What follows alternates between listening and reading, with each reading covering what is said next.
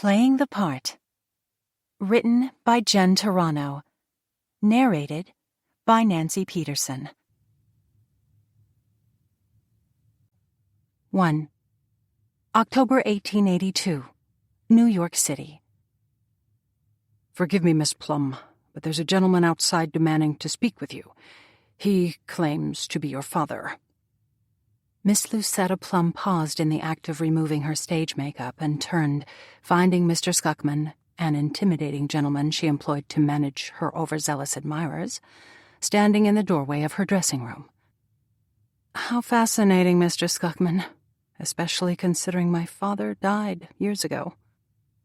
Mr. Scuckman arched a single dark brow her way. Fascinating indeed. With that, he withdrew, pulling the door firmly shut behind him. Seconds later, the sound of what was surely some type of a scuffle drifted into the dressing room. "This is an outrage," a man bellowed. "I demand you unhand me at once, sir." Recognition of the voice was immediate. Rising ever so slowly from a vanity stool upholstered in red velvet, Lucetta navigated her way across the cluttered dressing room.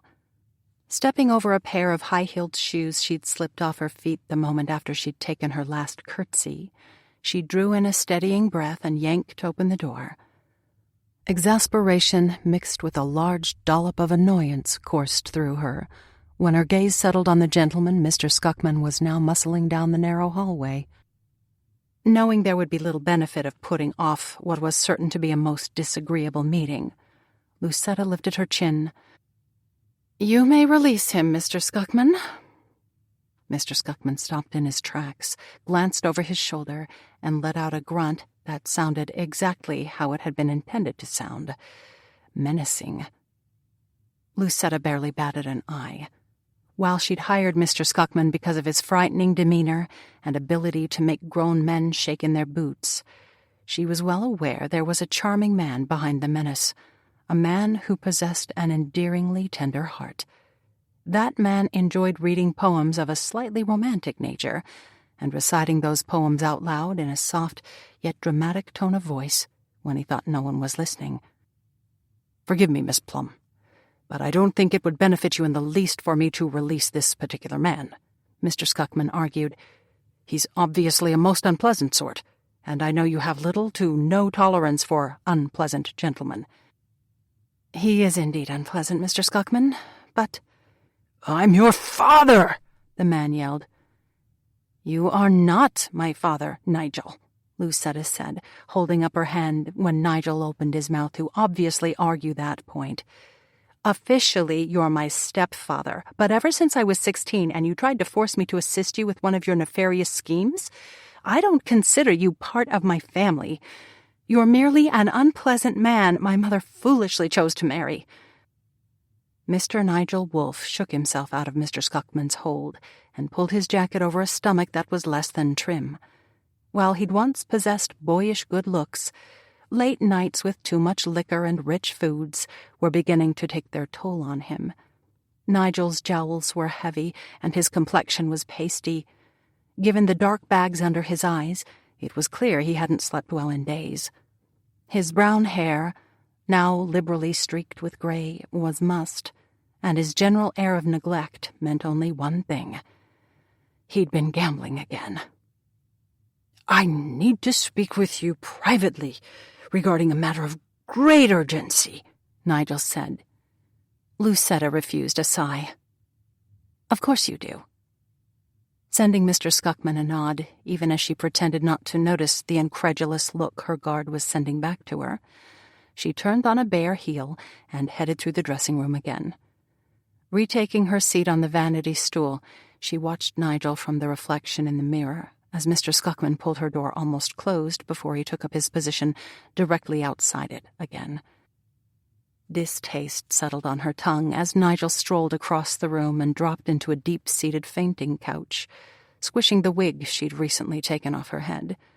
He immediately took to scrutinizing his surroundings. "The matter of great urgency?" she was finally forced to ask, when Nigel seemed to have forgotten the business at hand as he continued perusing the room. Are those real diamonds?" He nodded to a necklace dangling from her mirror. Picking up a jar of cream, she dipped a finger in it and then dabbed the cream underneath a blue eye with far more force than necessary, wincing when she unintentionally poked herself. "I'm sure they are, but since Mr. Skuckman will be returning the necklace to a Mr. Dover later on this evening, it doesn't matter one way or the other." "You're giving the necklace back?" "Since I have no intention of paying the price Mr. Dover will surely expect if I keep his token of affection, of course I am." Lucetta snatched up a handkerchief and began blotting an eye that had taken to watering. "That's incredibly foolish of you, my dear. You're neglecting a prime opportunity to secure yourself a tidy fortune." Setting aside the handkerchief, Lucetta swiveled around and caught Nigel's eye. "While I would love nothing more than to continue discussing my admirers and their completely inappropriate gifts and expectations, tell me, what exactly are you doing in New York? And where is Mother?" "She's back in Virginia at Plum Hill, preparing for a luncheon she's hosting tomorrow." "Does she know you're here?" "Who do you think insisted I seek you out after discovering I've landed myself in a bit of a pickle?"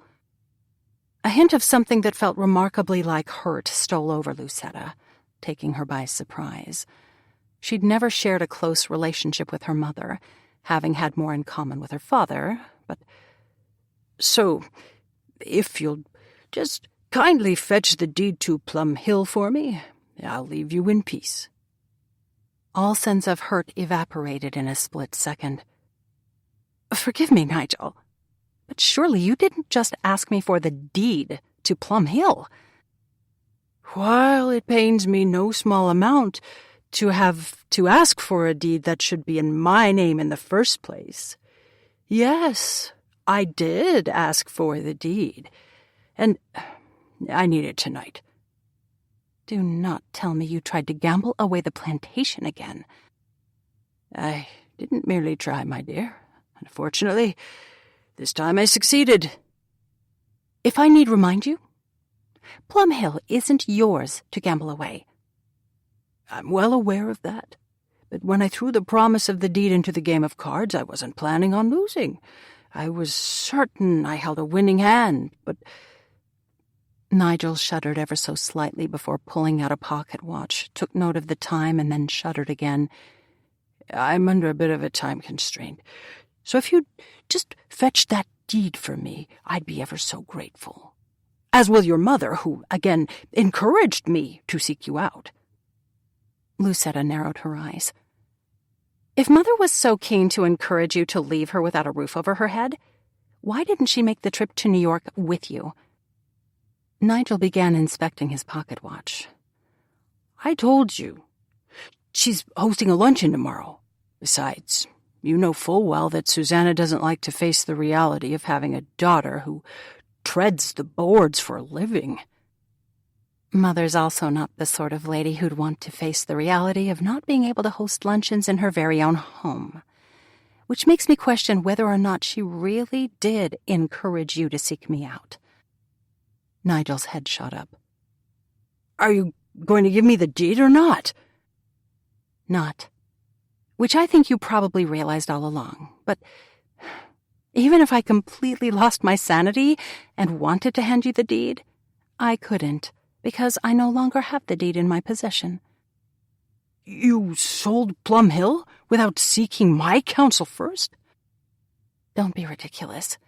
Do you really believe you'd still be permitted to live at Plum Hill if I'd sold it to someone else? If you recall, I promised my father on his deathbed that I would always look after Mother. Selling Plum Hill out from under her would hardly be honoring my promise. For your information, Mr. Everett Mulberry has possession of the deed, but he's merely holding it for me to keep it safe, strictly as a precaution against situations like the one I currently find myself in. Furthermore, I've given him explicit instructions regarding the release of that deed. Those instructions being that someone will need to present him with my very cold, very dead body." Nigel smiled a smile that was less than pleasant. That could be arranged. It took a great deal of restraint to keep her temper in check. I'm sure you do find the notion of my death vastly appealing at times, Nigel. Nevertheless, even though you're a remarkably disagreeable man, I don't believe you have the stomach for murder. Nigel settled back against the fainting couch. Probably not, but... He suddenly brightened. This Mr. Mulberry, he wouldn't happen to be one of the New York Mulberrys, would he? He would. But before you continue on with what I know you're about to say, insulting me in the process, no doubt, he's simply a friend of mine, married to one of my best friends, the former Miss Millie Longfellow. He's holding the deed for me because he owes me a favor. Would that favor be big enough that he'd consider making your stepfather a rather large loan? No. Folding his hands over his stomach, Nigel eyed her for a long moment. That's too bad. But fortunately for us, we have another option available, and one that will keep me out of jail for not honoring a debt, or beaten to a bloody pulp, which might indeed be worse than a stint in jail. He drew a deep breath, released it, and then drew in another as perspiration began to bead his pasty forehead. Trepidation settled in the pit of Lucetta's stomach. I'm not certain I like the sound of we having another option available. I had nothing to do with you losing something in a game of cards that wasn't yours to lose in the first place. We're family, and as such, our problems are shared. Nigel wiped his forehead with the back of his hand.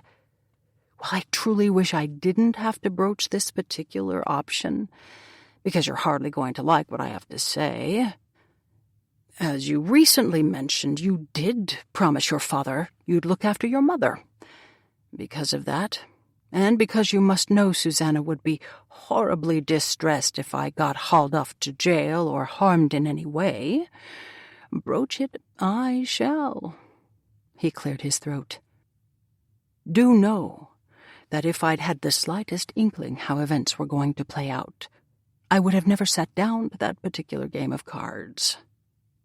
You've never turned down a game of cards with your friends, Lucetta pointed out. Nigel's face, oddly enough, took on a tinge of green. Oh, these weren't friends of mine, he began. In fact, I'd never met any of the gentlemen before. But since they made a point of telling me how they'd heard about my reputation at the table, I certainly wouldn't have been comfortable refusing their kind offer of a friendly game. Wrinkling her nose, Lucetta leaned forward. Why in the world would you sit down to play cards with gentlemen who freely admitted they'd heard about your reputation for losing at the table? Nigel wrinkled his nose right back at her. They heard I was remarkably skilled at cards. When you're not drowning yourself in a bottle of brandy, which, I hate to say, is something I'm afraid everyone knows you make a habit of doing most nights. I was delighted to accept the invitation after their flattering words, Nigel continued, as if Lucetta had not spoken, and was doing quite well, but then I'm afraid I got overly ambitious and lost everything on a single turn of the cards. To my relief, Mr. Silas Ruff was incredibly gracious. When he discovered I might not actually have the deed to Plum Hill readily available, he offered me another way to honor my debt to him. Lucetta suddenly found it rather difficult to breathe. You sat down to cards with Mr. Silas Ruff? Ah, wonderful. So you do know him, Nigel smiled. He spoke most highly of you, my dear, and learning you're acquainted with him makes this so much easier to say. Makes what easier to say? That Mr. Ruff is perfectly willing to take something in lieu of the deed to Plum Hill. Something he seems very anxious to acquire. That something being, you. 2. For the briefest of seconds, Lucetta thought she'd misheard him, until Nigel's bloodshot gaze began darting around the room, as if he didn't have the nerve to look at her. That's when she realized she hadn't misheard him at all. The despicable man lounging on her fainting couch, a man who was unfortunately married to her mother, seemingly believed it was perfectly acceptable to offer up his very own stepdaughter as a means to honor a gambling debt, or more importantly, to save his own skin. Tamping down the urge to throttle the man, Lucetta rose to her feet and pointed to the door. "Get out." Nigel folded his arms over his chest and shook his head. "You're being unreasonable, Lucetta. Silas Ruff is a wealthy and influential man. Just think of everything he's capable of giving you, and this is your way out of the Lower East Side." He nodded in a knowing fashion. "If you ask me, I'm doing you a favor." The desire to throttle the man immediately returned. "Well, I'm sure you truly believe just that. I'm afraid I have no desire to abandon my principles in order to escape the Lower East Side." "Principles don't guarantee a nice, cozy apartment, well away from the criminals I know operate in the neighborhood you currently live in." Lucetta opened her mouth to argue the point, but snapped it shut, because the argument she'd been about to voice was rather pointless, considering she no longer lived in the Lower East Side. Not that her new address was common knowledge. She now lived, thanks to the generosity of Mrs. Abigail Hart, in a completely respectable brownstone located in the heart of Washington Square, a brownstone she shared with Abigail and the members of Abigail's staff. Abigail Hart was an influential lady in her own right, one of the matrons of New York society, who had, for some mysterious reason, decided her deepest aspiration in her later years was to help young ladies living under difficult circumstances better their lots in life. She'd recently invited Lucetta, along with Lucetta's best friends, Harriet Peabody and Millie Longfellow, to live with her in a most respectable, although not as fashionable as it used to be, neighborhood. Because Abigail's invitation had come at a time when Harriet Peabody's well-being had been in jeopardy, the invitation had been gratefully accepted, and though Harriet and Millie had found husbands along the way, Lucetta had continued living with her in Washington Square. That Abigail had a distinct liking for meddling, and matchmaking, if the truth were known, was somewhat of a complication for Lucetta at times. But since Abigail had been successful with getting Harriet and Millie well settled, Lucetta hoped the ladies' matchmaking tendencies would be appeased for the foreseeable future, which would allow Lucetta a bit of a reprieve from any and all matchmaking nonsense. During that reprieve, Lucetta intended to convince Abigail that there was absolutely no reason to put any effort into introducing her to eligible gentlemen, because Lucetta had no use for gentlemen at the moment. She was quite capable of taking care of herself, and was fully content to continue doing just that for the time being, especially since she had yet to meet a man who saw through the unusualness of her face, or the curvaceous nature of her form, and, "While I don't mean to rush you, my dear, I do know that Silas is waiting for us in the lobby right this very moment. As I'm sure you're aware, gentlemen of his prominence really don't care to be kept cooling their heels for long." Snapping out of her thoughts and back to the conversation at hand, Lucetta set her sights on Nigel again. He'd risen to his feet and was actually trying to smile at her, the smile causing her teeth to clink together. Lifting her chin, she marched to the door, pulled it open, and caught Mr. Scuckman's eye. In return, her guard sent her a grim smile, cracked his knuckles, and immediately took to stalking Nigel's way. Ignoring her stepfather's protests, Mr. Scuckman grabbed hold of the man's arm and propelled him rapidly out of the room. "What am I going to tell Silas Ruff?" Nigel demanded over his shoulder as he tried to wrestle his way out of Mr. Scuckman's hold. I'm sure I have no idea. Shutting the door, Lucetta dusted her hands together and headed across the room again. Scooping up her shoes, she sat down on the vanity stool and stuffed her feet into the high heels, ignoring the large hole she'd acquired in her left stocking, one that allowed her big toe to stick through. Picking up a midnight blue hat lying on her vanity table, one that complemented the blue-striped walking dress she'd slipped on after her dresser had gotten her out of her theatrical costume, she plopped it on her head. Before she could stick pins into it, though, her dressing-room door opened, revealing Mr. Skuckman again.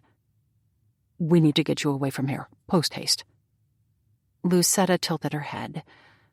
Why do I have the feeling I'm not going to like what you're about to say? Mr. Skuckman moved to her side, helped her to her feet, and hustled her to the door.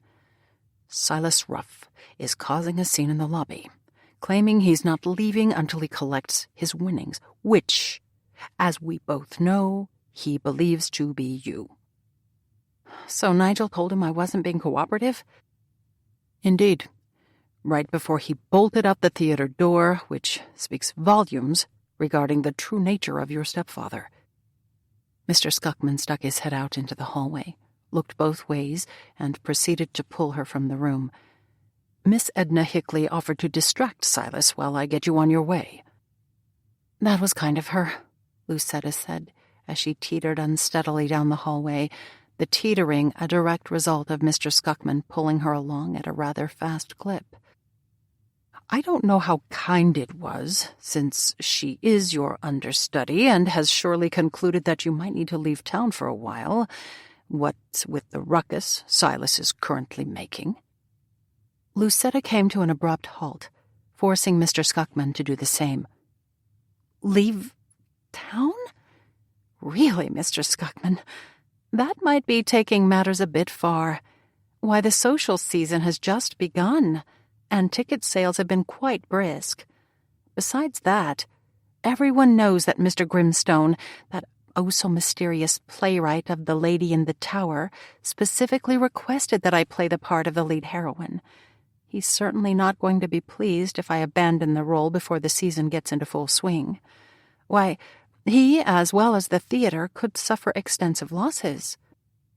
"Losses or not, Mr. Grimstone will have no say in this, Miss Plum.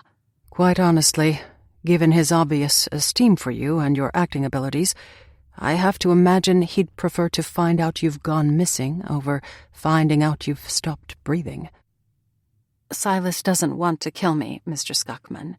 He wants to acquire me." "You and I both know you'd never allow him to acquire you. And from what I just saw down in the lobby, the man seems to be on the verge of losing his sanity. There's a look in his eyes I don't care for at all, which is why we're going to get you into a hansom cab and on your way to Mrs. Hart's brownstone. Once you're there, I need you to pack as quickly as possible. I'll be around to fetch you just as soon as I'm able." "You want me to hire a cab instead of traveling to Abigail's in my own carriage?" "Indeed. It's not a complete secret that you now live with Mrs. Hart, which means it won't be too difficult for Silas to discover your direction after he learns you no longer reside in the Lower East Side. I'm going to try and feed him a false trail that will hopefully allow us precious time to get away." Before Lucetta had an opportunity to voice another protest, she found herself sitting in a musty-smelling hansom cab, barreling down Broadway at a high rate of speed. The speed brought about from the extra money she'd seen Mr. Skuckman hand the driver. Feeling a little queasy because the cab seemed to be hitting every rut in the road, she tried to distract herself by looking out the window into the dark night. But with the buildings flying by so quickly, she settled for staring at her lap and breathed a sigh of relief a short time later when the hansom slowed. Not waiting for the driver to assist her out of the cab once it came to a complete stop, she stepped to the ground, shaking her head, when she realized Mr. Skuckman had given the driver directions to let her off a good block from Mrs. Hart's brownstone. A clear mark of how determined he was to keep her safe, even from a driver she'd most likely never see again. Stepping back from the cab after assuring the driver she did not need him to walk her to the door, She watched as the man flicked the reins over the horse and drove away, turning his head every other minute to look back at her. Waiting until the cab disappeared from sight, Lucetta began walking through Washington Square, turning and striding down a narrow path once she reached Abigail's brownstone. Slipping around to the back of the house, she went in through a door normally reserved for the staff that led to the kitchen, and practically jumped out of her heels when a shadowy figure materialized right in front of her. A shadowy figure that seemed to be holding a bat. Reflexes born from living in the shady part of the city for far too many years had her hands balling into fists. But before she could take a single swing, a familiar voice had her freezing on the spot. "Miss Lucetta, what in the world are you doing skulking into the house like a common burglar? I was just about to knock you over the head with this bat." Her hands immediately relaxed as a gas lamp flared to life, bathing the kitchen in soft yellow light. "Good heavens, Mr. Kenton! You scared me half to death!" Mr. Kenton, Abigail Hart's loyal butler, stepped closer to her. "A situation that could have been avoided if you'd used the expected route of entering the house, that being the front door." He cocked a white brow her way. "May I assume there's a reasonable explanation behind your peculiar behavior?" "I'm not exactly certain how reasonable my explanation is, but I've somehow, through no fault of my own, I must add, managed to land myself in a bit of a dastardly situation." "Oh, dear." Setting aside the bat, Mr. Kenton moved to her side and took hold of her hand, giving it a good pat. "And here I was just telling Mrs. Hart this evening that things seem to be a bit too quiet of late, what with Miss Harriet and Miss Millie out of the house now." "As circumstances would have it, I'm going to have to leave as well, at least until my dastardly situation gets resolved. I've only come back to say goodbye to Abigail and pack a bag." Mr. Kenton squeezed Lucetta's hand and then tucked it into the crook of his arm as he steered her out of the kitchen. "I'm sure Mrs. Hart will have a few things to say about you disappearing into the night. None of them approving, I fear." "I'm hoping she'll be groggy when I wake her up, so her disapproval will be kept at a minimum." "Oh, she hasn't yet retired for the night." Lucetta came to a stop directly beside one of the ancestral portraits that lined the hallway. A portrait that seemed to be watching Lucetta with a rather stern look in its painted eye. Why would Abigail still be up? It must be after 11. "Mr. Archibald Addleshaw returned from England only a few hours ago, and he and Mrs. Hart have apparently lost track of the time as they've been catching up and, Alarm was immediate when Mr. Kenton abruptly stopped speaking. "And what?" she prodded.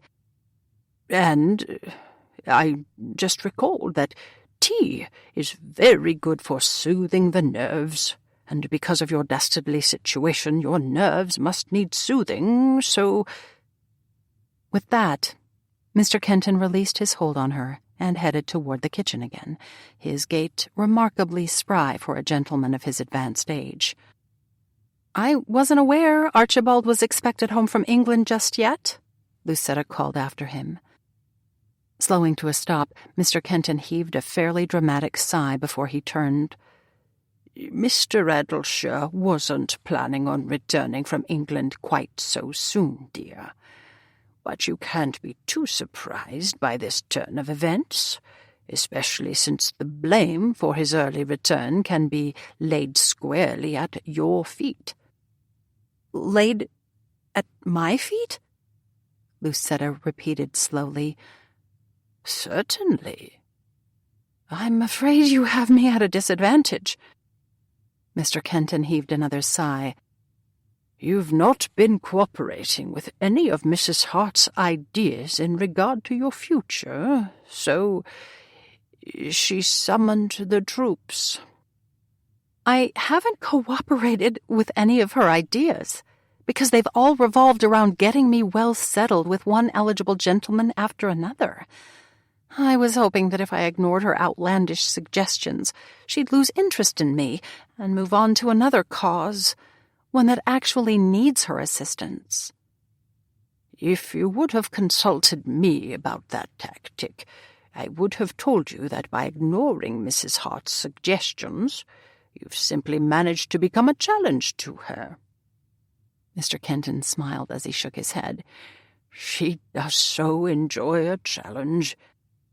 Having absolutely nothing of worth to reply to that, Lucetta watched as Mr. Kenton got on his way again before she turned and headed for the drawing room, Abigail's room of choice when she was in the midst of plotting. Reaching that room a moment later, she stepped over the threshold and considered the two people sitting on a small green settee with their heads bent closely together, a fire crackling merrily in the hearth in front of them. Clearing her throat when her presence remained undetected for quite some time, Lucetta smiled when the two heads shot straight up, right before two pairs of eyes blinked innocently back at her. "Ah, Lucetta, I didn't hear you come in," Abigail Hart said, rising to her feet and hurrying to Lucetta's side. She kissed Lucetta's cheek and stepped back as Archibald Addleshaw, a distinguished-looking older gentleman with a full head of white hair, took her place. "You're looking lovelier than ever, my dear," Archibald said, taking Lucetta's hand and placing a kiss on her knuckles. "Did you have a good evening at the theater?" Lucetta smiled. "The performance went off without a single hiccup, but—" her smile faded. "I'm afraid that after the show, something concerning happened." "Over-enthusiastic admirers annoying you again?" Abigail asked. "Silas Ruff is back in town." Before Lucetta could so much as blink, she found herself sitting on the very settee Archibald and Abigail had recently abandoned, with Abigail sitting next to her holding her hand, while Archibald sat in a chair he'd pulled up directly beside her. She opened her mouth to assure them she was not overly distressed by the situation, but before she could get a single assurance out, Mr. Kenton returned with the tea. A moment later, she found herself holding a cup of steaming liquid, while Abigail, Archibald, and Mr. Kenton considered her with very worried expressions on their faces. "Perhaps you were mistaken, and Silas Ruff isn't truly back in town," Abigail finally said. "Why, after the embarrassment he suffered when he tried to ruin Oliver, in the midst of my ball, I might add, I would have thought he'd never show his face in New York again." Lucetta nodded. "I would have thought the same, but he's definitely in New York. Showed up at the theater tonight, and I'm afraid that the unwanted infatuation Silas used to hold for me has evidently turned into more of an obsession." Archibald sat forward. "Why would you believe that?" "Because Silas has gone to extreme measures to get close to me. He somehow managed to locate my stepfather, which could not have been an easy task, and then he invited him to join him in a game of cards." Abigail sat forward as well. "You've never once mentioned to me that you have a stepfather." "Considering Nigel, my stepfather, just tried to serve me up as a means of honoring his gambling debt to Silas, I'm sure you'll forgive my lack of acknowledgement." "Your stepfather wagered you away in a game of cards?" Abigail asked. "He tried." Lucetta summoned up a smile when a look of pure dismay flickered across Abigail's face. "Nigel has never been an overly intelligent sort, though, which is why I'm sure he didn't think matters through properly. He has no authority over me, so he can't offer me up as a means to honor his gambling debt. But by allowing himself to be drawn into a game with Silas, he's given that reprehensible man an excuse to pursue me again. That is why I'm being forced out of town, until Mr. Skuckman and I can figure out a way to deal with Silas once and for all." Abigail shook her head. "You'll do no such thing, my dear. I'll hire guards to protect the house, And you know your Mr. Scuckman will be more than diligent about watching over you at the theatre." "I'm not willing to put you in danger, Abigail," Lucetta began. "Silas Ruff is not a man to trifle with. He has the means to get his way in the end, and I wouldn't put it past him to threaten those I hold dear in order to get what he apparently desires at the moment. That being me." "But where will you go?" Abigail asked. "I considered making a trip to Boston to stay with Millie and Everett, but since I did mention Everett to Nigel, I decided that's not really a viable option. I have no doubt that Nigel will turn over any and all information he knows about me to Silas in order to save that less than honorable neck of his." Lucetta forced a smile. "I believe the only available solution is for me to board a random train and head for parts unknown, a solution that should make it next to impossible for Silas to follow me." Abigail lifted her chin. "Absolutely not. It would hardly be acceptable for you, a young lady, to travel the country on your own. And don't tell me you'll disguise yourself. Heaven only knows what trouble that could cause in the end." She crossed her arms over her chest. "We need to think of somewhere else to hide you, somewhere Silas would never discover, and—" She stopped talking. Her eyes began to gleam, and then she beamed a bright smile Archibald's way. "We'll take her to Ravenwood." Archibald immediately began smiling as well. "That's an excellent idea." Looking from one smiling face to the other, Lucetta frowned. "Where, pray tell, is Ravenwood? Or more importantly, what is Ravenwood and who owns it?" If anything, Abigail's smile turned brighter. Ravenwood is a castle located in Tarrytown along the Hudson River, which means it's not far from the city. The castle is well guarded, comes with its very own moat, and the owner of this castle can be counted on to be discreet, especially since he just happens to be my grandson. 3. Lucetta was coming to the conclusion that she was more flustered by Silas Ruff slithering his way back into her life than she'd let on, because why else would she have agreed to travel in the middle of the night to a castle, of all places, and one owned by Abigail's grandson, no less?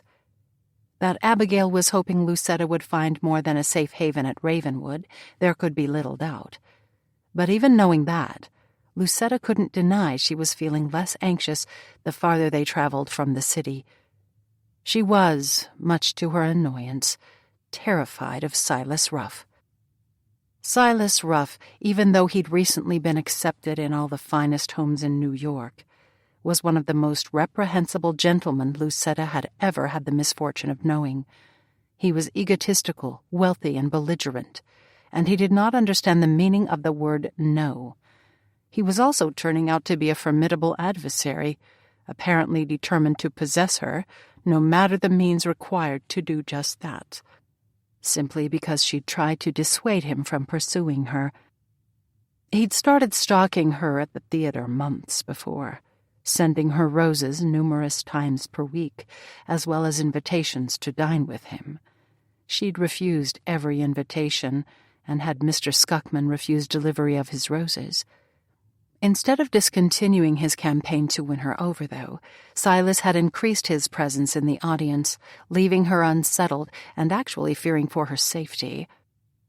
When Silas had been released from his position working for Oliver Addleshaw, Archibald's grandson and husband to her very good friend Harriet Peabody, Lucetta had finally been able to breathe a sigh of relief.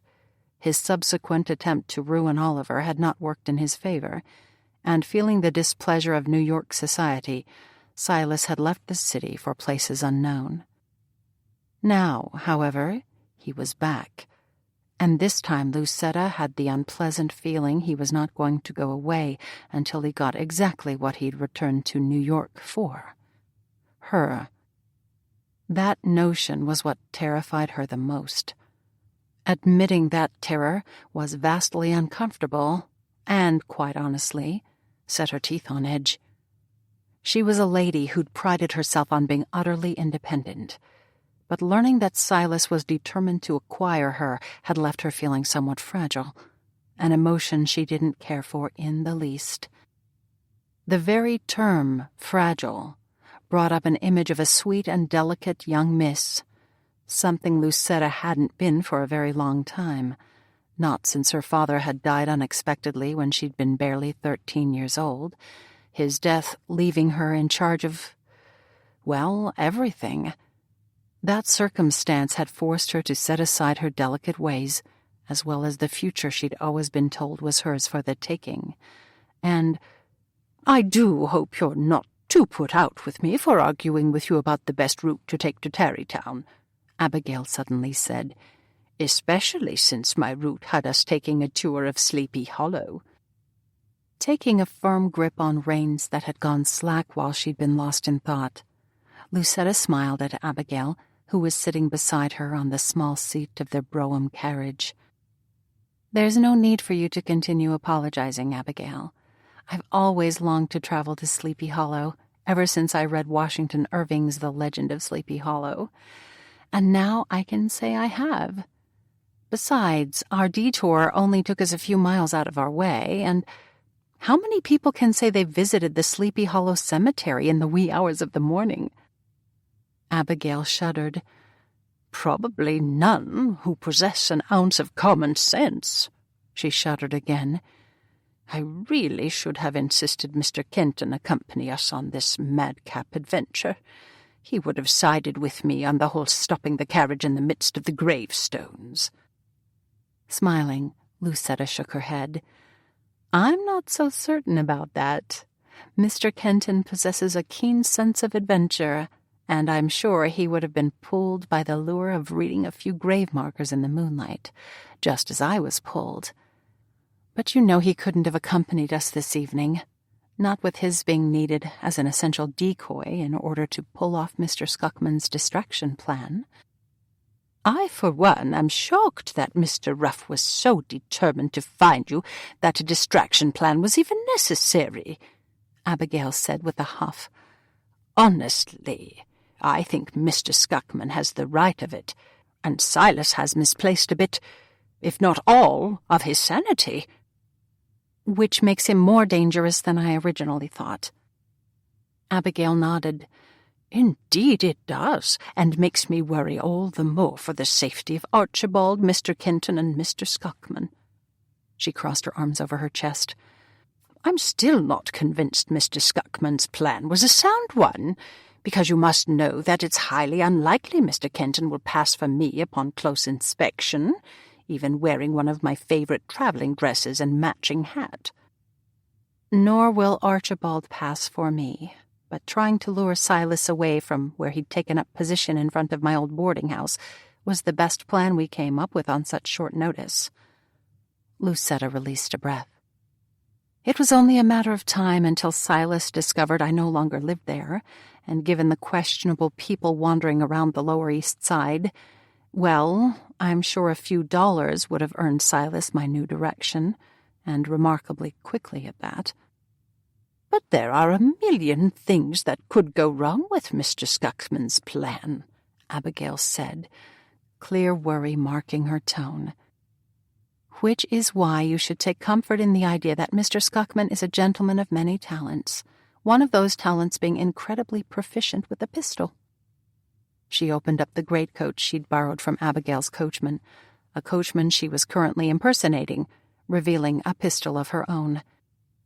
"You should be relieved to learn that Mr. Skuckman taught me how to shoot a few years back, and while I'm not as proficient as he is, I should be able to fend off anyone who gets too close to us, if we feel they're a distinct threat, that is." Abigail narrowed her eyes. "You'd be comfortable shooting someone?" "Well, no, probably not. But I wouldn't be opposed to giving them a good scare if I felt we were in danger. But thankfully, since we've reached Tarrytown, we're almost to our destination, and that means we should be out of any danger shortly." She reached up a hand and scratched at whiskers that were beginning to irritate her skin. I won't be sorry to get out of this coachman costume, that's for certain. I forget that gluing whiskers on my face always has me breaking out into a bit of a rash. That you glue whiskers on your face often enough to know that is slightly disturbing, Abigail countered, before she nodded to the river that they could now see through the trees. There's the Hudson, so we must be close, but... She suddenly looked a little worried. I've never approached the castle by carriage before. Abigail leaned forward and peered toward the river. I've always taken a steamboat up the Hudson to get to it, although I should probably mention that I've never actually docked at my grandson's private dock, nor have I ever stepped foot inside the castle. Lucetta's mouth went a little slack. And yet you believe we'll be well received, even though we're descending on Ravenwood unannounced? Abigail sent her a weak smile. I'm almost certain Bram will welcome us with open arms, dear. Never you fear. Granted, I don't share an especially close relationship with my grandson, given the acrimonious nature of the relationship I share with his mother, my daughter, but... She reached over and gave Lucetta's arm a good pat. Bram and I have corresponded on a regular basis, and because of that, I believe he'll be more than willing to offer us refuge. What if your daughter's visiting him? Iris is always in Cuba this time of year, so we don't need to worry about that. What we do need to worry about, though, is finding a castle from this vantage point instead of from the river. I suppose we can hope Bram has some type of a marker leading guests to his home. Finding that idea less than reassuring, but sending Abigail a smile of agreement nevertheless, Lucetta kept the horse traveling down the road, slowing its pace every time they neared a lane so they could read the small markers posted by those lanes. I think there's something right up ahead, and... oh, my... Abigail said, her voice trailing right away. Bringing the horse to a stop, Lucetta leaned forward and looked down a well-maintained lane that led directly to what seemed to be some type of a gatehouse, but a gatehouse built to look exactly like a mausoleum, complete with stained glass windows, stone sculptures on either side of it, not of the expected angels, but of ravens. Turning to Abigail, Lucetta arched a brow. Should we drive closer? I don't think this could possibly be the lane leading to Bram's castle, Abigail said. I mean, why would anyone build a mausoleum to mark the entrance to their home? I have numerous answers to that, but none I'm going to voice until we discover whether or not your grandson resides here. Which, I'm sorry to say, could be a distinct possibility since the castle's name is Ravenwood, and there are 2 ravens guarding that building. And, if you look over the door, Ravenwood is etched into the stone. Oh, dear. Abigail pulled a pair of spectacles out of her pocket, shoved them on, and then looked closely at the building in front of them before immediately pulling the spectacles off again and repocketing them, shuddering ever so slightly as she did so. Would it be safe to say that your grandson possesses a slightly morbid nature? Lucetta asked. Of course not. Bram's charming, and the ladies find him to be completely delightful from what I've been told, as I do believe I've mentioned to you a few times. Before Lucetta could reply to that, the door to the mausoleum opened with an ominous creak. Abigail grabbed hold of Lucetta's hand and squeezed it, the squeezing becoming more pronounced as a man stepped through the door, a man who just happened to be carrying a rifle. He immediately headed their way, walking down the middle of the road until he came to a stop directly in front of the horse. "Can I help you with something?" he demanded, in a rather intimidating tone of voice. Not one to appreciate intimidation, Lucetta lifted her chin. "We're here to see Mr. Bram Haverstein." "Mr. Haverstein didn't tell me he was expecting guests this morning," the man said, before he turned and nodded to another man who was just now moseying out from the dark depths of the mausoleum. He tell you he's expecting anyone, Ernie? The man named Ernie shook his head. Can't say that Mr. Haverstein mentioned a thing about any guests, Stanley, and he's not one to forget something like guests. We're not expected, Lucetta began, as she nodded Abigail's way. This lady is Bram Haverstein's grandmother, and she's here to surprise him, which is why you wouldn't have been apprised of our expected time of arrival. Stanley stepped closer and scratched his head as he peered up at Abigail. Begging your pardon, but I know Mrs. Haverstein, the grandmother Mrs. Haverstein, and he nodded to Abigail. You're not Mrs. Haverstein. Of course I'm not, dear, Abigail said. I'm the other grandmother, Mrs. Hart. I've never heard of another grandmother, and I've certainly never heard of a Mrs. Hart. Stanley puffed out his chest. Me and Mr. Haverstein are close, and I'm sure he would have mentioned another grandmother to me, if he did indeed have one. Abigail beamed a bright smile Stanley's way. How delightful to learn that my grandson maintains such a close relationship with members of his staff. If you were really his grandmother, you'd know that, Stanley pointed out. Abigail's smile dimmed, the action causing what little remained of Lucetta's patience to run out. Now see here, Stanley, Lucetta began. Mrs. Hart and I have been driving all night in order to get to Ravenwood, and that is exactly why I'm going to insist that you step aside and allow us to proceed forward.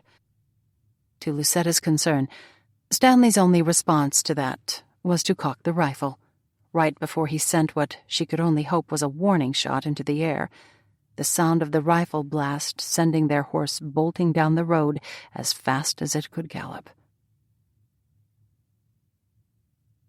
4. Excuse me for interrupting what appears to be a most delicious breakfast, sir, but I'm afraid we've had another incident. Bram Haverstein lowered the coffee cup that had almost made it to his lips, releasing just a smidgen of a sigh when he caught sight of Stanley hovering in the doorway of the breakfast room. He would have loved to have been able to say that he rarely saw Stanley while he was attempting to eat a meal, but unfortunately, that wasn't the case these days. Ever since the ladies of Tarrytown had begun descending on his castle in droves, although why they'd taken to doing so no one seemed to know, he'd spent many a meal with Stanley, listening to that man bring him up to date on all types of peculiar incidents that were transpiring in and around Ravenwood. What's happening now? More unusual antics of the concerning type, sir, but this time I'm not sure what the purpose of the interlopers truly was. Stanley stepped farther into the room and looked longingly at the silver pot resting on the sideboard.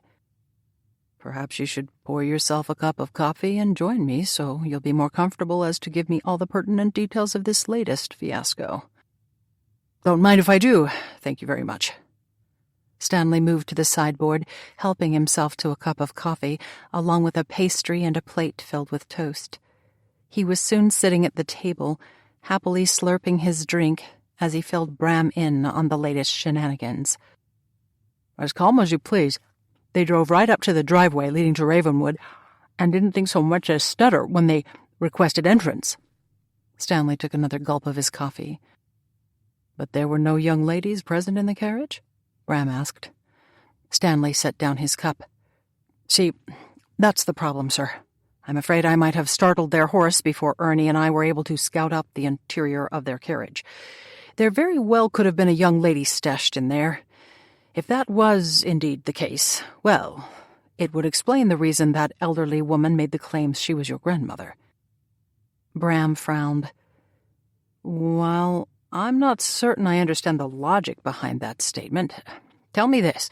Should I inquire as to how you happened to startle the horse?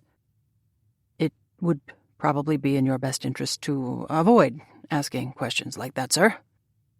Stifling a grin, Bram considered the man sitting across from him, a man who'd not been qualified in the least for a job at Ravenwood working on the grounds, or pressed into service inside the castle when the situation warranted it. When he'd first run across Stanley, the man had been selling items of a questionable nature in the midst of the Lower East Side, an occupation that many a man down on his luck had resorted to in that dismal part of the city. Bram hadn't paid Stanley much mind, even though he had given the man a few coins out of his pocket. But Stanley had proven himself to be much more than a mere seller of questionable goods when Bram had been attacked by some unsavory characters looking for a bit of sport. The two men had been together ever since, and once word had gotten out that Bram was more than willing to hire people from the tenements, others from the Lower East Side had joined their odd household. Each of these members of Bram's staff possessed unique talents, but they were not talents of a domestic nature.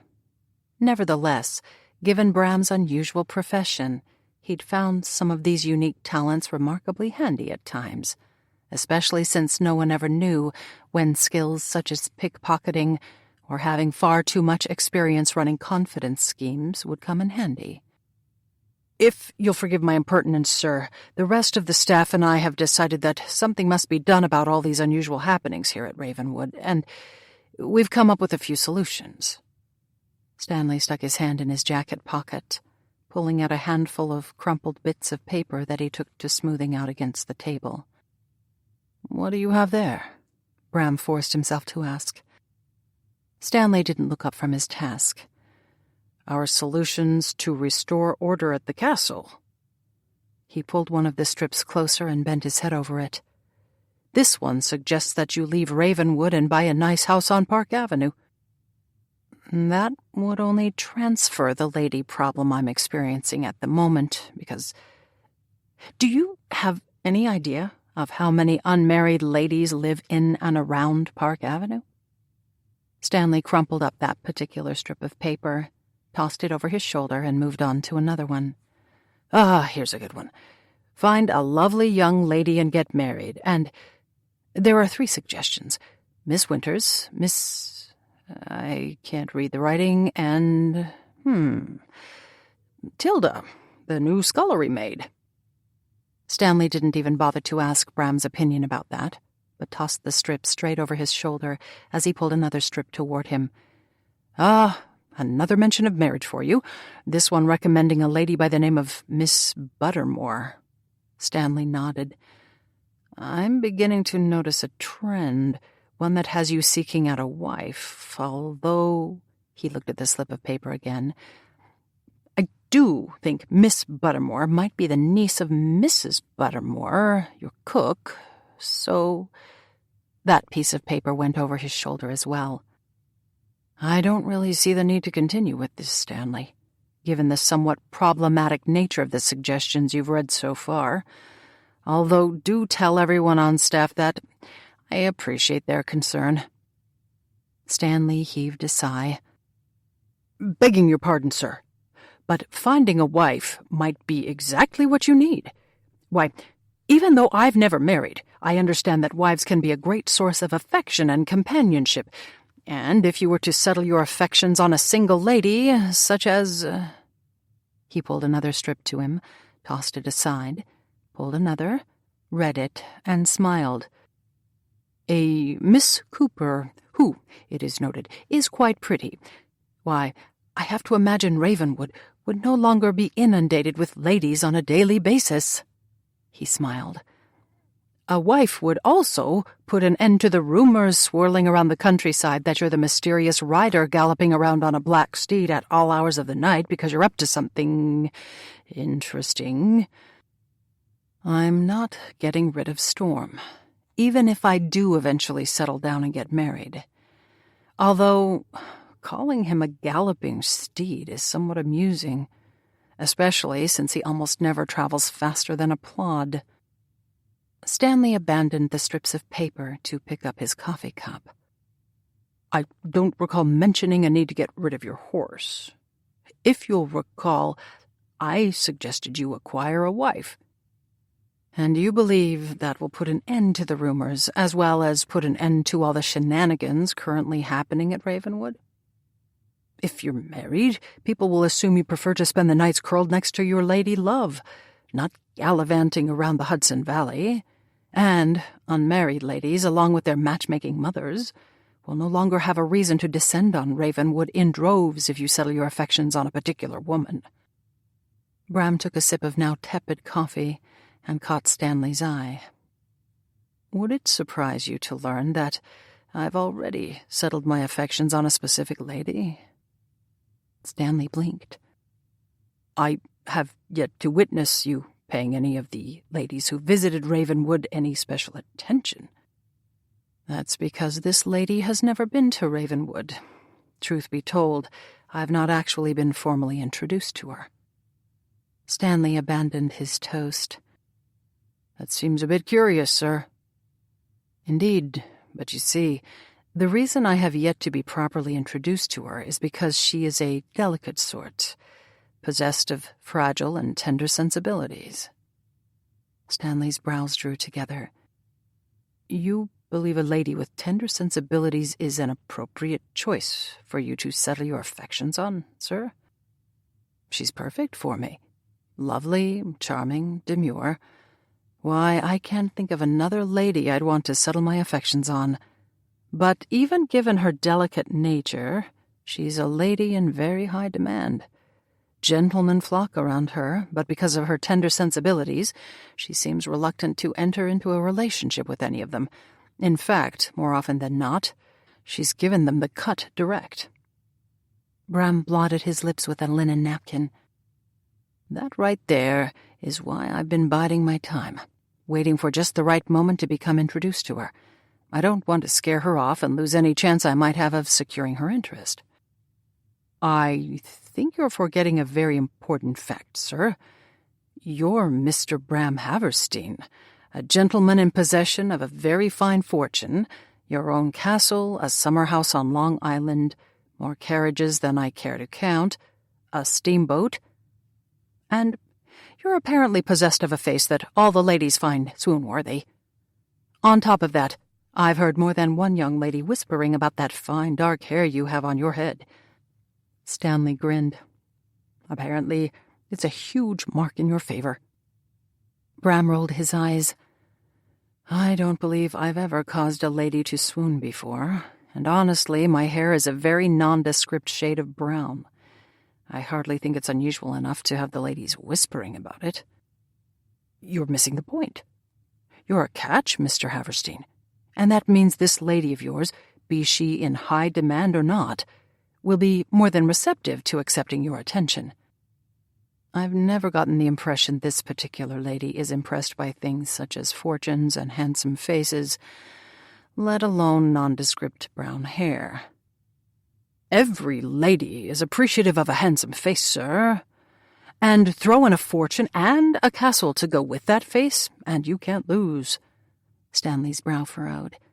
Although you might not want to tell her straight off that Ravenwood is haunted. That might not be a mark in your favor, unless she enjoys ghosts and creatures of the night. But if she's truly a delicate sort... best keep that under wraps until she's fully committed to you. Ravenwood is not haunted, Stanley. Stanley immediately turned stubborn. Explain all the peculiar events that happened then, like suits of armor moving about, moans in the night, and what about when poor Mrs. Buttermore heard those chains clanking around when she got up early to start the Thanksgiving feast last year? We've never heard any stories about any of the previous owners coming to a bad end. And there haven't been that many previous owners since Ravenwood isn't even that old, so there's no reason for it to be haunted. Perhaps the ghosts came over on the boats that brought all the antiquities the last owner acquired and left behind when they sold the castle to you, which is very telling. I paid a fortune for those antiques because I thought they lent the castle a very credible atmosphere. Oh, I thought the previous owner simply left them when he fled out of fear for his life. You've been reading far too many Gothic novels, Bram said with a shake of his head. But before he could say more, Ernie suddenly dashed into the room, completely out of breath and looking a little wild about the eyes. "The castle grounds have been breached, sir," Ernie finally managed to wheeze out as he bent over and sucked in deep breaths of air. "Should we roll out the cannons?" "I think that might be a bit of an overreaction, especially since I've never really been comfortable blasting unexpected guests hither, thither, and yon about the castle lawn." "I didn't say we should blast them, sir. Just fire off a ball or two over their heads in order to scare them a bit," Ernie argued. "And begging your pardon, sir, but I don't believe we should be calling them guests. They're trespassers, plain and simple. And they're not your everyday trespassers either, sir. They went to the very great bother of getting through the back hedge. Those hedges are filled with thorns, not to mention snakes, and it would take someone of a very determined nature to brave obstacles like that." Bram blinked. "They went through the hedge?" "Indeed, and they've now made their way past the reflecting pond," another voice said from the doorway.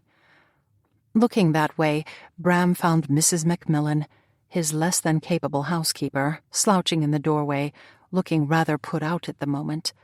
Although since that was a look she projected quite often, he wasn't taken aback by it in the least. Why he kept her and her husband, Mr. Macmillan, the butler at Ravenwood, was a discussion he knew the rest of his staff often had. But when he'd purchased Ravenwood, the Macmillans had inquired whether or not they could retain the positions they'd held for the previous owners. And since Bram was not comfortable turning people out into a world where positions were difficult to come by, he'd agreed to allow them to stay on, though he had regretted that decision a time or two, especially since neither Mr. Macmillan nor Mrs. Macmillan seemed to be especially competent at their jobs. "Thank you, Mrs. Macmillan," he finally said with a nod, earning a single nod of acknowledgement from her in return. But then she surprised him when she stepped forward instead of getting on her way. "Mr. Macmillan is already on his way up to the North Tower to ready the cannon, per Ernie's suggestion," Mrs. Macmillan continued. "But I thought I should inquire first before I had someone pull up the drawbridges, something Ernie suggested as well. Especially since that's such a difficult task, with what all the pulleys and cranks that need to be put into motion." Sending Ernie a frown, which Ernie staunchly ignored, Bram gave his breakfast one last look before he rose from his chair. "Thank you, but no, Mrs. Macmillan. We'll leave the drawbridges down since I intend to speak directly to the intruders." He turned and caught Stanley's eye. "Would you be so kind as to seek out Mr. Macmillan and inform him that the decision has been made to stand down and not make use of the cannons today?" "Of course," Stanley said before he strode from the room, taking a muttering Ernie with him. "Should I ring for fresh tea?" Mrs. Macmillan asked. "I'm not sure I'll be asking the trespassers in for refreshments, Mrs. Macmillan. While I certainly don't want to fire cannonballs at them, offering them tea might be taking the social niceties a bit too far." With that, Bram walked past his housekeeper and down a long hallway lined with ancient suits of armor. Pushing open the heavy door that led to the back gardens, Bram squinted against the late morning sun and scanned the surrounding area, his gaze settling on two figures who had indeed made it past the reflecting pond and were even now approaching the moat. Since both intruders seemed to be on the small side, and neither was carrying any weapons that he could see, he felt no trepidation in the least about approaching them. His approach came to a grinding halt, though, when howling suddenly rent the air. Turning toward the sound, he saw a side gate swing open. Though a gate opening didn't usually constitute a dire emergency, because this particular gate kept his pack of mangy-looking and less-than-well-behaved dogs contained, the situation at hand had taken a definite turn for the concerning. Before he could call out to discover exactly who had opened the gate, 4 dogs came charging across the lawn. His yells, telling them to stop, did nothing to slow them down. And the next thing Bram knew, the dogs were scrambling across the drawbridge, their goal obviously that of getting to the gentleman now standing stock still about halfway across that bridge. From what Bram could tell, the man seemed to be saying something to the dogs. But whatever he was saying, instead of calming the beasts, sent them into what could only be called a frenzy. The poor man was now well and truly trapped, since the dogs had taken to circling him, something Bram had been teaching them to do, but with the hope that they'd use the training to herd sheep, not people. Breaking into a run as Igor, the largest of his dogs, suddenly crouched, Bram yelled, "Igor, no!" Unfortunately, Igor was a little hard of hearing at times, unless there was a mention of chicken, his favorite food, and before Bram could reach him, he leapt at the intruder, who stumbled backward and then over the small ledge that marked the side of the drawing bridge, disappearing into the moat a second later with a very loud splash. Increasing his pace as water flew up from the moat, Bram skidded to a stop at the edge of the drawbridge, searching the water in hopes that the man would resurface at any moment. When he didn't, and when all of the dogs suddenly abandoned their howling to jump into the moat as well, Bram had no choice but to follow them, dodging paddling paws before he dove underneath the surface. Just when his lungs began to burn and he thought he wasn't going to be successful on his first dive, the man shot into him. Unable to believe his good fortune, he grabbed hold of what felt like hair, and surprisingly long hair at that, and kicked as hard as he could, pulling the man up with him. Breaking the surface, he gulped in a breath, released his hold on the hair, and, taking a firm grip on the man's arm, tried to tow him to shore. Unfortunately, the man didn't seem to be receptive to that idea, and immediately began fighting him, which had Bram tightening his grip. "Stop trying to drown me," he heard the man rasp, in an unexpectedly high voice between bobs of his head lifting and sinking through the water. "I'm trying to save you. Is that what you call this?"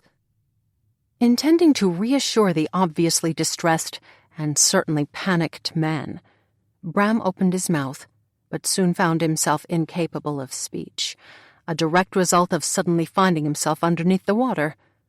Taken completely by surprise by the idea the man had dunked him, he dodged the man's kicking legs, as well as a few dog paws, and sputtered his way back to the surface, discovering as he did so that the man he'd thought was drowning was swimming his way quite competently to shore. Striking out after him, with his dogs paddling on either side of him, Bram soon reached the side of the moat.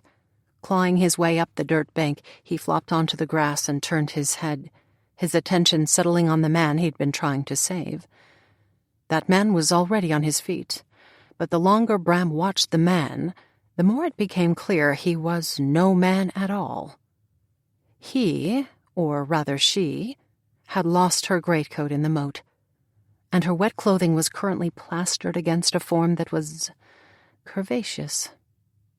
When he shoved a hunk of long hair away from her face, exposing whiskers of all things, Bram suddenly found it very difficult to breathe, because, standing only feet away from him, was none other than Miss Lucetta Plum, one of the most intriguing ladies to ever grace the stage, and a lady who had captured his very great esteem.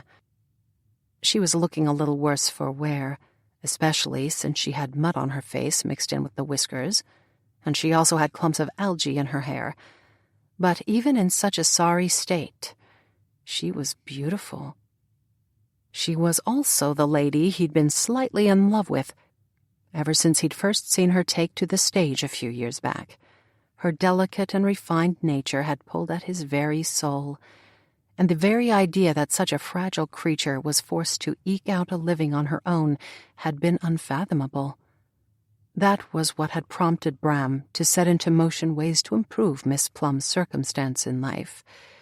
Those ways including a wet tongue licking his face had him immediately returning to the situation at hand as he rolled from his stomach to his back, an action he regretted a mere second later, when Igor began licking his face in earnest. "Thank you, Igor, but that'll be quite enough of that." He was not surprised when his dog gave him a few more licks before he finally abandoned his task, ambling a mere foot away before he began shaking out his fur, the shaking sending water flying Bram's way. Pushing to his feet in an effort to avoid some of the water, Bram gave his wet and distinctly smelly dog a pat before he straightened, his breath becoming lodged in his throat when Miss Plum began walking toward him. Regret settled in as the thought struck him that there was really no way to avoid finally making her acquaintance, even while smelling much like his dog. Summoning up a smile, he was about to offer her a greeting when a trace of smoke coming from one of the castle towers captured his attention. Knowing full well there was only one reasonable explanation for the smoke, he stepped toward Miss Plum just as a yell split the air. "Watch out below!" As the roar of the cannon sounded, Bram did the only thing that sprang to mind. He yanked Miss Plum close to him, locked his arms around her slender body, and jumped back into the moat. 5. Gasping for breath when her head broke the surface of the water, Lucetta twisted and turned before she finally managed to extract herself from the man who seemed determined to drown her. Striking out for shore once again, she reached the bank and crawled her way up it, lying on her stomach in the grass as wet and extremely exuberant dogs licked her wherever they could find a spot of skin. Laughing when the licks began to tickle, she rolled over, struggled to a sitting position, and gave one of the smaller dogs, one missing a large chunk of its ear, a pat, earning a lick on the nose in return as the dog scrambled its way onto her lap. "Forgive me for tossing you into the moat so unceremoniously. I'm afraid the cannon took me by surprise, and getting you out of harm's way had me reacting somewhat irrationally." Shifting her attention away from the dog in her lap, Lucetta settled it on the man now rising from the moat. As he straightened and shoved a hand through dark hair that was obscuring his face, Lucetta completely forgot what she'd been about to say when she got her first good look at him. Standing before her was the very picture of a dashing pirate come to life, a pirate complete with a charming, yet somewhat roguish smile, and he was wearing a patch over his left eye.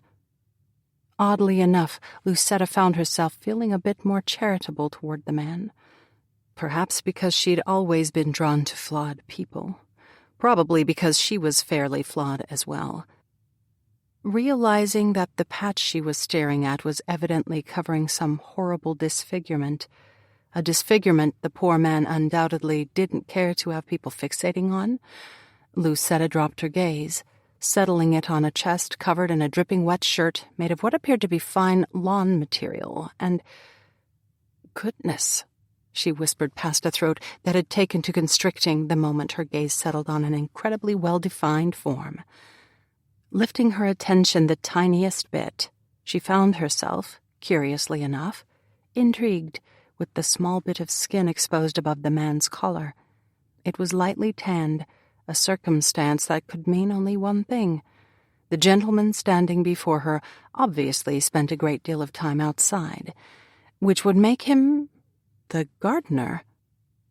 That notion had her feeling even more charitable to the man who'd tossed her into the moat, especially since there was nothing Lucetta appreciated more than a man who was not afraid to put in a hard day's work. "I say, you're not about to faint, are you, miss?" Shaking herself from her musings, and ignoring the fact that heat had taken to traveling up her neck because she'd been caught gawking at the man, Lucetta frowned as she realized the man had addressed her as Miss, even though she was dressed as a coachman, with whiskers on her face, no less. With a feeling of foreboding settling over her, she lifted her head and settled her attention on his face again, completely forgetting what she'd been about to say as she found herself pinned beneath a brilliant blue eye, the concern resting in that eye leading her to the notion that even though the man had the look of a pirate about him, he seemed to be a rather compassionate sort. She absently noted that his lips were moving, clear proof that he was speaking to her, but she found herself unable to concentrate on what he was saying, because he had the most delightful dimple right at the corner of his mouth, a dimple that drew attention to the strength of his jaw and the sharpness of his cheekbones, as well as— "And if you'll just take my hand, I'll help you to your feet, and then I'll get you straight into the castle, where I'm sure you'd appreciate a nice cup of tea and maybe a towel." For some reason, the thought of taking his hand had the heat traveling from her neck to settle on her face.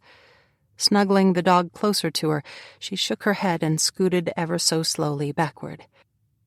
"Thank you, sir, but I'm not certain I'll survive another instance of your assistance. You've attempted to drown me, and twice at that, and—" She lifted her head and frowned up at him. "Is it a normal occurrence for your visitors to be greeted with flying cannonballs?" His hand dropped to his side. "I wouldn't say it's a normal occurrence." He smiled a charming smile, displaying some rather nice teeth in the process. "In all honesty, I think we should look at the whole cannon episode as an unfortunate accident." "Forgive me, but I don't believe you can fire cannons accidentally. One must first stuff them with a cannonball and then light a fuse. In all honesty, there's really relatively little that can happen with a cannon that's anything but deliberate." His smile dimmed. "You might be right." "I also find it interesting that the dogs were set on me, which I don't believe was an accident either." The man directed his attention to the dog sitting in her lap. "You very well might have a valid point there. I've only recently acquired the dogs, and freely admit they're a collection of scamps at the moment. That's why they're normally confined to a large fenced-in area on the side of the castle, unless they're with me up in the sheep pasture or sleeping in the great hall at night." The idea that the man kept his collection of motley scamps inside at night had her smiling ever so slightly, the smile causing the mustache she was wearing to tickle her nose. Reaching up, she realized it was falling off, most likely due to her 2 plunges into the moat, so drew in a breath and yanked it off, leaving stinging skin behind. Pulling off the matching beard a moment later, she shifted her gaze and found the man watching her curiously, as if he didn't know what to make of her. "I'm Miss Plum, by the way," was all she could think to say to break the silence that had now settled around them. "I know." Wariness seeped into her every pore. But before she could question him about how he'd already come to recognize her, the little dog on her lap let out a yip and settled more comfortably against her. "That's Montresor." Lucetta looked up. "Named after the narrator in Edgar Allan Poe's The Cask of Amontillado?" The man's one eye blinked back at her. "You're an admirer of Edgar Allan Poe's work?" "I'm not sure I would call myself an admirer, but I have read all of his work." "And the name Montresor happened to stick with you?" "You'd be surprised at how much sticks with me," she muttered, before she summoned up a smile when he began to look a little confused again. She nodded to the large, incredibly shaggy dog stretched out right beside her that seemed to be a mix of a sheepdog and some type of poodle. His tongue lolled out of his mouth as he sent her innocent looks out of his big doggy eyes. "What's this handsome gentleman's name?" "He's Igor." Lucetta reached out and gave Igor a good scratch, earning a whine of sheer bliss in the process. "I was certain when I first saw him that he was intending on ripping me limb from limb, but he's not frightening at all, just a little rambunctious." "You didn't happen to see who opened that gate and let the dogs out, did you?" the man asked. "I'm afraid not, as I was, again, thinking I was about to lose a few limbs." She looked to the right and found the other 2 dogs racing away toward the forest, but before she could ask what their names were, Montresor slid to the ground and yipped out a greeting. Looking around to see who or what was about to join them, she saw Abigail strolling her way, not appearing to be in any hurry, which was odd, since Abigail had elected herself Lucetta's chaperone. Chaperones didn't usually allow unknown gentlemen to get anywhere near their— "Thank goodness you're not dead, my dear," Abigail began, stopping a few feet away from Lucetta. I was certain you were going to drown when you went into the moat the first time, given that you were wearing such a heavy coat. But wasn't it just so fortunate that my grandson was there to jump in and rescue you?" The reason behind the lack of urgency in Abigail getting to Lucetta immediately became clear. Shooting a glance to the man she'd assumed was the gardener, although the quality of his shirt should have been an indication he was nothing of the sort, Lucetta turned back to Abigail. "This is your grandson?" Abigail sent her a less than subtle wink. "Too right he is." To Lucetta's absolute relief, the grandson in question stepped forward before Abigail had an opportunity to begin waxing on about what a dish her grandson had turned out to be, a subject that would have embarrassed Lucetta no small amount, and probably the grandson as well. "Grandmother, this is certainly an unexpected surprise," the man who was apparently Bram Haverstein said. Abigail beamed a smile Bram's way and held out her hands, her beaming increasing when Bram immediately strode to her side, picked up both of her hands and kissed them. "I'm sure you're surprised to see me, dear, just as I'm sure you meant to say delightful surprise, not unexpected. But enough about that. Even though you and Lucetta are dripping wet, we mustn't ignore the expected pleasantries. So, do allow me to formally introduce the two of you. Bram, this is my darling friend Miss Lucetta Plum, and Lucetta, dear, this is my grandson, the one I've been telling you so much about, Mr. Bram Haverstein." Trepidation was immediate when Bram flashed a big smile her way. Rising to her feet, Lucetta inclined her head. "It's a pleasure to meet you, Mr. Haverstein." "The pleasure is mine, Miss Plum," Bram responded, as he moved right up beside her and took her hand firmly in his, the heat from his skin sending a jolt of what she could only assume was alarm straight up her arm. "Do know that I'm a great, great admirer of your work." Her sense of alarm promptly increased. Gentlemen who had no qualms admitting they were great, great admirers of her work were known to be rather zealous. The very last circumstance Lucetta needed, or wanted for that matter, was to add another great admirer to her unwanted collection of them. Disappointment stole through her as Mr. Haverstein lifted her hand to his lips and placed a lingering kiss on her knuckles, that disappointment increasing when he lowered her hand and began speaking. "I must admit that I do think your role in The Lady of the Tower is your best to date. Why, I've come to the conclusion that Mr. Grimstone, the playwright, obviously had you in mind to play the part of Serena Seymour from the moment he began penning the story." Abigail, apparently realizing that her grandson was not making a favorable impression, which certainly wouldn't aid her matchmaking attempt, squared her shoulders, looking quite determined. "How lovely to discover you're already familiar with my dear Lucetta and her work," Abigail said. "But as both of you are dripping wet and certain to catch a cold if we linger, I'm going to suggest we repair to the castle and leave further talk of theatre behind us." She took a firm grip of Bram's arm. "Perhaps you could explain a bit about the history of your castle as we walk."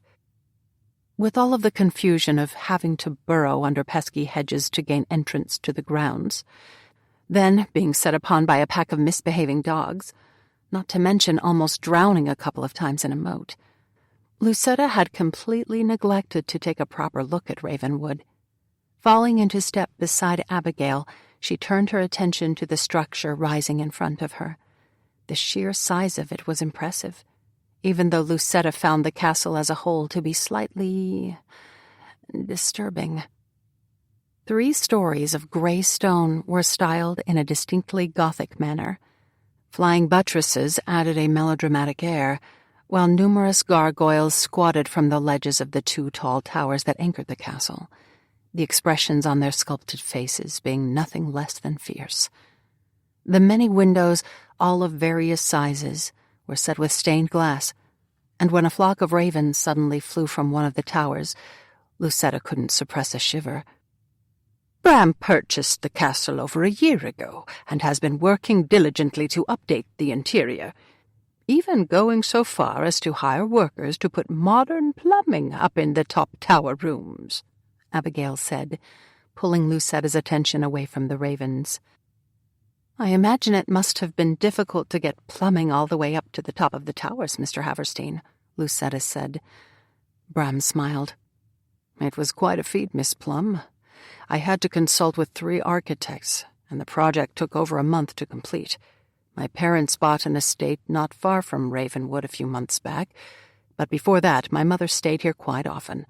She claimed one of the tower rooms as her own, loving the view from the windows, but she didn't appreciate the inconvenience of not having running water at her disposal." "I didn't know Iris had purchased a home in Tarrytown," Abigail said, coming to a sudden stop, which had Bram and Lucetta doing the same. Bram immediately took to looking uncomfortable. "Well, yes. She and Father decided they wanted to live at least part of the year in New York." "But not in the city?" Abigail demanded. Apparently not." Abigail's lips thinned before she nodded, just once. "Do they still own that place down in Cuba?" "If you mean the sugar plantation, yes, they do. Although Hugh," Bram looked at Lucetta, "my older brother, has been given the responsibility of running the plantation, while Father has moved into an advisory role." He smiled. "Handing over the responsibility to Hugh has given my parents quite a bit of discretionary time they've been using to enjoy life to the fullest." "Your mother never once mentioned to me that your father was taking a less active role in the plantation," Abigail said with a distinct edge to her tone. Bram reached out and took hold of Abigail's hand. "I'm sure she meant to, Grandmother, just as I'm sure she intended to let you know she purchased a home in Tarrytown." "You and I both know that's not true," Abigail said before she lifted her chin and frowned as she considered him for a long moment. "What happened to your eye?" "My eye?" Bram repeated slowly. "Of course, dear, your eye. You weren't wearing that patch the last time I saw you, which means you've evidently suffered some type of horrible accident." Reaching up, Bram touched the patch in question, his hand stilling a second later. "Honestly, I forgot all about this." To Lucetta's complete and utter horror, he stuck a finger underneath the patch and flipped it up. She immediately took a marked interest in Montresor, pretending that his sniffing in a clump of wheat was downright fascinating. "Why in the world would you be sporting an eye patch when there's absolutely nothing wrong with your eye?" Abigail asked slowly. Shooting a look back to Bram, Lucetta found the man flipping the patch back over an eye that was apparently fine. "That's a little difficult to explain," he said. But before he could elaborate, Stanley, the man who'd so rudely fired his rifle over their head, scaring her horse in the process when they'd first arrived at Ravenwood, dashed into view. "You better come quickly, sir. We've got another situation. You're not going to believe what just showed up on the dock." With that, Stanley spun around and raced from sight, Igor and Montresor scrambling after him, howling so loudly, more ravens flew out of a nearby tree. "Excuse me," was all Bram said before he dashed off as well. "How very curious," Abigail said. "Everything about our arrival here at Ravenwood has been curious," Lucetta said as she took Abigail's arm. "But care to brave a stroll down to the docks and have a look at what's shown up there?" "But of course," Abigail said with a grin. Returning the grin, Lucetta moved in step with Abigail to the side of the castle, finding a cobblestone path in the process. Shadows from the castle wall blanketed the path and produced a chill that had Lucetta shivering as she and Abigail hurried along. Reaching the front lawn, Lucetta felt an immense sense of relief when they finally stepped from the shadows and back into the sunlight. She wasn't a lady who possessed a dramatic nature, even given her profession. But there was just something about Ravenwood that kept the fine hairs on the back of her neck standing at attention. Before she could contemplate why she found the castle so disconcerting, a large crowd of people walking across the front drawbridge drew her attention. Lifting a hand to shield her eyes, an unusual sight met her gaze. The people, most armed with pitchforks, were prodding 3 apparent captives across the bridge. Unfortunately, those captives were all too familiar to Lucetta, especially since one of them was wearing one of her favorite gowns. She turned toward Abigail, who was watching the scene unfold in front of them with eyes that had grown rather wide, and said, "The good news is that Archibald, Mr. Scuckman, and Mr. Kenton were apparently successful in evading Silas, but I don't imagine they counted on being captured by your grandson's staff." Lucetta winced as a man she thought was named Ernie, who had also greeted Abigail and herself less than enthusiastically when they'd arrived at Ravenwood, prodded Mr. Scuckman with his pitchfork. Unsurprisingly, Mr. Scuckman ripped the pitchfork straight out of Ernie's hands and tossed it over the side of the drawbridge. "Oh, dear," Abigail whispered, "and here I was, so hoping everyone would get a favorable impression of my grandson and his castle, but pitchforks, I ask you." Squaring her shoulders, Abigail tugged Lucetta forward in order to join Bram, who was standing in front of the drawbridge. "Honestly, dear, this is completely beyond the pale. Those are friends of mine." Abigail motioned toward the men. "The tall gentleman is none other than Mr. Archibald Addleshaw. The gentleman wearing the yellow gown is my loyal butler, Mr. Kenton. And the man not wearing a gown but looking quite annoyed with the situation is none other than Lucetta's personal guard, Mr. Scuckman." Abigail raised a hand and sent a wave toward the gentleman, which Archibald and Mr. Kenton returned, although Mr. Scuckman simply nodded his head. Abigail immediately took to clucking. "Mr. Scuckman is obviously not seeing the humor in this situation. Before he tosses someone over the drawbridge, quite like he did that pitchfork, I'm going to suggest you step in, Bram, so that no one gets hurt. Mr. Scuckman's a perfectly pleasant man when he's not riled, but I don't think we should test his patience, especially given his size." Bram considered Mr. Scuckman for the briefest of seconds before he stepped forward and raised a hand, drawing everyone's attention. "You can set aside the pitchforks," he yelled. "Those men don't mean us any harm." "Then why are they dressed as women?" someone bellowed back. "Yes, Bram, why are they dressed like women? And what in the world is my mother doing at Ravenwood?" Turning ever so slowly, Abigail blinked and raised a hand to her chest. "Iris, what are you doing here?" she asked before Bram could respond.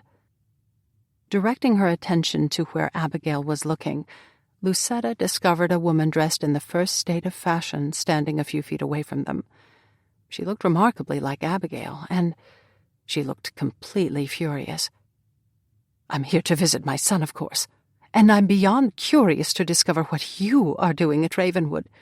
I thought I was perfectly clear at Father's funeral when you began questioning me about my children and their marital aspirations, that I wanted you to maintain your distance and allow my children to make their own choices with no meddling from you."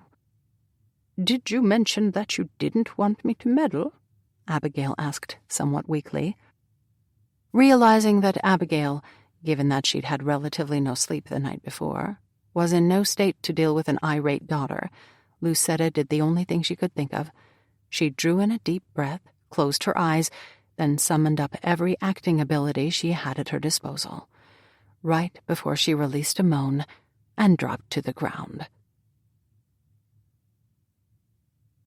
6. Silence reigned over the front lawn until Abigail released what almost sounded like a snort, right before she turned on her elderly heel and hurried off across the lawn. That reaction was so unexpected that Bram just stood there and watched her for a moment. Stood there until he recalled that poor, delicate Miss Plum had fainted dead away. Knowing that the ground beneath Miss Plum could hardly be comfortable, and wanting to remedy that unfortunate situation as quickly as possible, Bram bent over, scooped Miss Plum up into his arms, and then staggered just a bit due to the unexpected weight of her. Regaining his balance, he tightened his grip and headed for the castle, frowning when he passed his mother and saw that she was rolling her eyes at him. Realizing that now was not the time to stop and question his mother, since Miss Plum wasn't growing any lighter, he pressed onward. Stumbling up the few steps that led to the castle door, Bram was pleasantly surprised to find that Mr. Macmillan, his sometimes questionable butler, was actually at his post, holding the door open for him.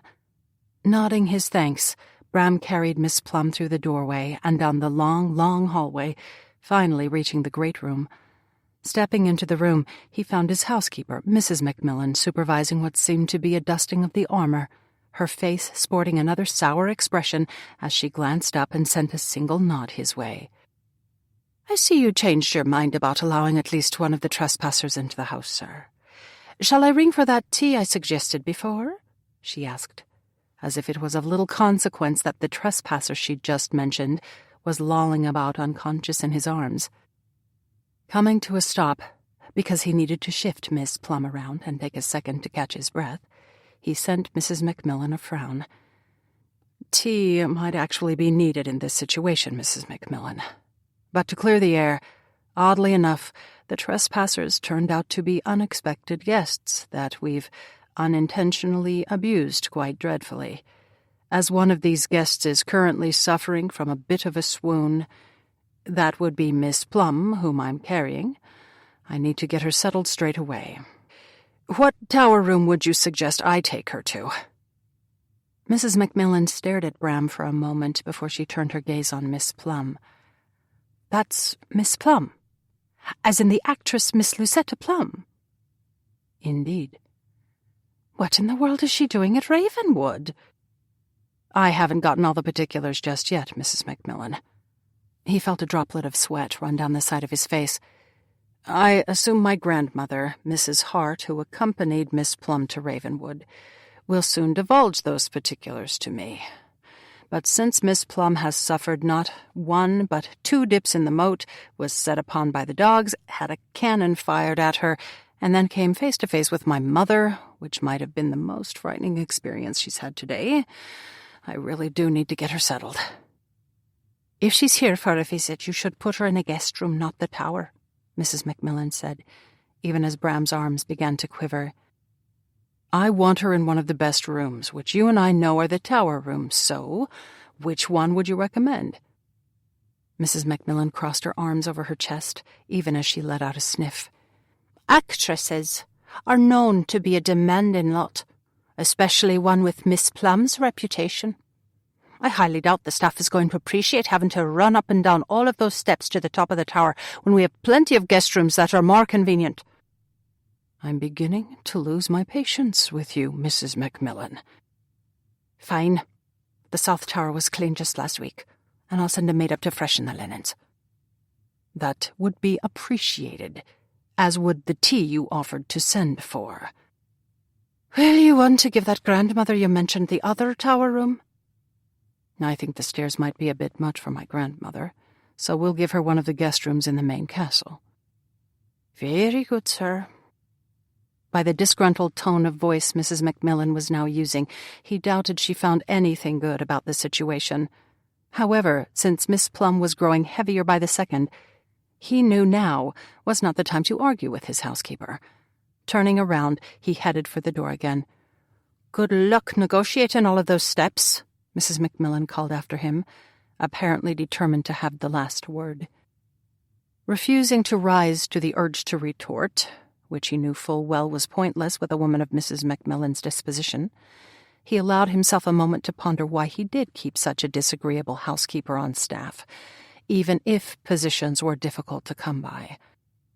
When a small voice in his head, one he had a feeling came directly from God, reminded him that unhappy people tended to lash out at others because of wounds their hearts had sustained, he released a breath, sent up a quick prayer asking for patience with his staff, and shifted Miss Plum around yet again in his arms.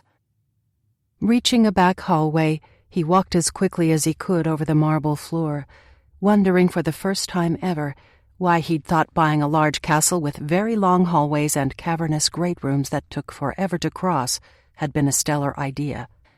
By the time he finally reached the stairs, he'd begun to perspire profusely. Eyeing the stairs that now seemed downright daunting, he drew in a breath, hitched Miss Plum up a little higher in the hopes it would distribute her weight more evenly, then began to climb, counting the steps as he did so. 47, 48, 49. You're really quite sturdy, aren't you, Miss Plum? 50. By the time he eventually reached the tower room, he was completely out of breath. Perspiration was dribbling down his face, and his arms were no longer simply quivering. They were now downright shaking. Stepping through the door of the tower room, he faltered for a moment, wondering what he should do next. "You can just set me down right here, Mr. Haverstein." Miss Plum's voice took him by such surprise that he almost dropped her right on the hard stone floor of the tower room. Looking down, he frowned when he saw something in her lovely eyes that he'd never, not once, expected to see. Something that resembled, if he wasn't much mistaken, amusement. He'd always been under the impression that Miss Plum, being a fragile sort, possessed a somber and serious demeanor, spending her time away from the theater in a subdued fashion, embroidering samplers or perhaps pillows as she lounged on a settee, or learning her lines from the comfort of her bedchamber. But what if he'd been wrong? What if Miss Plum was not as delicate as he'd believed? And what if the woman he'd been enamored with for what seemed like a very long time turned out to be completely different than what he'd imagined her to be? "How long have you been out of your swoon?" he asked. "Would you be very upset to learn that I never swoon?" His mouth immediately took to gaping open. "Do you mean to tell me that you allowed me to scoop you up off the ground, which wasn't an easy task, by the way, carry you into the castle, and then all the way up a tremendous number of steps when there was absolutely nothing wrong with you?" "I did." "I could have suffered an injury." "You seem remarkably fit, Mr. Haverstein, and I certainly wouldn't own up to the fact that I was feigning my condition, especially since I was doing so to aid dear Abigail." Bram set her on her feet and rubbed his arms. "My arms feel like jelly." "I'm sure they do. You carried me a remarkably long distance, and I will admit that I was concerned you were going to drop me a time or two." She pursed her lips. "Quite honestly, I was going to tell you to put me down right about step number 49. But then you made that remark about how sturdy I am, and I changed my mind." "I said that out loud?" "Indeed." "I do beg your pardon." Miss Plum waved his apology straight away with a delicate flick of her far sturdier than he'd believed wrist. "Think nothing of it. I've never been what anyone would call a waif. Truth be told, it takes an entire theatrical village to stuff me into those corsets so that they can then stuff me into those costumes my fervent admirers apparently enjoy seeing me in. But that's not a subject we should be delving into, especially since I seem to be missing my self-proclaimed chaperone at the moment. I'm sure she'd be appalled to hear me discussing unmentionables with you." "I'm right here, dear, and yes, I do most heartily disapprove of unmentionables being brought up in polite conversations, as you very well know," Abigail said, as she took that moment to breeze into the room. She stopped and beamed at Bram. "Unmentionables aside, though, aren't you just a dear for taking such excellent care of my darling Lucetta when she was in distress, and I was, unavailable?" Bram felt his lips begin to curl. "I have a feeling, Grandmother, that you were fully aware of the fact your darling Lucetta had absolutely nothing wrong with her, and was simply putting to good use her acting abilities in order to spare you a confrontation with my mother." Abigail stepped to his side, lifted her chin, and reached up to pat his cheek. You're a dear boy, with a chivalrous heart, even if you have yet to explain why you're wearing this patch when you have no need of one." Since he certainly wasn't comfortable telling his grandmother the truth, he settled for summoning up a smile. "It's difficult to explain." "Is it now?" "Indeed, and since I do seem to be dripping all over the Aubusson rug, which is surprising since it seems like forever ago that I took those dips in the moat, I'm going to excuse myself and leave you to see after Miss Plum." Beating a hasty retreat, even as he thought Miss Plum muttered something about a coward, he headed down the tower stairs and turned into the main section of the castle. Striding to his room, he opened the door and found Stanley waiting for him, laying out clean clothes from the looks of it. He stepped farther into the room and shut the door firmly, causing Stanley to jump almost a foot into the air before he spun around. "You have to stop sneaking up on me like that, sir." "Forgive me, Stanley. I didn't mean to take you by surprise." Stanley raked a hand through his hair. "I'm sure you didn't, sir.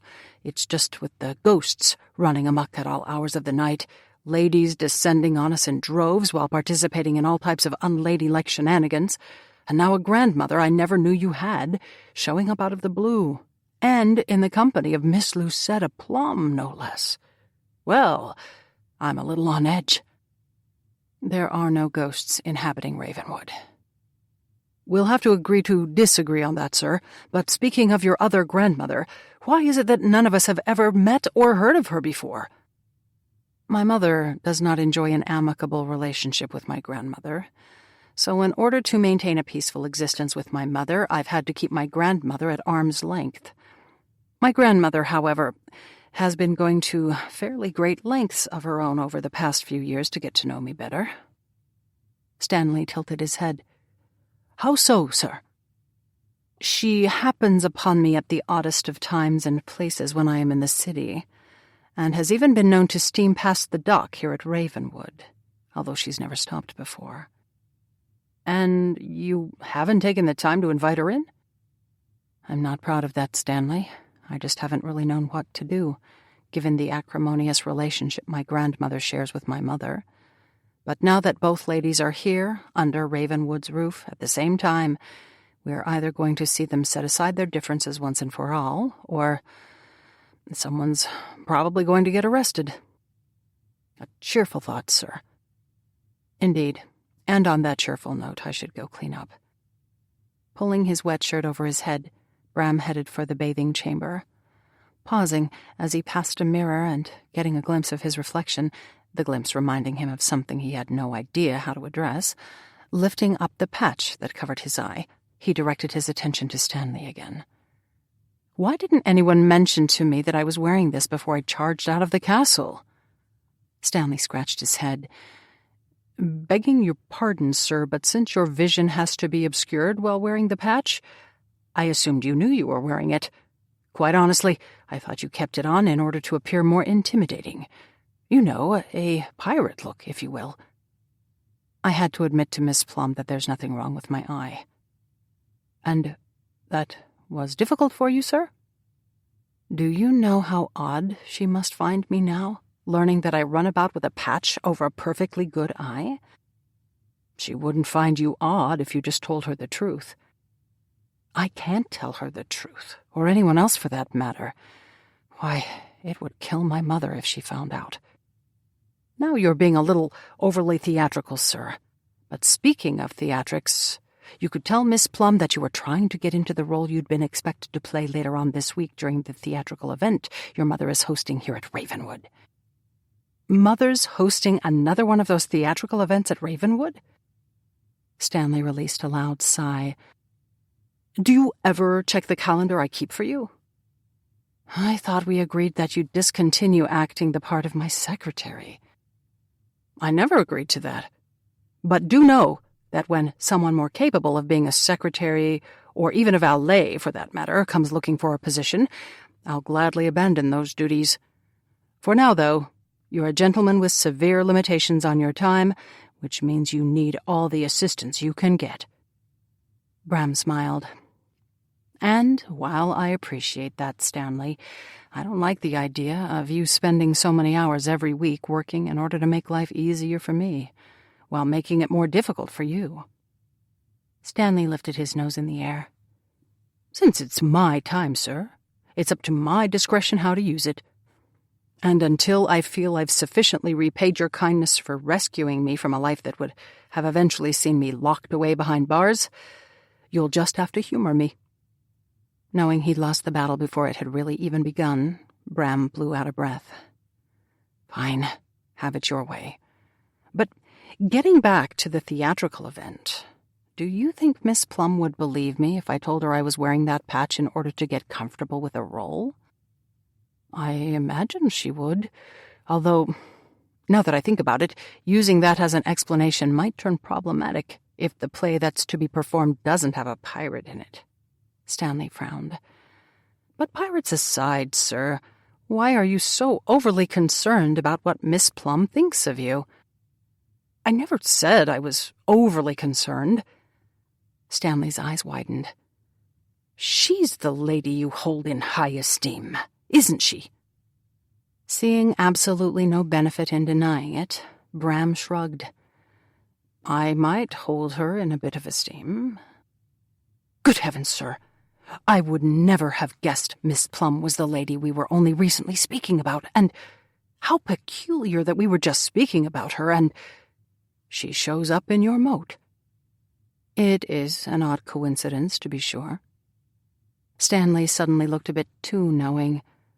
"Your affection for the lady certainly explains much, especially your interest in the theater, and using that interest to delve into different aspects of your work." "I'm sure I have no idea what you could be suggesting." "And I'm sure you know exactly what I'm suggesting, sir. Nevertheless, since you seem unwilling to explain what prompted you to take on work you had little time to take on, we'll save this discussion for another time." "Must we?" Stanley sent him a sad shake of his head. "You're burying yourself in secrets, Mr. Haverstein, and secrets have a way of rising to the surface when we least expect them to do so. You might want to consider divulging a few of those secrets before they slip out on their own and cause you all sorts of difficulties." With that rather ominous statement, Stanley sent Bram a single nod, brushed a piece of lint from the jacket he'd laid across the chair, then turned and quit the room. 7. "I know I said it just a few minutes ago, but it truly does deserve repeating. Your quick thinking and subsequent swoon when Iris arrived so unexpectedly was completely brilliant. You, my darling girl, saved me from a most unpleasant encounter with my daughter." Scooting down into the bubbles, Lucetta peered over the rim of the clawfoot tub, not really surprised to discover that Abigail was actually dragging a chair into the bathing chamber. It was a normal occurrence these days for Abigail to use the bathing chamber as the perfect place to hold a chat, the perfection of the plan being that the person in the bath was held completely at Abigail's mercy. "So, tell me, what did you think of my Bram?" Abigail asked as she settled herself in the chair, looking as if she fully intended to stay for a while. "Don't you think we should discuss your daughter first?" Abigail immediately turned stubborn. "Not particularly. There's nothing much to say about Iris other than she loathes me and we don't share an amicable relationship. Now, Bram, on the other hand, is a delightful subject to speak about." Lucetta settled into the bubbles. "Why do you imagine he was wearing that patch when there's evidently nothing wrong with his eye?" "It was so gallant of him to whisk you into the castle and bring you up to this tower room, wasn't it?" Abigail countered, as if Lucetta hadn't posed a question. "Do you believe he enjoys assuming a pirate persona when he is at his leisure? Although, now that I consider the matter, what does he do when he's not at his leisure?" Lucetta countered right back. Abigail crossed her arms over her chest and immediately took to looking a little grumpy. "I'm not exactly certain what Bram does, dear. My son-in-law, Philip, Bram's father, made a rather large fortune when he invested in a sugar plantation years ago down in Cuba. Because of that fortune, Bram, along with his brother and sister, aren't required to pursue professions or make advantageous marriages, although I'm sure Bram does something to occupy his time. And the fact that your family is well set financially annoys you because Philip's surprising procurement of a fortune, when I was quite certain he would never amount to much, made any assistance from me or my late husband Charles unnecessary, or, more importantly, unwanted. Ah, now I'm beginning to understand. You don't care for your daughter's husband. I'd really prefer not to discuss Iris or her husband, if it's all the same to you. You must know that you're not going to be able to avoid Iris for long. I didn't get the impression she was the type of woman to be content with not having her say, and I do believe she has quite a few things she wants to say to you. Abigail took to looking even grumpier. I'm sure she does, which is why it's so disconcerting to discover there is so much I haven't been informed about, such as the fact that she recently bought an estate not far from here, or that she apparently no longer spends the entire fall in Cuba. If I'd been apprised of those situations, well, I certainly wouldn't have suggested we seek refuge at Ravenwood.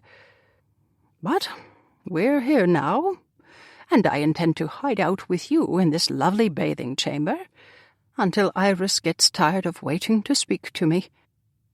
You do know that we could be stuck up here for quite some time then, don't you? Which is why it's a fortuitous circumstance that the tower is so well appointed, as is the rest of the castle from the small glimpse I got as I was making my way, very stealthily, of course, up here. Abigail suddenly took to inspecting the sleeve of her gown. I couldn't help but notice that Ravenwood would make a splendid spot to hold a wedding. Why, this tower room would be the perfect place for a lady to get ready, and then— Abigail looked up, a faraway expression in her eyes. The bride could descend the staircase with a train flowing gently behind her. Why, I can picture it in detail. You should put those types of details straight from your mind, Abigail, Lucetta said. I have no intention of getting married any time soon, nor would my choice of groom be your grandson. Why not? Bram's a delightful gentleman, who happens to be a great, great admirer of my work. Abigail leaned back in her chair. I knew you were going to take issue with that.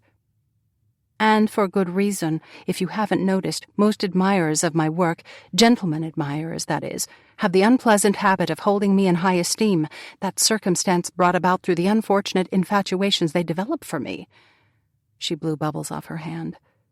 Once they become acquainted with the real me, I'm afraid they quickly lose all interest and never darken the steps of the theater again. I'm sure Bram will appreciate everything about you, even when he does get to know you better. Lucetta wrinkled her nose. Thank you, I think. But Bram didn't seem to appreciate carrying me up all of those steps, especially since he made mention of how sturdy he found me to be. He did not. I assure you he did. Although in his defense he believed I was unconscious when he uttered the whole sturdy nonsense. Well, that's a relief, and— A knock on the bathing chamber door interrupted whatever else Abigail had been about to say. Rising from the chair, Abigail walked across the room. Who is it? She called through the door.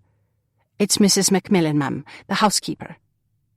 Opening the door, Abigail poked her head into the main tower room. Ah, Mrs. Macmillan, how wonderful to make your acquaintance. I'm Mrs. Hart, Mr. Haverstein's grandmother. Yes, I know, was Mrs. Macmillan's only response before she cleared her throat. I'm here to tell you that Ernie has located your carriage in the forest and driven it back to Ravenwood. Your horse is being cared for in the stables, and I've taken the liberty of having your trunks, Mrs. Hart, taken to the Blue Room. If you look behind me, you'll see that I also had some of the staff cart Miss Plum's trunks all the way up many, many stairs, delivering them to the tower room." "How very efficient you seem to be, Mrs. Macmillan," Abigail said, with a touch of amusement lacing her tone. "Quite." Abigail pulled her head back into the bathing chamber and began to close the door. "I wasn't done yet, Mrs. Hart." Abigail straightened her spine and lifted her chin, something that would have had a normal housekeeper thoroughly cowed. It quickly became clear that Mrs. Macmillan was no normal housekeeper, though. "Mr. Addleshaw asked me to tell you, Mrs. Hart, that your butler, a Mr. Kenton, I believe, is having difficulties with Mrs. Haverstein. Mr. Addleshaw believes you might need to come to the main drawing-room in order to help sort out that concerning situation." "Why in the world would Mr. Kenton have gone anywhere near my daughter when he knows full well that Iris still holds a great deal of animosity toward him?" Mrs. Macmillan let out what sounded exactly like a sniff. "I'm sure I have no idea. Now, if you'll excuse me, I need to inform our cook that we're going to have more people than expected for lunch today." As the sound of Mrs. Macmillan's footsteps retreated from the tower room, Abigail turned from the door and blew out a breath. "What an interesting choice of a housekeeper my grandson has made, but—" She blew out another breath. "I'm afraid I'm going to have to leave you to your own devices, dear. Tensions between Mr. Kenton and Iris go back decades. I really can't leave him to deal with her unpleasantness on his own, even if I'm sure Archibald is keeping an eye on the situation." "I'll be down as soon as I get dressed," Lucetta said, earning a smile from Abigail. "There's no need for you to rush, dear. I hate for you to join everyone looking anything but your best. And speaking of looking your best—" Abigail hurried through the door and was back in a remarkably short period of time, holding a lovely walking dress of ivory in one hand and what looked like a corset, petticoat, chemise, and stockings in another. Placing them on the chair she'd recently abandoned, she beamed a smile Lucetta's way.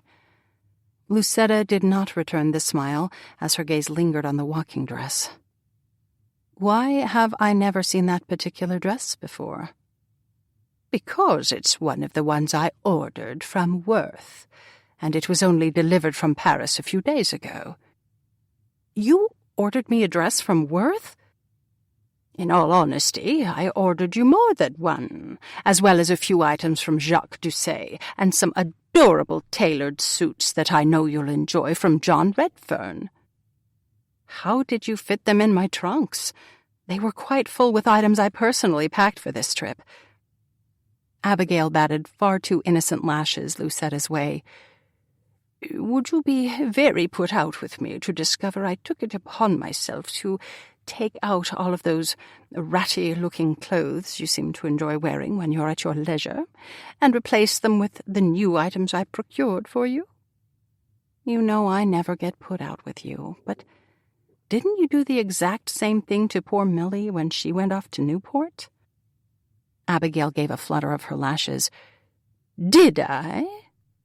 With that, Abigail spun on her heel and practically pranced out of the room, humming, if Lucetta wasn't mistaken, a wedding march.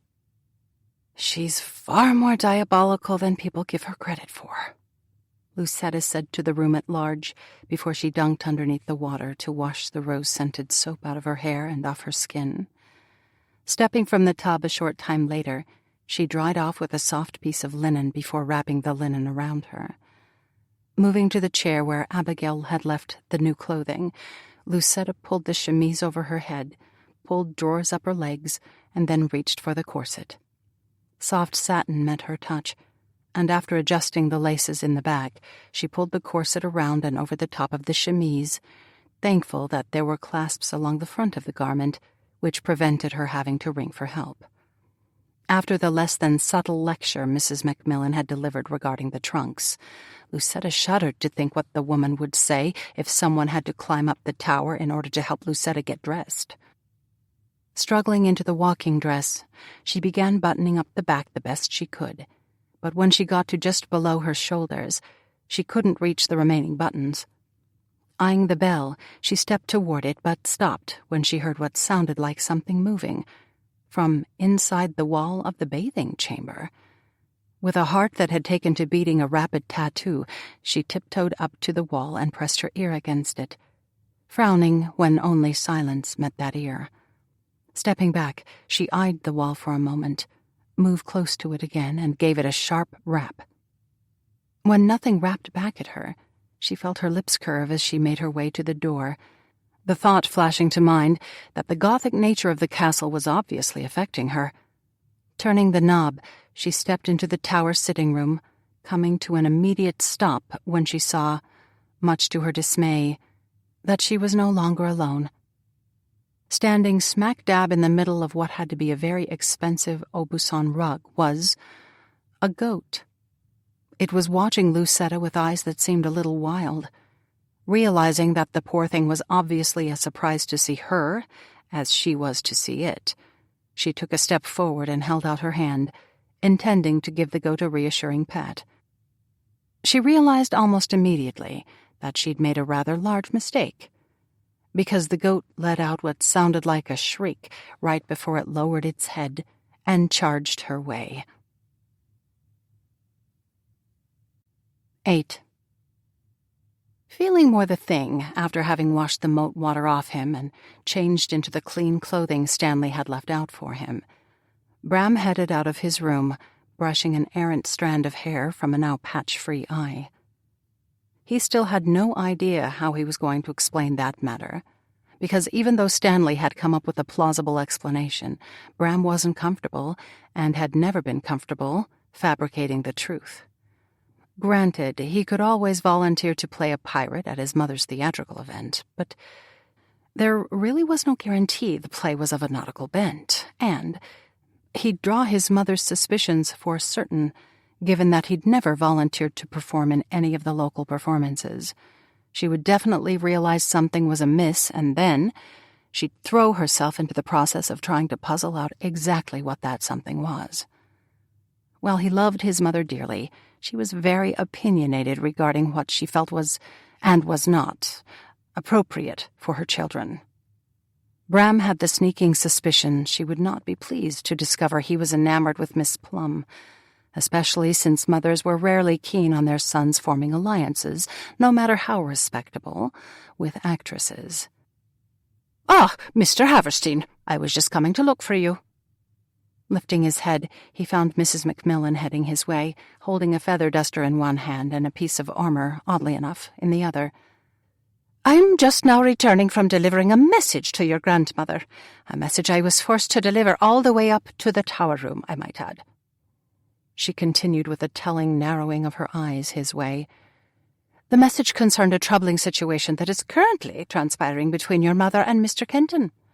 As you are the head of Ravenwood, I thought you should be apprised of the situation post-haste, or as quickly as I was able to seek you out after having travelled down all of those many, many stairs leading from the tower."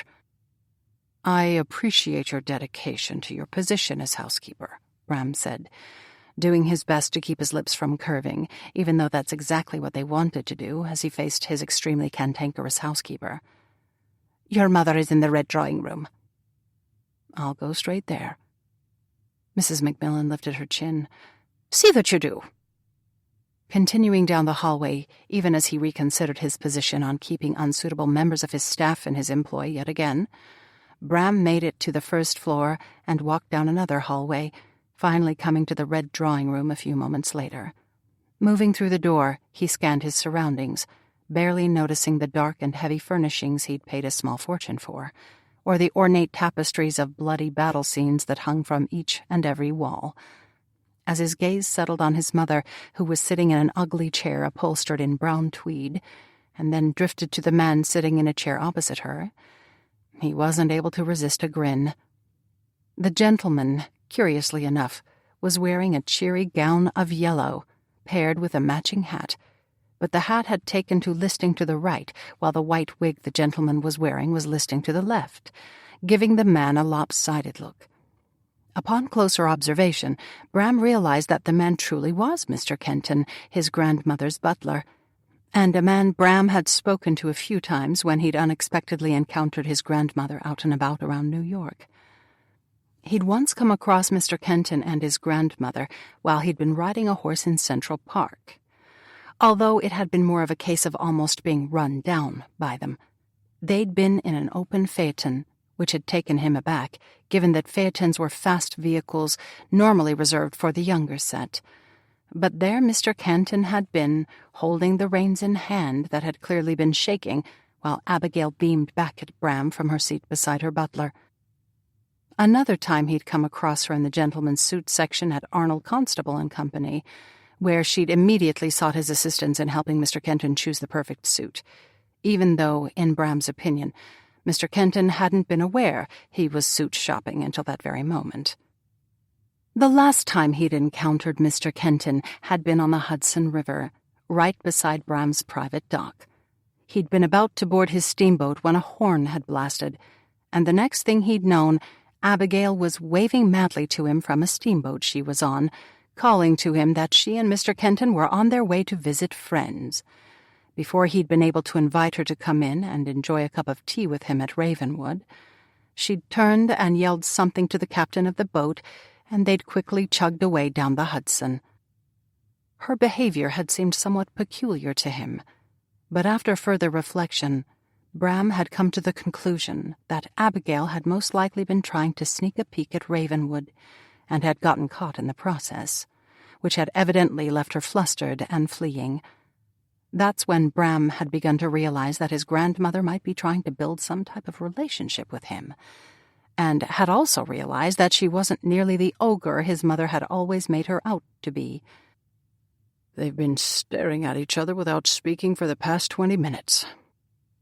Tearing his attention away from his mother and Mr. Kenton, who were indeed staring, or rather glaring, at each other, Bram turned and settled it on a distinguished older gentleman.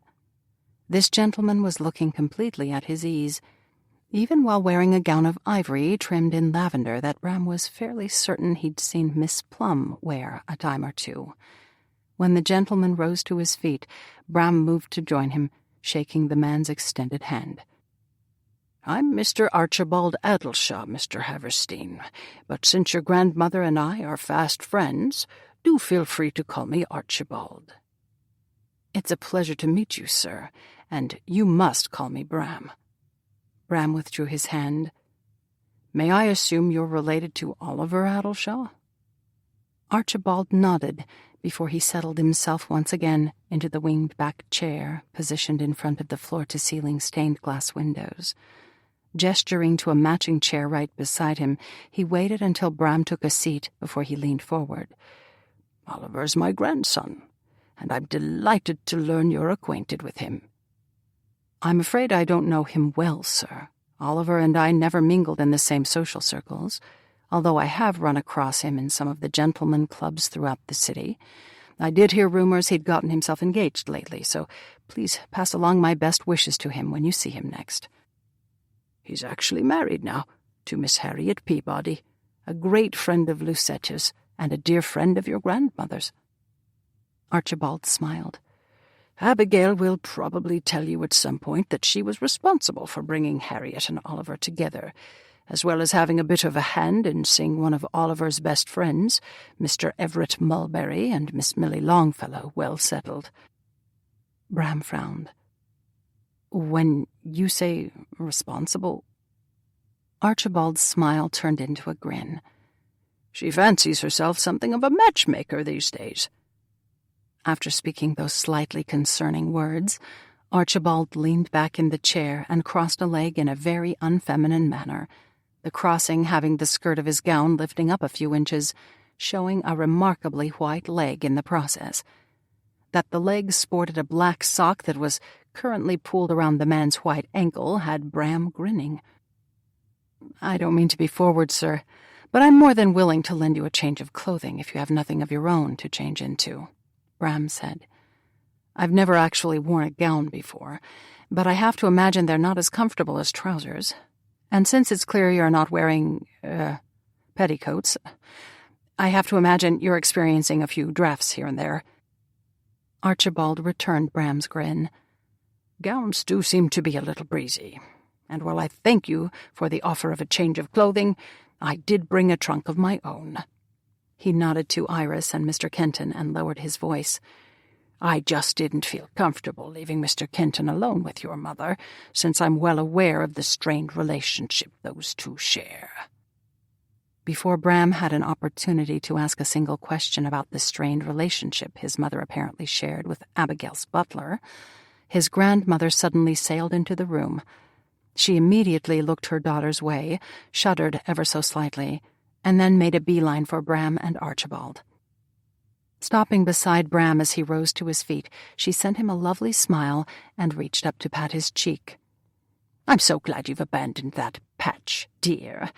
You have such a handsome face, though the patch did lend you a rather rogue-about-town appearance." She patted his cheek again in a very grandmotherly fashion. "Do be sure to avoid the patch subject if at all possible the next time you're with Lucetta, though. I'm fairly sure you don't actually have a reasonable explanation as to why you were wearing it, and it won't earn you her esteem if she decides you're too peculiar." "How do you know I want to earn Miss Plum's esteem?" he asked slowly. "You'd be a fool not to, dear. And I'm your grandmother. We know everything, especially as pertains to our grandchildren, as well as their love." Whatever else she'd been about to say got lost when Iris suddenly let out a loud huff, shot to her feet, and advanced toward them with a look on her face that had Bram longing to make a hasty retreat. "It's about time you decided to put in an appearance, Mother." Abigail seemed to swell on the spot. "If you must know, Iris, I've been saying to Miss Plum, if you've forgotten, she did recently suffer from a swooning attack. I, being responsible for the young lady and her welfare, needed to stay with her until I felt she was somewhat recovered from her ordeal." Iris released a snort. "Miss Plum, as even I know, is an accomplished actress, her skills unrivaled on the stage. Because of that, it was obvious to me that Miss Plum's swoon was nothing more than a ploy to divert attention away from you, as I'm sure you knew from the moment she sank so perfectly to the ground. Furthermore, I'm sure you've been making yourself scarce in an effort to readjust whatever madcap scheme you're currently involved with, a scheme that has you bringing an actress of all people to Ravenwood." Iris crossed her arms over her chest. "I think some explanations are in order, Mother." Abigail crossed her arms over her chest as well. "And I will be perfectly happy to oblige, after you explain to me what you were trying to do to poor Mr. Kenton." "We were communicating," Iris said with a sniff. "By glaring at each other?" Abigail pressed. "I think Miss Iris is still put out with me over the whole pulling her from the window episode," Mr. Kenton said, walking slowly their way on legs that looked anything but steady. Striding forward, Bram took hold of the elderly gentleman's arm and steered him to the nearest settee, helping him take a seat. "Would you like me to ring for someone to show you to a room, Mr. Kenton? I have yet to be apprised of all that has happened, but I'm assuming all of you have experienced some long hours. Because of that, I'm sure my mother would agree that any discussion of past events can surely wait until you've rested." He leaned closer to the gentleman. "You'll not win an argument with her if you're not at your best." To Bram's surprise, Mr. Kenton sent him a smile. "I do appreciate your concern, Mr. Haverstein. Do know that even though I haven't had much to do with your mother over the past 30 years or so, I well remember how difficult it is to win an argument with her. Truth be told, that's exactly why I resorted to muteness for the past half-hour."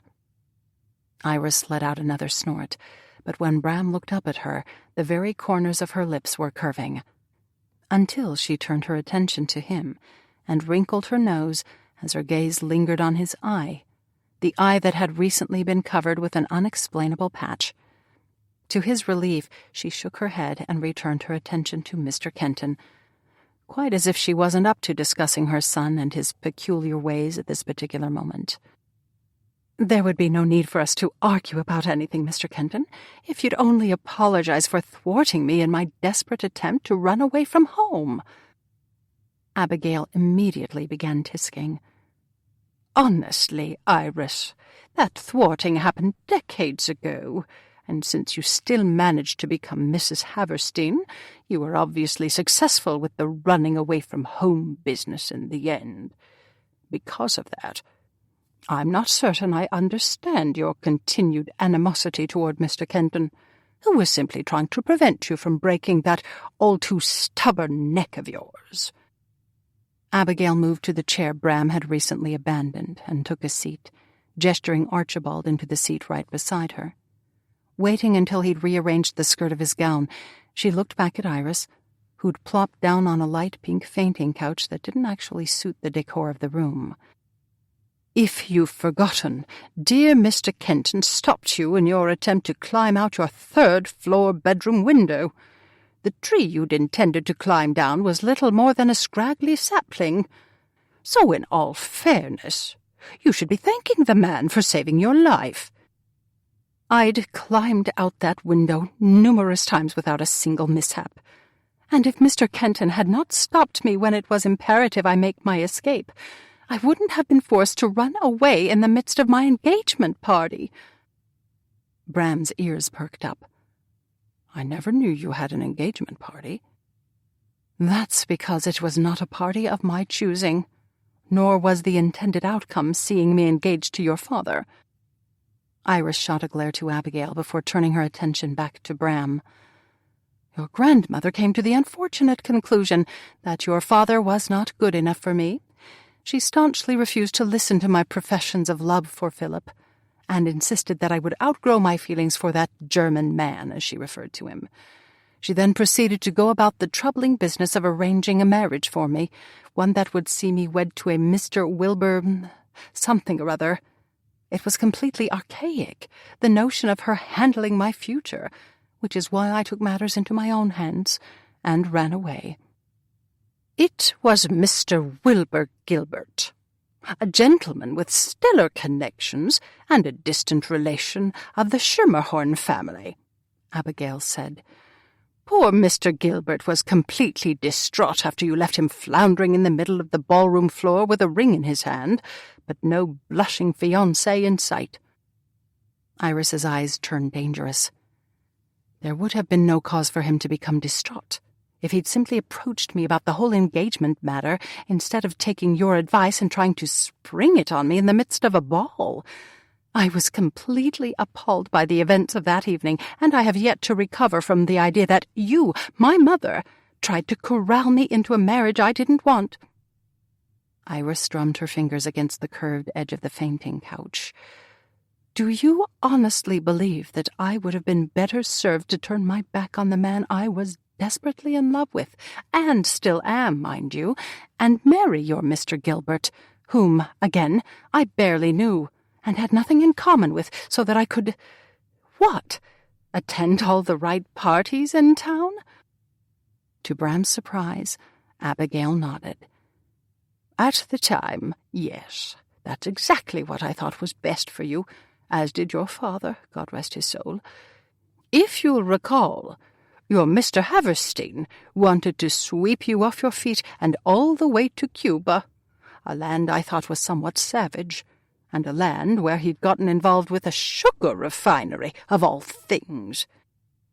Since that sugar refinery, along with the sugar plantation we eventually purchased, ended up making us millions and continues to do just that, Mother, I'm not sure you're aiding your case by bringing it up." Abigail narrowed her eyes. "Can you truly say that if Ruby, your one and only daughter, came to you and told you that she wanted to marry a man you knew absolutely nothing about, and that the gentleman wanted to spirit her away to the wilds of some mysterious land, that you and Philip wouldn't try to put an end to her nonsense?" "We're not talking about my daughter at the moment, Mother. We're talking about you and your meddling ways." "A subject that, in my opinion, is less than riveting, and certainly doesn't need to be discussed further." Abigail narrowed her eyes another fraction. Why don't you want to discuss Ruby?" For a second, Iris looked a little shifty, but then she lifted her chin. "I never claimed I didn't want to discuss Ruby, but I do believe, given the odd circumstance of you being here at Ravenwood, as well as bringing Miss Lucetta Plum along with you, that we have more important matters to discuss than my daughter." Abigail's gaze sharpened on Iris's face. "Ruby's causing you difficulties, isn't she?" Before Iris had an opportunity to respond, a loud noise, one that almost sounded like some type of animal, suddenly drifted into the drawing room from the hallway, mixed with the sound of what could only be pounding feet. Immediately heading for the door, Bram stopped in his tracks when he reached the hall, and a sight he'd certainly not been expecting to see met his gaze. Miss Plum was running toward him, her gown practically falling off her, as if it hadn't been fastened all the way up in the back.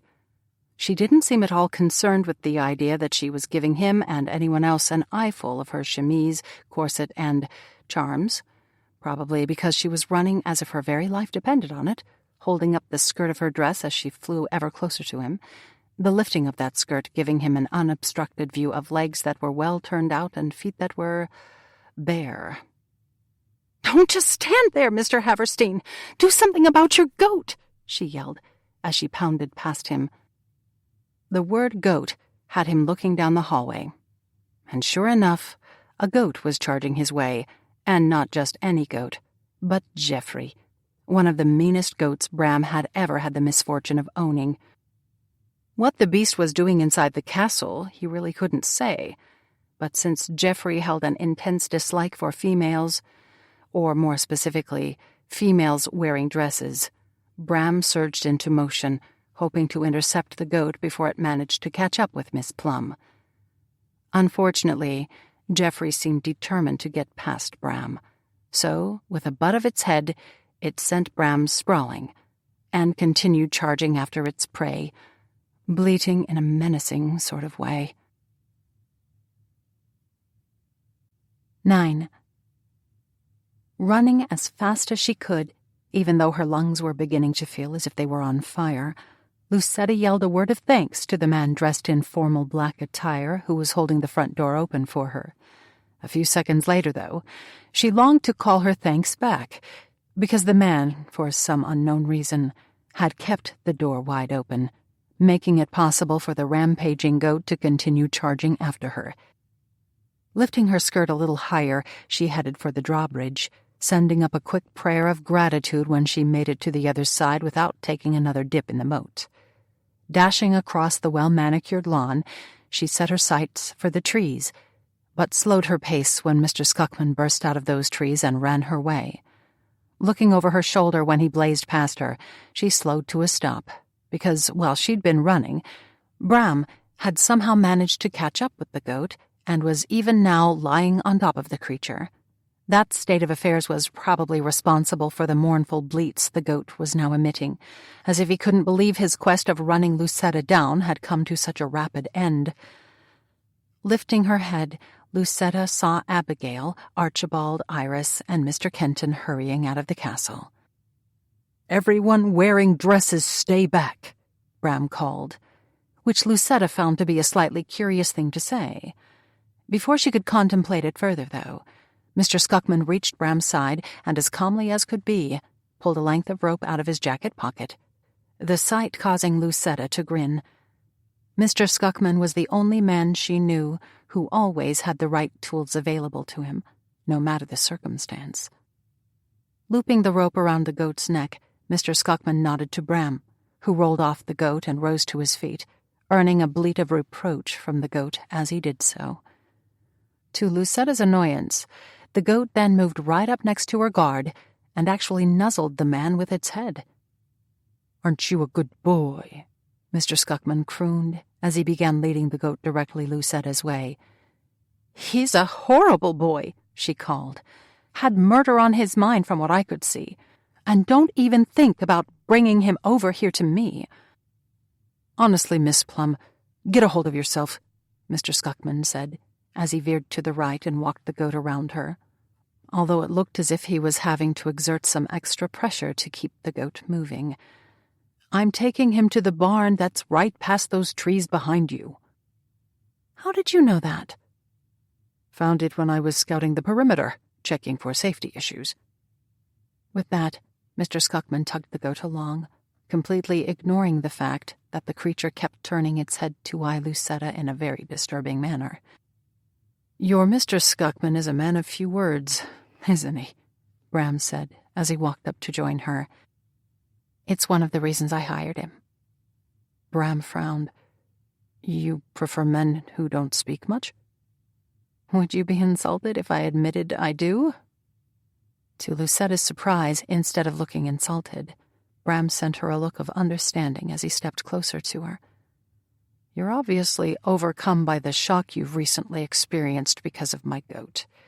And while I would love to be able to say that Geoffrey was just out of sorts today, I'm afraid he's been out of sorts ever since someone abandoned him at Ravenwood a few months back in the middle of the night." "Your goat's name is Geoffrey?" "My sister Ruby named it after a gentleman she'd once set her sights on, but a gentleman who turned out to be a bit of a disappointment." Bram shook his head. "The man had the audacity to go off and marry some well-connected society miss, breaking Ruby's heart in the process." Lucetta smiled.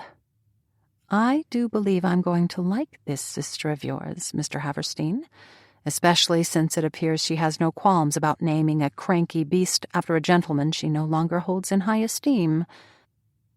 Please, since you've been set upon by my dogs and practically mauled by my goat, feel free to call me Bram." "Very well. Since I have experienced all of that madness at the paws and hooves of your animals, I will call you Bram, and you may call me Lucetta." Her smile began to fade. "But pleasantries aside, why do you think your goat tried to attack me? And what was it doing in the tower room in the first place?" Bram blew out a breath. "Geoffrey attacked you because he has a problem with dresses. Something we learned when he chased poor Mrs. Macmillan, who'd been trying to help get Geoffrey to the barn the morning we discovered him." Bram shook his head. "Mrs. Macmillan has not been back to the barn since. As for what Geoffrey was doing in the tower room, I must admit that I can't even fathom how he got up there without someone noticing." "It's certainly a mystery," Lucetta said as she stepped forward, wincing when something sharp dug into her foot. Looking down, she felt heat traveling up her face when she saw that, in her mad dash to get away from the goat, she'd completely neglected to realize that not only had she forgotten her shoes and stockings, she'd also forgotten that she hadn't buttoned her gown up all the way. "Goodness," she muttered as she yanked the neckline of her dress up as high as she could. "If it makes you feel better, I don't believe anyone took note of your somewhat questionable state of dishabille." Her head shot up as she met Bram's eyes. "You obviously noticed." He sent her a charming smile. "Noticed what?" He extended her his arm. "There's a lovely grove right through those trees, which is nowhere near the barn, I might add. It'll afford you a bit of privacy to set yourself to rights, since I don't believe you'll be keen to face all the people still lingering outside the castle doors." Glancing to where Bram was now looking, Lucetta found a small cluster of people looking her way. Although Mr. Kenton and Archibald were walking back toward the castle, the skirts of their dresses fluttering in the breeze. Abigail, however, seemed to be in the midst of a heated conversation with her daughter, both women gesturing wildly with their hands as the remaining members of Bran's staff edged ever so closely away from them. "Should we intervene?" she asked, with a nod Abigail's way. "I'll willingly admit I'm not that familiar with my grandmother when she's in a temper, but my mother is not a woman who would appreciate an intervention. I suggest you get yourself straightened about, and then I'll take you for a lovely walk around the grounds. By the time we get back, they'll have hopefully settled a few of their differences from the past 30 years. It's fortunate your grounds seem to be extensive." "Quite," Bram agreed as she took the arm he was still holding out to her. He turned his attention back to Abigail and Iris. "I'm taking Miss Plum for a tour of the grounds," he called. "We'll be back in an hour or two." Abigail and Iris stopped arguing and turned their attention Bram and Lucetta's way. It was immediately clear that Abigail took no issue with Bram giving Lucetta a tour of the grounds. She lifted her arm and sent them a cheery wave before she spun on her heel and headed back toward the castle, spinning around again a moment later. Putting her hands on her hips, she marched her way back to Iris, who'd not moved at all, took her daughter's arm, and with what looked to be a bit of wrestling, hauled Iris inside with her. "Perhaps we'll mosey around the grounds for more than an hour or two," Bram said, as he steered Lucetta toward the trees. "We can always pass some time visiting my herd of sheep." "I think I've seen all the animals I care to see today, thank you very much. And even though the thought of avoiding whatever unpleasantness is transpiring between Abigail and Iris is tempting, I really won't be comfortable leaving Abigail for long, even with Archibald and Mr. Kenton to keep an eye on her." "That's very thoughtful of you," Bram said, sending Lucetta a charming smile that had her knees going a little wobbly. Shoving aside the idea that he was far too attractive when he smiled, and ignoring the curious condition of her knees, Lucetta fell into step beside him and began chatting about the weather, of all things. As they walked into a stand of trees, the temperature dropped, easing some of the heat that still remained on Lucetta's neck, heat that immediately returned when Bram drew her to a stop and smiled at her again. "If you'll turn around, I'll help you with those buttons," he said. His suggestion had the heat traveling up her neck and settling on her face, a reaction that took her by complete surprise. Being an actress, she'd become used to having many people button her up over the years, male and female, but their assistance had never bothered her before. Out of necessity, she'd rarely given much thought to modesty over the past few years. But now, surrounded only by trees and a gentleman who had one of the nicest smiles she'd ever seen, thoughts of modesty were pushing their way to the forefront of her mind. "Tell me about your sheep," she said, as she stood rooted to the spot, unable to turn around, and unwilling to take him up on his offer to help with her buttons just yet. She was thankful when Bram didn't press her to turn. "It's a diverse herd, made up of a wide variety of once abused and neglected sheep, all of them having a mistrust of humans." He shook his head. "They're becoming fairly well adjusted now, and I have high hopes that the longer they're here, the more they'll realize they're finally safe and will settle into happy lives, chomping high grass on the castle grounds." "Where did you get them?" Bram shrugged. "Here and there. It's become known that I'm always willing to take in strays, so people drop off all sorts of animals at Ravenwood, or people send me letters letting me know of animals that might need my help. My staff and I spend a lot of time tracking down neglected animals, and once we find them, we bring them here to live out the rest of their lives." Lucetta's heart gave a lurch. "You're a collector of misfits." Bram smiled. "I like misfits. Probably because I've always been a bit of a misfit as well." He moved an inch closer to her. "Shall I button you up?" "I should probably do it myself." His smile turned remarkably sweet. "I won't look. In fact, I can close my eyes if it'll make you feel better." Drawing in a deep breath, even as she realized she was being a complete ninny because there was no way she could reach the buttons on the back of her gown, she presented Bram with her back. A second later, she nearly jumped out of her skin when his finger slid against the nape of her neck, pushing hair still wet from her bath out of the way before he began securing one button after another. "There, all done. And I didn't peek, not once." He put his hands on her shoulders and turned her around to face him. Still feeling a little jittery from his touch, she lifted her head, trying to think of something witty to say. She found herself at a complete loss for words, though, when she looked into his eyes, both of them now twinkling back at her, and lost herself in his gaze.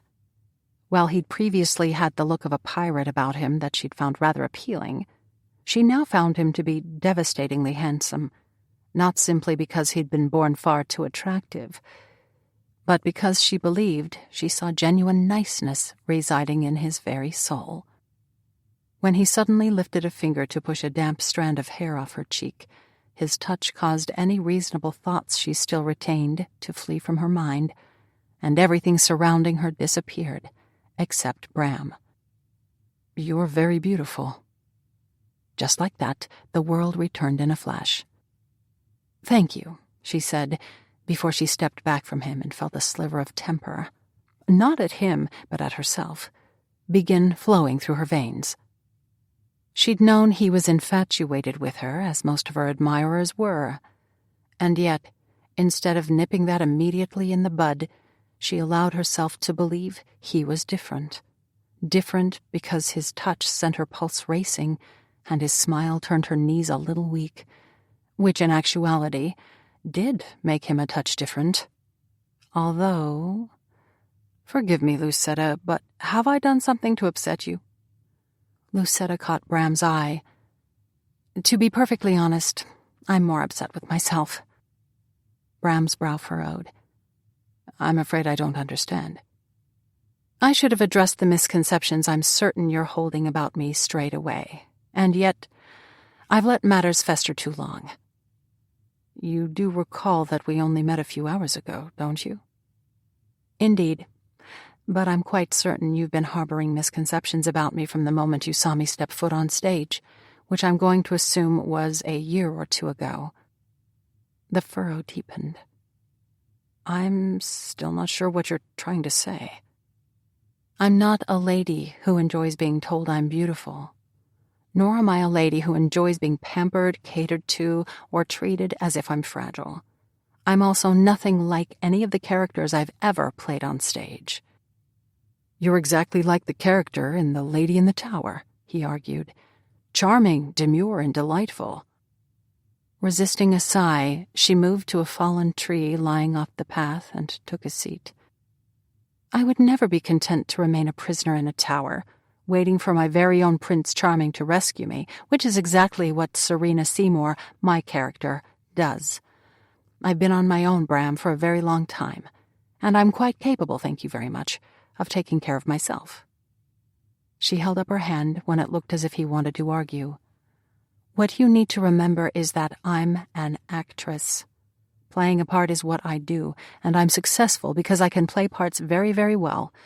I've also been given an unusual face, expressive, if you will, and that expressiveness allows me to convince people I'm someone I'm not. Your face is lovely, not unusual.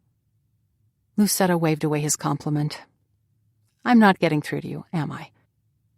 Of course you are. Lucetta drew in a deep breath and slowly released it. I'm afraid I'm not the lady you think you hold in high esteem. I don't think I hold you in high esteem. I know I do. Oh, dear, she muttered before she squared her shoulders. I'm peculiar. I highly doubt that. Oh, believe me, I am, and she patted the spot beside her on the log. Perhaps you should take a seat.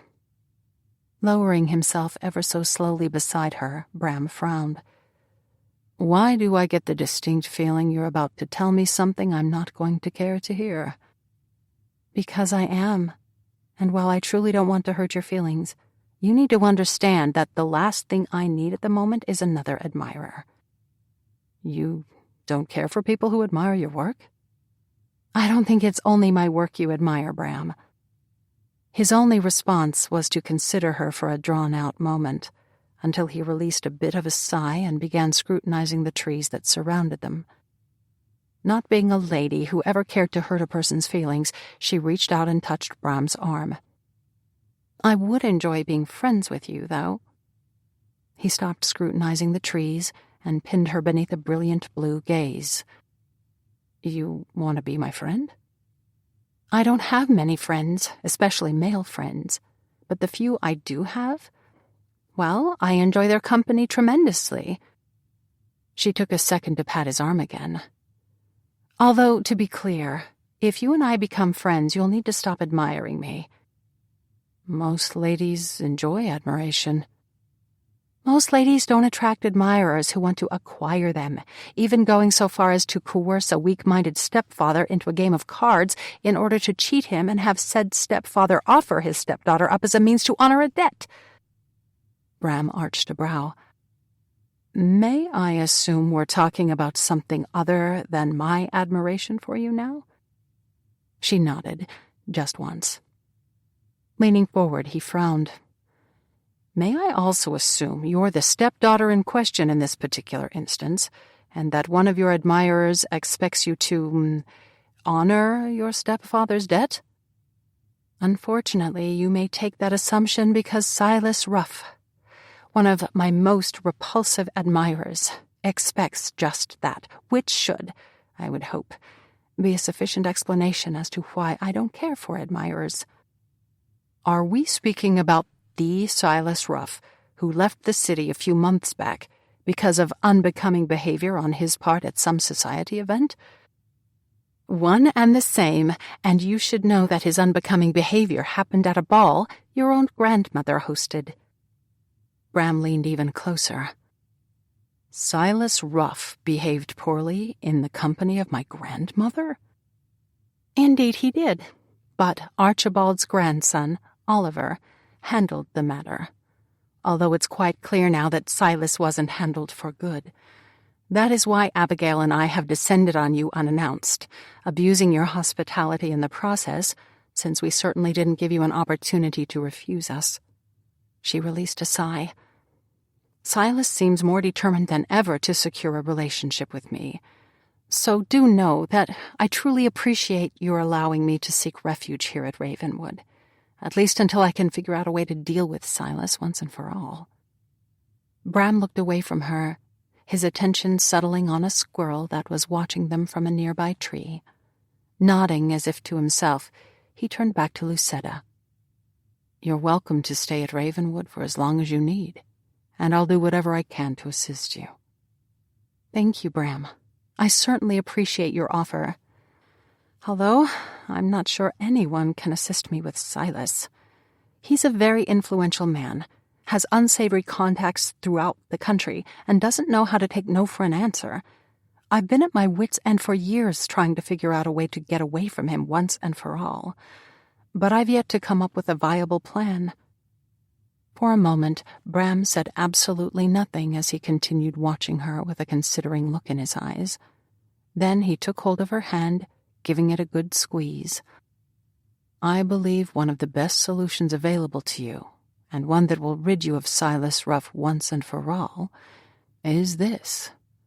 He sent her a charming smile as his hand tightened on hers.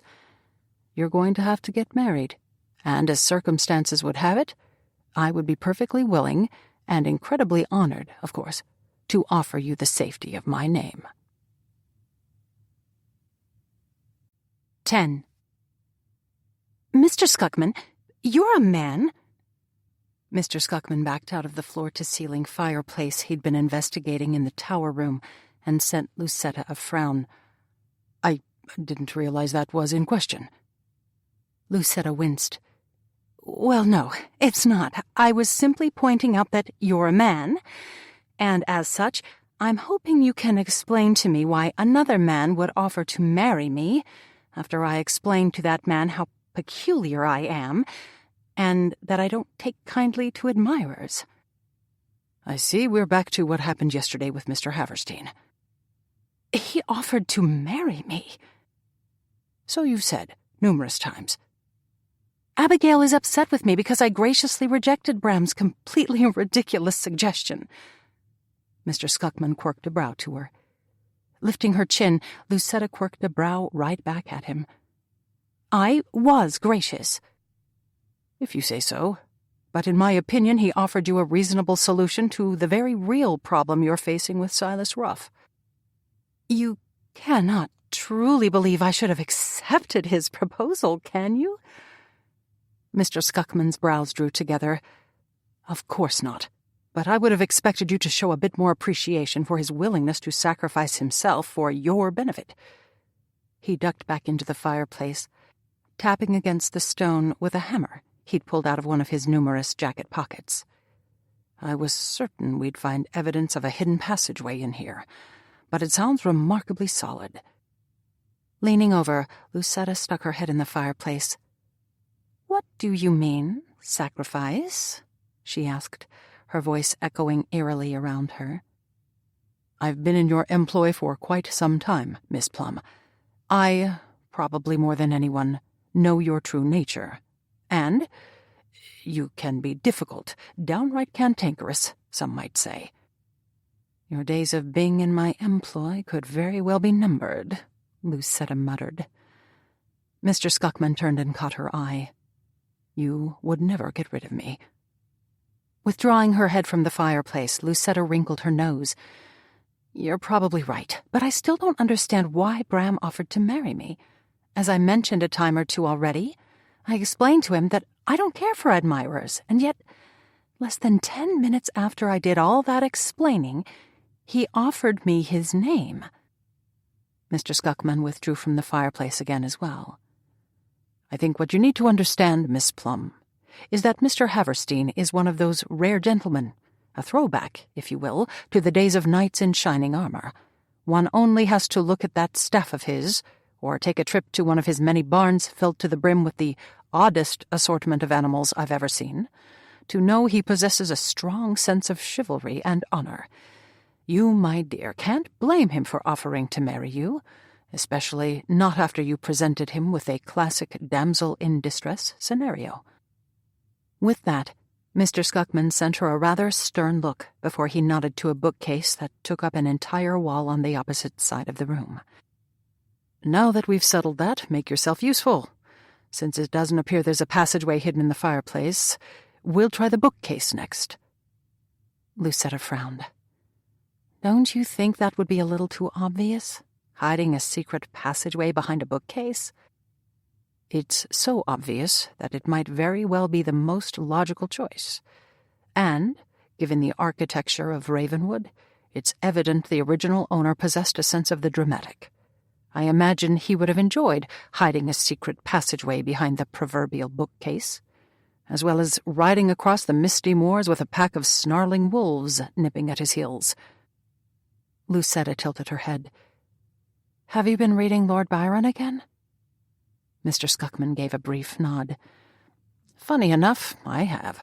I recently finished Lord Byron's Manfred, although I also recently discovered Nightmare Abbey by Thomas Love Peacock." His eyes went a little distant. "What a fascinating story, filled with characters who were inspired by real-life acquaintances of Thomas Love Peacock, such as that master of romantic poetry himself, Lord Byron." Lucetta resisted a grin. "That sounds fascinating indeed. But if we could return to the marriage proposal subject for just another moment?" Mr. Scuckman nodded to the bookcase again. "I think we've covered all there is to cover regarding that, Miss Plum. Off you go." Feeling a little put out that Mr. Scuckman did not care to continue the discussion surrounding Bram and his proposal, but knowing if she argued the point she'd be proving Mr. Scuckman right about her being a touch difficult upon occasion, Lucetta blew out a breath and marched across the room. Eyeing the books, she saw a copy of Wuthering Heights by Emily Bronte and pulled it out, opening it a second later and quickly becoming immersed in a story she'd somehow neglected to read before. "I've never really understood how you're able to read so quickly." Snapping the book shut, Lucetta lifted her head, found Mr. Scuckman watching her, and said, "What a disturbing story Emily Bronte penned. I think it is one you, what with your appetite for anything Gothic these days, will enjoy. Although that Heathcliff character is fodder for some deep contemplation." "You didn't address my previous statement," Mr. Scuckman pointed out. "You've obviously almost finished that entire book, yet less than an hour has passed since you picked it up, and clearly you were reading and comprehending what you'd read." Lucetta stuck the book back on the shelf. "I've been reading for almost an hour?" "Still not explaining how you read so quickly."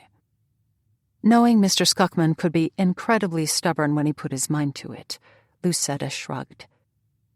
"It's not a secret. even though I don't share it often, or ever.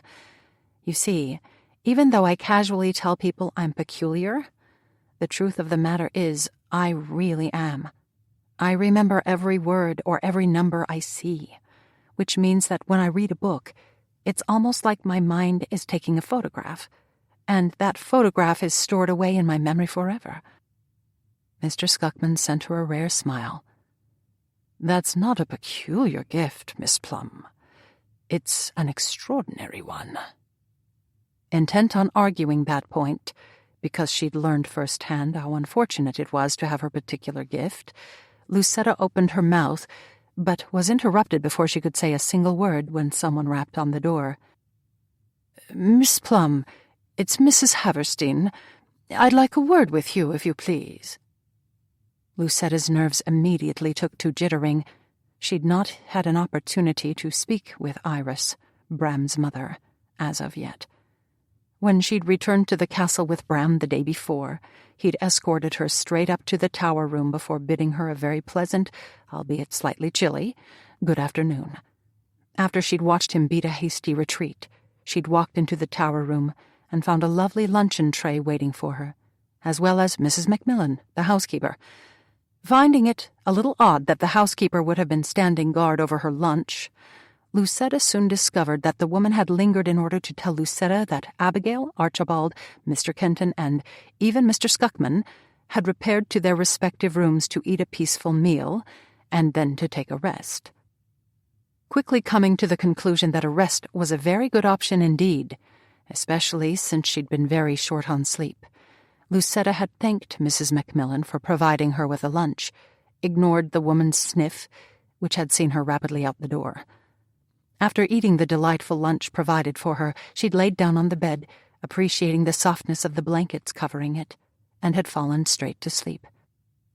She'd not woken up until the morning.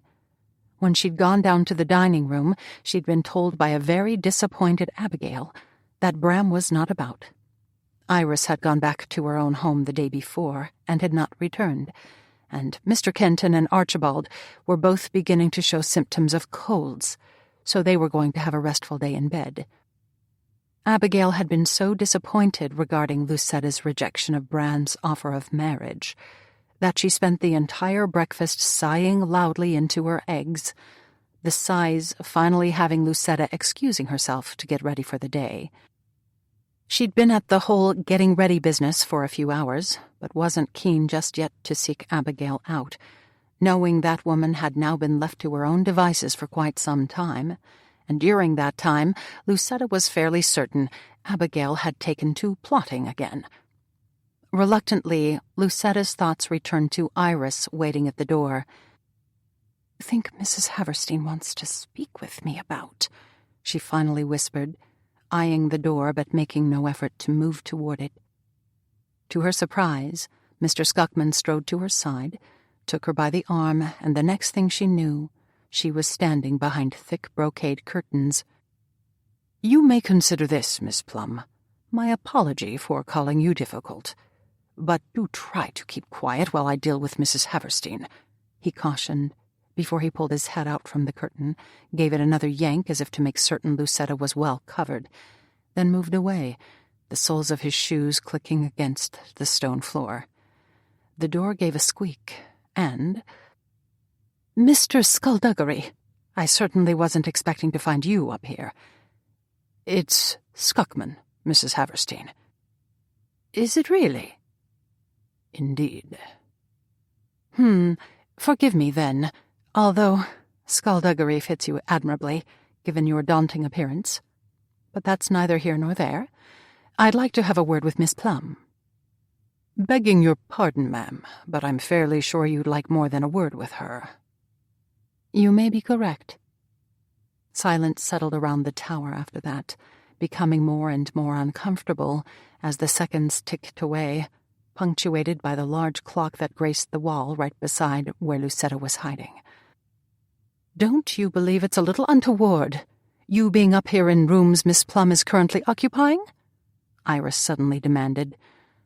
"Not at all. I'm searching for clues as to how that goat got up here." "You're a man." That has been pointed out quite a bit today. Pardon me? Mr. Scuckman cleared his throat. I am Miss Plum's personal guard, Mrs. Haverstein. As such, it is my duty to keep her safe. I'd be incredibly derelict in that duty if I didn't investigate threats to her safety, and Geoffrey the goat was a distinct threat and could have caused Miss Plum serious injury. I suppose that is a valid point. Indeed. More seconds ticked away. Would you happen to know where Miss Plum is? Iris asked. I do. Well?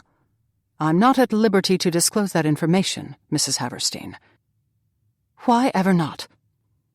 Because, again, my main objective as her personal guard is to keep her safe. I'm not going to harm her. Best not chance it. A loud sigh reached Lucetta's ears. Very well. Since you won't divulge her location, answer me this. Why would Miss Plum turn down a respectable offer of marriage from a gentleman such as my Bram? Why is it that ladies seem to believe I enjoy discussing these types of personal matters? Mr. Scuckman countered. Iris continued as if Mr. Scuckman had not spoken. Bram is a wealthy, eligible, and influential gentleman who owns his own castle, not to mention his stellar good looks. You're his mother. Of course you're going to believe he has stellar good looks. You don't believe my Bram is handsome? Yet another topic I'm not comfortable discussing, but I suppose if I really consider the matter, yes, Mr. Haverstein's features are adequately arranged, but Miss Plum is not a lady who is impressed by a handsome face. She's an actress. Mr. Scuckman let out a bit of a growl, which had Lucetta immediately stepping from behind the curtain. Thank you, Mr. Scuckman, but I think it might be for the best if I take it from here. Were you hiding behind the curtains? Iris demanded. Obviously, Lucetta said as she headed across the room, stepping in between Iris, who was looking indignant, and Mr. Scuckman, who had adopted his most intimidating pose, a pose that didn't appear to intimidate Iris in the least. Now then, Lucetta began, sending Mr. Scuckman a frown when he cracked his knuckles. From what I overheard, you're here, Mrs. Haverstein, to learn why I rejected Bram's offer. Iris lifted her chin. That's one of the reasons I've sought you out. Lovely. And before we address those other reasons, allow me to say that the reason I refused Bram's proposal was because your son was offering to marry a woman who doesn't exist. He simply has yet to realize that. Iris narrowed her eyes. Bram could provide you with everything. I'm fairly good at providing for myself, Mrs. Haverstein. Iris's eyes narrowed to mere slits. What are you really playing at? Are you, by chance, hoping that because you turned him down, he'll make you a better offer? Lucetta's brows drew together. What else could he possibly offer me that would be more appealing than his name? For a second, Iris looked a little taken aback, but she rallied quickly. You may be the type of woman who prefers the freedom spinsterhood provides, so I would imagine you're holding out for a nice place in the city, replete with all the fashionable amenities. Even though Lucetta was well aware of the reputation most actresses were assumed to enjoy, and even though such insinuations normally never bothered her, a sliver of hurt wormed its way into her heart. Before she could summon up a suitable response, though, Abigail suddenly breezed into the room. Lucetta is like a granddaughter to me, Iris, and as such you will treat her accordingly, as well as apologize for your serious lack of manners, Abigail said, as she plunked her hands on her hips and scowled at her daughter. At first, it seemed that Iris wanted to argue the point, but then she blew out a breath and nodded Lucetta's way. My mother is quite right. That was unkind of me, and unfair. Forgive me. Lucetta lifted her chin. I'm sure discovering that your son extended his name to an actress has you feeling out of sorts, Mrs. Haverstein. But, if you'll recall, I did refuse him. So I don't exactly understand why you're so put out with me." "She's not put out with you, dear," Abigail said before Iris could respond. "She's put out with me, but taking her frustrations about that out on you." She held up her hand when Iris opened her mouth. "You see, I made the mistake of telling her I felt that you and Bram would suit each other admirably, which is why she is now dead set against the two of you making a match of it." "Because you have no skill at all when it comes to the delicate art of matchmaking, Mother," Iris began. "That, if you'll recall, was proven many years ago when you tried to pull off what would have been the tragedy of the century by trying to match me with Mr. Gilbert." Iris turned to Lucetta. "You were not present when this bit of history was brought up yesterday, but do know that my mother chose a completely unsuitable gentleman for me to marry, one who had all the right social connections, but didn't stir my heart in the least. She even went so far as to convince this Mr. Gilbert to spring a surprise proposal on me in the middle of a society ball. That embarrassing episode is exactly what had me fleeing New York, marrying my Mr. Haverstein, and vowing to forsake New York society forever." Missing pieces of the puzzle that surrounded Abigail began falling into place. Lucetta had always known there was something in Abigail's past, some unfortunate event that Abigail regretted that had been behind her taking in 3 young ladies from the Lower East Side. While the claim had been made that Abigail had been so generous simply because of her friendship with Reverend Thomas Gilmore, a dear man who'd saved Lucetta from the streets when she'd been little more than a child, it was now becoming clear that the true reason behind Abigail's generosity might have had more to do with her seeking redemption for a past wrong than for fulfilling any favors requested. Reverend Gilmore, being a very intuitive sort, had likely known what Abigail's heart had needed all along. By asking Abigail to help Lucetta and her friends get on their way to a better life, he'd given Abigail a purpose and a way to compensate for the mistakes she'd made in the past with her own daughter. What was certainly going to be fodder for future contemplation was this: because Abigail had become involved in Lucetta's life, and that involvement had led to their being at Ravenwood, which had put Abigail in direct contact with her daughter, it almost seemed as if God was orchestrating some type of plan.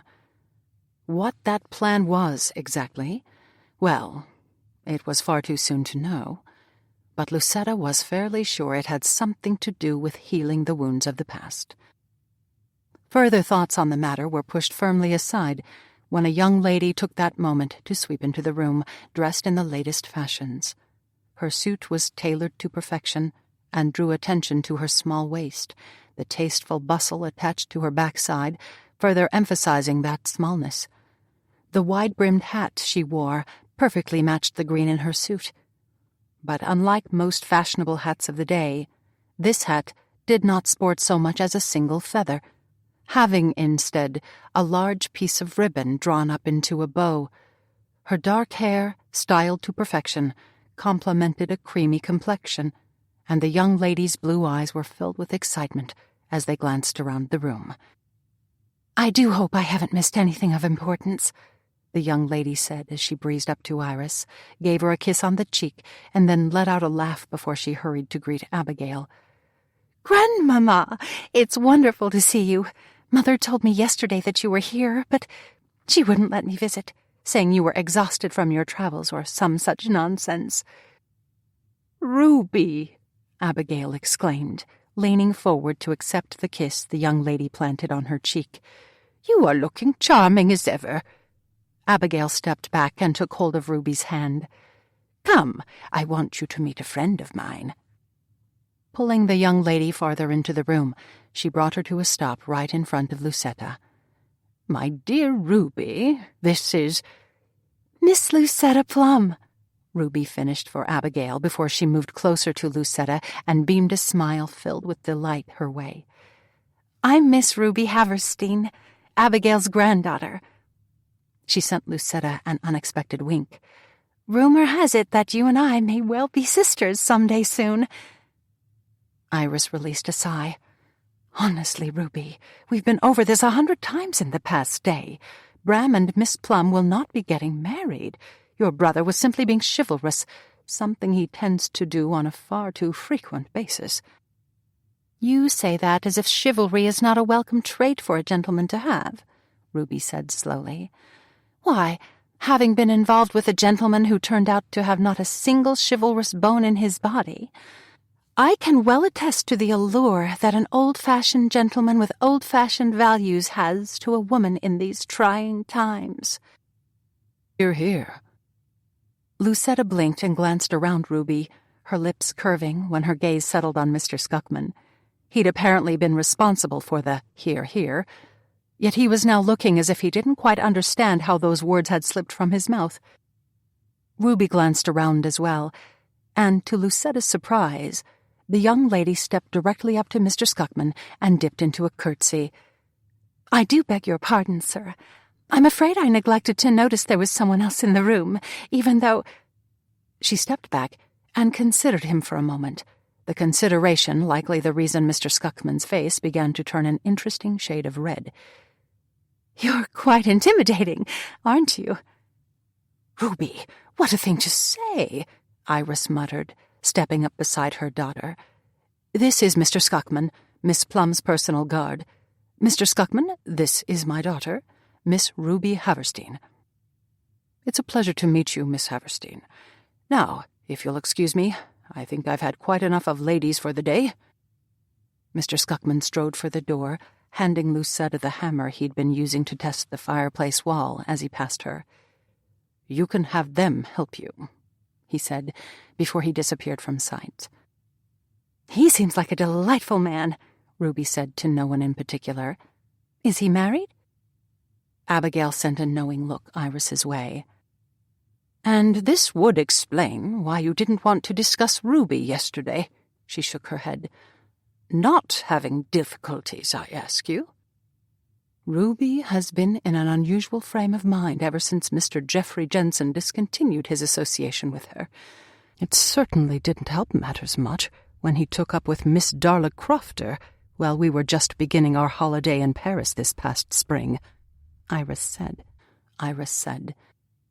He didn't take up with Miss Crofter, Mother, Ruby said, pulling the gloves from her hands. He married her, abandoning me in the process. She moved over to a chair situated by the fireplace and took a seat.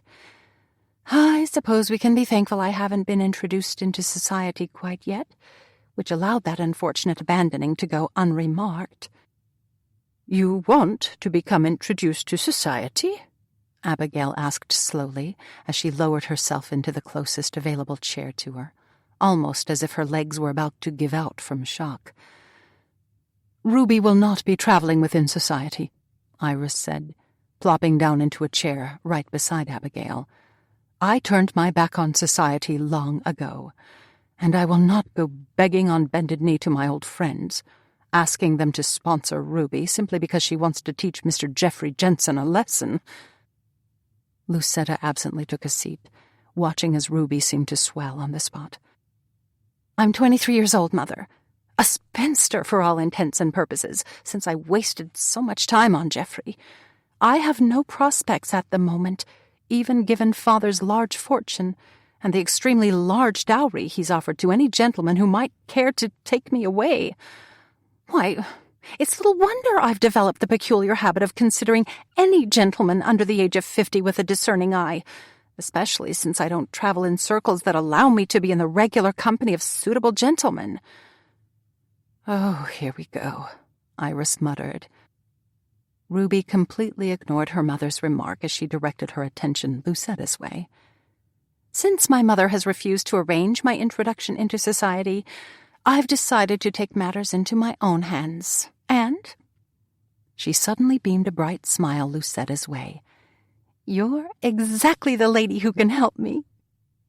Keeping her gaze staunchly fixed on Ruby, especially since Iris had begun to sputter, Lucetta cleared her throat. Am I to understand, Miss Haverstein, that you want me To question Mr. Skuckman for you and see how old he is? Please, call me Ruby. And no, that's not what I had in mind at all. However, how old is Mr. Skuckman? I think he may be around 30, but I'm not swearing to that. Ah, that's not old at all, especially considering I'm 23. But I'm getting completely distracted from the subject at hand. She leaned forward. You see, without the proper backing of a society matron, if I have any hope of being invited into society, I need to show that I'd be a welcome addition to any and all society events. She nodded determinedly. Which means I need to become the belle of the ball. Oh, dear, Iris said as she buried her head in her hands. How do you plan to do that? Lucetta asked slowly. I need an escort who everyone will want to meet, and that escort needs to be a gentleman of consequence. She beamed another smile Lucetta's way. That's where you come in. I've never been introduced to the gentleman I have in mind, but since everyone knows he specifically wrote The Lady in the Tower for you, I'm quite certain you're well acquainted with him. You want me to introduce you to Mr. Grimstone? Lucetta asked. Indeed. And then what? Lucetta asked slowly. We must convince him that his greatest desire is to marry me, of course. 11. Igor, round them up, Bram called, watching as Igor released a sharp bark and then began tearing around the small cluster of sheep Bram had brought with him to the far pasture. He'd never taken the sheep to this particular pasture before, and it had been quite the feat, getting his less-than-trained band of mutts to herd them such a distance. But he'd needed to get as far away from the castle as possible, or rather get as far away from Miss Lucetta Plum as possible, because quite honestly, he needed to seek out a place of peace and quiet in order to finally sort out his thoughts. Lifting his face to the late October sun, he realized that the only thing he'd managed to sort out during the numerous hours he'd been avoiding the castle was the fact that he'd made a complete idiot of himself with Lucetta. He certainly hadn't intended to offer her a marriage proposal in such an impulsive manner. It had just happened. But then, when she'd very kindly turned down his offer, in a tone of voice one usually reserved for the very ill, he'd begun to get the most unpleasant feeling that he might have spent 3 very long years pining after a woman who didn't actually exist. The woman he'd thought he was in love with was a most delicate sort, fragile, needy, a bit melancholy upon occasion, and too beautiful for words, of course. While Lucetta's beauty was even more impressive close up, that was seemingly the only thing he'd gotten right about the lady. She was not delicate in the least, and didn't appear to possess a melancholy demeanor. The case couldn't even be made that she was fragile, considering she'd managed to outrun a goat bent on bodily harm without dissolving into a bout of hysterics. In all honesty, the best word to describe Miss Lucetta Plum was practical. It was a disappointing word, practical. Not romantic at all, and certainly not a word he'd ever thought he'd be using in regard to Lucetta. The bleating of the sheep shook him out of his thoughts. Turning his attention back to the flock, he blew out a breath. Igor was still dashing around the sheep in rapid circles, his tail wagging furiously. While his herding attempt was certainly enthusiastic, the only progress he was making was to make the sheep dizzy, except for the one that had actually stretched out across the brown grass of the field and seemed to be on the verge of falling asleep. I see training is going well. Looking over his shoulder, Bram felt his stomach drop when he caught sight of Lucetta walking his way, no hat on her head or parasol to protect her skin from the rays of the sun. He found he was not really surprised by that, nor was he surprised by the fact her hair was styled in 2 simple braids, those braids making her appear remarkably young and certainly not the sophisticate everyone assumed her to be. Turning to face her, the unexpected thought flickered through Bram's mind that Even if she wasn't what he'd thought her to be, he was finding himself more and more intrigued by her, as if she were a mystery he desperately needed to solve. That idea had him shuddering ever so slightly. He'd never considered, not once, that he'd ever find Miss Lucetta Plum to be a mysterious soul. In fact, when he'd considered her, and he'd considered her quite often, it had always been with the certainty that, if he were successful in winning her over, she'd be a lady for him to take care of for the rest of her life, not a lady that he'd be able to converse with, laugh with, or, heaven forbid, appreciate her opinions. Igor suddenly let out a sharp bark of welcome right before he abandoned the sheep and dashed Lucetta's way. Montresor yawned before he got up from where he'd been lying on the ground watching the sheep, while Bram's 2 other dogs, Brutus and Victor, scampered away. Lucetta bent down, gave Igor a good scratch, then straightened, only to bend down again when Montresor caught sight of her and scampered over to greet her. Scooping the little dog up, she snuggled it close as she straightened, sending Bram a smile. "They may not have gotten the herding business down yet, Bram, but my goodness, they sure are adorable." She nodded to where Brutus and Victor were sitting quite a distance away now.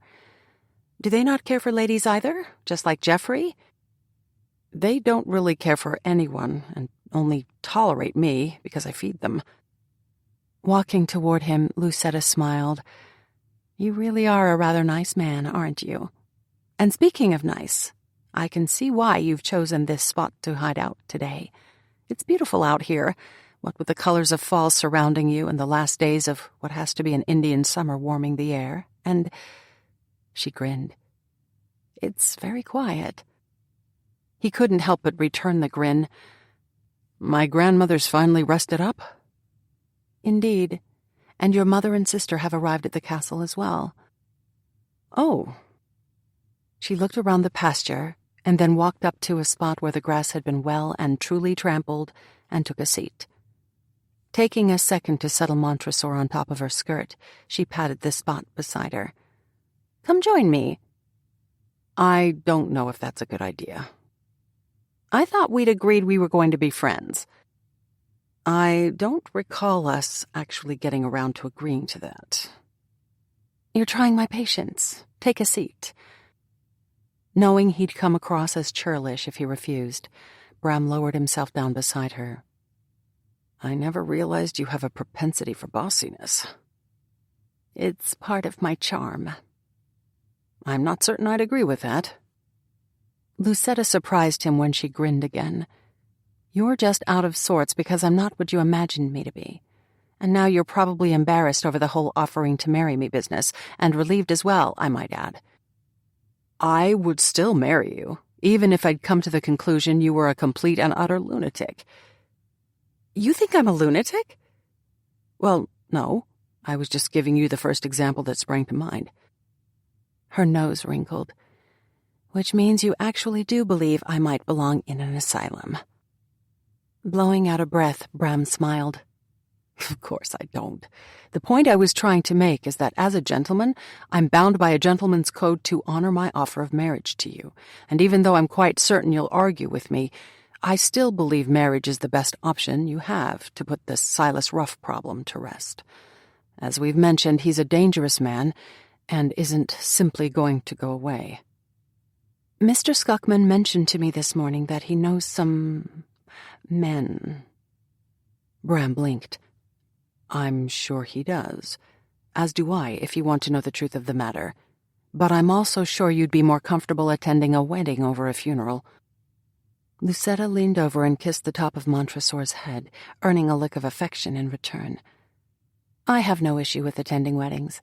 I just have no desire to be the lady walking down the aisle to meet a groom at the end of that aisle." "I always thought every woman's greatest dream was to get married." "And I'm sure that was my dream when I was 12. She shrugged. "Life has a way of turning out differently than we expect, though, doesn't it?" The urge to soothe her was immediate, an urge he staunchly pushed aside, knowing she would turn all prickly again if he tried. "Mr. Skuckman told me. I should have been more appreciative of your sacrifice, Lucetta said, her tone decidedly disgruntled. And that sacrifice, according to him, was you offering to marry me. Bram felt his lips curl. Did he now? She caught his eye. He did. And I hate to admit this, but he might be right about me not showing you the appropriate appreciation. She blew out a breath. Apparently, I'm difficult. He couldn't hold back a laugh. Such conclusions can be surprising, but, truth be told, difficult may be part of your charm. It's far more delightful than bossy. Rolling her eyes, Lucetta leaned back on her elbows, earning a rumble of dissent from Montresor in the process as he resituated himself in the folds of her skirt. Difficult though I may very well be, she began, I find myself curious about you. Tell me something interesting about Bram Haverstein. There's not much to tell. I'm sure that's not true. You live in a castle. There must be a riveting story behind that. I'm afraid it's a rather dull story. Not riveting. I loved the look of the place, and I knew it would provide me with enough room to keep a few animals and provide me with the calm atmosphere I need to... Well, who doesn't enjoy a calm atmosphere?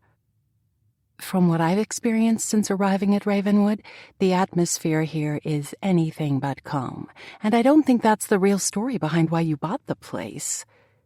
She considered him for a long moment. Quite honestly, I've come to the conclusion there's far more to you than meets the eye. Bram blinked. Ah, well, I'm sure that could be said about most people. Why did you really purchase Ravenwood? She pressed. Bram leaned back. Fine. Since persistence also seems to be a part of your charm, I'll tell you. But it's hardly a riveting tale. You see, the previous owner, Mr. James Woodward, was desperate to sell because his wife had come to the conclusion Ravenwood was haunted. After one too many encounters with what she claimed were otherworldly beings and otherworldly experiences, she had Mrs. Macmillan pack her a bag, and she left for the city, vowing to never step foot in Ravenwood again. Which, I can honestly tell you, she never did. Mrs. Macmillan worked for the previous owners? She and her husband did. And you thought keeping them on was a good idea because... Bram shrugged. They asked if they could remain, and since I didn't have a housekeeper or a butler, I didn't see any harm in allowing them to retain their positions. Well, they certainly do fit the roles for caretakers of a haunted castle, but you have yet to truly explain why you bought the place. Plucking a long piece of grass out of the ground, Bram rolled it between his fingers. Who doesn't want to live in a haunted castle? Lucetta arched a perfect brow his way. Oh, very well, he said. I'll tell you, but only because I'm not certain I'm quite ready to add nagging to the long list of supposed charms I've had to accept about you recently. I don't nag, Lucetta muttered. That may well be debatable, but back to my story. You see, the previous owner, Mr. Woodward, had recently suffered some extensive losses in the market, and because of that, he did not have the luxury of taking a financial loss on Ravenwood once rumors spread that it was haunted. However, since his wife refused to step foot inside the castle once she came to the belief it was well and truly haunted, he found himself in a bit of a bind. So, I stepped in and bought it from him. Good heavens, Mr. Skuckman was right. You do enjoy rescuing people, he heard Lucetta say under her breath before she lifted her head and sent him a smile that showed a great deal of teeth. It was very nice of you to buy Ravenwood from that man. Bram shoved aside the peculiar thought that she didn't actually seem to like the idea that he enjoyed rescuing people, and summoned up a smile of his own. I had the means to buy Ravenwood, and I love the castle, so helping out Mr. Woodward wasn't an act of any great consequence. I'm certain it was to him. He turned his attention to the sheep, all of which were back to grazing as Igor slunk around them. Looking back at Lucetta, Bram caught her eye. Just as I've come to discover, you don't care to have people remark on your skills on stage. I don't particularly care to talk about the assistance I extend to people." He smiled. "Reverend Gilmore, a dear friend I met about a year ago, once told me that he believes God puts people on certain paths, and when you cross paths with a person who is in need, and you have the solution to that need, well, God expects you to put that solution to use. I don't know about you, but I'm not one to argue with God." Lucetta's mouth had dropped open. "You're acquainted with Reverend Gilmore?" "Shouldn't I be?" Bram asked slowly. "He's friends with your grandmother, and he's the man who helped me get safely settled when I first landed in New York years ago." "That is a curious coincidence, but I don't believe he's deliberately sought me out for some nefarious scheme.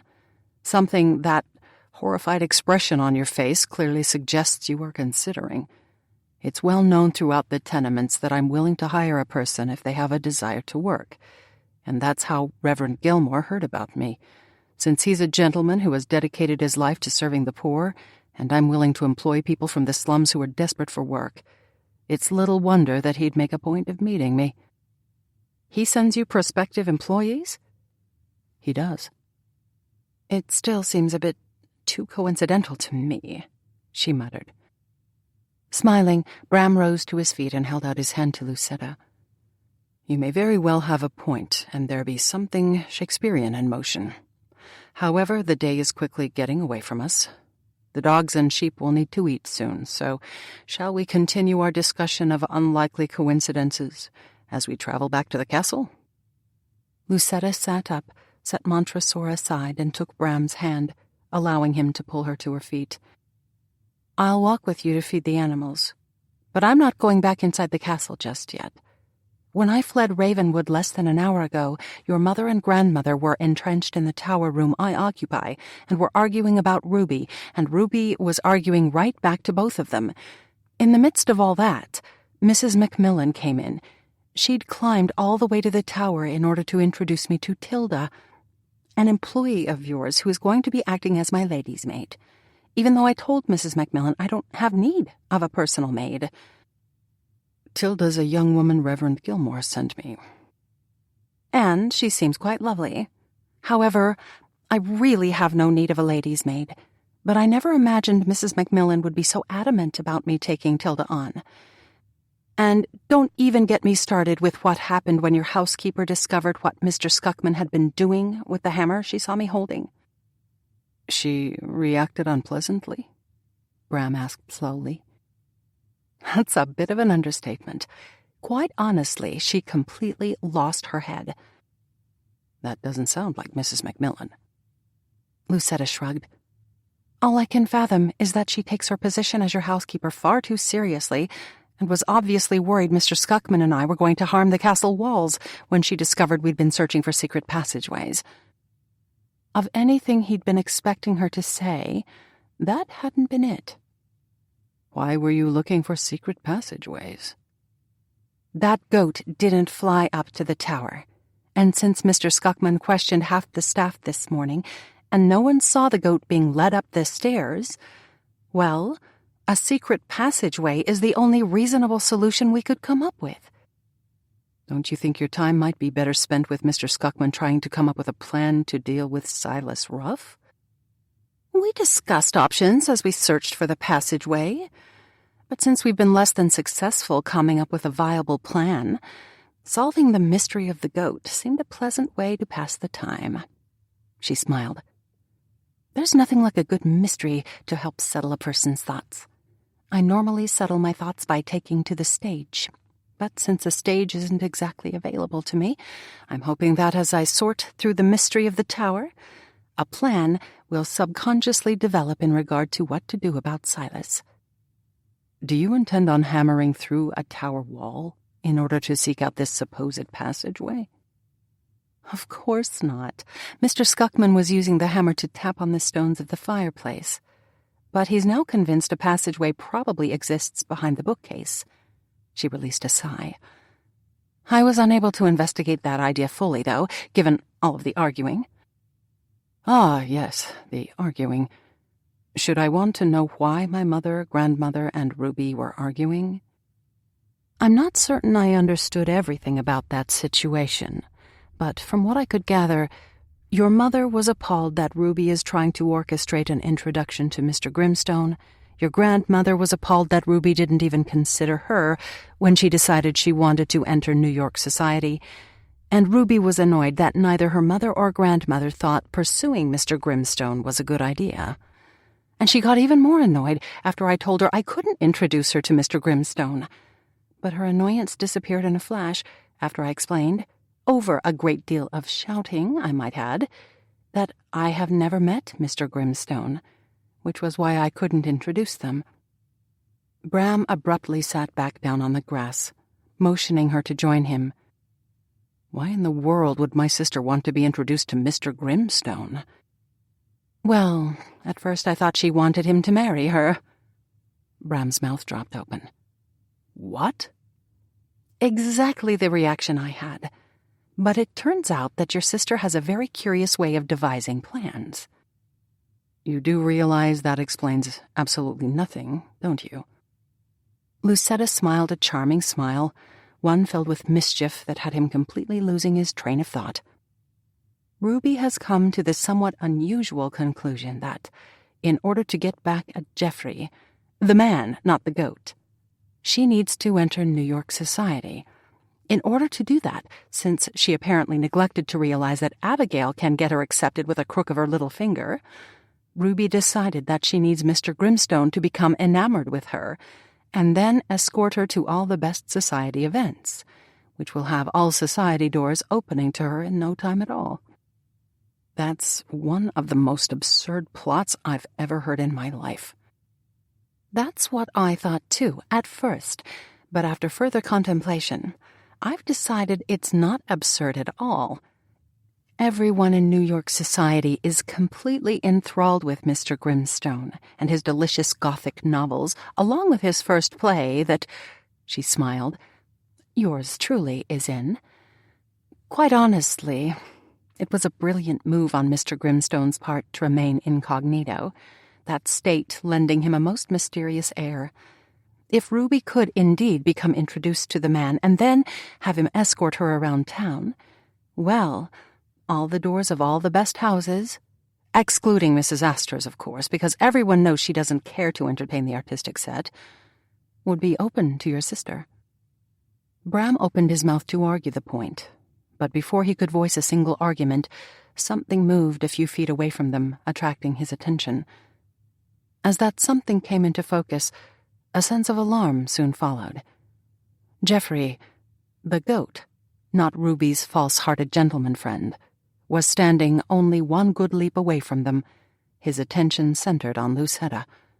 How the goat had managed to escape the barn and then find them was a complete and utter mystery, but not one Bram had time to consider at the moment. "Don't move," he whispered, which had Lucetta immediately turning around. "Is that Geoffrey?" she demanded, right before Geoffrey pawed a hoof against the ground, and then charged. 12. Feeling quite like she was in the midst of some outlandish dream, one where she kept getting chased over and over again by a goat, Lucetta leapt over a tree stump while being mindful not to land on Montresor as the little dog scampered by her feet. Running as fast as she could across a pasture painted in the lovely colors of fall, she crested a small rise and saw Mr. Skuckman and Stanley striding her way. "Geoffrey is determined to kill me again," she yelled, which had Mr. Skuckman, who seemed to be brandishing a sword, breaking into a run. As he disappeared over the rise she'd just crested, she slowed to a walk and drew in a sharp gasp of much-needed air as she pressed a hand against a stitch that was developing in her side. To her dismay, only seconds later, Geoffrey charged over the rise, bleating as if his very life were in danger, as Mr. Skuckman tried to catch him. "Mr. Skuckman, Geoffrey is afraid of swords," Bram yelled as he ran into view. His words had Mr. Scuckman coming to an immediate stop and lowering the sword. But Geoffrey continued forward, galloping past Lucetta, clearly having abandoned all interest in her. "That's not something one sees every day," Stanley remarked, as he moved up to join her. Nodding, Lucetta watched as Geoffrey continued his flight across the pasture, disappearing into a grove of trees before she caught Stanley's eye. "I'm quickly coming to the conclusion one sees many odd things here at Ravenwood." Stanley sent her a weak smile right as Bram joined them. "Are you all right?" Bram asked. "A little short on breath, but besides that, perfectly fine," she said, before she looked Mr. Scuckman's way. He was walking backward, still holding a sword in his hand. His attention settled on something Lucetta couldn't see.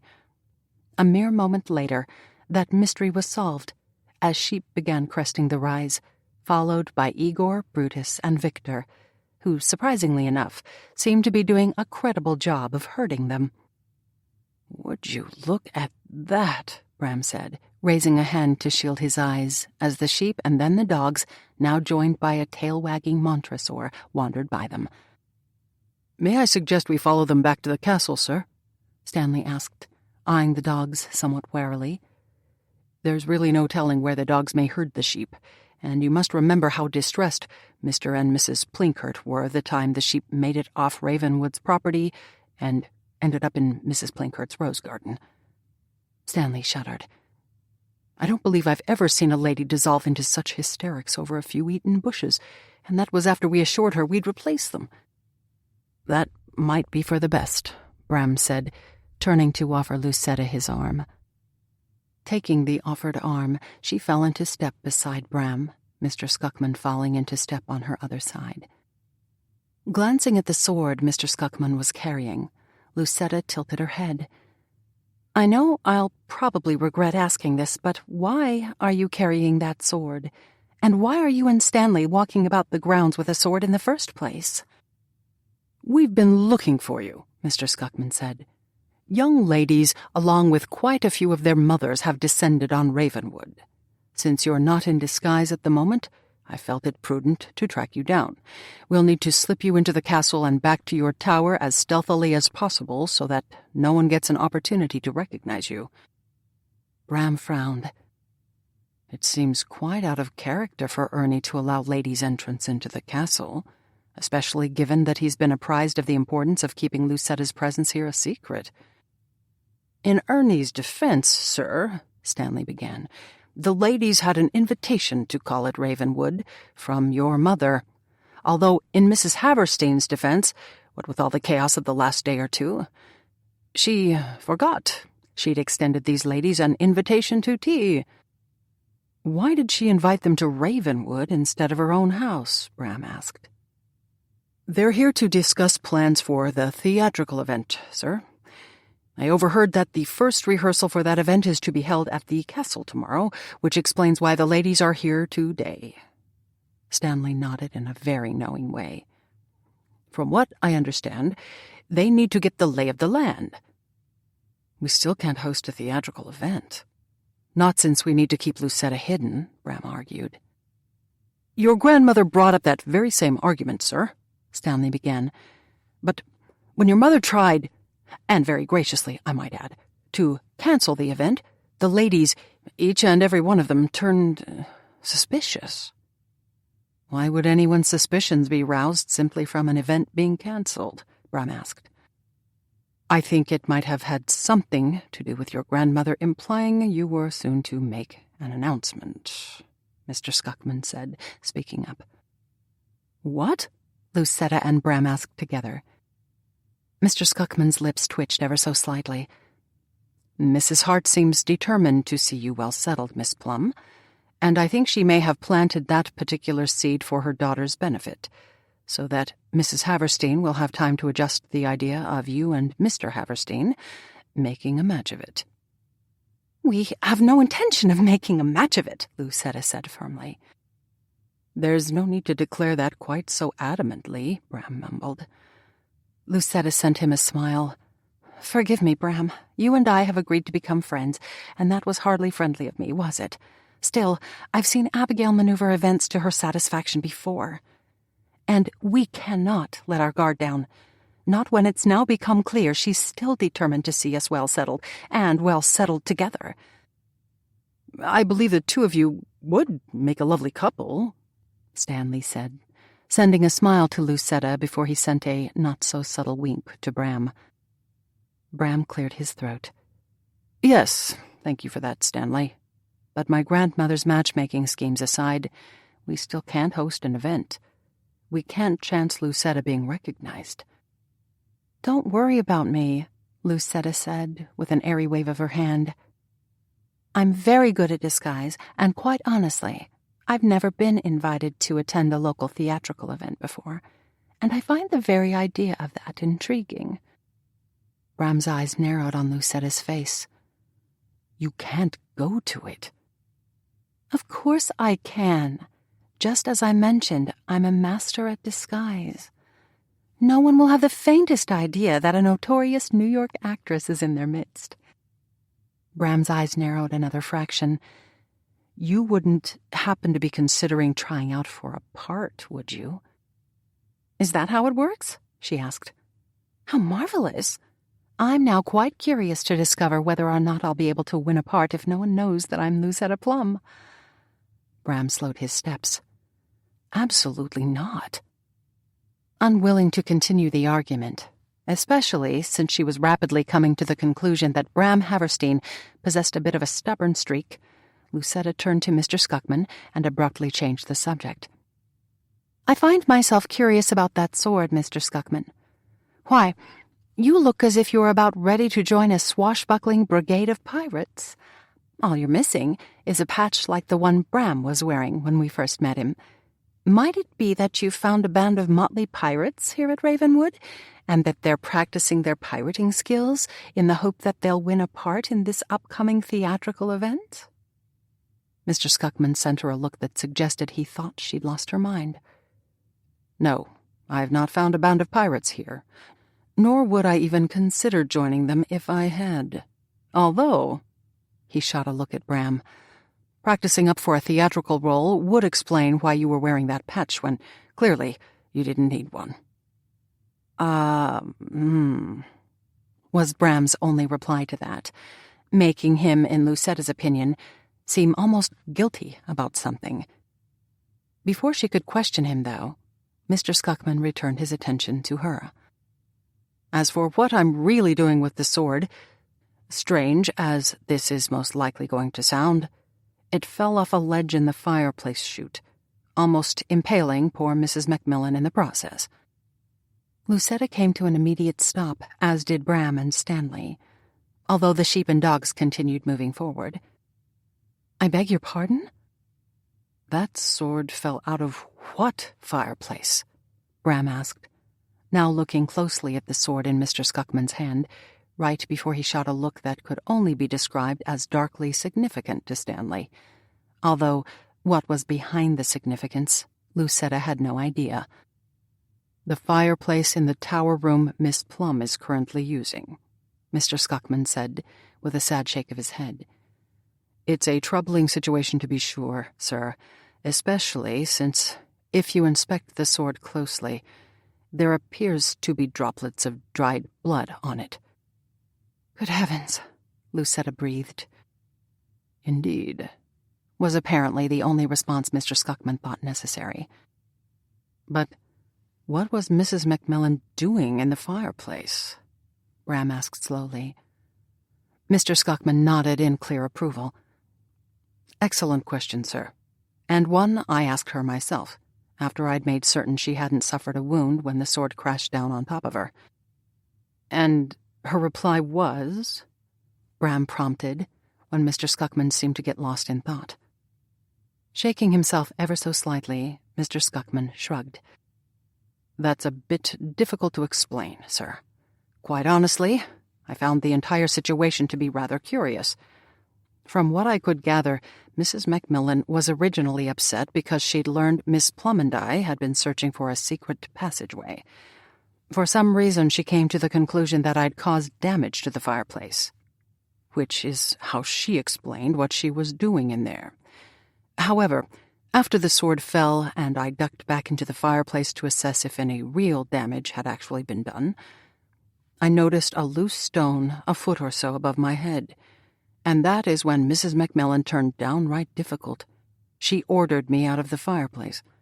But since I've never been one to take ridiculous orders, I went ahead and pulled out the stone, finding something concerning hidden behind it. Mr. Scuckman handed Stanley this sword, reached into his pocket, and pulled out what appeared to be a diamond and emerald encrusted necklace. Holding it up, he arched a brow Bram's way. "Any thoughts as to why this would have been hidden in the tower fireplace?" Bram reached out to touch the necklace Mr. Scuckman was displaying. "You say you found it behind a loose stone?" "I did, which seems to suggest it was put there for a reason." Lucetta took the necklace from Mr. Scuckman and looked it over. "How interesting. It's a piece by Tiffany because that's Tiffany's mark on the back, and I don't think it's very old." She handed the necklace to Bram. "If I were to hazard a guess, I'd say what we're looking at is a piece of stolen goods." "An interesting conclusion," Bram said slowly. "Indeed, we mustn't forget the sword," Lucetta reminded him. "It might have been used to pull off the jewelry caper." "I doubt that," Bram mumbled under his breath before he lifted his head and sent her a strained smile.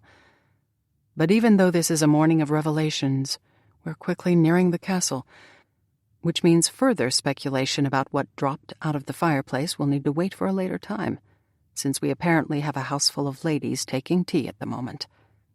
He nodded to Mr. Scuckman. "You'll see Lucetta inside and keep her from being seen by our guests?" "Of course." "Thank you," Bram said before he turned to Lucetta. "If you'll excuse me, I do believe it might be for the best if I were to go have a word with my staff." He turned and walked away without another word, slipping the necklace into his jacket pocket. Stanley walked off as well, carrying the sword. "Are you going to contact the authorities?" Lucetta called after Bram, her question having him turn back to her. "I don't think there's any need for that quite yet." "A bloody sword dropped out of your fireplace, along with a mysterious necklace from Tiffany and Company," she reminded him. "I'm hardly likely to forget that, Lucetta."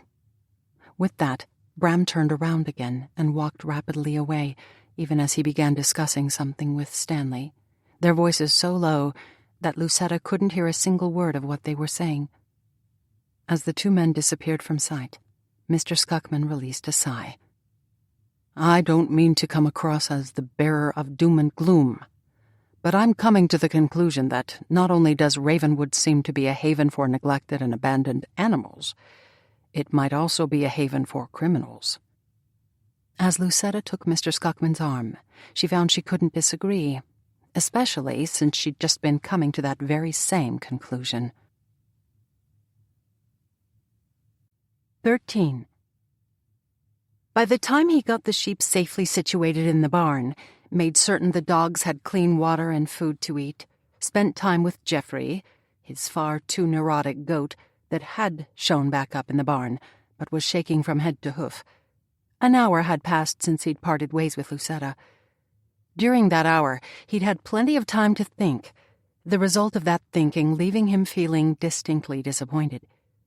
Someone in his employ had obviously reverted back to their old ways, and in so doing had brought scrutiny to Ravenwood, and scrutiny by the authorities if Lucetta had her way.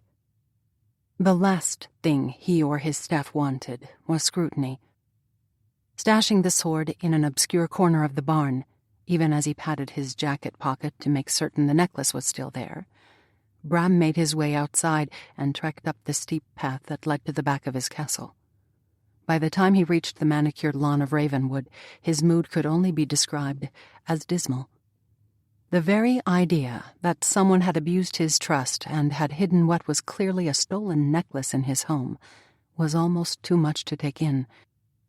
He'd given the members of his staff an opportunity for a second chance, pulled them out of the meanest tenements in the city, and had only asked that they put their criminal ways behind them in return.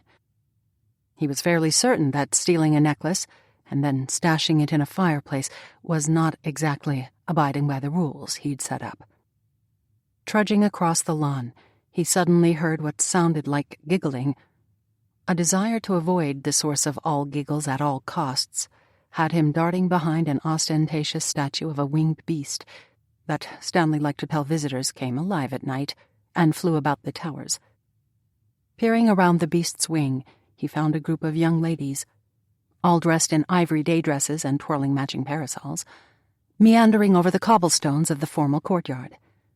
They kept looking this way and that, and knowing full well that what they were looking for was him, he pulled back and decided his only option, since he was in no frame of mind to participate in idle chit-chat or fend off the attentions of young ladies with marriage on their minds, was to wait them out. Sinking to the ground, he leaned back against the statue and stifled a yelp a moment later when a young lady suddenly appeared right in front of him. A young lady, it turned out, he wasn't opposed to seeing, until she opened her mouth. "I see you're embracing a cowardly attitude today," Ruby said before she plopped down next to him. "It was fortunate for you that I told those young ladies that you like to spend time in the gazebo past the reflecting pond. That information was undoubtedly why they didn't see you over here, focused as they seemed to be on finding that gazebo." "You told them I spent time in the gazebo?" "They were beginning to annoy Grandmama, and you must realize by now that she's not a woman one wants to annoy." Ruby shuddered before she smiled. "Besides, it's not as if you're actually in the gazebo at the moment, since you're clearly hiding here."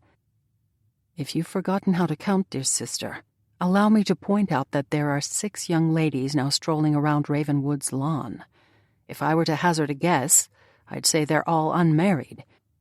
You'd take to hiding too if you were a man and were facing that many threats to your bachelorhood." "Yes, it must be quite the trial to be so sought after." Remorse was immediate. Reaching out, Bram rubbed Ruby's arm. "You're a beautiful, intelligent, somewhat amusing young lady, when you're not exasperating me, that is. You'll find your special someone someday." "I wasn't aware we'd changed the subject to me." "Weren't you?" Ruby blew out a breath. "Forgive me. I don't mean to come across as a bitter shrew all the time. I clearly haven't come to terms with Geoffrey Jensen rejecting me in such a cavalier fashion, and for such a snooty lady of society, no less. Since I didn't begin an association with him until I was 20, and with all the time I wasted on him, I'm now, much to my dismay, 23, and well on my way to being considered firmly on the shelf." "You were never a young lady to embrace the idea of marrying directly out of school, Ruby. If I need remind you, you spent 2 years touring Europe after school, and only began spending time with Geoffrey because so many of your younger friends were getting married." She sent him a rather sweet smile. "I did enjoy touring Europe." "Of course you did. And returning to the being on the shelf business, from what I've been told, you've already come up with a plan to change that dastardly situation. A plan that will see you squired about town on the arm of Mr. Grimstone." Ruby smiled. "Ah, it seems you've encountered Miss Plum this afternoon. I was so hoping you wouldn't hide away from her forever, after that ill-advised marriage proposal you extended her." "I hate to disappoint you, Ruby, but I didn't seek Lucetta out. I was perfectly content to hide away from her as long as possible, but she ran across me in the far pasture, where I'd taken the dogs to run through their paces with the sheep." "You do know how to spend a fun afternoon, but be that as it may, I'm still glad you got to speak with her." Ruby's smile widened. "May I assume the 2 of you have come to some type of an understanding?" "I think it's safe to assume Lucetta and I aren't going to wed." Ruby reached out and patted his arm. "I wouldn't give up all hope just yet, Bram. I, probably more than anyone, since I've attended so many of her performances with you, know how long you've held Lucetta in high esteem. Quite frankly, now that I've met the real Lucetta, I do believe she's entirely more fascinating than everyone, myself included, assumed her to be." Frowning, Bram tilted his head. Why do you say that? Because I think she's far more accomplished than she lets on. Seems to be incredibly intelligent, and I didn't get the impression that she's overly concerned with her appearance, which, coming from a lady as beautiful as Lucetta, is well and truly telling. She smiled. And she's definitely not fragile, nor does she seem to be the weepy type. I always expected her to be weepy for one reason or another. Bram nodded. I thought she would be weepy as well, but that certainly doesn't seem to be the case. Truth be told, now that I consider the matter, she seems very similar to you, except for the whole shrew business. I don't get the impression Lucetta is much of a shrew.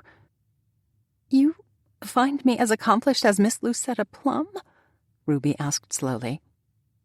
Of course you are. You've taken over a large chunk of the investments for the family, and according to my bank account, you're very good at buying and trading in the financial market. Stocks are easy, Bram. You'd do well with investments, too, if you simply put your mind to it. I'm really not one for numbers, or any other normal business endeavor, for that matter. And that right there is the crux of your problems, Ruby said, as she wrinkled her nose. Do you know that Mother is now under the impression that you've been spending your time here at Ravenwood pursuing endeavors of an illegal nature? What? Ruby blew out a breath. She'll be very annoyed with me if she discovers I've told you this, but quite honestly, I'm getting a little tired of listening to her many and varied suspicions. At this very moment, she's decided that you're playing Robin Hood. You know, stealing from the rich to give to the poor. I beg your pardon? Rolling her eyes, Ruby shook her head. I suppose her believing you're a Robin Hood type is better than what she thought just yesterday, that you hire questionable employees to further your own criminal pursuits. But since Mr. Skuckman pulled that necklace out of the fireplace today, Mother's now convinced you spend your time breaking into society members' homes, stealing a few items here and there, and then spreading the wealth around. That's ridiculous, unless... There haven't been a rash of robberies in this area of late, have there? He asked slowly. Ruby shook her head. I haven't heard of any, nor has Mother mentioned anything about robberies. A sense of relief swept over Bram, but before he could question Ruby further about the matter, she took to completely changing the subject. What do you think of that Mr. Skuckman? Ah, well, he seems to be a dependable sort, from what little I can tell, although he doesn't speak much. But, getting back to Mother, why do you suppose she's been under the belief I'm up to no good? It's either think you're up to no good, or think you're aimless without a purpose in life. I have purpose in my life. Ruby arched a single brow his way. I am not playing Robin Hood, was the only response he could think of to say. That was convincing. He shifted on the hard ground. I'm not. Then what have you been doing all these years since you left the university, Bram? You certainly never continued on with pursuing your law degree, and no one seems to know what you do to pass the time during any given day. I rarely have enough hours in a day to complete everything I need to accomplish. Ruby's other brow rose to join the first one. If you're not up to illegal activities, explain the necklace. I can't, because I have no idea where that necklace came from, or who might have stashed it in the fireplace. What about the sword? What about it? Ruby rolled her eyes again. Now you're just being difficult. I might be a little difficult, but I can assure you I'm not doing anything illegal, nor have I been pursuing a life of crime since I left university. Fine, don't answer the question about the sword. We'll talk of your personal life instead. She smiled grimly. What are you going to do to win Lucetta's favor? What are you going to do to draw Mr. Grimstone's interest, or even discover who he is? He countered. For a moment, Ruby looked as if she wanted to continue arguing with him, but then her shoulders sagged ever so slightly. I was hoping Lucetta could introduce me to him, but oddly enough, she's never met the man, even though he wrote The Lady in the Tower specifically for her. Now I'm not sure how to proceed. Although, would you find it curious if I develop feelings of an affectionate nature for a gentleman who doesn't possess a fortune, or speak very much, for that matter? Speaking can be overrated, and you have been known to speak enough for 3 people, but we're not talking about Mr. Skuckman now, are we? Ruby's face turned just the slightest shade of pink before she shook her head. Don't be silly. I barely know that man. But getting back to another man that no one seems to be familiar with, Mr. Grimstone. Do you think it might be possible that when he penned The Lady in the Tower, he had an unrealistic impression of Lucetta as well? I'm not certain I'm following you. Well, the character Lucetta is playing, Serena Seymour, is fragile, sensitive, and dissolves into tears 3 times during the play. Since Mr. Grimstone has let it be known that he wanted Lucetta, and only Lucetta, to play the part of his Serena, doesn't it stand to reason that he wrote the play with her in mind all along? And that he wrote the part exactly how he believes Lucetta really is, delicate and in need of a protector? It almost sounds as if you no longer care for the character Lucetta has been hired to play. Well, I still find Mr. Grimstone's writing to be brilliant, but as I've been thinking about him so often of late, and thinking of his work, I've finally realized what would make him more brilliant in my humble opinion. Bram frowned. I quite enjoy the work he's done on The Lady in the Tower. I didn't say I didn't enjoy it. But if you consider his whole body of work, the themes of his stories are remarkably the same. The hero is always the rescuer, the heroine is always the victim in need of rescuing, and there's always a great deal of swooning and tender feelings going on. I mean, if you consider the matter, it's no wonder Lucetta thought to swoon when faced with Mother for the first time, since she spent so much of her time swooning on stage. Ruby drew in a seemingly needed breath of air and continued. Quite honestly, I believe Mr. Grimstone needs to write a novel or another play with the heroine as a strong, independent lady, one who is perfectly capable of saving herself. She will then, of course, meet a gentleman she can love, and together they save the day before riding off to their happily ever after. Bram felt his mouth drop open as everything he'd thought he believed or knew shifted. He'd been so convinced that Lucetta was a victim in the play called Life that he'd completely neglected to take the time to see past his misconceptions. She was not searching for a knight in shining armor. She was searching for a partner, someone she could share her experiences with, not someone who'd want to take over her life and make everything easy for her. Miss Lucetta Plum was certainly not a lady who would enjoy easy, at least not all of the time. She was too complicated, too accomplished, and too intelligent to live a life of mundane pleasantness. She was also a lady who deserved an equal partner, not a gentleman who wanted to set her up on a shelf, away from the messiness of living, something he'd been determined to do. That's exactly where I've been going wrong, and why I haven't been able to... He stopped when he realized he was speaking out loud, and with Ruby sitting by his side. Knowing he needed to get right to work while the inspiration was still flowing through his thoughts, he rose to his feet. Pulling Ruby up beside him, he sent her a smile. I know you're going to find this curious, but I have to bid you good day. Right this very minute? Ruby asked slowly. Right this very minute. What about all of the ladies who are hoping to see you this afternoon? They're going to be disappointed. What should I tell Mother about dinner? She's expecting all of us to sit down together because I think she wants to question you about your chosen path in life. The questioning will have to wait, but do extend everyone my sincerest apologies. And if Mother badgers you about why I'm unavailable, tell her a matter of urgent business has arisen that I have no choice but to address. Giving Ruby a kiss on the cheek and leaving her with a very confused expression on her face, Bram headed for the castle, anxious to get back to work. 14. To say that matters had gotten a little peculiar at Ravenwood was a bit of an understatement. lying in the enormous canopied bed that was the centerpiece of the tower bedchamber. Lucetta pulled the counterpane up to her nose as she debated whether or not she truly wanted to chance life and limb by trying to get off a bed that was several feet from the floor. Granted, there was a set of steps a person could use to get on and off the bed. But since the gas lamp Lucetta had intentionally left burning in the abutting bath chamber seemed to have been extinguished, negotiating those steps in a pitch-black room was not an option she wanted to embrace. However, when another mournful moan rang out, followed by what seemed to be the clinking of armor, Lucetta pushed aside her trepidation and flung back the counterpane.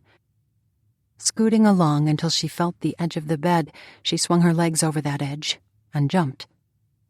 Landing harder than she'd intended, she limped across the room, keeping her hands out in front of her as she tried to find the door. Running into that door a moment later, she fumbled for the doorknob and gave it a twist. Relief was immediate when she opened the door and saw that moonlight was flooding the sitting room, making it possible to see. Her relief was short-lived, though, when a suit of armor suddenly sauntered into view, swinging a battle axe. Raising a hand to eyes evidently seeing things that weren't there, Lucetta gave them a good rub, but found when she returned her attention to the situation at hand, there was still a suit of armor in front of her. Edging slowly backward, she stopped when the suit of armor turned her way, sent her a nod, and then, as calm as you please, continued across the sitting room, only to disappear through the door that led to the tower staircase. A loud crash had Lucetta jumping almost out of her skin, until the thought came to her that the crash might have just been the suit of armor running smack into a wall, which meant it was only human.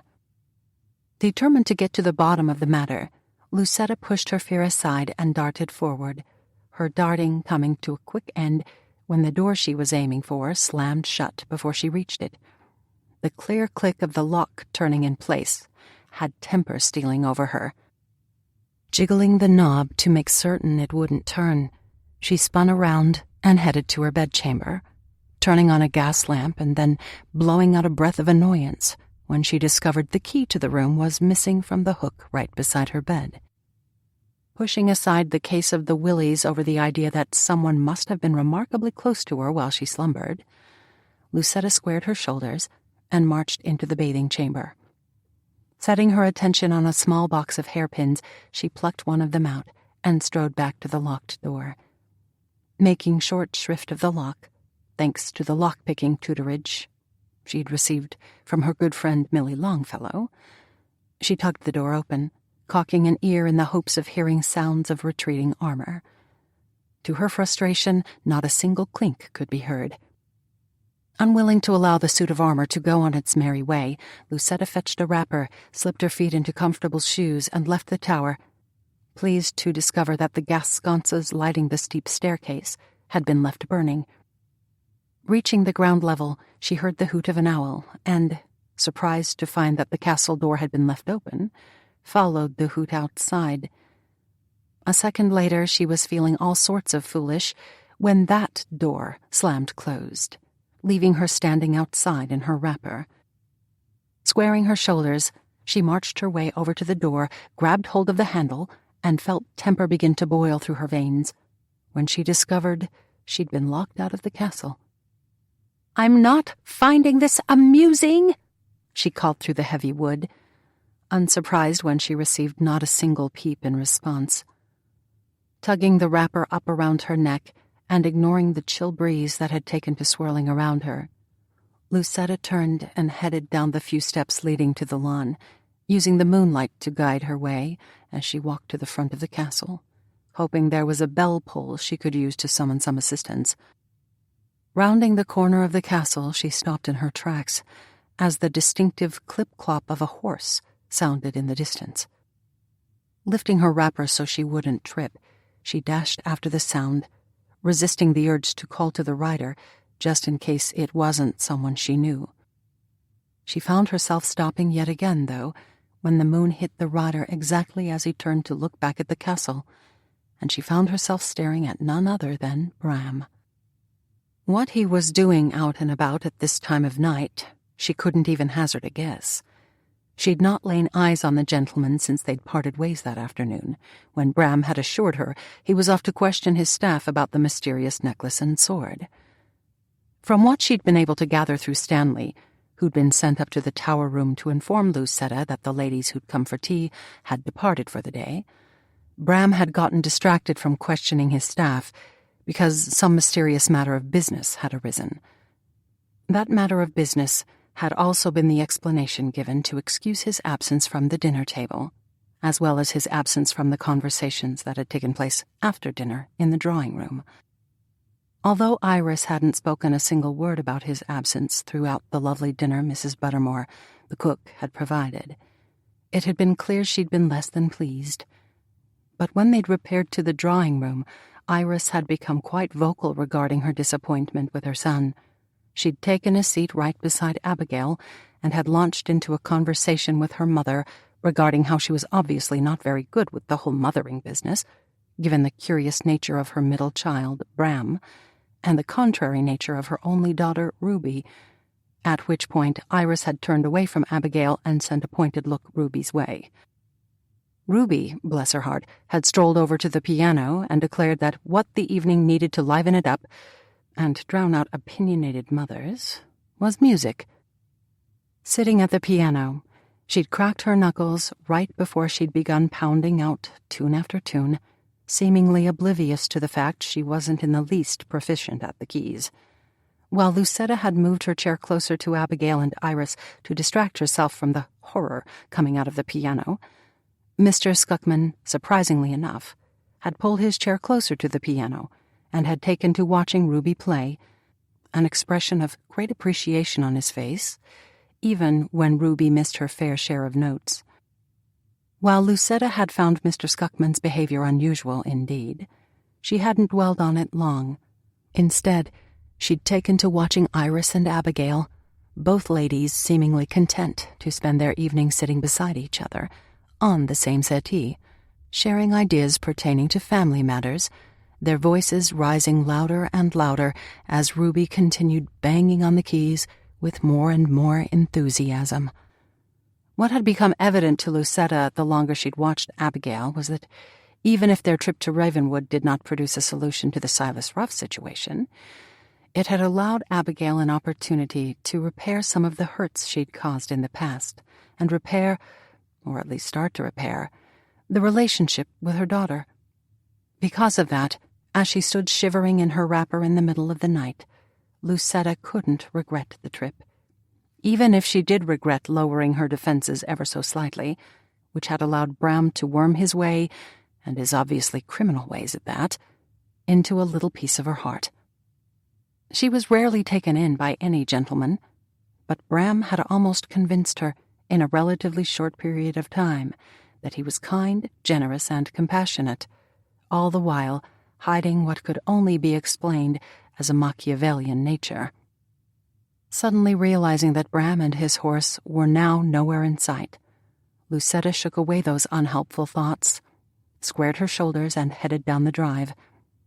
By the time she reached the gatehouse, the one resembling a mausoleum, she was short on breath and long on temper.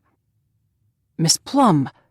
My goodness, what are you doing out and about at this time of night, and without your Mr. Skuckman from the looks of it?" Stumbling to a stop, Lucetta found Ernie ambling her way from the front of the mausoleum, rubbing his eyes and looking exactly as if he'd just been woken from a sound sleep. "I could ask you the same thing, Ernie," she said. "Surely you're not required to attend to the front drive at all hours of the day and night." "Of course not. I volunteered to sleep out here for a night or two, given that I'm to blame for that sort—" He clamped his mouth shut and didn't say another word. "Blame for— Were you going to say sword?" Lucetta finally asked. Ernie blinked big eyes back at her in a far too obvious attempt to look innocent.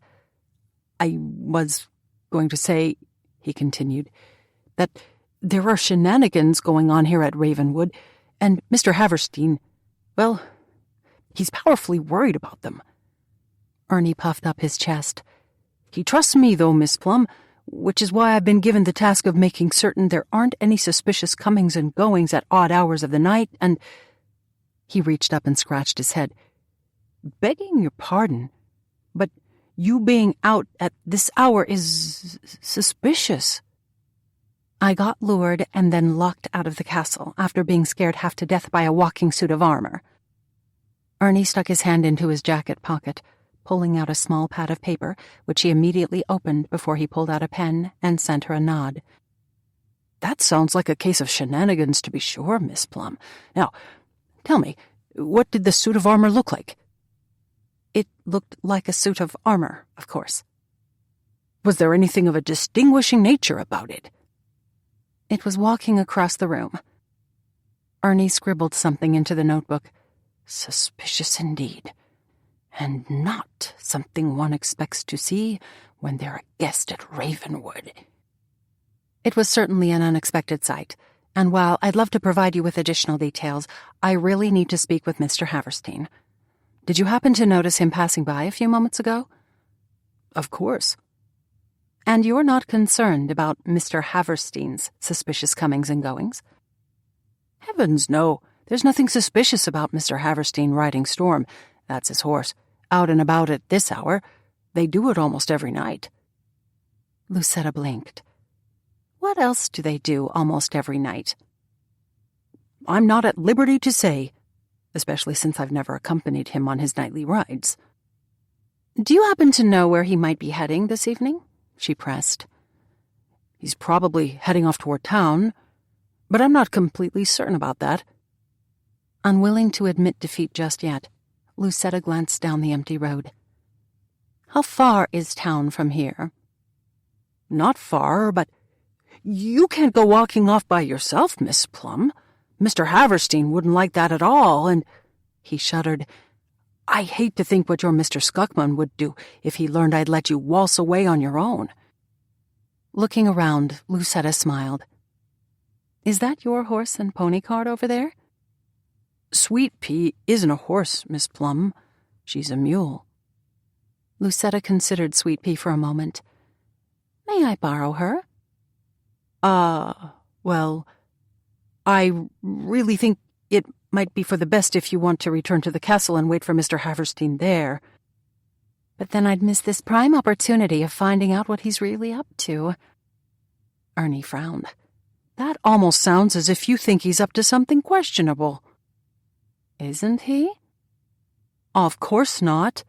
But since it's clear you're not going to listen to me, you may use Sweet Pea, but only if you promise to tell Mr. Skuckman, if he asks you, that is, that I let you use the mule under duress." Much to Lucetta's delight, she soon found herself sitting in the pony cart as Sweet Pea practically pranced down the road, evidently enjoying the crisp night air.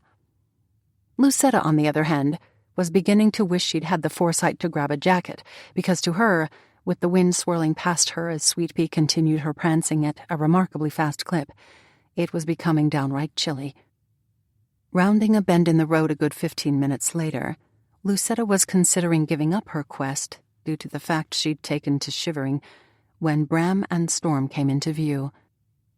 Oddly enough, Bram had dismounted and was standing to the side of the road, gesturing wildly to Storm and shouting phrases like, "You cowardly cur," and "Unhand me at once." Finding that to be a slightly peculiar conversation to be holding with a horse, especially when Storm kept tossing his head as if he was in perfect agreement with Bram, Lucetta steered Sweet Pea toward them, unable to help but notice that when Bram finally did catch sight of her, he stopped speaking at once, even as he took to looking slightly guilty. "Lucetta!" he exclaimed, as his guilty look was replaced with a charming smile when she brought Sweet Pea to a stop. "What in the world are you doing out here, and are you in your wrapper?" Not waiting for her to reply, he shrugged out of his topcoat and moved close enough to her to draw the coat around her shoulders. Lovely warmth seeped into her every pore as the scent of sandalwood, lime, and something distinctly male tickled her nose. When she realized he was waiting for some type of reply, she pulled herself from thoughts of warmth and manly smells. I got locked out of the castle, and when I saw you leaving, I thought I'd try to catch up with you." Bram frowned. "What do you mean you got locked out of the castle? And what were you doing wandering around the castle at this hour of the night anyway?" "I wasn't planning on wandering around the castle," she said, with a bit of an edge to her tone. "In all honesty, I'm sure I'd still be fast asleep if a suit of armor hadn't decided to take a nighttime stroll through the tower." "What?" "A suit of armor. Yes, I heard you, but why would a suit of armor be walking through the tower? Or better yet, how would it have gotten up there in the first place?" "Probably the same way Geoffrey did. Although why they were in the tower room, well, that's fairly obvious." "Not to me." "Someone wants me gone from Ravenwood." "Surely not." "Why else would someone don a suit of armor and try to scare me half to death?" Bram blew out a breath. "I suppose someone was inside the armor, since it couldn't have been walking about on its own. But why they did such a thing is a bit of a mystery." As could be said for numerous recent situations at Ravenwood, including why you've chosen to ride your horse around in the middle of the night. The horse in question moved up to join them, practically knocking Bram over as it nuzzled him. Regaining his balance, Bram smiled and gave his horse a good pat. "This is Storm, and there's nothing mysterious at all about me riding him at night, even if the good folk of Tarrytown have taken to making up tales about me in my nightly rides." He patted Storm again. Storm, if you must know, hasn't tolerated sunlight well for the past couple of years. His eyes have turned sensitive to the light, but I didn't want him to grow old before his time, which is why we ride when it's dark. A rather warm and mushy feeling began traveling through Lucetta, a feeling that had her knees going a tad weak, until she remembered she was talking to a man who'd yet to explain why he'd been wearing an eye patch when she'd first met him, or why questionable jewelry and a bloody sword had been stashed in his fireplace. Add in the fact that there was now a suit of armor meandering around, scaring unsuspecting guests in the middle of the night, and she had no business allowing her knees to go all wobbly. "And since you have managed to track me down, would you care to join us as we continue on with our nightly adventure?" "Adventure? What kind of adventure?" she asked slowly. Bram leaned down and placed his mouth directly next to her ear, his closeness sending a chill, and one she didn't think was from the cold air, down her spine. "We'll just have to make that up as we go." A thread of disappointment stole over her as he straightened, moved to Storm's side, and then swung up into the saddle. "What type of adventure sounds fun to you?" he asked. "I'm not certain what you're asking." He gave a sad shake of his head. "Oh dear, you've forgotten how to have fun, haven't you?" Annoyance was swift. "Of course I haven't." "Prove it." Not one to back down from a challenge, Lucetta smiled. "Very well. Off the top of my head, I believe it would be great fun to visit Sleepy Hollow Cemetery and walk amongst the gravestones." Smiling, Bram sent her an approving sort of nod. "Very good, Miss Plum. You're obviously a lady after my own heart. Although, I will admit I didn't take you for the type who'd enjoy places that embrace a rather gothic nature." "Or morbid, one might say," she added. Nodding in agreement with that, he turned Storm around and urged him into motion. Lucetta clicked her tongue, and Sweet Pea fell into step right next to Storm. It quickly became clear that besides not tolerating the sun, Storm didn't tolerate a fast clip for very long, and before Lucetta knew it, she was slowing Sweet Pea down to such an extent that the mule actually turned its head and sent her a reproachful eye. "Now then," Bram began, looking down at her from his seat on Storm. "In the spirit of keeping with our theme of adventure, we're going to create a story as we ride." "A story?" "Yes, you know. Use our imaginations and come up with some riveting tale to keep us entertained." "Is that what you were doing when I first came upon you?" For a second, He simply looked at her, and then, oddly enough, he smiled his charming smile at her again.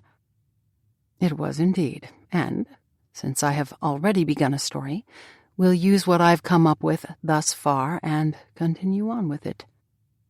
I'm not very good with creating imaginary stories, she admitted slowly. Nonsense. You create imaginary scenes every time you take to the stage. That's different. I have a script I've memorized, but I certainly wouldn't be able to create those words written in that script. She shook her head. Why, if I tried to create my very own story, the end result would be too awful to even contemplate. Bram considered her for a moment. You really are very much like my sister, as I actually pointed out to Ruby earlier today. She, I'm sure you'll be surprised to learn, given her exuberant nature, has not an ounce of artistic talent in her entire body. And whatever you do, ignore any offer from her to play the piano for you. It's an event your ears will never forget. She played for us after dinner this evening, which you would have known if you'd joined us. Bram looked anything but contrite. It truly is unfortunate that I had important matters to attend to that demanded my full attention. Making dinner, as well as the entertainment in the drawing room afterward, an impossible event. Lucetta frowned. Why is it that your staff, as well as your family, seems to be rather vague when talk turns to you in important matters, which I'm going to assume are business matters? I'm sure they're a little vague because they assume their guests will be bored if the conversation turns to matters of business. Does that mean you're involved in a business that most people find less than exciting, such as finance, perhaps? Bram actually shuddered. I don't care for finance in the least. Ruby is the one in the family who has a proficiency for numbers. Growing up, she'd spend hours in Father's office, poring over his ledgers. She'd considered going to a university to study finance, but found that the universities she wanted to attend would not admit a lady to their finance departments. He released a sigh. Truth be told, I believe the only reason she became involved with Jeffrey Jensen was because he works on Wall Street. While she claimed to be fascinated with the gentleman, I believe she was more fascinated with the talk they shared regarding the market than anything else about him. Your sister enjoys the stock market? Lucetta asked. Indeed. And she has recently taken over a few of our family investments, I'm pleased to report, which have shown substantial growth under her watch. Lucetta smiled. I imagine Mr. Jensen would be most put out if he were to learn she's successfully playing the market. Frowning, Bram tilted his head. He already knows. He came to dinner one night months ago, right after Ruby had learned a railroad stock she'd chosen to invest in was beginning to show promise of a nice return. Then it's little wonder he discontinued his association with her. Gentlemen, especially those who fancy themselves experts in the area of finance, don't care for ladies who involve themselves in the market, believing that finance is unfitting for a true lady to participate in. You say that as if you're personally acquainted with just that situation, Bram said slowly. Yes, I did, didn't I? But enough about me. I'd much rather talk about you and your family. Tell me more about your father, and now that I think about it, you mentioned something about a brother. Where are they, and what do they do? Father's currently in Cuba, as is my brother, Hugh. Hugh's the eldest and is in the process of taking over the family sugar business. Didn't you want to have a hand in running your family business? Storm suddenly wandered over to the side of the road, and for a moment Lucetta thought she'd offended Bram and he was putting some distance between them, until she realized that Storm had gotten distracted by a patch of weeds. I was never interested in the sugar business, Bram continued, as Lucetta brought Sweet Pea right up next to him. Granted, I enjoyed running through the sugarcane fields when I was a boy, but I had no interest in the factories, preferring to spend my time on the white beaches of Cuba, watching the clouds drift by. It sounds as if you might be a bit of a dreamer." Smiling, Bram shook his head. "There's no might about it, Lucetta. I am a dreamer, much to the disappointment of my parents, which is why I enjoy spending my time out here on this deserted stretch of road in the middle of the night, creating my own stories and such. And speaking of stories, let us return to the one you're going to help me create." "I told you, I'm not good at thinking up stories." "You will be a great help with creating our story, since you often assume the identity of a damsel in distress when you take the stage," he countered. "I always assume the identity of a damsel in distress," she corrected. "Which is an excellent point, and is also why we'll make our story a little different." He lapsed into silence for a moment. "Instead of having your typical knight in shining armor, especially since you might be a little predisposed to take issue with a man sporting armor at the moment, why don't we make our hero a pirate?" "Is he a real pirate? Because real pirates probably smell, and that's not a characteristic a true hero should possess." "Another excellent point. So, he'll only be masquerading as a pirate. His real profession is a spy for the crown." "Which crown?" Bram waved the question away. "We don't need to concern ourselves with details just yet." "Details are what make a story interesting." "Fine, he's from Romania."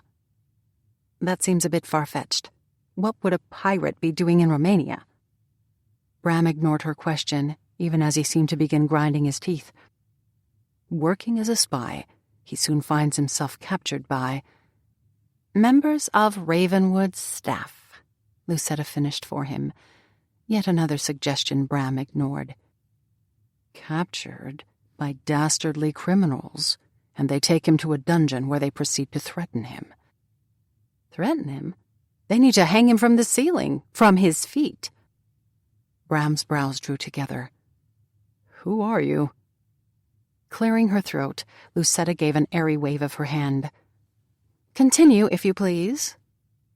Sending her a look of disbelief right before Storm began drifting back to the road again, Bram waited for her to get Sweet Pea back into motion before he continued. "As I was saying, before you injected a rather disturbing plot point into this story, our hero gets captured, and here's where I'd really like your opinion. Although, given your other opinions, I'm not actually certain about that any longer." He looked somewhat intently her way, as if the fate of the world rested on this particular question, and, subsequently, her answer. How would the heroine of the story react to this dastardly situation? Giving the question the attention Bram obvious felt it deserved, she wrinkled her nose after a few seconds had passed. "The heroine I normally play? Or the heroine I'd like to play?" "The heroine you'd like to play." She smiled. She'd slip into the jail, cut the hero down from where he was still hanging from the rafters, pull a pistol on the criminals who'd been holding the hero captive, and then spirit him away to a remote location where she'd then hire a caretaker to tend to his wounds. "Why doesn't she tend to his wounds?" Lucetta let out a snort.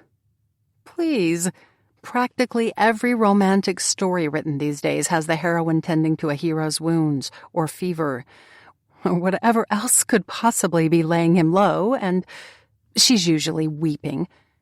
If she brings in a caretaker to see to the injuries, there's no need for the whole weeping scene, which I'm sure most readers would find refreshing in this day and age." "You really are very frightening, aren't you?" Laughing, a response that felt delightful, Lucetta launched into other ideas, charmed in spite of herself when Bram, after mentioning a few more times that he was coming to the conclusion she was slightly deranged, threw himself back into the creation of their story. Before she knew it, Bram was leading them down a gravel lane, stopping in front of a stone archway that had a wrought iron sign swinging from it, a sign that sported the words, "Sleepy Hollow Cemetery."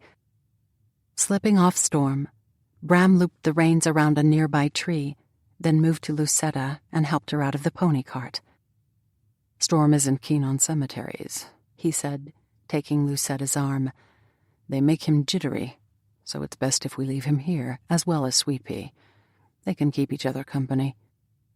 Heading for the archway, they walked through it and into the cemetery, Lucetta immediately steering Bram over to a line of grave markers that were gleaming in the moonlight.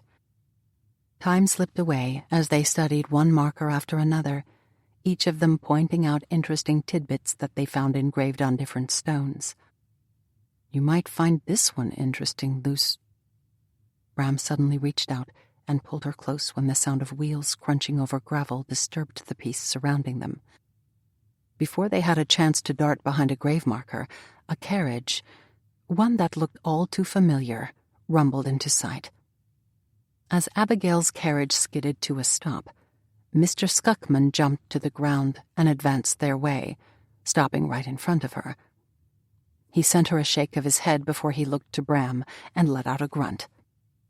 "Would you be so kind as to explain to me why, when it is well known that Silas Ruff has gone to extraordinary means to get close to Miss Plum, and is probably even now scouring the eastern coast for her, you thought it would be a good idea to spirit her away from the safety of the castle and bring her to a cemetery of all places?" When Bram didn't seem to have a ready answer to that, and Lucetta couldn't seem to think of a reasonable way to explain the suit of armor, which had well and truly been the reason she'd left the castle, Mr. Skuckman let out another grunt before he took her by the arm and hustled her away. 15. I'm afraid I still have no idea why you've decided that I need to be in disguise to attend the theatrical rehearsal tonight, Mr. Skuckman mumbled as Tilda, a delightful young woman Mrs. Macmillan had insisted Lucetta use as a lady's maid, applied a pair of hot tongs to Mr. Skuckman's hair, creating a style that was interesting. Lucetta looked up from the wig she'd been in the process of fluffing. "Since you've been so vocal regarding keeping me safe, as can be seen by your overreaction to the events last night, we certainly don't want to risk anyone recognizing you now. Why, that might lead to unwanted questions about what Mr. Skuckman, Miss Plum's incredibly recognizable personal guard, is doing at Ravenwood." Mr. Skuckman's only response was a grunt, probably because Tilda seemed to have gotten the tongs stuck and was obviously pulling Mr. Skuckman's hair as she tried to get the tongs released. Stumbling back a moment later, Tilda held up the tongs and blew out a breath. "This tong business is far trickier than I ever imagined," Tilda said, as she set aside the tongs and patted Mr. Skuckman's head. "But you still have most of your hair, so no harm done." Mr. Skuckman rubbed his head and frowned Tilda's way. "Are you suggesting that you've never used hot tongs before?" "I'm not suggesting anything. I've only recently been elevated to lady's maid, so this fixing hair and doing up gowns business is quite new to me," Tilda grinned. "Why, up until a day ago, I was a scullery maid, only responsible for cleaning out the fireplaces, and before that, well, let me simply say that I was involved in the stealth business, although—" her grin faded. "Mr. Haverstein has been the only person in my life to ever give me an honest opportunity, so I've put my days of stealth, and all that went with that, behind me for good." "How delightful for you, Tilda," Mr. Skuckman said, before he arched a brow Lucetta's way, a brow that rose above the squiggly curls that now covered his forehead, a forehead that normally never saw his hair touch it, as Mr. Skuckman preferred to keep his hair combed away from his face. "However, I'm finding it less than delightful that you, Miss Plum, have apparently set a woman armed with hot tongs, and yet having no skill to wield those tongs, on me." Lucetta smiled and picked up a stick of coal, using it to darken her brows. "You annoyed me, so Tilda and her hot tongs was my way of making you completely aware of that annoyance." "You pay me to keep you safe," he reminded her. "I was hardly in any danger with Bram. And since I know full well that Ernie told you I'd gone out to find him, you had no reason to believe I was in any danger. We know relatively nothing about Mr. Haverstein, and given the disturbing shenanigans that have been happening in this very castle, you cannot blame me for doubting the motives of a man who has questionable jewelry and bloodied swords dropping out of fireplaces. And don't forget cannons blasting off unexpectedly, Tilda added. I'm sure the neighbors were startled out of their sleep last night when the cannon fired off just as you and Miss Plum returned to the castle. Mr. Scuckman nodded. That was unfortunate, although I've been hoping the cannon was simply fired as a way to allow the staff to know that they could discontinue searching for Miss Plum, and not for any other reason. Tilda shook her head sadly. Clearly, you've not lived amongst the criminal, or rather, former criminal element, Mr. Scuckman. If you had, you'd realize that the cannon blasting off last night was to notify someone that you and Miss Plum had been spotted coming home. Lucetta's brow drew together. As in a warning to someone who might have been searching the tower room? Tilda shrugged. That's my guess. I could always be mistaken. But since someone went to great lengths to get you out of the tower and then out of the castle, I'm fairly certain I'm right. What would anyone want from the tower room? Lucetta asked slowly. I assure you, I brought nothing of value with me. You're living with reformed criminals, Miss Plum, Tilda explained. While most of us have set aside our questionable ways for good, I'm afraid the lure of additional treasures hidden throughout the castle may be too great of a temptation for some. She shrugged. If I was still in the, stealth business, I'd search the tower room first. Specifically, she nodded to the fireplace. That. Because there might be more treasures stored up there, Lucetta finished for her, rising to her feet. Making her way over to the fireplace, she stuck her head in, withdrawing it a second later. Everything seems to be in order. Tilda shook her head. They wouldn't have left traces, Miss Plum. They'd be too careful for that. I wouldn't think donning a suit of armor was careful, if you really think about it, Lucetta said. Why, if I hadn't been so taken aback by the sight, I could have very well confronted it. Being rather cumbersome, the person inside would have been hard-pressed to beat me to the door, and we could have easily discovered who is behind this mystery. Which is what the perpetrator has probably concluded as well, Mr. Scuckman said, especially since you said it sounded like he ran into the hall. But where did he go? Lucetta asked, more to herself than anyone in the room. He disappeared, which means there has to be a hidden passageway somewhere up here. You don't have time to search for a passageway now, Miss Plum, Tilda said. It's nearly 7, and the guests will be arriving soon. She ruffled Mr. Scuckman's hair and then eyed him critically. Well, it's not a style anyone could consider fashionable, but I do think the curls are enough of a distraction that you won't be recognized, especially after you put on the spectacles Miss Plum dug out of her trunk for you. Picking up the spectacles, Mr. Scuckman put them on and got to his feet. I'll meet you downstairs, he said to Lucetta. I want to do a preliminary walkthrough and make sure nothing's out of place. Everything's out of place in the ballroom, Ruby suddenly said as she breezed into the room with what looked like to be a dress thrown over her arm. She came to an almost immediate stop and looked Mr. Scuckman over from head to foot. And you're supposedly disguised as? Mr. Scuckman blinked.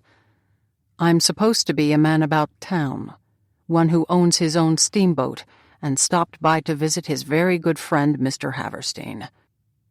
Ruby's lips twitched ever so slightly. Of course you are. With that, she headed Lucetta's way, handing over the gown. I found this in the attic. It's a little musty, but as you and I discussed over our lunch this afternoon, people might find it curious, given the look you want to achieve. if you're wearing Worth cut in the latest styles." "Indeed," Lucetta agreed. "What look are you trying to achieve this evening?" Mr. Scuckman asked slowly. Lucetta smiled. "You'll see. But now, if everyone will excuse me, I need to finish getting ready, and in order to truly get into character, as you well know, Mr. Scuckman, I need the room to myself." "Oddly enough, I keep forgetting you're an actress," Ruby said, more to herself than to Lucetta. Shrugging, she smiled and turned back to Mr. Scuckman, offering him her arm, which, Lucetta was surprised to see, he took rather quickly, actually smiling as Ruby spirited him out of the room. "That's an interesting turn of events," Tilda said with a nod to the door. And a much nicer turn than the event Ruby originally had in mind, the one where she was going to seek out Mr. Grimstone and have him squire her about. Tilda opened her mouth, seemed to think better of what she'd been about to say, and took the dress Ruby had brought for Lucetta. "I'll just go give this a light pressing." With that, she headed out of the tower room, closing the door behind her. Thinking Tilda's behavior was a little curious, but knowing she was growing short on time, Lucetta drew in a deep breath, exhaled it slowly, and began assuming the identity of the woman she'd decided to become that evening. Not quite an hour later, Lucetta had completely transformed herself into the character she'd chosen to play. Her posture was less than perfect, her gait impeded by a slight limp, a limp she'd not forget to keep, since she'd put a few stones in her right shoe, and her red wig was styled in a fashion that had gone out of fashion years before. Looking over the top of the deliberately smudged spectacles she'd put on to disguise her eyes, she considered the table of sweets that Bram's staff had set up for the guests, debating what delicacy the character she was playing would prefer. Choosing a cookie dipped in chocolate, she was about to take a nibble when a delicious scent tickled her nose, a scent that was a mix of sandalwood, lime, and Bram. If Ruby hadn't described the dress she'd found for you to wear, I'd never have been able to pick you out of the crowd, Bram whispered in her ear, the warmth of his breathing sending curious little tingles down her spine. Nerves had her popping the entire cookie she'd just picked up into her mouth, regretting that decision almost immediately when she realized her mouth had gone remarkably dry. Her heart had also taken to pitter-pattering at a most uncomfortable rate, and her hands inside the confines of a most hideous pair of lace gloves had taken to turning a little clammy. It was very baffling, the unusual antics of her body, but antics that she knew full well were a direct result of Bram's whispering in her ear while standing remarkably close to her. That right there was the crux of the problem. His nearness was having an unusual effect on her, especially considering she was not a lady prone to clammy hands, simply because a gentleman had whispered in her ear, his breath tickling that ear as each and every word escaped his mouth. Choking on that piece of nonsense, along with the cookie she'd shoved into her mouth, Lucetta staunchly banished the whole breath-tickling-her-ear idea, because it was not helping the state of the pitter-pattering or the state of not being able to catch her breath. A sound pounding between her shoulder blades had the air whizzing back into her lungs, even as she realized that Bram seemed to be trying to apologize to her. "It was completely unacceptable for me to steal up on you like that, Lucetta, and I do apologize for causing you to choke, but—" His words trailed off to nothing when she lifted her head, giving him an unobstructed view of her face. "And you are not who I thought you were, so I fear I must apologize again," he continued a little weakly, taking a large step back from her. "Don't you worry about that for a single second, sir," she said in a nasally drawl, having no idea why she wasn't telling him her real identity, but seeming to have no control over what was pouring out of her mouth at that moment. When his eyes widened as his gaze settled on the mole she'd added right above her lip, a mole that had long hair sprouting from it, it took every acting ability she had at her disposal to keep a straight face. "I'm just pleased as punch that you made such an honest mistake. Although I have to wonder what lady you mistook me for, since I've been told I'm a one-of-a-kind. She took a second to look him up and down, even going so far as to tip her spectacles just a bit, but not enough to where Bram would get a good look at her eyes. Tapping a gloved finger against her chin, she smiled a very wide smile, knowing full well she was presenting Bram with a mouth that appeared to be missing quite a few teeth. To give the man his due, he barely winced as he returned her smile with one of his own. "I'm Bram Haverstein, at your service, and you would be—" "Enchanted, Mr. Haverstein. Simply enchanted. And you may call me Fauna." "As in Mrs. Fauna?" he asked somewhat hopefully. "I'm not married, Mr. Haverstein, but—" She tipped her spectacles again and sent him a wink, one he pretended not to notice. "I wouldn't mind if that circumstance were to change in the near future." Bram smiled a little weakly. "I'm sure you must have many suitors." "Nary a one, but my mother is still holding out hope. And, speaking of my mother, would you be a dear and help me find her? The last I saw of her, she was in the ballroom, watching the ladies of Tarrytown set up the stage." She sent Bram another wink and fanned her face with a gloved hand. "She's a dear dotty thing, but I bet she'd enjoy meeting you, and she'd adore seeing me on your arm." She lowered her voice. "My mother has been worried for years that I'm destined to remain a spinster, so it will do her good old heart to see that I've procured the attention of such a dashing gentleman." She smiled again as Bram's face turned a little pale, but then, to her very great surprise, he took her arm and even gave it a most reassuring pat. "It would be my sincere pleasure to meet your mother, Miss Fauna." For a second, Lucetta couldn't breathe, or move, or even think, at least not clearly. It was rare to find genuine kindness in the world, and yet she'd seen Bram offer just that very thing time and time again. The urge to bolt was immediate, an urge that was completely ridiculous, but one that stemmed from the fact she was beginning to find Bram just a little too appealing. From what she'd discovered about the gentleman thus far, he was a man who thrived on taking care of people, and that was the last thing she wanted, especially given that she'd vowed to herself after her father had died that she'd never allow anyone to take care of her again.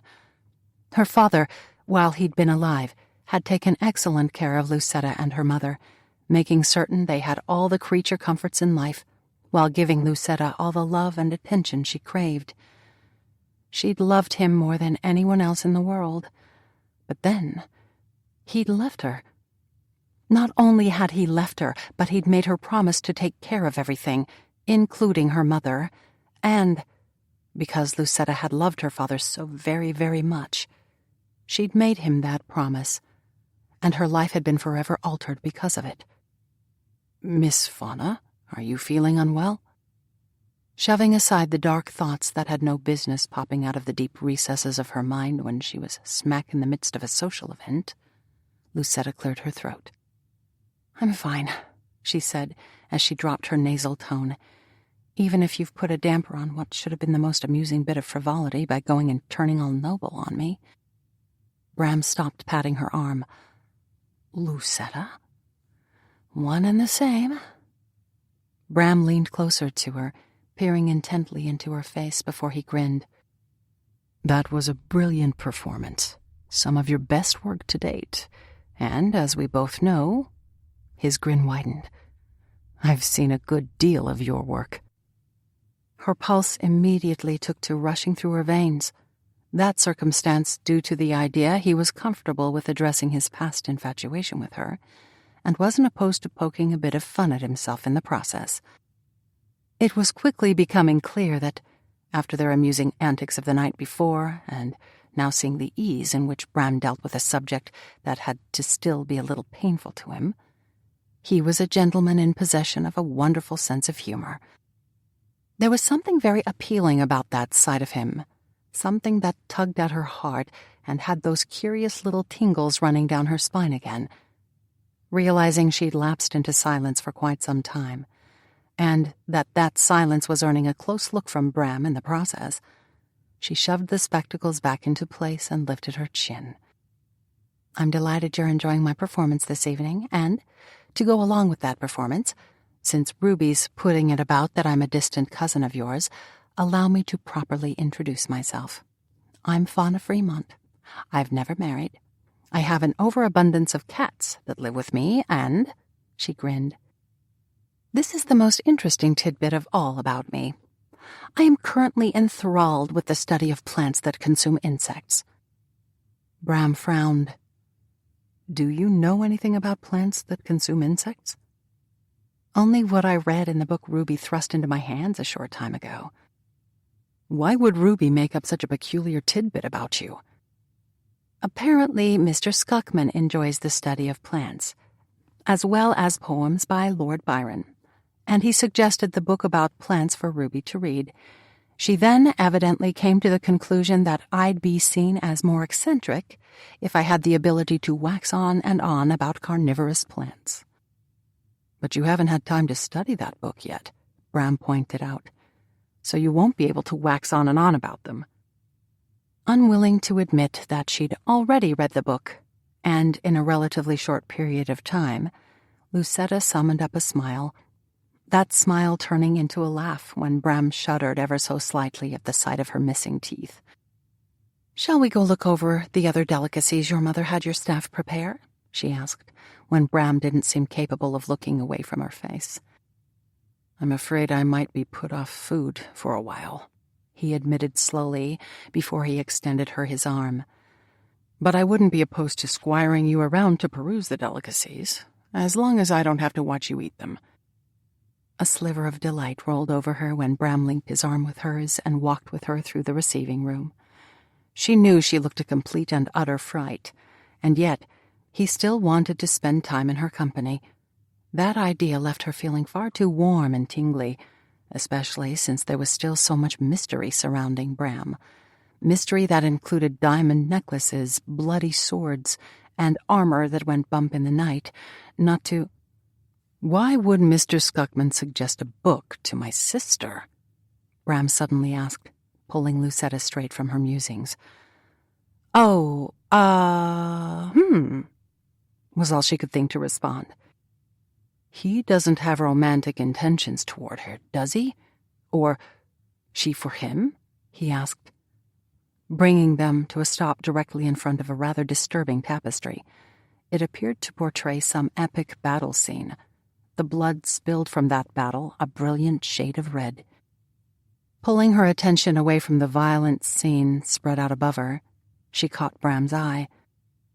"You would have to ask Ruby or Mr. Skuckman that question, since neither one of them have chosen me as their confidant in the matter." "That's a wonderful idea," Bram said as he tightened his grip on Lucetta's arm and hustled her across the room. "You're just going to find your sister or Mr. Skuckman now and badger them about their interest in each other?" "I'm not going to badger Mr. Skuckman about it, since I obviously don't know him well, and he's a little frightening at times. But my sister, on the other hand, as her older brother, I have every right to question her about her, interests. I haven't gotten the impression Ruby's the type of lady to enjoy interference," Lucetta said, as Bram released a grunt of satisfaction and steered her to the right, stopping abruptly when they were still a few feet away from where Ruby was sitting on a vivid red round divan. "Someone's given her a script." Lucetta wrinkled her nose. "It's a theatrical event. Of course someone gave Ruby a script." "I would have thought they'd have learned from past events that Ruby should never be given a script. She can't act at all, and she can be difficult." "It's a local event, Bram. How bad could she be? And I'm sure Ruby's not difficult." Bram's only answer to that was a shudder before he urged her back into motion again, coming to a stop directly in front of Ruby. For a moment, she didn't acknowledge them as she continued reading the script, squinting a second later at something on the page. Picking up a pen, she scribbled out a line, adding in one of her own over the top of the printed words. "One would have thought after what happened the last time you tried to change a script that you would have learned your lesson," Bram said after Ruby finished writing. Looking up, Ruby sent them a sad shake of her head. "It's an even shoddier story than the last one we were forced to perform, and I have to say, I'm beginning to question the taste of the Tarrytown ladies who formed our theatrical group." Bram frowned. "It's simply a social group, Ruby. If you want a serious production, you'll have to go to the city." "And maybe I'll do just that," Ruby said with a wink sent Lucetta's way. "I'm sure Fauna would be more than happy to put in a good word with her theater company, which would then see me landing a choice role to play." Before Lucetta could do more than release a single sputter, Bram shook his head. "You may be brilliant with investments, sister dear, but an actress you'll never be. So, leave the script alone." Waving his admonishment away as she rose to her feet, Ruby looked past Bram right before her smile widened. "Oh, look, it's—" She lowered her voice. "Mr. Skuckman. Although he and I decided he's to be a Mr. Smith this evening. If you'll excuse me, I want to show him this script, because there's a part I believe he'll be perfect for." With that, Ruby hurried away, looking over her shoulder a second later. "Nice wart, by the way."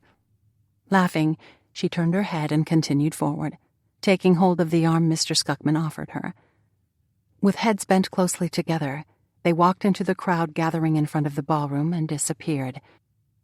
"Well, I suppose that answers the question I was going to pose to my sister," Bram said. "And since that's that, shall we repair to the ballroom and find a seat to watch the drama I'm certain is about to unfold? I know my grandmother and Archibald are already there." "I thought Archibald was still under the weather." Bram smiled.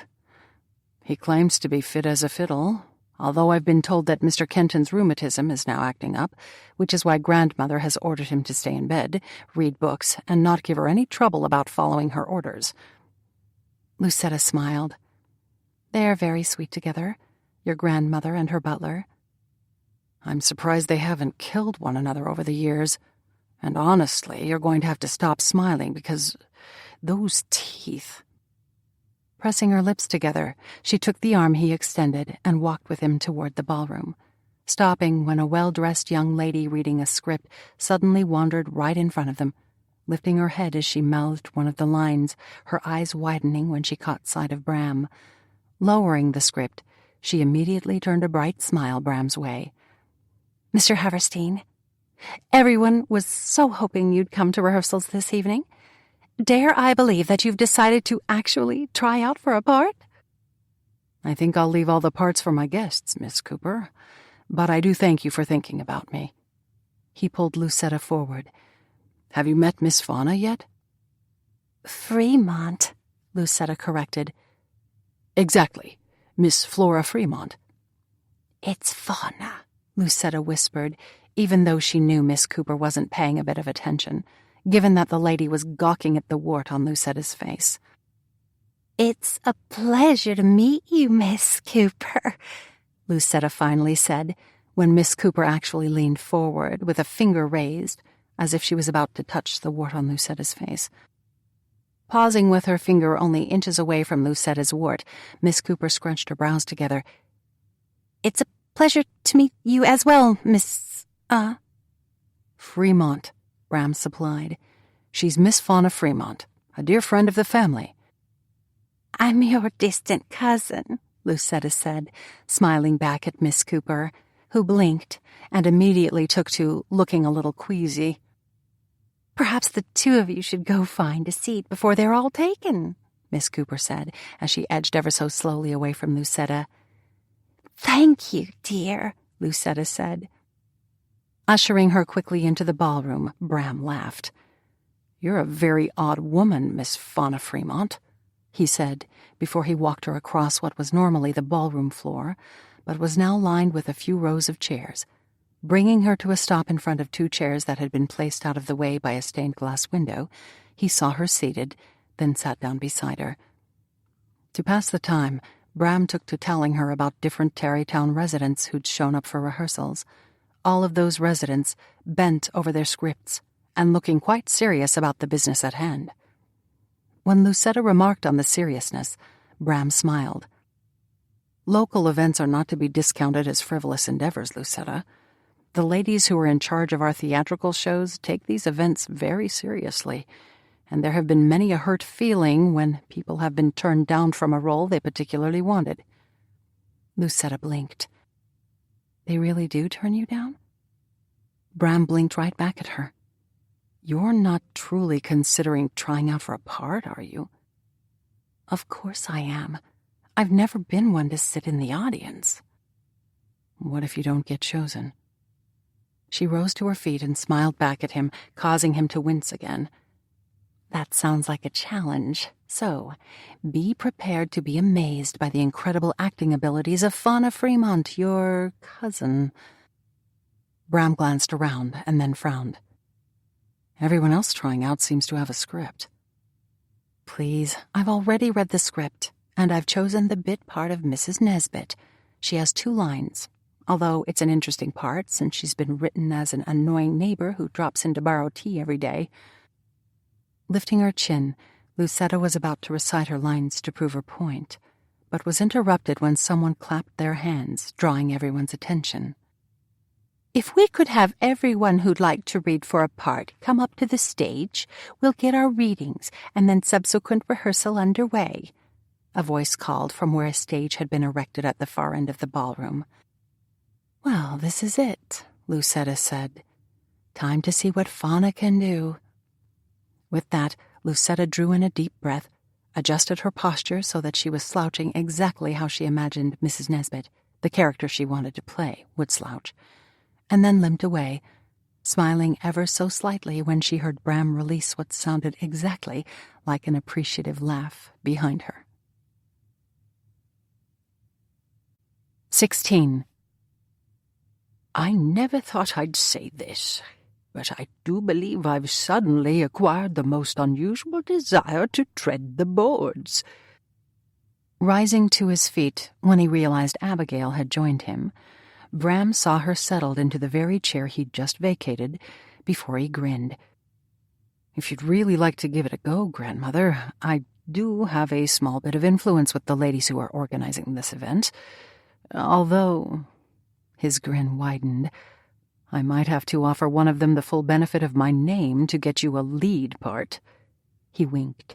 Those parts are incredibly sought after. Abigail returned the grin as she gestured to the chair Lucetta had been sitting in. You're a bit of a scamp, dear, but I do enjoy you. Care to keep your old grandmother company? Taking a seat, Bram nodded. I'd be delighted to keep you company, Grandmother, but where's Archibald? Abigail's eyes began to twinkle before she gestured to the stage. That poor dear got coerced by some sweet young ladies into trying out for the role of butler. Apparently, they have not had enough gentlemen show up this evening, which begs the question of how you got out of taking to the stage. I've let the ladies host their event in my castle. Your mother offered up the castle. Bram smiled. Well, true, but weren't we talking about Archibald? Abigail wagged a finger his way. I see how you are now, but yes, Archibald.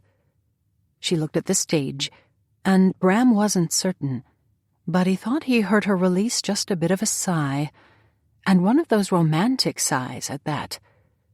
Bless his heart, the poor man's barely recovered from his cold, and yet there he is upon a stage, taking on a most daunting part. If I'm not much mistaken, you mentioned he was taking on the role of the butler, and I wouldn't think that would be a daunting role to play. Abigail nodded to the stage. If you'll direct your attention to what is already unfolding on the stage, you'll notice that Miss Dunlap, a young lady with a rather bossy attitude, has apparently decided that, even given Archibald's many years spent on this earth, He's apparently less than proficient at the whole opening and closing of a door." Looking up, Bram found that his grandmother was speaking nothing less than the truth. Miss Dunlap, a young lady who often declared herself in charge of the theatrical productions, was opening and closing the stage door, gesturing wildly with her hands, while Archibald nodded his head every now and again, and once even reached out and patted Miss Dunlap on the back. Turning back to his grandmother, Bram smiled. "Your Mr. Addleshaw seems to be a likable sort." Abigail's cheeks took on an interesting hue of pink. "Oh, go on with you now. He's not my Mr. Addleshaw." "He suits you." Abigail waved his observation aside with a flick of her hand, although when she immediately took to waving that hand in front of her face, Bram thought he might have actually made a valid point. "Speaking of suiting one another," Abigail suddenly said, with a far too casual glance his way, as she stopped fanning her face, "how are you and Lucetta getting along?" "I'm sure you'll be pleased to discover she and I are well on our way to becoming friends." "Friends?" Abigail demanded, in a rather affronted tone of voice. "A person can never have enough friends." "That's not what I want you and Lucetta to be at all." "Clearly. But—" Bram stopped speaking when the light suddenly dimmed, and Miss Dunlap marched her way to the center of the stage and held up a hand. A silence descended over the ballroom. She smiled and dipped into a graceful curtsy. "We're almost ready to begin, which is why I am now going to request that any and all conversations come to an end as we go about the difficult business of choosing just the right person for each and every part." With that, Miss Dunlap brought a finger to her lips and seemed to look directly in Abigail's direction. "She's very bossy," Abigail whispered, before she waved at Miss Dunlap, who was now scowling their way. Miss Dunlap drew herself up, seemed to shake herself, and then gestured to the parlor scene set up behind her.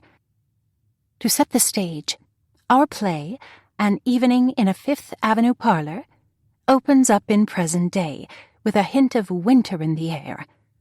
She turned her head to the right, waved her hand at someone behind the scenes, then snapped her fingers and began to look rather cross. "The rattling of the windows, if you please, to allow everyone to know that bad weather is rolling in." Bram swallowed a laugh, when somewhere backstage someone banged together what sounded like two pans.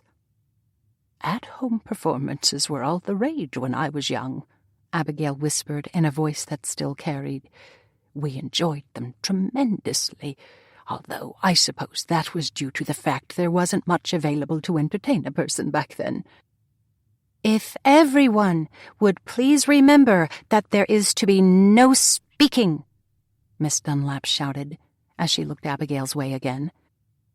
Abigail snapped her mouth shut, and even though her face was cast in the shadows, Bram was fairly sure she'd taken to looking a little grumpy. Reaching out, he took hold of her hand, giving it a quick kiss, but not letting go as the audition began in earnest. The next 10 minutes were somewhat uncomfortable, as Miss Dunlap truly did turn into a very bossy lady. She had an opinion about everything, wasn't shy about sharing that opinion, and more than one young lady left the stage in high dudgeon, as well as a few of the men. Archibald, much to Bram's amusement, seemed to be enjoying himself immensely, even with Miss Dunlap barking instructions at him every time someone was supposed to come through the door. A glance at Abigail found her leaning forward ever so slightly whenever Archibald went to open the door, a move Bram found very telling indeed. Returning his attention to the stage after he'd watched Abigail lean forward yet again, he found that, while he'd been distracted, Lucetta had taken the stage.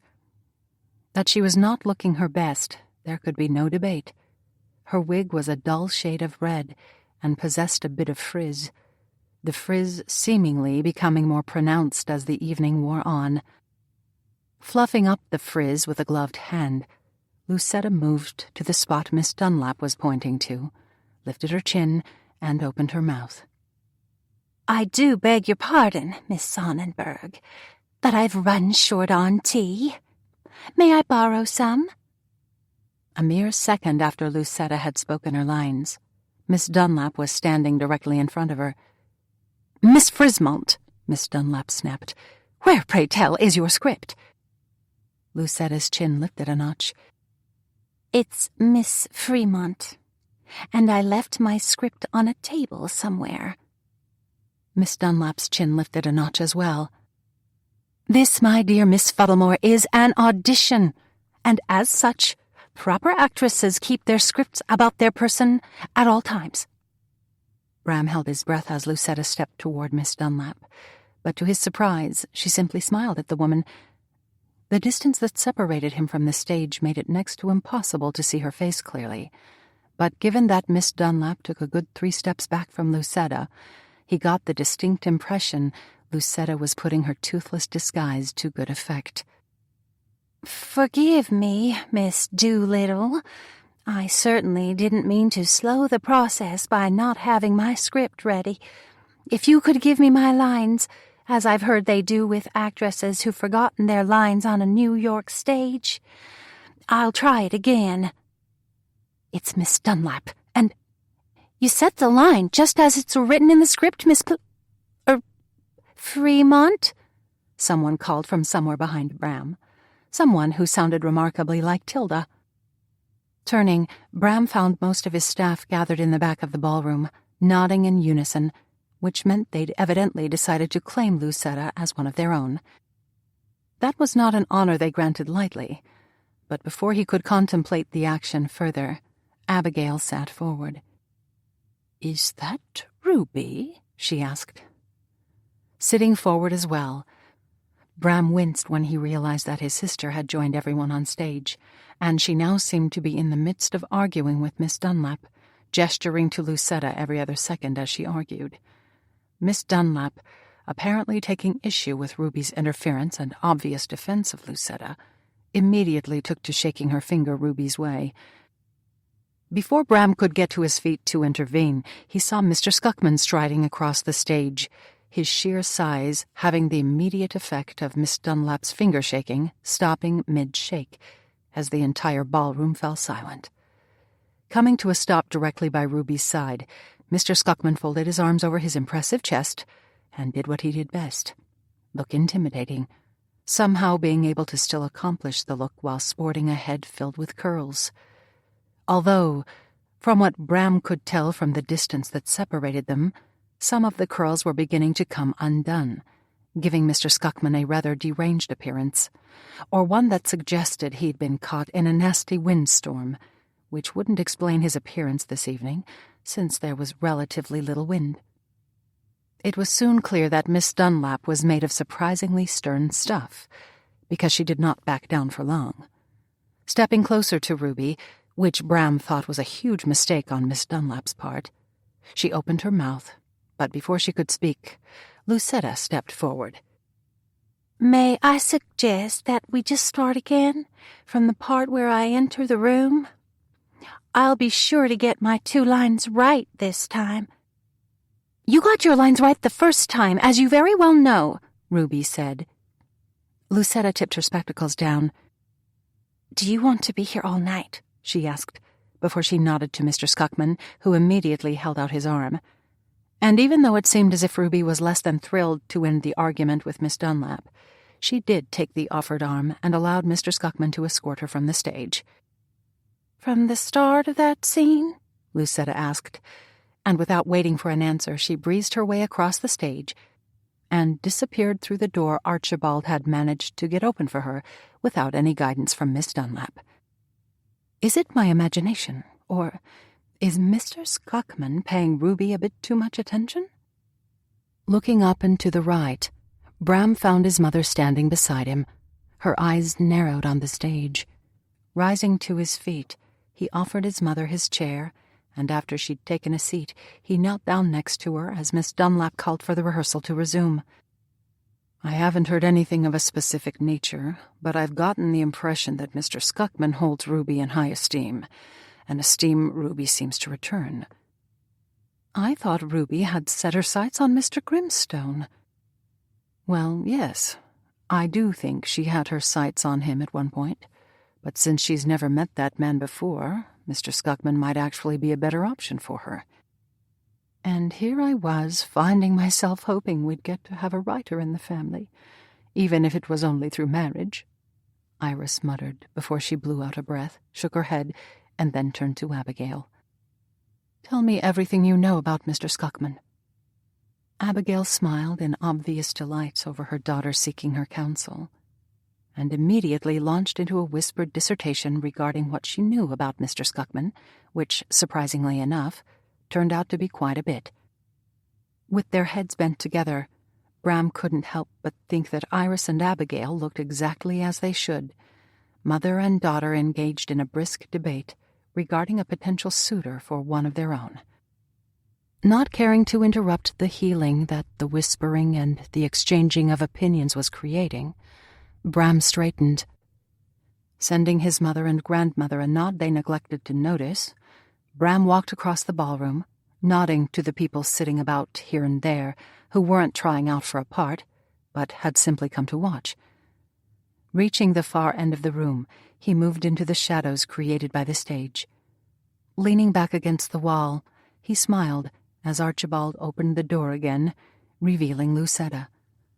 This time she was clutching a script in her gloved hand, and with a lift in her chin, she walked determinedly across the stage, stopping exactly where she'd stopped before, even as she, interestingly enough, brought the script up to her face, as if she wanted to leave no doubt about the fact that she'd brought the script with her.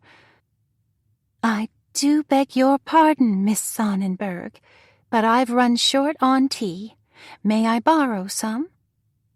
Lowering the script, she glanced his way, and he couldn't be certain, given the disgusting amount of smudges on the lenses of her spectacles, but he thought she sent him a wink right as Miss Dunlap began marching across the stage again. "You need to put some emotion into that line, Miss Fuddlecakes," Miss Dunlap proclaimed. "I want to feel the anguish you're experiencing over not having any tea at your disposal." "It's Fremont, Miss Dimplekins, and I'll see what I can do." Spinning around, Lucetta marched off the stage again, reappearing 10 seconds later through a door Archibald was once again holding open for her, although to Bram's eye, it almost seemed as if Archibald was beginning to have a difficult time maintaining the dignified demeanor of a butler. After Lucetta flounced through the door, he had to turn his back to the audience as his shoulders took to shaking suspiciously. Taking her spot on stage, Lucetta spoke her lines and was sent back by Miss Dunlap to do it all over again.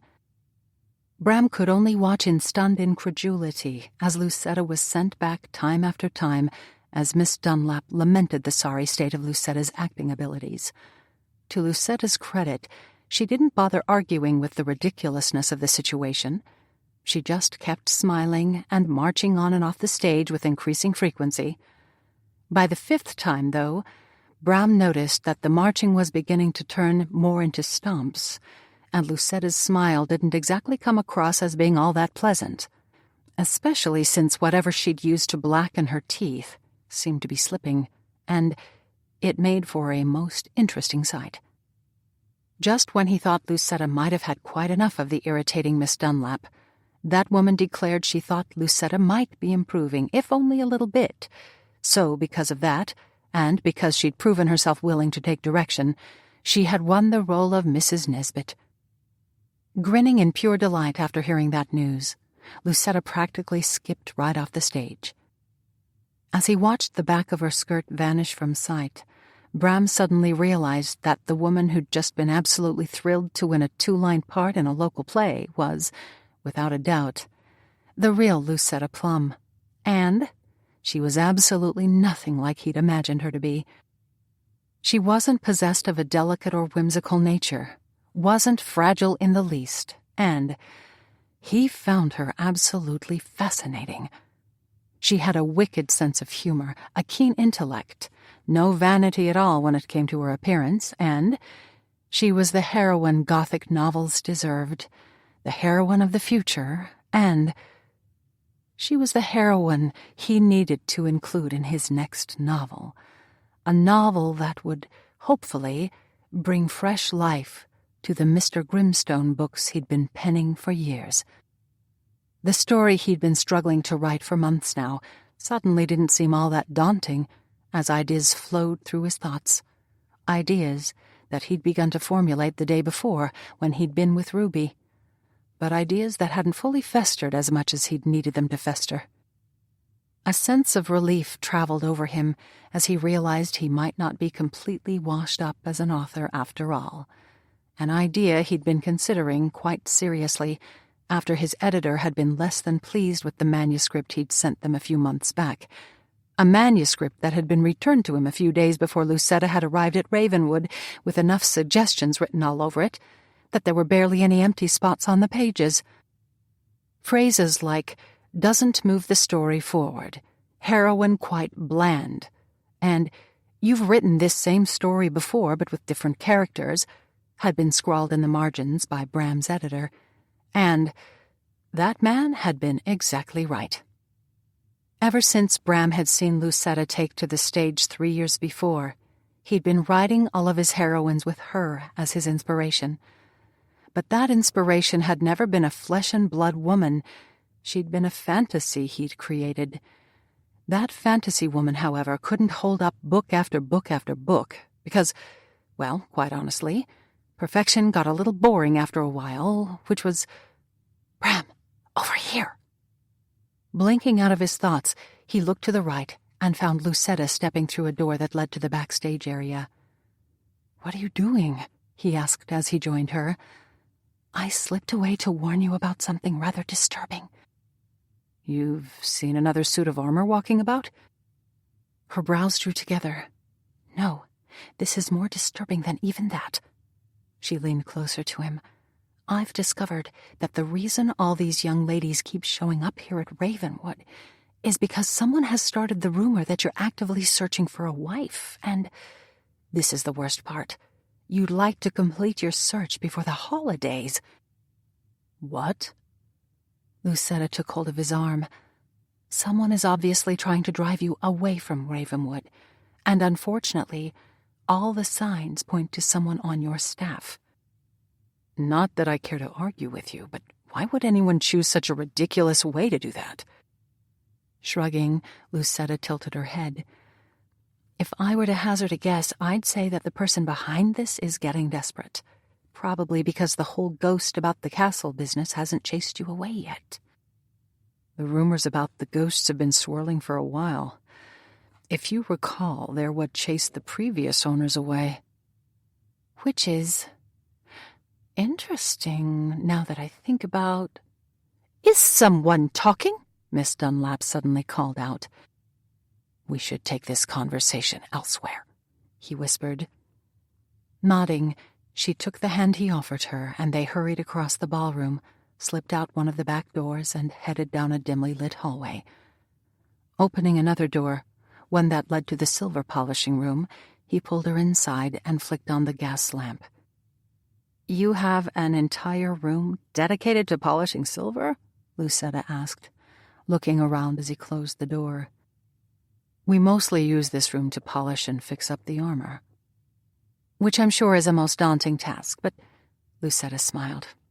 "Getting back to our conversation, the one about the rumors spreading around that you're actively searching for a wife, you're really going to have to be careful around the Tarrytown ladies. From what I overheard, competition is fierce to win your attention, so I wouldn't suggest you go off and shut yourself away in a storage room with any of them. That could very well see your bachelor days coming to a rapid end." "Aren't you concerned someone will discover us together?" Lucetta rolled her eyes. "I've seen a mirror recently, Bram. I don't believe we have anything to worry about there. But getting back to how I think you should approach the ladies of Tarrytown, you probably—" As Lucetta continued going on and on about what he should do, in that rather bossy manner he'd never imagined she possessed, he found himself having a bit of a difficult time concentrating on what she was saying. Her lips were moving rapidly, and while he was certain she was probably giving him sound advice, he found himself more concerned with the idea that it seemed to him as if she had done something to her lips, something that made them seem quite spinster-looking, as if their very plumpness had been squeezed right out of them. The lips he was looking at now truly did seem to belong to a woman who'd sport a wart on her face, but how had she managed to make them appear so unattractive, so... Taking a step closer to her, he leaned forward, trying to puzzle out the mystery behind her lips. They looked thin, which was very peculiar, although perhaps it was the wart she'd so cleverly put right above the upper lip that was... Why are you staring at me like that? Has the wart moved? Dragging his attention away from the wart in question, he looked up and caught her eye through the smudged lenses that he had no idea how she could see out of. Instead of answering her, though, his hand rose, almost of its own accord, it seemed, and the next thing he knew, he plucked the phony wart straight off her face. "What has gotten into you?" she demanded. "I need that wart. And did you just throw that over your shoulder?" "It was disgusting," he said, dusting his hands together, pleased with himself over taking control of the wart even though Lucetta looked about ready to strangle him. "It was meant to be disgusting." "Well, now it's gone." Lucetta let out a grunt before she tried to scoot around him, seeming intent on looking for the wart he'd just tossed aside. Before she could pass him, though, he reached out, took hold of her shoulders, and felt her tense. "What are you doing?" Instead of answering her, he drew her closer, smiling just a touch when he heard her take a swift intake of breath. "Bram, really? What are you doing?" "Trying to figure something out," he said, as he moved one of his hands from her shoulder and used a single finger to take a poke at her lip. "It's still full," he said, more to himself than to her. He poked it again before he pulled at her lower lip, exposing her teeth in the process. "You no longer appear to be missing your teeth." "Stop that!" She smacked his hand away. "I knew I shouldn't have snuck that second cookie backstage. It must have knocked the gum off." "You used gum?" Lucetta nodded. "I did. Blackjack gum created by Mr. Thomas Adams, who opened the first gum factory with his sons in 1870. Although I suppose now is not actually the time to recite history when faced with such a concerning situation." She blew out a breath. "I'm normally very careful when I use gum to make it appear as if I'm missing teeth. But I must have swallowed it when I ate that cookie." "Do you think that'll hurt you?" Bram asked slowly. "Hard to know at this point." She closed her eyes and shook her head a mere moment later. "No, I haven't read anything regarding a medical condition one can expect after swallowing gum." Bram frowned as Lucetta opened her eyes. "You know, it's not really a normal occurrence for people to be able to summon up random tidbits like that at will, don't you?" A ghost of a smile played around Lucetta's mouth. "I've never claimed to be normal, Bram." That smile struck him straight through the heart. It was a genuine smile, with a bit of a self-deprecating edge to it, and, without allowing himself a second to reconsider, he leaned toward her as his hand moved from her shoulder to her waist, and, pulling her ever so slowly against him, he lowered his lips to hers. 17. Even though a part of Lucetta knew she really shouldn't be kissing Bram Haverstein in the middle of an isolated storage room, another part of her, the part that seemed to be melting against him, wasn't allowing her an opportunity to put up much of a fight. To complicate the whole melting into him dilemma was the pesky fact that her mind, a part of her that was usually in fine working order, had apparently taken this particular moment to turn rather fuzzy. She'd never had a fuzzy mind before, and never known such a thing was even possible, and, given that all sense of logic seemed to have absorbed straight into the fuzziness, well, it was... The distant sound of what she thought might be a door creaking tickled at what little rational thoughts she had left. But the tickling vanished almost as soon as it had begun, because, well, Bram was kissing her in a rather delicious fashion. And since she'd never been kissed before, even though she was 26 years old, and even though everyone assumed her to be a bit of a flirt, an assumption that was completely wrong, well... Miss Fremont! What in the world are you doing to poor Mr. Haverstein? For a second, Lucetta found herself wondering who this Miss Fremont was. But then a clear sense of panic struck straight through the fuzziness as Lucetta's mind snapped back into fine working order, and she realized that she was supposed to be Miss Fremont, and she and Bram had apparently been found out. Untwining her hands from around Bram's neck, Lucetta stepped away from him and turned, finding Miss Dunlap in the company of Miss Cooper, glaring back at her. "Ladies, this is an unexpected surprise," Bram said, in a remarkably casual tone of voice, as if he'd not just been discovered in a completely inappropriate situation. Stepping forward, he pulled Lucetta ever so discreetly behind him.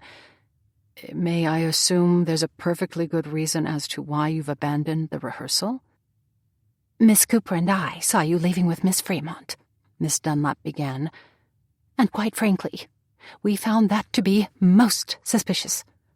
She leaned to the right and nodded to Lucetta, who'd taken to watching the conversation unfold from the safety of Bram's shadow. "Clearly you used some unusual excuse to lure poor Mr. Haverstein away from the ballroom, which you should feel very ashamed about now." Miss Dunlap switched her attention back to Bram, even as she, curiously enough, sent him a beaming smile. "Do know, though, Mr. Haverstein, that we won't speak a word of this to anyone." "There's absolutely no reason to keep the matter hush-hush now, Miss Dunlap," a voice said from the doorway. "Especially since you and Miss Cooper neglected to shut the storage room door behind you." Swinging her attention to the doorway, Lucetta discovered Ruby marching into the room, followed by Mr. Skuckman, who at least had the presence of mind to close the door after him, which drew mutters from all the people who'd gathered outside that very door. "Oh, dear," was all Lucetta was able to utter as Mr. Skuckman sent her a quirk of a brow before he took up a position in front of the door in an obvious attempt to keep anyone else from entering the room. Curiously enough, he was looking even more intimidating than usual, what with his hair having lost most of its curl, which gave him a somewhat menacing appearance, and the spectacles he was wearing pushed down past the bridge of his nose as he set his attention on not Miss Cooper or Miss Dunlap, but Bram. It was not reassuring to Lucetta in the least when Mr. Skuckman took to cracking his knuckles. Twice. Ruby stepped forward with fists on her hips. "What I find myself compelled to ask, even though I'm sure I'm going to regret the question, is this. What possessed you, Miss Dunlap and Miss Cooper, to sneak off after my brother in the first place?" Miss Dunlap lifted her chin. "That's a little harsh, Miss Haverstein, accusing us of sneaking. We were only looking after your brother's reputation, because we had a feeling Miss Fremont, being the confirmed spinster type, might very well take it upon herself to get caught with Mr. Haverstein in a compromising situation." Her chin lifted another notch. "Clearly, she's done just that, but—" She suddenly beamed another smile Bram's way. "The details of what has transpired in this very room are sketchy at best, which means if there are rumors already swirling around about someone being compromised, I would be more than happy to step forward and claim to be that compromised person, even though my reputation will surely suffer for it."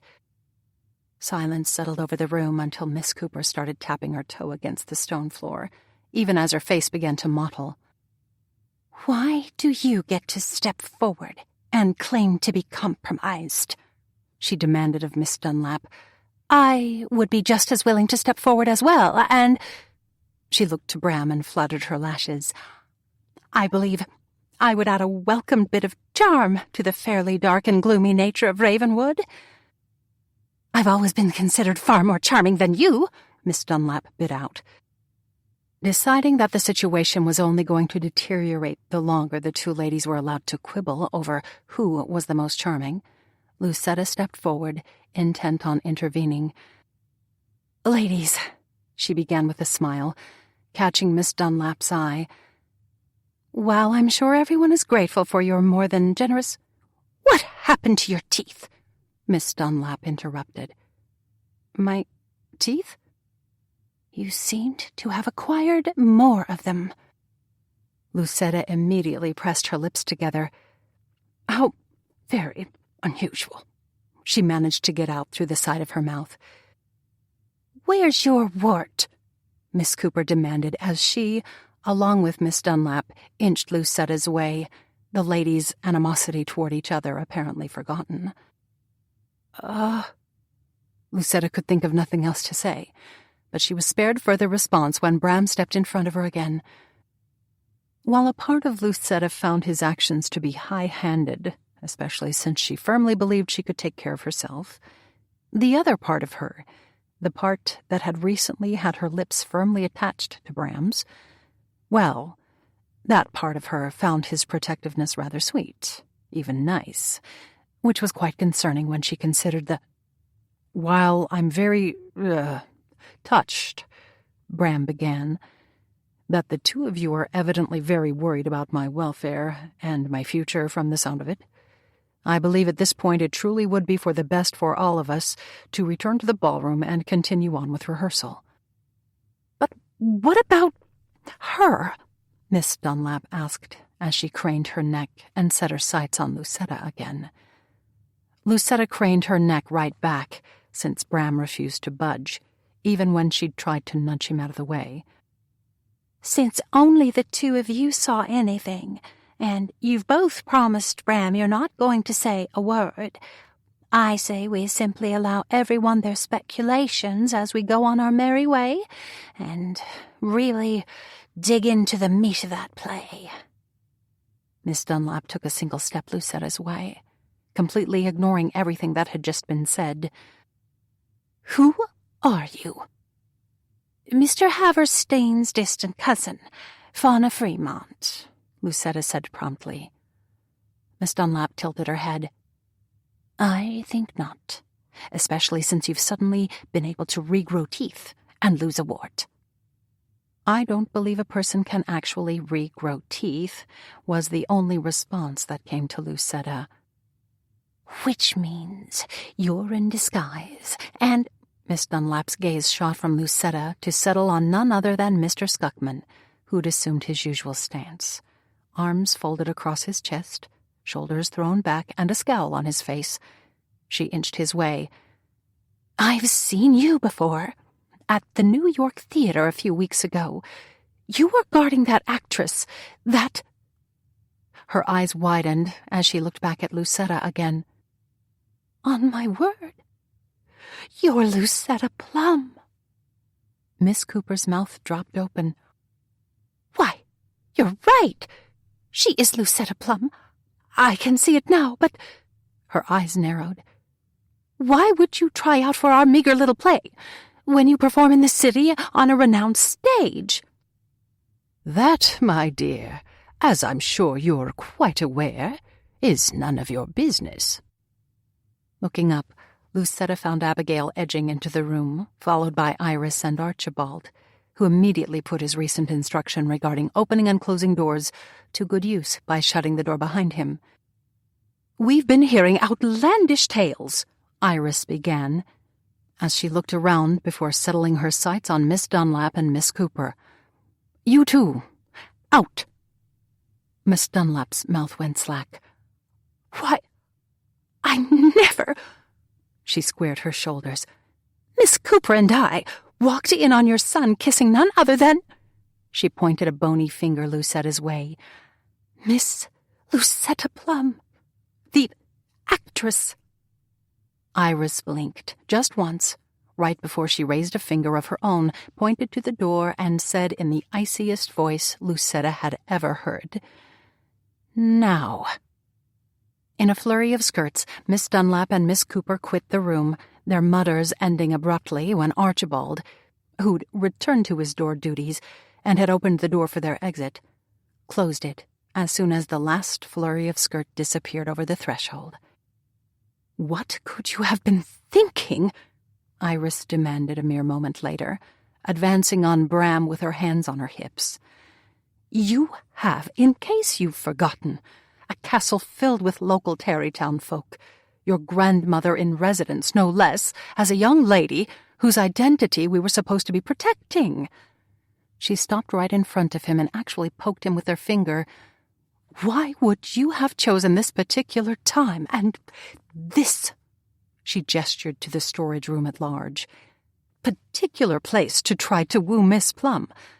A lady, if you'll recall, who we've told all those gathered is your cousin, which makes all this," she gestured around the room again, "seem rather tawdry." "She's supposed to be a distant cousin," Bram reminded her. "And one with a wart and no teeth," Ruby added, her lips curving ever so slightly. "I don't believe you're helping my situation," Bram muttered. "Goodness, you're right." Ruby smiled before she moved to Mr. Scuckman, took his arm, and attempted to prod him toward the door. "Since the storage room is quite crowded at the moment, and since outlandish rumors are probably even now spreading like wildfire out there, Mr. Scuckman and I will go assess the situation and see if there's anything that can be done to stem the amount of damage done to both of your reputations." Mr. Scuckman hadn't moved a single inch, even with Ruby trying so determinedly to get him to the door. He sent a single nod Lucetta's way. "Would you like me to stay with you?" "I think assessing the situation might be a better use of your time," Lucetta said, "especially since I'm fairly sure Miss Dunlap and Miss Cooper are even now spreading the word regarding my true identity." Cracking his knuckles again, Mr. Scuckman released a grunt. "Would you like me to dissuade them from spreading the word?" "Goodness, Mr. Scuckman, get a hold of yourself," Ruby said, before Lucetta could respond. Grabbing him with both hands, she tried yet again to get him to move, releasing a pent-up breath of air a moment later when he refused to budge. Sending Ruby a look that seemed to have a touch of amusement mixed in with clear exasperation, Mr. Scuckman turned and caught Lucetta's eye. "Just call if you decide you have need of me." With that, he headed for the door with Ruby still firmly attached to his arm. "I believe, since this is a family matter and I'm not a family member, at least not yet, I'll go help Mr. Scuckman and Ruby assess the situation." With those cryptic words that left Abigail standing with her mouth slightly open, Archibald opened the door with a flourish, strode over the threshold and pulled it closed behind him. "What do you think Archibald meant by yet?" Bram asked slowly. "This is not the time to be pondering anything other than what you're going to do now," Iris said, with a distinct edge to her tone as she shook her head at her son. "You've been caught in a compromising situation with Miss Plum, and there's no getting around what has to be done now. You'll have to get married." Lucetta's eyes widened. "Oh, I don't think there's any need for us to be hasty about anything, Mrs. Haverstein. Bram and I barely know each other. Add in the fact that I'm an actress, for heaven's sake, and, well, it's not as if I enjoy a pristine reputation, so no harm done, and that's that." Iris plopped her hands on her hips. "What about Silas Ruff?" "I don't want to marry him either." She wasn't certain, but she thought Bram's lips twitched just a touch. But seeing those lips suddenly reminded Lucetta that she'd recently been very close to those lips, and... "Your identity has now become public knowledge, Miss Plum," Iris continued, pulling Lucetta abruptly away from thoughts of lips, heat, and closeness. "It will not be long until Silas learns your direction, and from what I've been told, he's determined to acquire you." Lucetta shot a look to Bram, hoping for some assistance, but she found that Bram, curiously enough, was looking vacantly about the room, his thoughts clearly not on the present and oh-so-concerning situation. Resisting the urge to smack him back to the conversation at hand, she drew in a breath and returned her attention to Iris. I'm not certain why you're pursuing this idea of marriage between me and your son so adamantly, Mrs. Haverstein. Clearly, I'm not the type of lady a mother would actively seek out to become her daughter-in-law. And again, Bram and I barely know each other. Iris lifted her chin. My mother heartily approves of you. Abigail drew in a sharp breath and raised a hand to her chest as her eyes turned suspiciously bright. What a lovely thing to say. Iris smiled. I've seen that you truly do have only the best interest for your grandchildren at heart, Mother. And since you care so deeply about Miss Plum, and my son apparently cares about her, because he's never been caught kissing a lady in a storage room before, who am I to stand in their way? Alarm traveled through Lucetta's veins, increasing by the second as Iris and Abigail turned her way and began beaming bright smiles in her direction. Realizing that she was not getting through to them, she turned to demand assistance from Bram, discovering that he'd moved stealthily away from everyone and was now furiously scribbling something down on a crumpled piece of paper that seemed to be covered in silver polish. "What are you doing?" she demanded. Bram stopped scribbling, lifted his head, blinked a few times, then straightened as he stuffed the piece of paper into a pocket and smiled at her. "Just had a thought," was his only reply.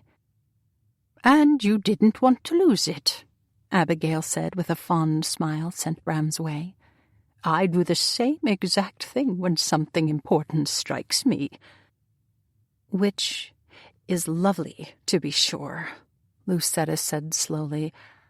"But this is hardly the time for random thoughts, Bram, unless they pertain to the abominable situation at hand.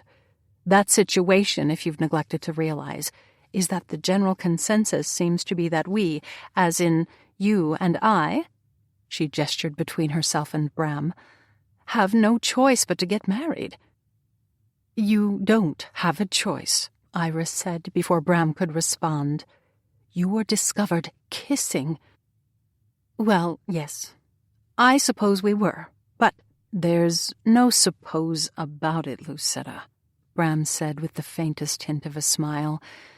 "You and I were caught in the act, so to speak, which is exactly why we'll be getting married." "I don't particularly care to be told I'm going to marry you." Bram's brows drew together, even as his eyes turned distant again. "Right, because independent ladies don't like to be told things. They prefer to be asked, and—" To Lucetta's absolute confusion and a good bit of annoyance, Bram suddenly pulled out the crumpled piece of paper he'd stuffed into his pocket, set it on a table that held a variety of silver-polished bottles on it, scribbled something else on the page, then straightened. "Right," he said again. "Well, I need to go attend to something, so I'll leave you ladies to finish up with all the details of planning a wedding." Unable to summon up a single question regarding what was obviously complete and utter lunacy, Lucetta watched in speechless disbelief as Bram headed her way. He stopped directly in front of her, kissed her on the cheek, leaned back, considered her face for a second, then leaned toward her again, and pressed a kiss right on her mouth. He seemed completely oblivious that Lucetta had taken to sputtering, while Abigail and Iris had taken to tisking, although Abigail's tisking seemed to have a rather pleased tone about it. Stepping away from her, he nodded, just once. "That would work better. Definitely on the lips," he said to no one in particular before he seemed to shake himself. "Now then, if everyone will excuse me." With that, Bram strode from the room, vanishing from sight before she had the presence of mind to call him back. "This is turning out to be a very peculiar evening indeed," Abigail finally said, breaking the silence that had fallen over the room. "It's not peculiar, Abigail. It's downright insane," Lucetta argued. "And—" She turned her head and caught Iris's eye. "What in the world was that all about? Who just walks off in the middle of a life-altering conversation?" Iris sent her a faint smile. "Perhaps Bram has gone off to compose a more suitable marriage proposal." Abigail immediately nodded in clear agreement with that. I bet that's exactly what he's done. I got the impression he thinks matters are settled between us, Lucetta said slowly. And they will be, Abigail returned, just as soon as we get all the wedding details in place. As Lucetta stood there with her mouth hanging open, Abigail and Iris linked arms, and then, chatting furiously in whispered tones, they hurried out of the room with phrases like, "She'll make such a lovely bride," and "We should hire Monsieur Lamont for the cake," trailing after them. 18. While I don't claim to be an expert regarding matters of a romantic nature, I'm afraid you, Mr. Haverstein, have made a complete disaster of the situation with Miss Plum. Lifting his head from his Remington Model 1 typewriter, Bram found Tilda marching into the dungeon, wearing, oddly enough, a black skirt and blouse, over which was a perfectly pressed white apron, an outfit normally only required for late afternoon and evening service. "Isn't it a little early to be wearing black?" was the first thing to enter his plot-encumbered brain. "It's almost 4 in the afternoon," Tilda returned, coming to a stop directly in front of the medieval desk he'd purchased, because he'd known it would be a great source of inspiration for his Gothic novels, what with all the deep gouges and stains littering the surface of it. "Is it really?" "Indeed," Tilda returned, crossing her arms over her chest. "On Saturday." Bram blinked. "It's only Friday." Tilda sent him a pitying look. "And that right there is why you're in a great deal of trouble with Miss Plum. She's beyond irritated that you've been nowhere to be found over the past 2 days. Believe me, she's been trying her very best to wheedle that information out of every member of your staff, all of whom, you'll be pleased to learn, have yet to give in to her wheedling." She shook her head. "Just so you know, Mr. Macmillan has promised everyone on staff a substantial bonus if they remain strong against the charm Miss Plum is now being suspected of plying rather heavily in order to pry information out of people." "How much trouble do you believe I'm in?" "Nothing you can't recover from. At least, that's what your grandmother said this morning before she and your mother went off to look at fashion plates at your mother's house." "Ah. So, do you believe Lucetta has accustomed herself to the idea of marrying me?" Tilda arched a brow. "Not at all. I believe your mother and grandmother are refusing to face the truth. That truth being that Miss Plum never agreed to marry you. And after she got over the shock of being found in the storage room with you, she began to feel very put out indeed that anyone would assume, and I think you may be included with that whole anyone business, that she'd—" Tilda tapped a finger against her chin. "Blithely sit back and allow everyone else to plan out my life when I'm fully capable, as well as willing, to plan out that life on my own." Bram winced. "Am I to assume those were her exact words?" "Or close enough," Tilda said. "I'm afraid you've really made a muddle of this, Mr. Haverstein. And I'm also afraid that you won't be marrying Miss Plum anytime soon, if ever." She leaned closer to him. "She talks quite often to herself when she's alone. Because of that, I've been privy to some interesting conversations, all of which center around the idea she's not a woman who wants to lose her independent identity through marriage." As an afterthought, Tilda added, "And she's come to the firm belief that you're demented." "What?" Tilda shrugged. "Can you blame her? You proclaimed the two of you are going to get married, without asking her if that's what she'd like, mind you, while allowing your mother and grandmother to believe they should start planning the wedding festivities. That, Mr. Haverstein, is not how it's done. The bride gets a say in this day and age, and then add in that pesky business of you disappearing, and it's little wonder Miss Plum is questioning your sanity." Why didn't someone simply tell me I was losing track of so much time? Bram asked as he settled back in his chair. Because you are slightly deranged when you're in the midst of writing, and everyone on your staff knows better than to approach you unless you ring for us, someone who sounded very much like Stanley said from the far side of the dungeon, Bram's room of choice to churn out his work. With a sense of dread settling over him, Bram rose to his feet and craned his neck, wincing when he discovered Stanley lying on the dungeon floor. "You're not still shackled to that piece of railroad track I set up, are you?" "While I would love to be able to say no, that hairpin I told you I was certain I would be able to free myself with didn't exactly work out as planned." "But I must have shackled you to that railroad tie hours ago," Bram said weakly. "Oh, you did.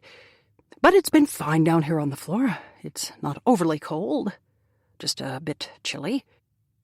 "Why didn't you tell me you couldn't get free? And interrupt what will probably be your best work to date?" Stanley let out a grunt. "Not likely.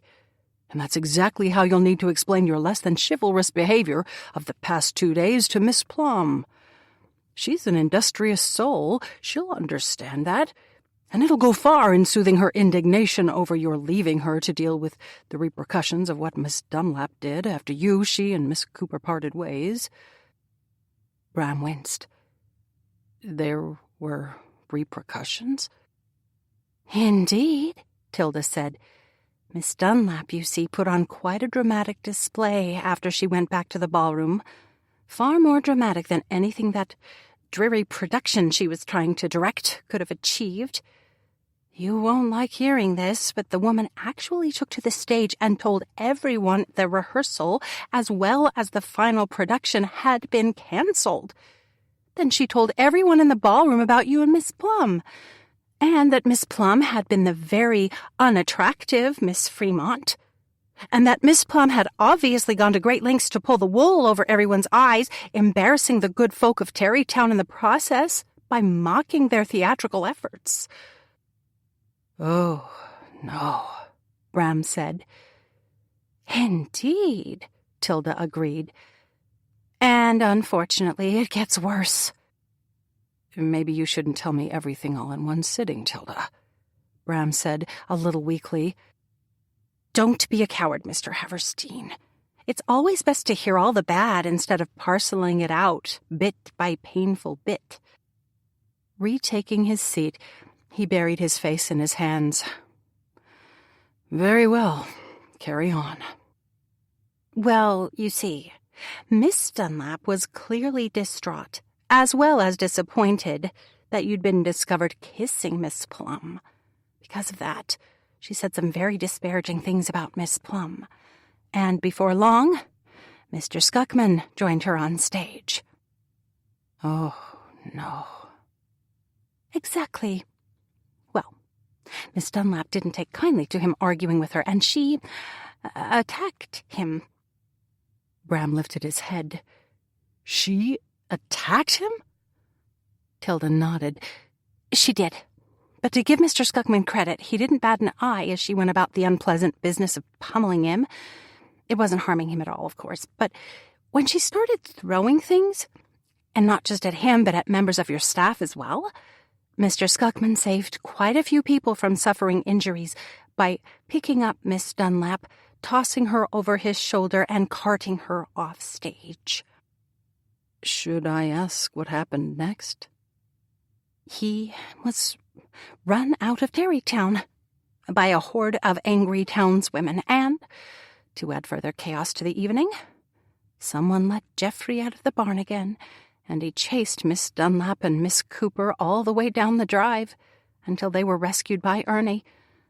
Although he was apparently in the process of creating some new gravestones for the back graveyard in case you needed some disturbing inspiration some night, and there is now a rumor swirling about town that we're up to some concerning shenanigans here at Ravenwood." "The graveyard's just a muse to me," Bram pointed out. "It's not as if we're actually burying people in it. Why, One only has to read The Countess of Devonshire Heights to find half the names Ernie's etched on the stones. Forgive me, Mr. Haverstein, but since no one except you, your editor, and your staff knows you're Mr. Grinstone, you can't actually blame people for finding you a bit curious. Nor can you expect anyone to assume the graveyard we have here at Ravenwood doesn't have any graves in it. Tilda released a breath. Although, if you want my opinion, I think it's past time for you to disclose your secret to your friends and close family. It would save a lot of speculation, and your poor mother wouldn't be wondering if you're up to criminal activities. Bram released a breath of his own. You might be right. Of course I am, but now is not the time to ponder the matter further. You need to make amends with Miss Plum before you lose her for good. Before you do that, though, sir, Stanley called from where he was still, lying on the floor, could you possibly be bothered to unshackle me? I do beg your pardon, Stanley. Once again, I seem to have forgotten all about you languishing down there. Bram opened the top drawer of his desk and rummaged through it. I seem to have misplaced the key, though. When Stanley began sputtering, he hurried to continue. But not to worry. I know I have a spare one in the kitchen, and I'll go fetch it straight away. Rising to his feet, he headed out of the dungeon and pulled the door closed behind him. Walking up the narrow flight of stairs that led to the ground floor, he reached the top and opened the door that led into the kitchen ever so slowly. Sticking his head around it to make certain the coast was clear, he froze on the spot when his gaze settled on none other than Lucetta. That she was just as surprised to see him, there was no question, since she'd frozen as well. But unlike him, she wasn't frozen for long. Advancing his way with absolutely delightful curls tumbling around her beautiful face, she stopped right before the door and plunked her hands on her hips.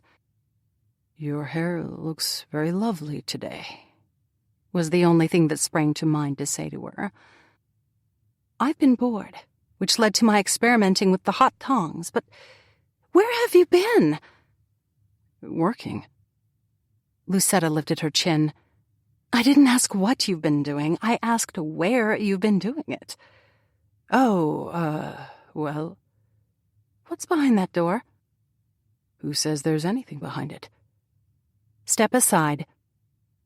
I find this bossy side of you to be incredibly charming. I'd hate to have to hurt you, but I will if you don't get out of my way. I find ladies who seem to have no qualms about threatening a gentleman to be just as charming as bossy ones. I'm beginning to lose patience with you. Bram edged his way through the door, opening it just enough to squeeze through.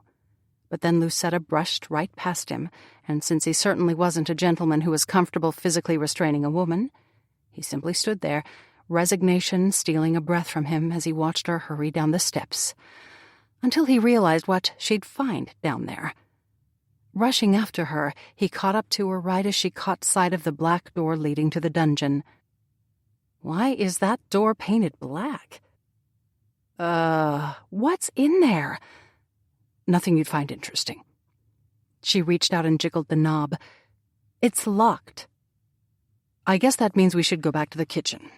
I, for one, just realized I'm starving, and I'm also dying to learn what happened to Mr. Skockman, only recently learning that he got run out of town.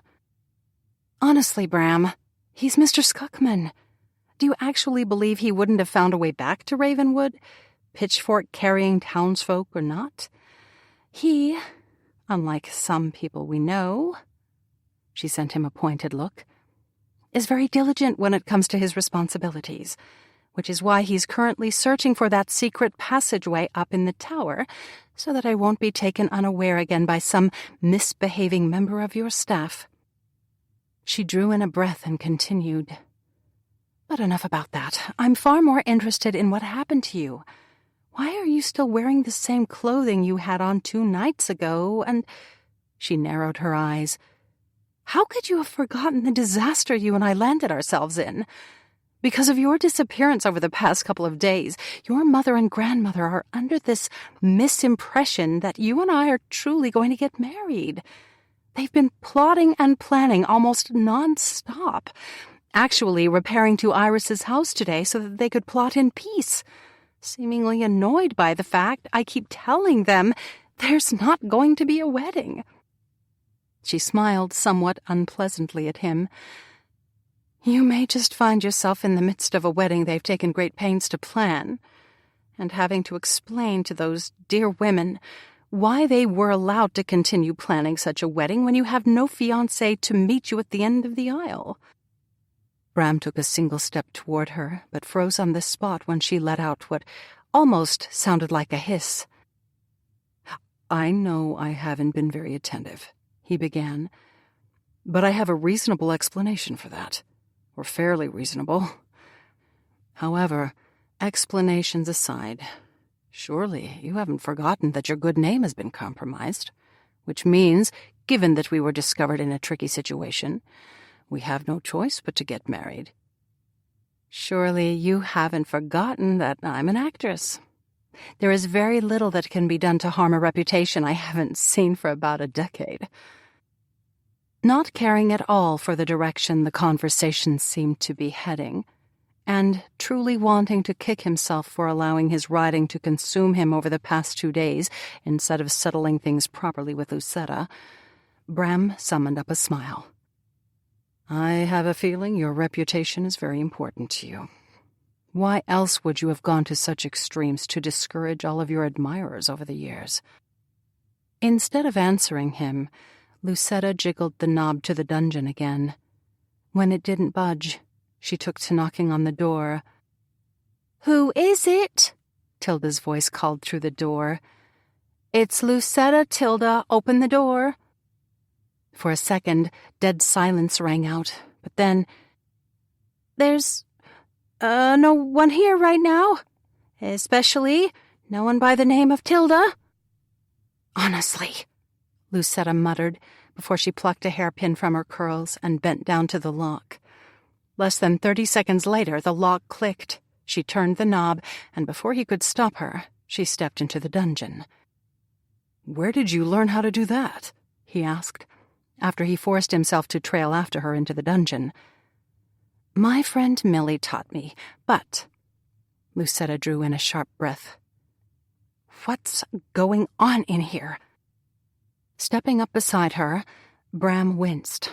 Stanley, unfortunately, was still lying on the ground, shackled to a railroad tie, no less, while Tilda, for some unknown reason, was spread out on the rack that had once been used for stretching people, and she'd even gone so far as to stick her hands through the holes at the head of the rack, which made her look as if she was in the process of being tortured.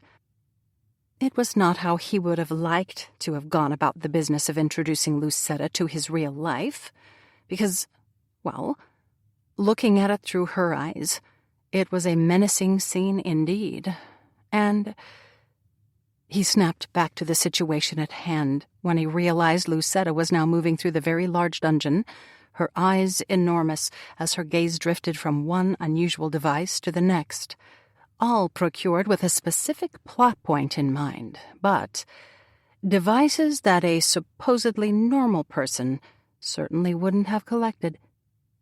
This is going to break your grandmother's heart, she finally said, lifting up a heavy chain that had spikes attached to the end of it.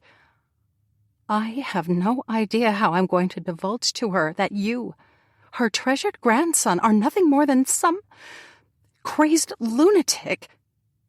That's a bit harsh, and all of this, he gestured around the room, is not exactly what it seems. It's not a dungeon filled with every type of torture device devised in the last 500 years? I think the oldest I've managed to find is 300 years old, and...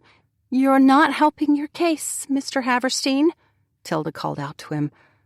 Yes, probably not. I'm confused about the railroad tie Stanley's attached to, Lucetta tossed at him, causing him to blink at the rapid change of topics. He began. "It's not that confusing, Miss Plum," Stanley said, speaking up when Bram continued floundering. "I'm trying to see how long it takes to get freed from being shackled to a railroad track with only a hairpin to get undone." "Why would anyone need to know that?" "Well, it might come in handy if, that is a difficult question to answer," Stanley said, as he sent Lucetta a rather strained smile. "May I assume you have a reason for practicing such a thing?" Lucetta pressed. Was all Stanley seemed capable of replying, which had Lucetta marching right up to him. "What is your area of expertise, Stanley?" "Well, that depends, Miss Plum. I'm very good at assuming a variety of different roles, one of those being Mr. Haverstein's acting valet at the moment. Although, now that I think about it, since he's not changed his clothing for 2 days, that might not have been the best example to give you regarding what I'm good at." "What did you do before you began working for Bram?" "A bit of this and that." "Criminal this and that?" she pressed. "I grew up on the Lower East Side, Miss Plum. I'm fairly certain that over the years I've lived there, a few of my positions would have possibly been considered less than reputable. But when I came to work for Mr. Haverstein, I had to promise to put aside my less than honest ways, and that's what I did." He nodded. "Reverend Gilmore, a very wise man, once told me that God forgives us for the sins of our past if we ask for forgiveness. He also told me that God expects each and every one of us, after we've acknowledged our wrongdoings, to try and walk the straight and narrow. That right there is what Mr. Haverstein expects from those he hires. And I can say with all certainty that I'm a better man now than I've ever been." "You know Reverend Gilmore, too?" Lucetta demanded. "Of course. He's a familiar figure in the tenements. He's just tickled to death to have found a gentleman like Mr. Haverstein, a gentleman who is kind, compassionate, willing to always lend a hand, a true champion for the weak and downtrodden, and—" "I think she gets the point," Bram said quickly when it started becoming a bit too obvious that Stanley had descended into a touch of embellishing when it came to Bram's character. Squaring his shoulders, he moved to his desk, the one where his typewriter sat, opened his mouth, and was just about ready to reveal all when Ernie strolled into the dungeon, carrying a shovel over his shoulder and whistling a bit of a happy tune under his breath. "Finished burying that sword, Mr. Haverstein, just like you asked me to, and there'll be no finding it now, not with it being buried in the graveyard. Oh, hello, Miss Plum. I wasn't expecting to find you down here in the, dungeon." Ernie shot a glance to Bram, who only had a grimace to send him in return.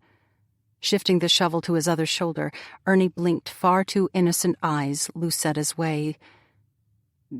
"How goes the wedding plans?"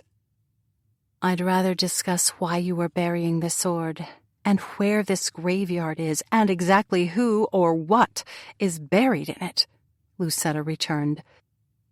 "I've always thought a wedding right around Christmas would be lovely," Ernie continued, as if Lucetta hadn't spoken. "I'm sure Abigail and Iris would agree with you, Ernie, which is why I'm also sure they're going to be incredibly disappointed to learn that there will be no wedding. At least not one that will ever see me married to your boss, Mr. Madman Haverstein." Bram frowned. "The whole madman business is a bit severe, don't you think? Because there truly is a rational explanation regarding all—" He gestured around the room. "This." Lucetta's eyes turned stormy. "If you think I'll believe anything you have to say from this point forward, Mr. Haverstein, you're more delusional than I'm giving you credit for. Although, do know that I'm not blaming you for everything.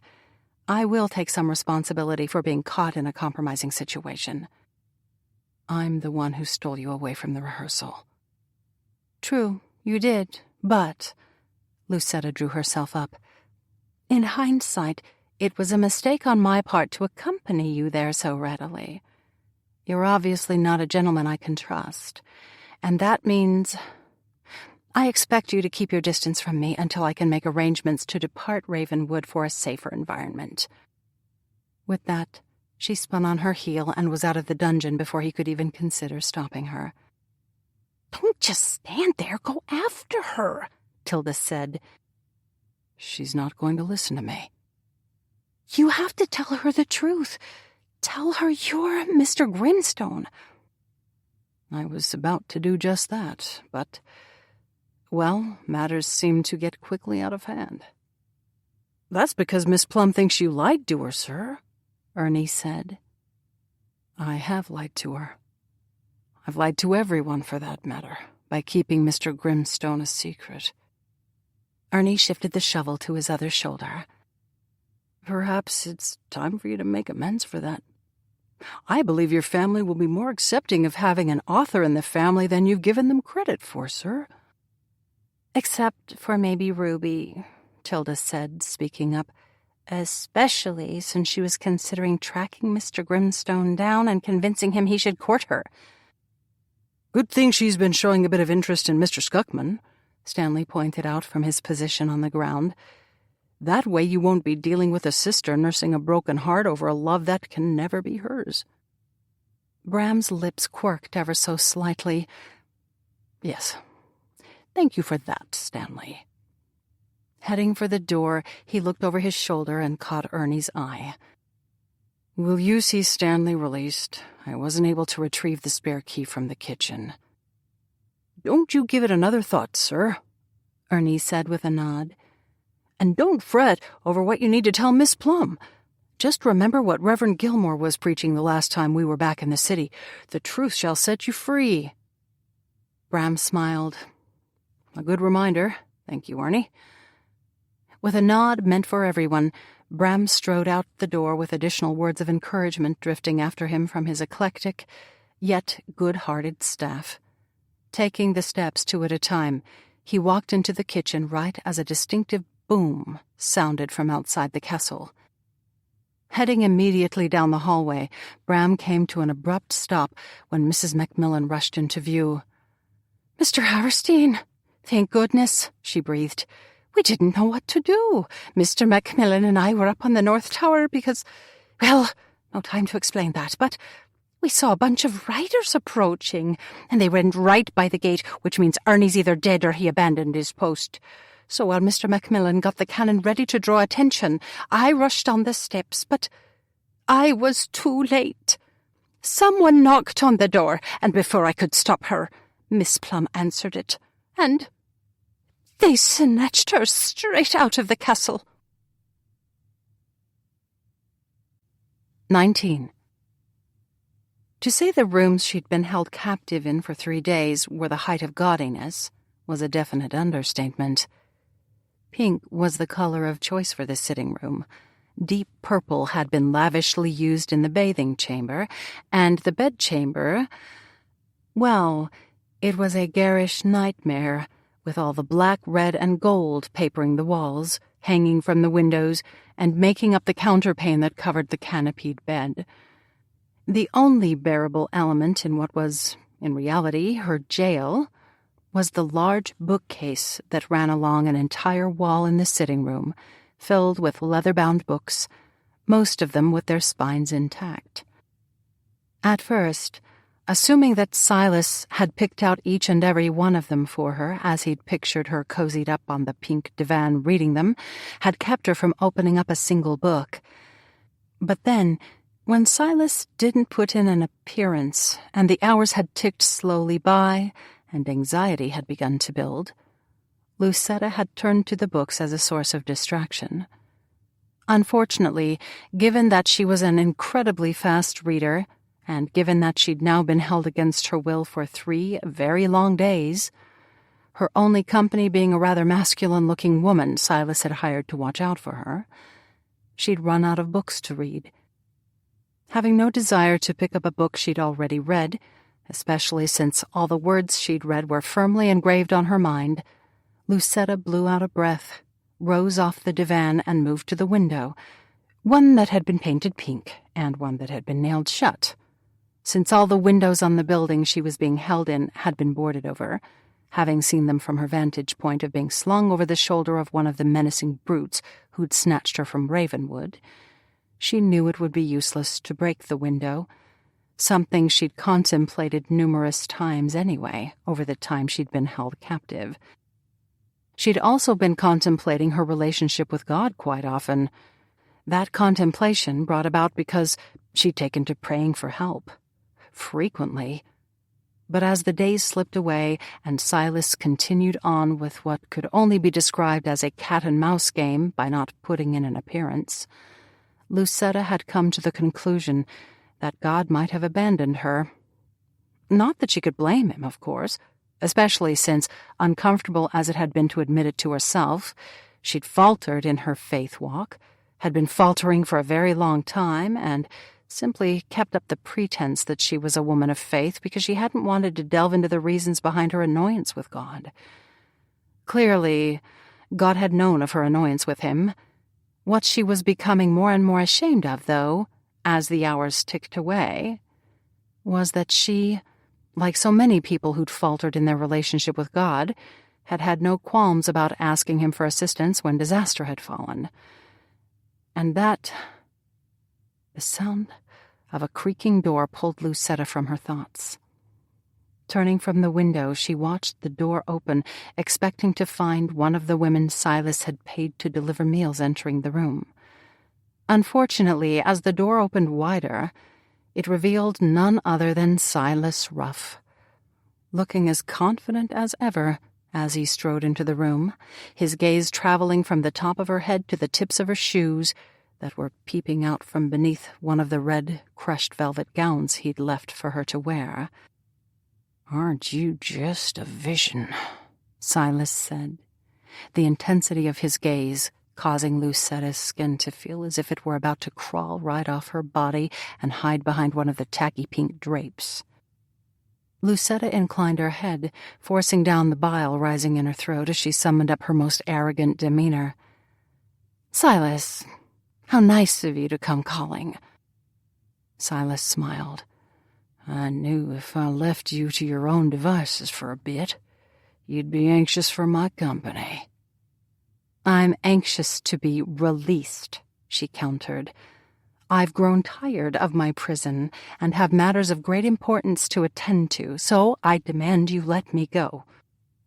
Lucetta forced herself to meet his gaze, doing her very best to ignore the fact her knees had taken to knocking underneath the hideous gown she'd had no choice but to wear. She'd actually considered refusing to don any of the clothing Silas had provided, but since one of the women who'd been looking after her had made off with the clothing she'd been wearing while she was taking a bath, she hadn't had much choice in the matter. Languishing about unclothed was certainly not a state she'd wanted Silas to discover her in. "I'm afraid you're in no position to demand anything, my darling, and I have no intention of releasing you, now or in the foreseeable future." Silas gestured to the divan. "What say you we get comfortable?" "I'm fine where I am." "Sit down." The ice in his voice chilled her to her very soul, and since her knees were now about to give out on her instead of simply knocking about, she moved to the divan and sat. Dipping her head, she took a moment to adjust the skirt of her gown, a moment she needed to collect her composure. It would not do to allow Silas to see her fear. He was a man who thrived on intimidation, depravity, self-indulgence, and cruelty. Giving him any ammunition would not serve her well in the end, which was why she knew she needed to present him with the Lucetta he thought her to be. Cool, reserved, and haughty. Lifting her head when she was relatively certain she'd gotten her emotions under control, she sent him an arch of a single brow. Taking a seat in a poofy chair upholstered in pink floral that was right next to the divan, Silas considered her for what felt like forever. The tip of his tongue darted out of his fleshy lips, moistening them, the sight of that tongue prompting bile to rise once again up in Lucetta's throat. "I've decided to make you my mistress." A small thread of temper mixed in with the fear traveling through her veins. "Have you now?" "I bought this building just for you, and had the top floor decorated in a manner I was quite certain, given your dramatic attitude, you'd appreciate." Lucetta drew in a breath, refusing to allow Silas the satisfaction of even glancing at some of the more gaudy pieces in the room he was pointing out, and waited until he'd run out of words before she lifted her chin another notch. "I'd like to know, if you please, how you came to the conclusion I'd be receptive to the idea of becoming your mistress." Silas settled back in the chair, folding his hands across a stomach that strained against the buttons of the jacket he was wearing. "Come now, dear. There's no need to continue playing coy. You've led me on a merry chase these past few years, never affording me an audience after your performances, and neglecting to answer the notes I sent, asking you to join me for a late-night dinner here or there." He wiggled a finger in her direction. "You and I know full well that you did so in order to increase your value." "I wouldn't be so certain about that." He continued speaking as if she hadn't voiced a reply. "I'm willing to allow you to live here amongst this lavish setting, and will provide you with your very own personal maid, a carriage with matching bays, a driver for that carriage, and give you the pleasure of my company until I tire of you."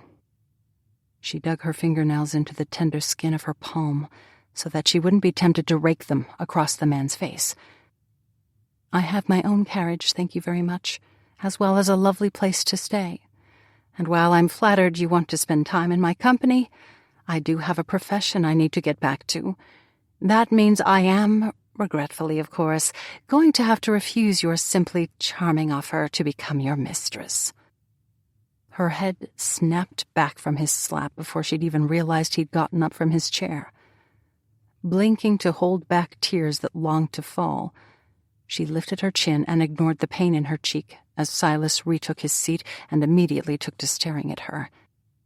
His eyes were filled with something hot, something she was certain verged on the edge of true insanity, and that insanity chilled her straight through her bones. "It wasn't an offer, my dear," he finally said, quite pleasantly. "But enough about that." He nodded to a piano across the room. "Since I've paid a small fortune to track you down, after spending far too much time on that wild goose chase your guard sent me on, I find myself in need of soothing. A nice tune by Bach would be lovely right about now. You'll find the sheet music in the bench." For a second, she thought about refusing, but the stinging in her cheek and the knowledge that he wouldn't be opposed to slapping her other cheek if she didn't comply with his demand had her rising from the divan. Shaking up the folds of her skirt, she made her way to the piano and found the sheet music exactly where he'd said. Not bothering to tell him that, even though she knew how to read music, she didn't exactly have a light hand on the keys, she sat, squared her shoulders, and began to play. Before she'd made it through an entire page of notes, Silas was standing by her side, his face mottled and his eyes blazing. "Play it properly," he demanded when she lifted her fingers from the keys. That was me playing it properly. Bracing herself for another slap when his eyes narrowed, Lucetta was spared another bout of pain when a knock sounded on the door, right before it opened, and one of the women Silas had hired stepped into the room. "The dinner you ordered is ready, sir." "Wonderful," Silas exclaimed. "We'll eat at the small table, if you please." While another woman pushed a tray filled with silver-domed dishes into the room, Silas turned back to her and offered her his hand. Not quite brave enough to decline the offer, Lucetta placed her hand in his, refusing a shudder when their skin made contact. He tightened his fingers around hers before tugging her to her feet, and then, with a hand settled against her back, he ushered her over to the small table, and then into the straight-backed chair. Taking his seat opposite her, he smiled as he nodded at all the dishes being set before them. Too many to actually fit on the table, which had the two women leaving some of them on the cart. Bobbing curtsies to Silas, they left the room on silent feet. "We'll be dining on terrapin tonight, my dear. A delicacy I'm certain you will enjoy, as well as the Madeira that will bring out the flavors of our meal." Snapping a linen napkin open, Lucetta placed it over her lap. "I would have thought you'd choose a Merlot, what with the rather unusual taste of terrapin." "Are you bringing into question my ability to choose a proper wine?" Lucetta forced a shrug. "Not at all. I was just making polite dinner conversation, although I should tell you that I don't actually enjoy terrapin, so there'll be no need to serve me any. I'll content myself with the vegetables those lovely women you've hired brought." "Your father enjoys terrapin," Silas returned, "and enjoys Madeira as well. Although," Silas shook his head sadly, "it's a shame that Nigel overindulges in alcohol so frequently." "Nigel is not my father, Silas, as I'm sure you discovered when you had someone run him to ground." Silas leaned his elbows on the table as he pressed his fingertips together. "Of course he's not. My mistake. Your father died when you were quite young, didn't he? Of an unexpected case of blood poisoning, from what I've been told." Frowning, Lucetta tilted her head. "Did Nigel tell you all of that?" "Nigel doesn't speak of your father, dear. I learned about your father, as well as a good deal about your entire family, from a tracker I hired to look into your past. I thought he was well worth his exorbitant fee, what with the discovery of Nigel. But then, after I won you fair and square in that card game, you did the unthinkable and fled." "You and I both know that you didn't win anything fair and square." When Silas sent her a wink, she almost choked on the small bite of bread she'd put in her mouth. "Come now, dear. Surely you've figured out that all of this," he gestured around the room and at the meal, "as well as the money it took to track you down, was my way of proving to you once and for all that you and I are meant to be together." Lucetta narrowed her eyes. "Rumor has it around town that you've been short of funds ever since you and Oliver Addleshaw parted ways."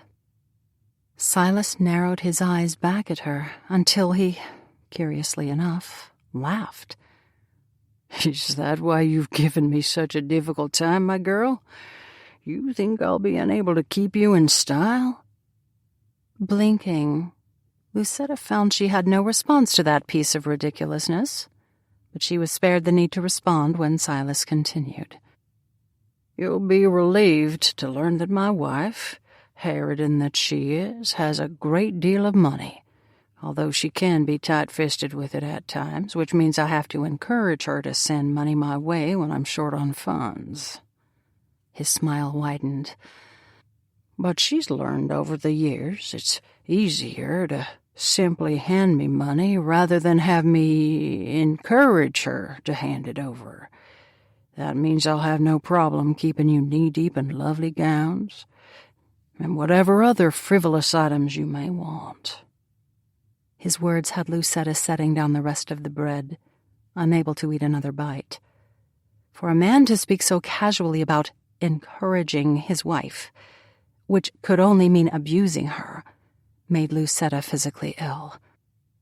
"And while I'm sure that you'll miss the theater, dear, do know that after you've accustomed yourself to me and my needs, I may return you to the theater, if only to allow all of those gentlemen who salivate over you and have done so for years to see you performing for me, and only for me, as I sit in a private box and watch your every move, and—" Whatever else Silas intended to say was lost when there was another knock on the door.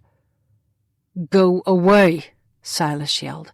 "Miss Plum and I are in the midst of dining and do not care to be disturbed, nor will we want to be—" Whatever he'd been about to say was cut off when there was a very loud explosion, and the door blew straight off its hinges. As she dove underneath the table, Lucetta heard someone calling her name. Someone who, even though she thought him to be a bit of a lunatic, was a far safer lunatic than the man who'd abducted her and had been holding her captive.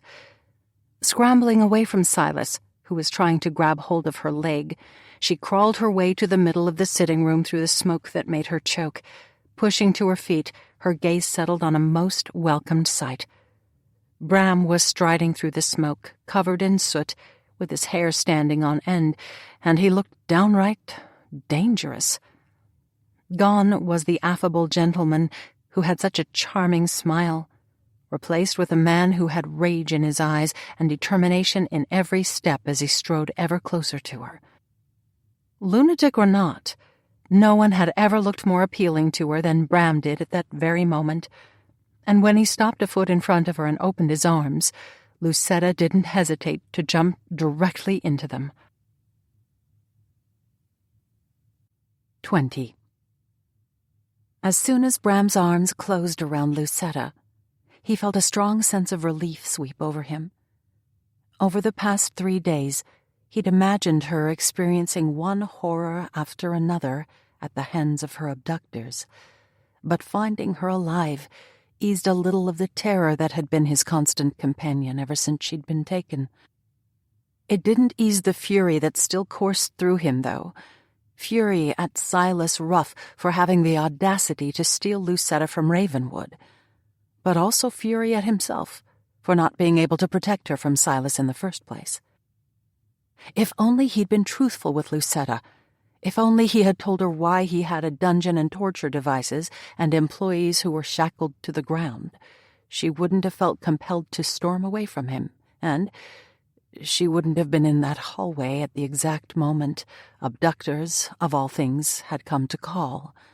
And she'd never have been in such peril. "I think you might be cracking my ribs," Lucetta mumbled into his chest, her words having him release his death grip on her before he took a step, but only a step, away from her.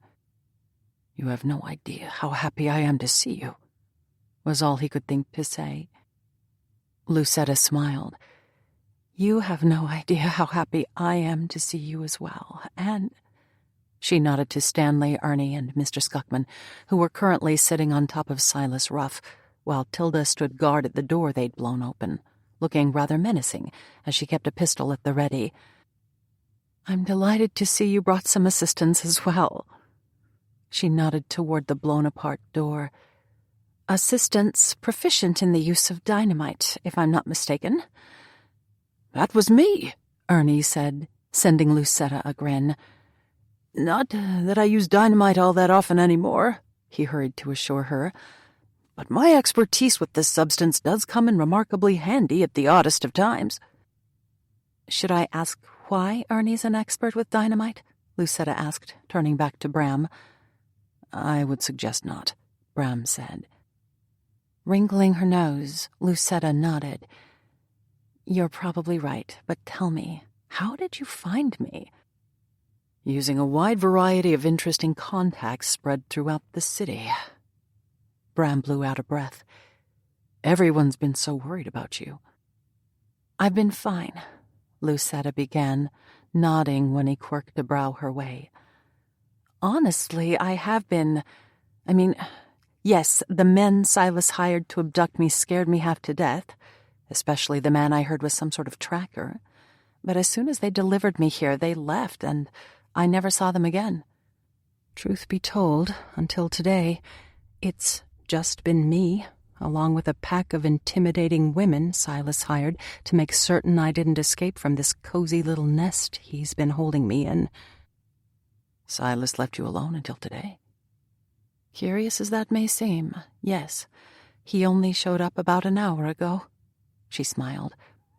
I do believe he had a most romantic dinner planned for the two of us, but matters got off to a rough start when he demanded I play him a piece by Bach and discovered well, let's just say that if you'd compared my playing with Ruby's, your sister would sound downright competent at the keys. Brushing a strand of honey-golden hair from her face, he returned the smile, but felt it fade almost immediately when he got a closer look at her cheek. Is that a handprint on your face? Lucetta waved it off. It's nothing. He leaned closer. Did Silas hit you? It was more of a slap, but considering I was expecting far worse, well... Bram's hand clenched into a fist. He touched you? Well, yes. Slapping a person does entail touching, but again, it could have been much worse. Excuse me. Stepping around her, he nodded to Mr. Scuckman, who was sitting on Silas's back, arms folded across his chest as if it were an everyday occurrence to lounge around on the back of a man he undoubtedly wanted to strangle. Bram couldn't help but admire Mr. Scuckman's restraint, even though Bram had no intention of following in the man's footsteps. Would you be so kind as to stand with Lucetta for a moment? He asked Mr. Scuckman. Of course. After making certain Stanley and Ernie still had Silas firmly under control, Mr. Scuckman stood, walked around Bram, and then, to Bram's surprise, pulled Lucetta into an enthusiastic hug, so enthusiastic that Lucetta's feet left the ground even as she laughed. Realizing that the poor man had obviously been just as distraught as Bram had been over Lucetta's abduction, Bram couldn't help but smile at their reunion. His smile faded almost immediately, though, when Silas began trying to squirm his way free. I demand you release me at once. I'm Silas Ruff, an influential man about the country. Believe me when I tell you I'll use that influence to see each and every one of you pay for your interference and careless disregard for my person. Bram walked closer to him and looked down. I'm afraid your influential days are numbered, Silas. You see, kidnapping is a serious offense, which is why you'll be spending quite a few years in jail. Silas had the nerve to smile. I didn't kidnap anyone. No, you paid a Mr. Cabot to organize and implement the abduction, and before that you paid him to track down Lucetta's family, which allowed you to learn her stepfather is a notorious gambler with a bit of a drinking problem. The smile slid off Silas's face. How did you know that? Mr. Cabot told me, of course. How do you know Mr. Cabot? His family lived right down the street from me growing up, Stanley said, rearranging his backside just a smidgen as he continued to sit on top of Silas. When Miss Plum got snatched, we figured it was you behind the snatching, so we hightailed it to the city and started asking around the old neighborhood if anyone had heard anything. Stanley nodded. Sure enough, my mother had heard that Mr. Cabot was back in town, visiting his dear mama, and since his reputation as a tracker and man who'll do anything for a substantial fee precedes him, and there aren't that many men offering up those substantial fees in the city at the moment, well, we had a feeling Mr. Cabot was just the man we needed to speak with. It took us a couple of days to find him in the hole he'd crawled into. But when we did, a man like Mr. Cabot would never divulge the secrets of any of his clients, Silas said. Stanley began inspecting his nails. Well, I don't know about that, Mr. Ruff, because after Mr. Scuckman, an intimidating gentleman in his own right, Stanley sent an appreciative nod Mr. Scuckman's way, got done with him, well, Mr. Cabot divulged just about everything I imagine he knew about you. Stanley returned his attention to his nails. You'll have plenty of time to take him to task about that, though, as I'm sure you'll be seeing each other quite often in jail. Mr. Cabot's been taken to jail? Silas asked. Stanley looked up and smiled. Indeed, Since that's where you're headed, you'll be reunited with him shortly." Bram felt a rush of satisfaction run through him when Silas's face began to pale. Nodding to Stanley, Bram stepped forward. "Get him to his feet."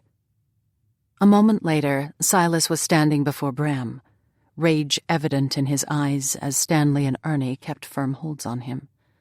Summoning up what Bram hoped would come across as a pleasant smile, even though what he really wanted to do was rip the man limb from limb, Bram nodded to where Lucetta was standing next to Mr. Skuckman. "Before we see you off to jail, though, Silas," Bram said, "I do think I'm going to have to insist you extend Miss Plum an apology for, well, everything you've put her through over the past few days, and for all the bother you've caused her over the past few years as well." Silas considered Bram for the briefest of seconds before he spat on the floor.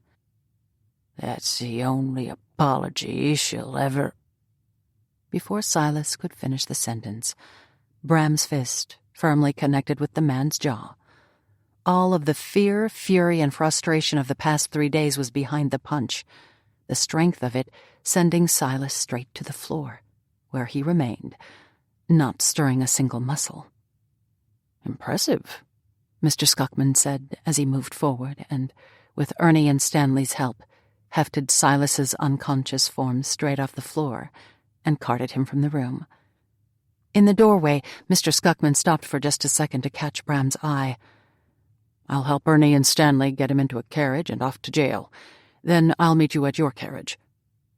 As he continued through the doorway, he was less than careful with Silas's head, allowing it to connect with a piece of what might have been part of the doorframe before Ernie's dynamite tore it apart. "Shall I follow you down, Mr. Haverstein?" Tilda asked. "Just in case we run into unexpected trouble?"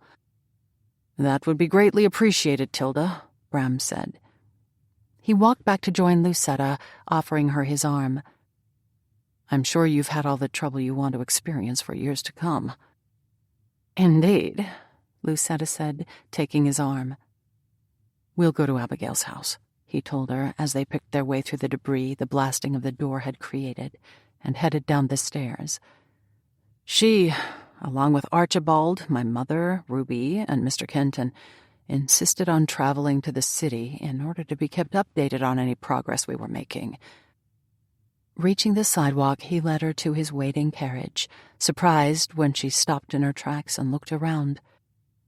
"But we're right by my theater, just off Broadway," she said slowly. "We are." Temper flashed in her eyes. Silas had been planning this for a very long time, hadn't he? "I'm afraid he might very well have been." Muttering something about the madness of overzealous admirers, Lucetta climbed up into the carriage. "I'm sure she wasn't including you with those overzealous admirers, sir," Tilda said quietly when Bram paused outside the carriage. "She might after she learns what I've done for her," he said.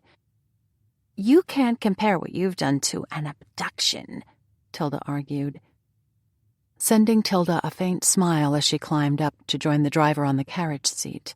Bram turned and waited as Mr. Skuckman joined them, both gentlemen watching the carriage that held Silas, Ernie, and Stanley depart for the jail before Mr. Skuckman took a position on the back of Bram's carriage, while Bram ducked inside to take a seat opposite Lucetta. "Are you certain you're unharmed?" he asked as the carriage surged into motion. "My nerves are a little rattled, as can be expected, but other than that, I'm fine." She caught his eye. "I'm incredibly grateful that you and everyone else worked so hard to find me and were able to rid me of Silas once and for all." A smile tugged at her lips. "I'm sure after a few weeks have passed, or maybe a few years, when it's not so very fresh to me, I'll be able to laugh about it and tell people I was able to participate in my very own Gothic-style story, quite like one our favorite author, Mr. Grimstone, might pen." The mention of Mr. Grimstone had him leaning forward. "We have much to discuss." Lucetta immediately took to looking wary. Why do I have the feeling we're no longer talking about me and my abduction? Because we need to talk about us, and talk about where we go from here before we get back to Abigail's house and everyone distracts us. Lucetta's wariness immediately increased. I'm not certain there's any need for that, Bram. The danger to me is past, which means I'm free to return to the theater, and you and I are free to go on our merry ways, and our separate merry ways at that. Bram settled back against the carriage seat. I never took you for a coward, Lucetta. Temper flashed in her eyes. I'm not a coward. Then why aren't you willing to at least see where whatever this is between us leads? There's nothing between us. Your lips said differently a few days ago, and you enjoy my company. You can't deny that. Perhaps I do enjoy your company, but we'll leave my lips out of further discussion, if you please. The truth of the matter is that I don't trust you. I don't like secrets, which you're obviously keeping, and I have no desire to become attached to a gentleman who spends time in a dungeon, of all places, and has a mausoleum marking the entrance to his drive. Ah, well, yes, but you see, those are some of the things I'd like to discuss with you. He sent her what he hoped was a most charming smile, but one that only had her arching a brow his way again. Clearing his throat, he sat forward. To continue, I have to admit that I've thought out my explanation regarding all of the things I need to explain in a certain order. So, if you'll humor me, I wrote down a list, and, digging a hand into his jacket pocket, he pulled out the list and read it through, nodding before he lifted his head. First, I need to say that... He blew out a breath. I've bungled practically everything with you so far, starting when I almost drowned you in the moat. Twice. You won't get an argument from me on that. I neglected to warn you about my goat. Her lips twitched right at the corners. That might be being a little hard on yourself, Bram. You couldn't have known someone would turn Geoffrey loose on me up in the tower room. True, but I should have mentioned that I owned a goat with a curious dislike for ladies in skirts. I don't believe Geoffrey is really at the root of the issues I have with you and Ravenwood, Bram. He caught her eye and nodded. I'm at the root of your issues, Lucetta. Me and all of my secrets, which is why... He consulted his notes again before he lifted his head. I'm going to tell you everything, and then... He glanced one last time at his notes before he looked her way. After you hear me out, I'd greatly appreciate it if you'd consider allowing me to court you. Court me? She began inching toward the carriage door, which was rather disturbing, considering the carriage was traveling at a fast clip down the road. Stiffening his resolve and ignoring the disbelief in her eyes, he nodded. It would be my greatest honor to court you, especially since I should have asked to court you before I kissed you, and certainly before I offered to marry you. Twice. You offered to marry me once, and then told me we'd have to get married after we were found in a compromising situation. That was not well done of me. Again, I won't argue with you there. But I'm really afraid, given all the secrets you've kept from, well, everyone, and the dodgy nature of your castle, I don't see that we have much of a future ahead of us. I'm Mr. Grimstone. The words burst out of his mouth before he could stop them. She stiffened. I beg your pardon? I'm Mr. Grimstone.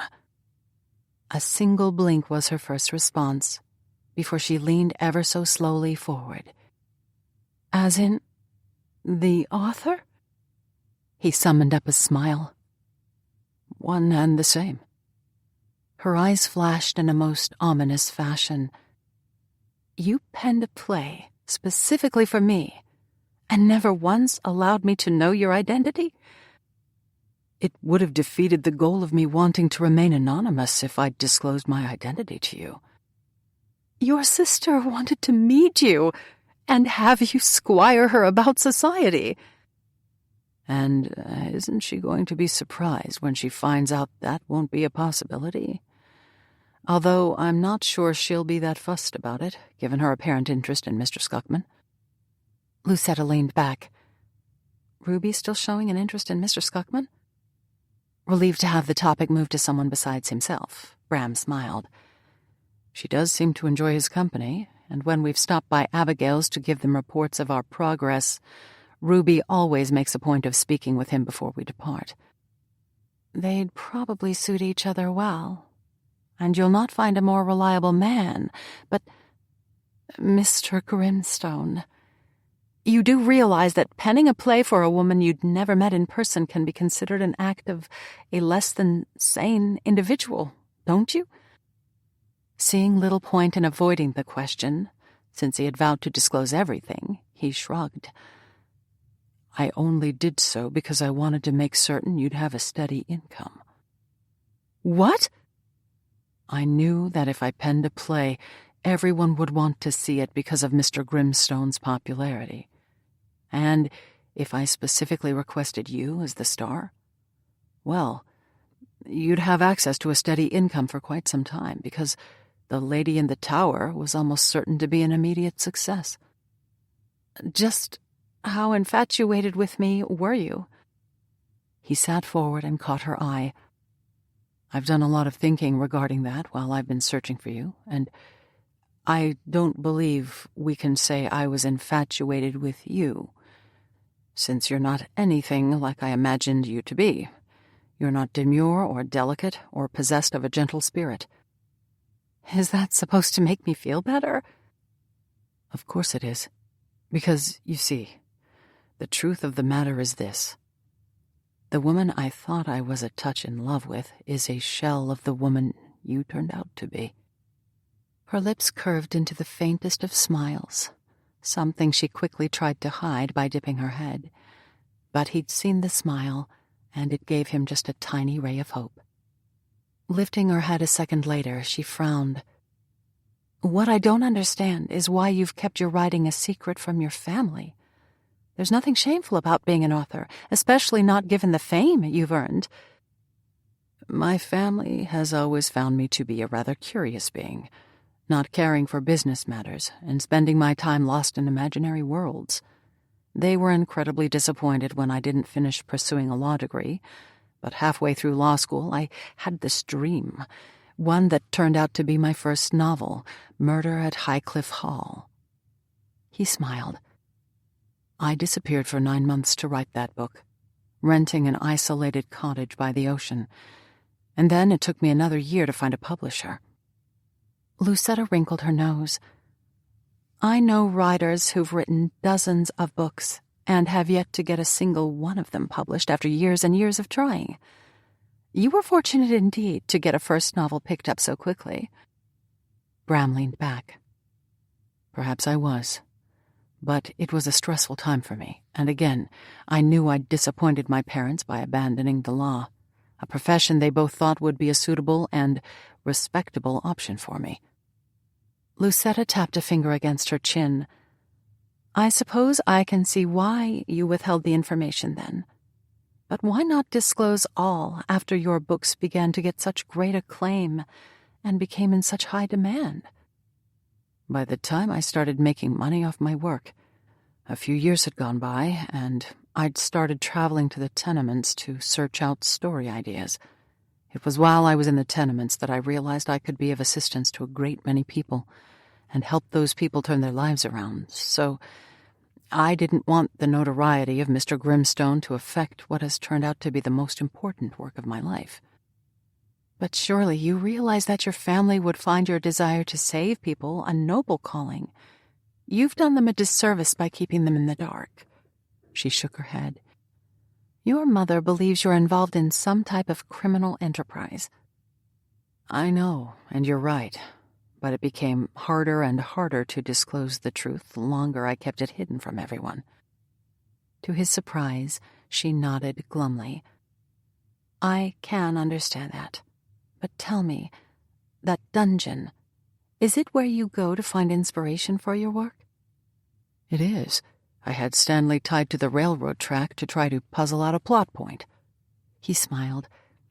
I was going to go with your idea about hanging him from the ceiling by his feet, but for some reason, Stanley flatly refused to participate in that idea, even for a riveting scene in my next novel. You were thinking about using my idea? Bram nodded.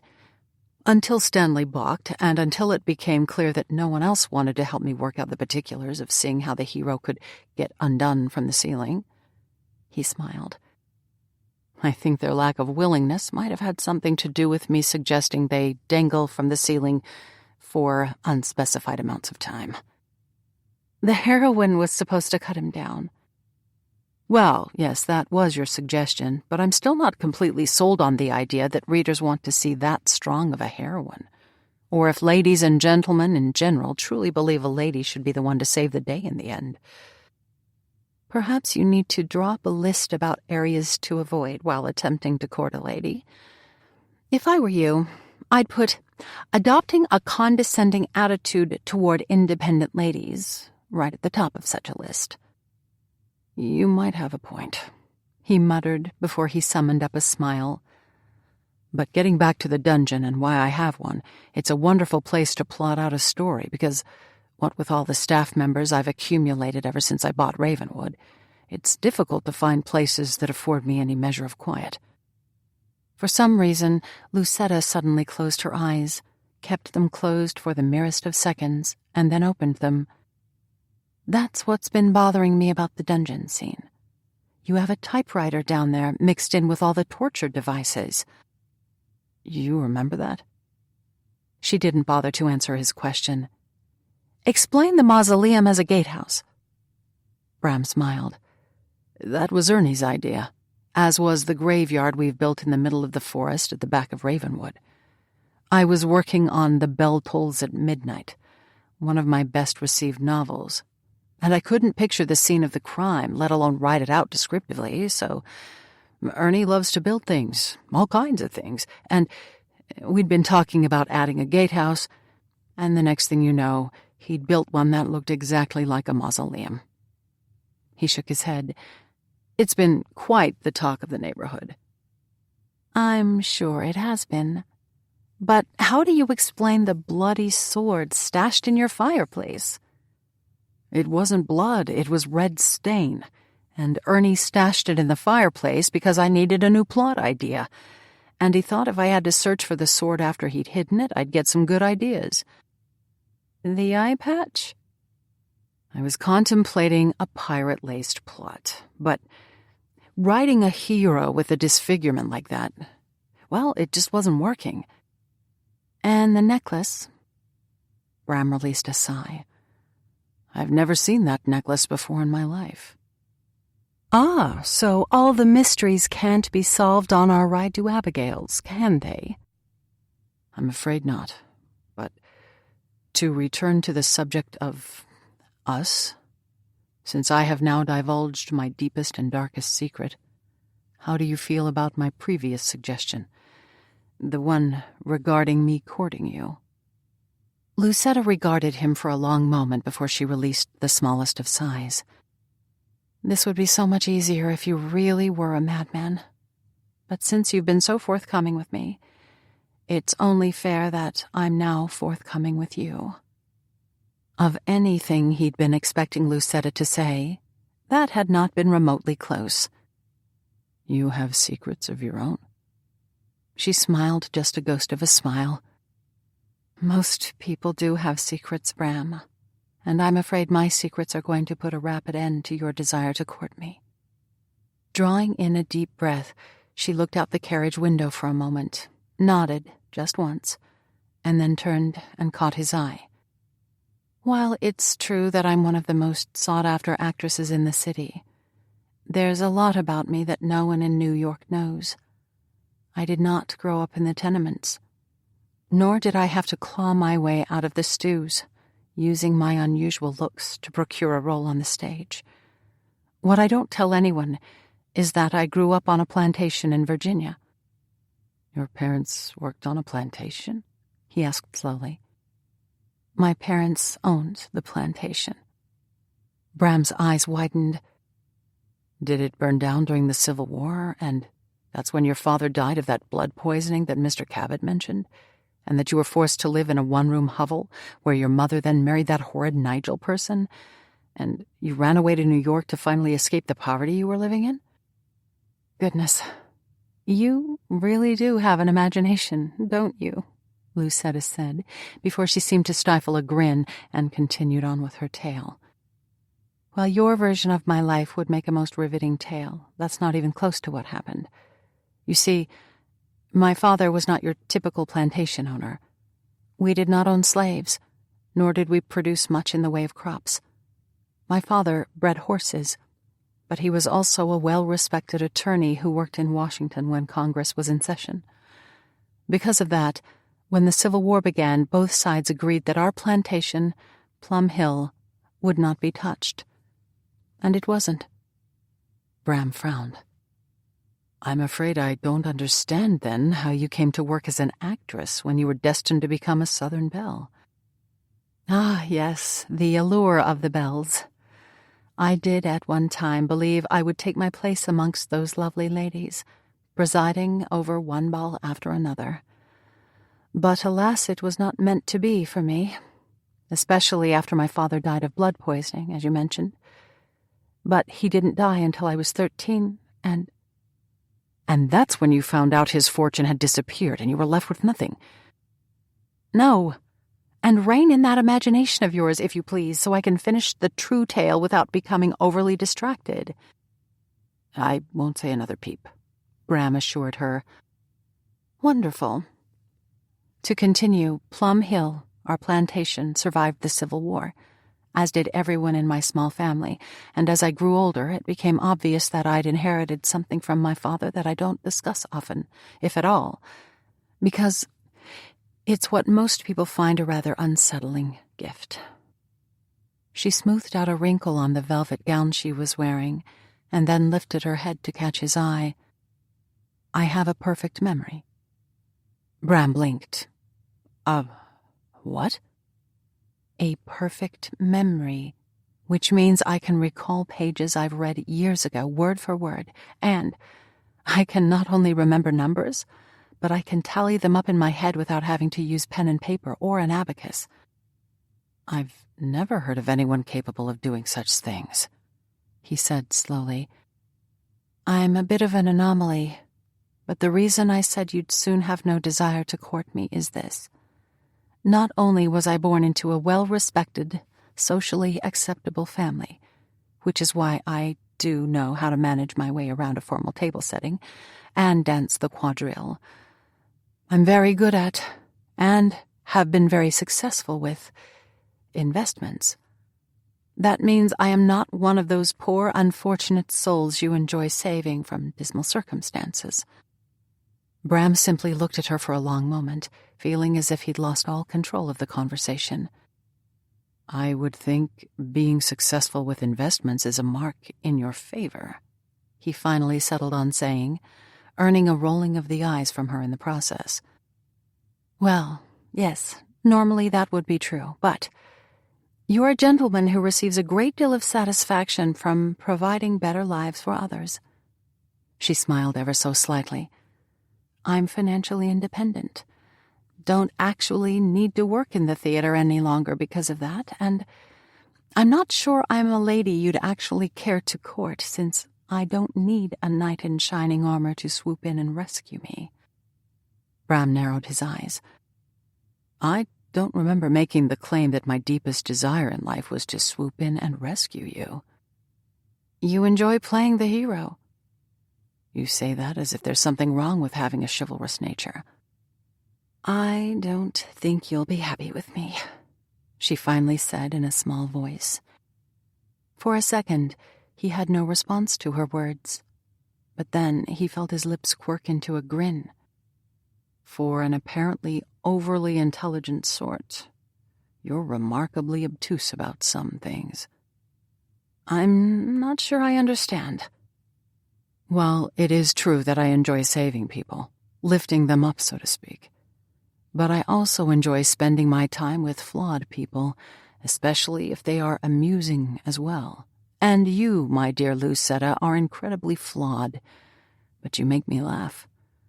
That's the person I'd like to court, if you'd give me the opportunity.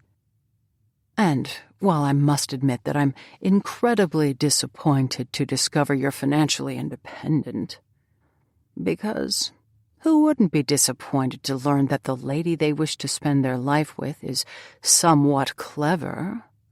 Well, I suppose I'll just have to learn to struggle along with my disappointment, and perhaps encourage you to pair up with Ruby to increase all of our fortunes, and then we'll have more money to hire on additional people from the tenements, and maybe procure an entire herd of goats to keep Geoffrey company. Lucetta's brows scrunched together. I don't believe you're understanding the true nature of the problem.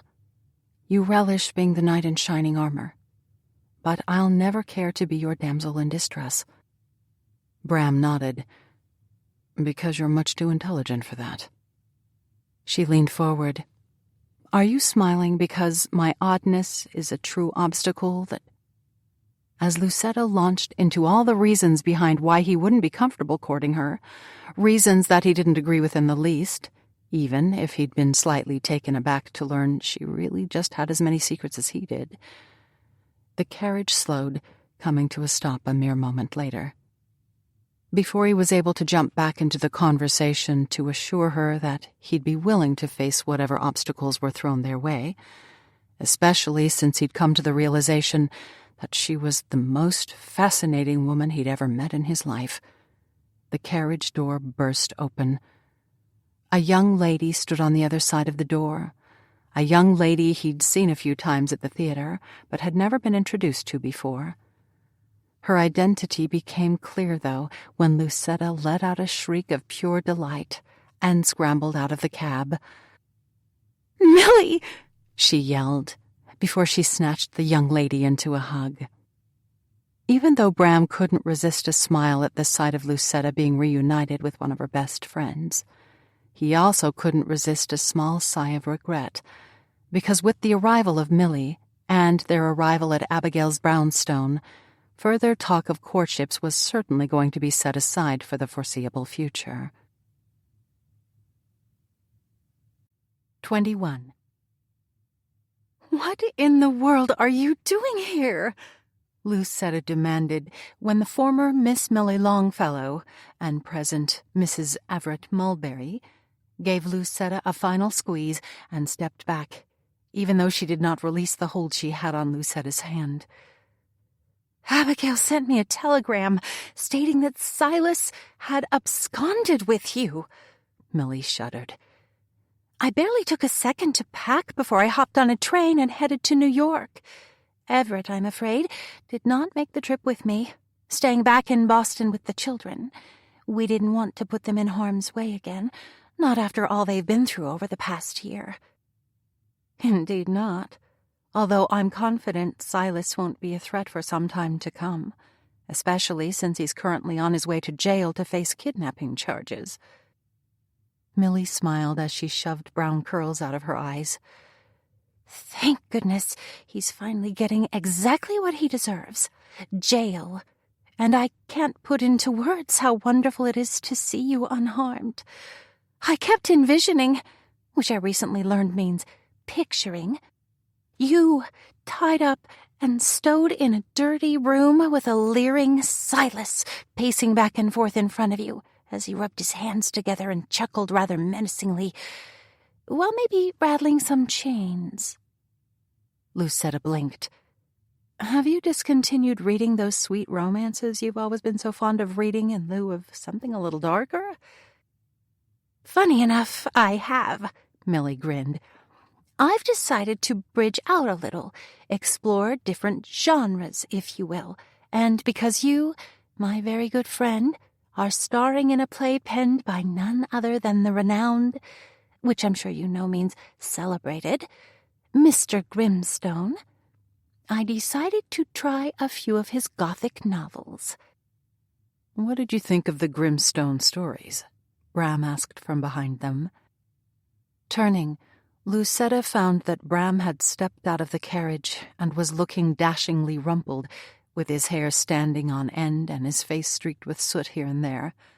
Glancing at Milly, Lucetta found her friend considering Bram closely, right before she nodded at Lucetta and arched a brow. The mysterious grandson, I assume? One and the same. Lucetta pulled Milly forward, stopping right in front of Bram. Milly, I'd like to introduce you to Abigail's grandson, Mr. Bram Haverstein. Bram, this is one of my very dearest friends, Milly Mulberry, formerly Milly Longfellow. It's a pleasure to meet you, Mrs. Mulberry, Bram said, bringing Milly's hand to his lips and placing the expected kiss on it. Lucetta and my grandmother speak most highly of you. Milly smiled, the action causing a dimple to pop out on her cheek. It's a pleasure to meet you as well, Mr. Haverstein. I won't embarrass you by relaying all the things your grandmother told me and Lucetta about you over the past few months. Although I will admit I thought she was exaggerating your attributes, and that means features. But never mind about that. Her smile widened. I'm very relieved to discover that you appear to be relatively normal and that you're not sporting a humped back or any other peculiar deformity, something Lucetta and I were afraid your grandmother was trying to hide. Bram quirked a brow Lucetta's way. You'd thought I'd be deformed? Smiling, Lucetta shrugged. Abigail made you out to be so mysterious. Who could blame us for concluding the worst? She kept calling you a dish, Milly added with a grin, which only goes to show how determined she is to see you, as well as any other eligible person within her direct vicinity, well settled. But honestly, Milly. None other than Abigail interrupted as she hurried down the sidewalk toward them. When you said you'd heard a carriage and were going to investigate, I thought you'd come right back and tell us what you'd discovered, not stand around discussing my matchmaking propensities. You're exactly right, Abigail, but I fear I got horribly distracted by a topic that Lucetta and I have always found slightly alarming. Your matchmaking schemes, Milly said, earning a shake of her head from Abigail right before the older lady pulled Lucetta into an embrace and gave her a good squeeze. You shall promise me here and now, young lady, that you will never do that to me again. Abigail relaxed her hold and stepped back, but only to tuck Lucetta's arm in hers. You're not hurt? I'm fine. A little tired, a little rattled, but Bram and his staff did a wonderful job of rescuing me. Abigail nodded. Tilda just ran inside to tell us you were back safe and sound, apparently realizing someone, she sent a pointed look to Milly, although she softened it with a smile, had gotten distracted. You can't truly blame me for getting caught up in the moment, Abigail, Milly argued. I mean, honestly, with Lucetta being gone for so long, it was all looking very grim just a short time ago. And yet now... She beamed Lucetta's way. Here she is, standing in front of your brownstone, wearing one of the most hideous gowns I've ever seen, but still standing here nevertheless. Speaking of standing here, Mr. Skuckman suddenly said, drawing everyone's attention, evening is fast approaching. It's getting dark, and if none of you have noticed, even though it's still October, but just barely, it's downright brisk tonight. While I'm delighted we've gotten our Miss Plum back, and that certainly is a cause for a joyful celebration, I'm now going to suggest we take the celebration into the warm confines of Mrs. Hart's home, before our feat of rescuing Miss Plum becomes all for naught when she catches her death due to a cold. Milly blinked before she walked right over to Mr. Skuckman, gave him a hug, which had his eyes widening just a touch, and then linked her arm with his. I do believe that's the most words I've ever heard you string together, Mr. Skuckman. May I hope you've been following my example and have taken to studying them? Studying what? Mr. Scuckman asked slowly. "Words, Mr. Scuckman. Words." Milly prodded him toward the house. "There's nothing like a good grasp of the English language to make a person feel more confident about life." With that, they headed toward the front door, Milly's offer to lend Mr. Scuckman one of her many dictionaries, drifting back to Lucetta on the breeze. "She enjoys words?" Bram asked, as he offered Abigail one arm and Lucetta his other. "Milly's been improving her vocabulary for quite some time," Lucetta said as they moved up the sidewalk. "She grew up in an orphanage and didn't have access to a proper education, so she's decided to learn on her own. She's an avid reader these days, and has apparently taken to reading Mr. Grimstone novels." She sent Bram a wink, which he pretended not to notice as Lucetta turned her attention to Abigail. "May I assume everyone is still gathered here?" Abigail nodded. "Indeed. Iris and Ruby rode down from Tarrytown with me, along with Archibald, of course, and Mr. Kenton. Archibald has been travelling back to his house every evening, but he comes back first thing in the morning, bless him." She got what almost seemed to be a dreamy look in her eyes for all of a second, but then seemed to shake herself. "Everyone will want to make certain you're quite alive and well, but after you've allowed everyone to hug and exclaim over you, I want you to head up to your room for a good soak in the tub. I'll send Bertha up to get that dress you're wearing and have her burn it." "That would be most appreciated." Walking through the front door, Lucetta found herself greeted with a chorus of cheers, and she spent the next 10 minutes being hugged and fawned over by Iris, Ruby, Archibald, Mr. Kenton, although he insisted on maintaining his distance in case his cold was still lingering, and all the other members of Abigail's staff. After being given a strong hug by Abigail's coachman, who assured her she was not to worry about his greatcoat that she'd lost in Bram's moat, or his pistol that she'd just then realized she'd lost as well, she found her arm taken by Milly as Abigail shooed them up the stairs, telling everyone else it was time for some tea, coffee, and treats in the drawing room. After assuring everyone she'd join them soon, Lucetta walked with Milly up to the second floor, strolling arm in arm down a narrow hallway until they reached the suite of rooms Abigail had so generously given to Lucetta. Stepping over the threshold, Lucetta grinned when she caught sight of numerous glossy boxes with French names stamped on them that were stacked in a corner. "I see Abigail hasn't quite finished with the new wardrobe she apparently believes I need," Lucetta said.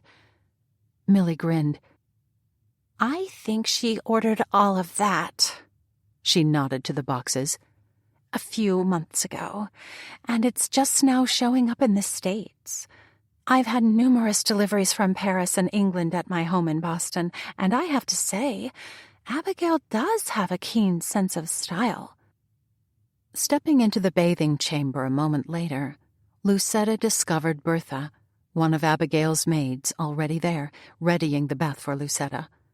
Dipping a hand in the water to evidently check the warmth of it, Bertha straightened, looked Lucetta over from head to toe, and immediately began clucking. "We need to get you right out of that garish rag," Bertha declared, setting to work on the buttons that marched down the back of the gown. "How in the world did you get into this, dear? Or is that a question you'd rather not answer?"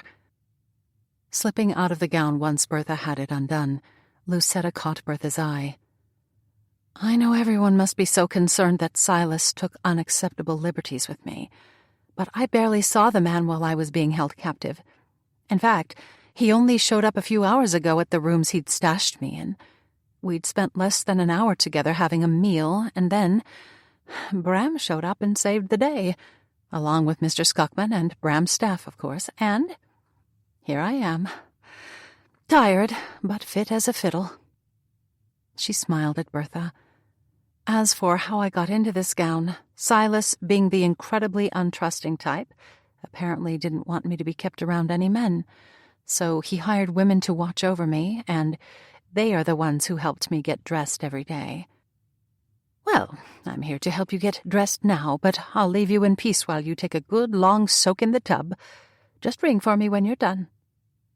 With that, Bertha quit the bathing chamber, promising to throw the dress into the nearest fireplace. Slipping out of her unmentionables, Lucetta slipped into the tub, sighing in satisfaction as the warm water drifted over her.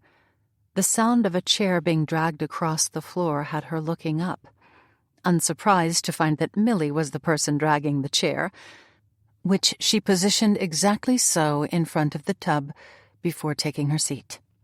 Leaning forward, Millie suddenly looked a little too determined.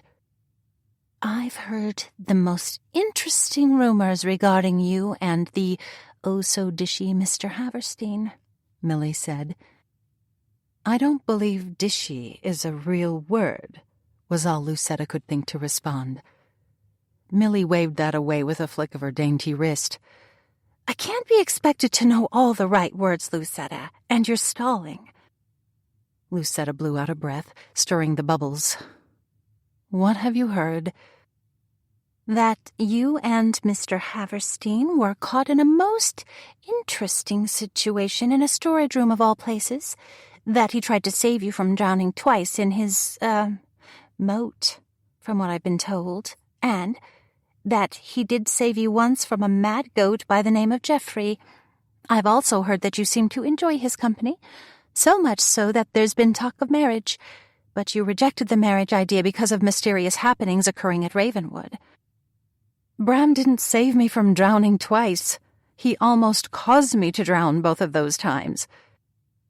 "Again, stalling." Tracing a finger through the bubbles, Lucetta took a second to gather her thoughts. "He's explained away practically all the mysteries surrounding him, which has allowed me to come to the conclusion he's not insane." Millie's eyes turned the size of saucers. "You had reason to doubt his sanity?" "He maintains a dungeon and has a castle where suits of armor go strolling about in the middle of the night. What else was I to conclude?" "A dungeon?"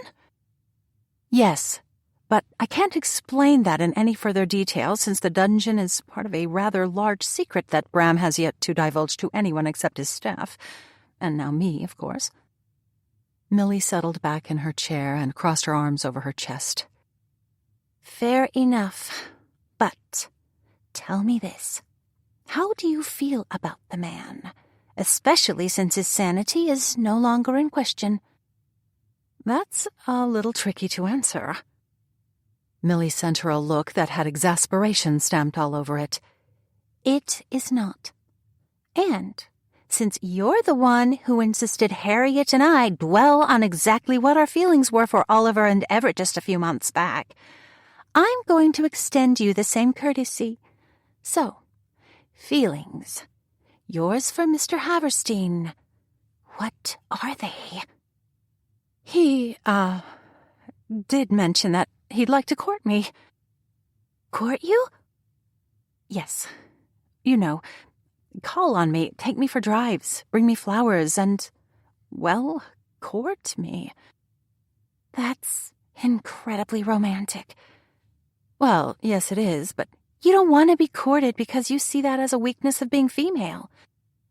"What?" Millie rolled her eyes. "Lucetta, you and I have been friends for a very long time, and while you never talk about yourself much, as in ever, it's always been clear to me and Harriet that you've got this attitude, if you will, about being a female. It's one of the reasons I believe you've held yourself so distant from any gentleman who has ever shown any interest in you. And it's why you're incredibly wary of men like Bram Haverstein, who clearly, and this is without me even knowing that much about him, is an old-fashioned man, one who enjoys swooping in and saving the damsel in distress." "There's that romance novel lover I've been missing." Millie sat forward. "You know I'm right." "So, how are those delightful children you and Everett are doing such a wonderful job raising?" Narrowing her eyes, Millie regarded Lucetta for all of a second before she nodded. "Very well. I see how we're going to proceed. So, Everett's wonderful, as are the children. They're very well adjusted these days. Don't cause hardly any trouble at all, except for the normal trouble children tend to get into. And they've come to adore Everett as their guardian and seem to enjoy having me about as well." She brushed her hands together. "Now that we've gotten that out of the way, back to you." There's really nothing else to add. "Courting you, Mr. Haverstein, and what you've decided to do about it. You may now proceed with giving me answers in whatever order you'd care to proceed." Lucetta tried to think of another diversion but couldn't come up with a single thing, so she ended up shrugging instead. "I divulged most of my well-guarded secrets to the man, and not only did he refrain from throwing himself out of the carriage after I was done, he didn't react as if I'm some curiosity one should view in a circus show." "Oh, you told him about your memory." "You know about that?" Millie released a snort. "Please! You read a script one time and never look at it again. But tell me this. Have you told him about Wall Street?" "You know about Wall Street?" "Bits and pieces, but enough to know that if you'd been a man, you'd be a king in the investment industry." I thought I was being so stealthy. "Lucetta, we've lived together for years in a tiny little suite of rooms in a rickety boarding house. Stealth isn't always possible under those conditions, especially when a woman such as Hetty Green, the so-called Witch of Wall Street, who, by the way, even I know, comes to pay you a visit. When I saw her taking tea with you and then heard her asking your opinion about a railroad stock, well, let me simply say it wasn't difficult to figure out you've been dabbling in more than just theater over the years." Lucetta smiled. "Hetty's a curious woman. Do you know she was actually impressed by the idea that I'd chosen to live in such mean surroundings, even though I had the wherewithal to move to a more fashionable area?"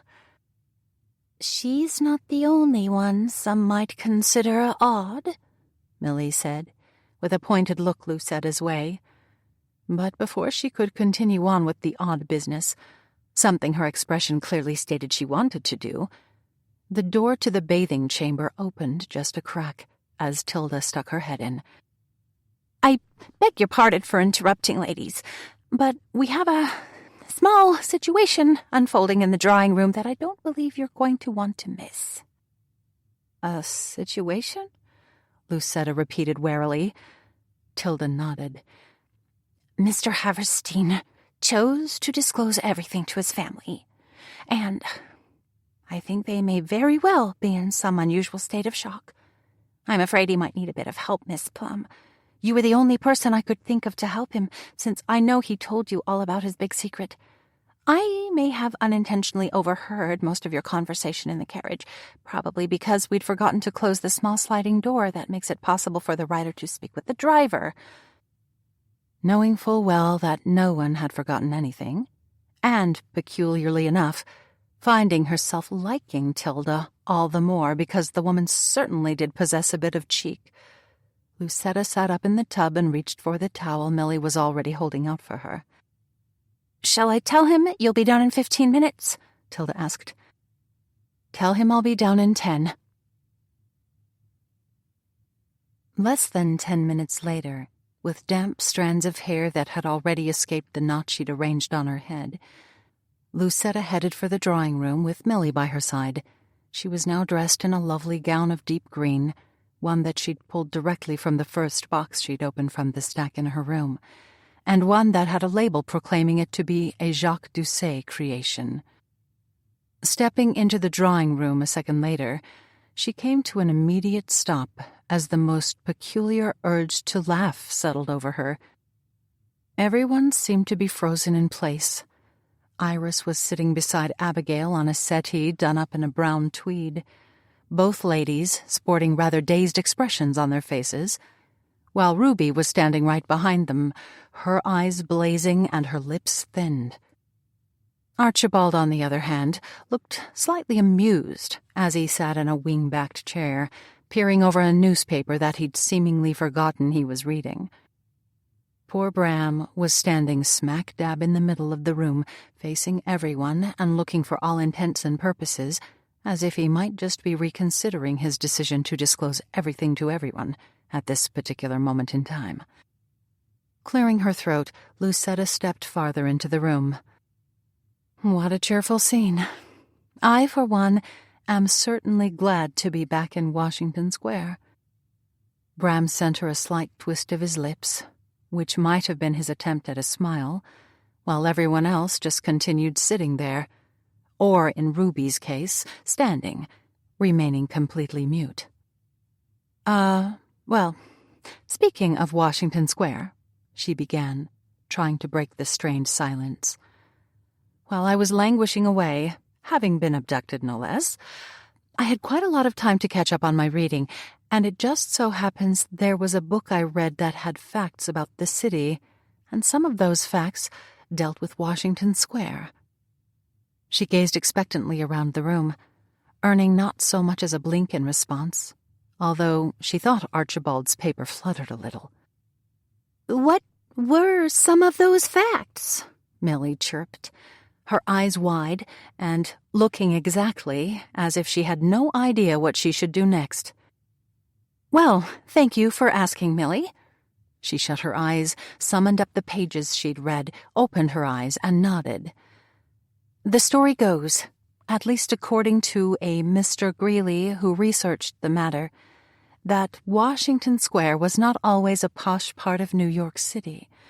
It was, I'm sad to report, a potter's field, purchased clear back in 1797 by the New York government in order to provide a burial site for the indigent, poor, or members of the criminal persuasion. Dead people used to be buried underneath where we're standing? Millie asked, her eyes going from simply wide to as big as dinner plates. Unfortunately, they still are, Lucetta admitted. That sounds like something right out of a Mr. Grimstone novel, Millie muttered. And that was all it took for the room to burst into noise. How could you have withheld the fact you're Mr. Grimstone, especially after I let it be known I wanted that man to squire me about the city? Ruby demanded. Keeping such important secrets from your own family, Iris said, rising to her feet as she shook a finger Bram's way. You should be ashamed of yourself. Do you know that your father and I have worried about you for years, wondering how you turned out so aimless and then thinking you were up to matters of a criminal nature? At least you can now thank the good Lord above that he's not doing anything criminal, Abigail said, rising to her feet as well, even as she started to smile ever so slightly. Archibald sent Lucetta the faintest hint of a wink before he snapped open the newspaper and disappeared behind it. You're Mr. Grimstone? Millie finally asked, her question over all the others that were still being tossed Bram's way, the one he decided to answer. I am. Millie beamed back at him. But how delightful to meet you in person. Why, I cannot begin to express how in awe I am of people who are able to create stories in their heads and then, here's the best part, put down those stories on paper. She shook her head. I have plenty of stories rolling around my mind, but the few times I tried to gather my thoughts and write them down, well, chaos, which means turmoil, by the way, is all I succeeded in creating. Bram smiled. Thank you, Mrs. Mulberry. Millie returned the smile. Please, call me Millie. She turned her attention to Iris, Abigail, and Ruby. I'm afraid I don't understand your outrage with this extraordinarily talented gentleman. Everyone knows authors are an extremely neurotic lot, so I'm not surprised in the least that Bram... She turned and quirked a brow his way. You don't mind if I call you by your given name? Not at all. Lovely, Millie said with a nod before she directed her attention to the three ladies now watching her a bit warily. As I was saying, being a creative sort must be incredibly difficult. And just think about all the pressure poor Bram must be under, expected to turn out a book better than the last one he turned out, time after time after time? Why, it must be exhausting being him. But I, a true lover of books, am thankful the world has people in it like Bram, and all of you should be as well. Iris took one step forward. Well, of course we're thankful for our Bram, dear. But surely you understand why we're put out with him. I've been under the impression he's been dealing in illegal activities for years, while his father has been concerned that Bram's been aimlessly drifting through life, not having a true purpose. I thought you and Father would be disappointed to learn I'd chosen writing as a profession over the law, or over helping Hugh manage the family's business interests, Bram said. We could never be disappointed in you, Bram, Iris countered. Concerned, certainly, but if writing, and being wildly successful at it by the sounds of things, makes you happy, I, for one, could not be more. Before Iris could finish her thought, Ernie, followed by Stanley, who was clutching a bleeding nose, rushed into the room, stopping directly in front of Bram. What happened? Bram demanded, as he took hold of Stanley's arm and helped him into the closest chair, right as Mr. Skuckman dashed into the room, a half-eaten sandwich held in his hand. What happened? Mr. Skuckman asked as well, nodding to Ernie. We got ambushed, Ernie explained, as he dropped into another chair. By women, no less. The same women Silas hired to watch over Miss Plum. We never saw it coming, Stanley said as he pinched the bridge of his nose with one hand, while accepting the handkerchief Mr. Skuckman had fished out of his pocket with the other. Thank you. Bram frowned. We didn't even consider those ladies a threat. I mean, they simply walked out of the building when we showed up and acted as if they were happy to be gone from the place. Women can be tricky, Ernie said with a knowing nod. But they stole Silas away, and me and Stanley rushed back here because there's no time to waste. You think he's coming after Lucetta again? Bram asked, stepping over to Lucetta to take hold of her arm as if he expected Silas to burst into the room at any moment and try to steal her away again. Ernie shook his head. No, he's not coming after Miss Plum. I overheard him saying he's going after her mother. 22. As the private Pullman car Bram had secured for their trip to Greenville, Virginia, began to slow, he looked across the aisle to where Lucetta was sitting with Millie, noticing that her hands were clenched, and she was sitting so straight in her seat that she looked incredibly uncomfortable. Nervous? He asked quietly. Catching his eye, she nodded. I am. A condition I'm afraid isn't going to dissipate until I discover whether or not we've arrived in Virginia ahead of Silas. He's on the run from the law now, Lucetta, Bram reminded her. That means he's going to have to travel carefully, and who knows how he's going to go about the tricky feat of funding his trip in the first place. Men like Silas Ruff always have funds hidden away, Mr. Skuckman said, lowering the paper he'd been reading before he leaned forward and looked out the window. Looks like we might have arrived. As the train came to a complete stop, Ernie, Stanley, and Mr. Skuckman fetched their bags, and after Bram told Lucetta and Millie to wait a moment, the gentlemen stepped from the Pullman car and assessed their surroundings. Seems to be safe, Mr. Skuckman said. Not a lot of people milling around, Ernie added. I'll go find a carriage to rent, Stanley said, heading off for a weather-beaten building with the words Greenville Depot painted over the door, and where a few gentlemen were sitting on wooden chairs on the wraparound porch. Bram lifted a hand to shield his eyes from the sun before he nodded at Mr. Skuckman. Do you think this is a good idea, bringing Lucetta here? Not at all. I don't remember you voicing a protest back in New York when she insisted on accompanying us to Virginia.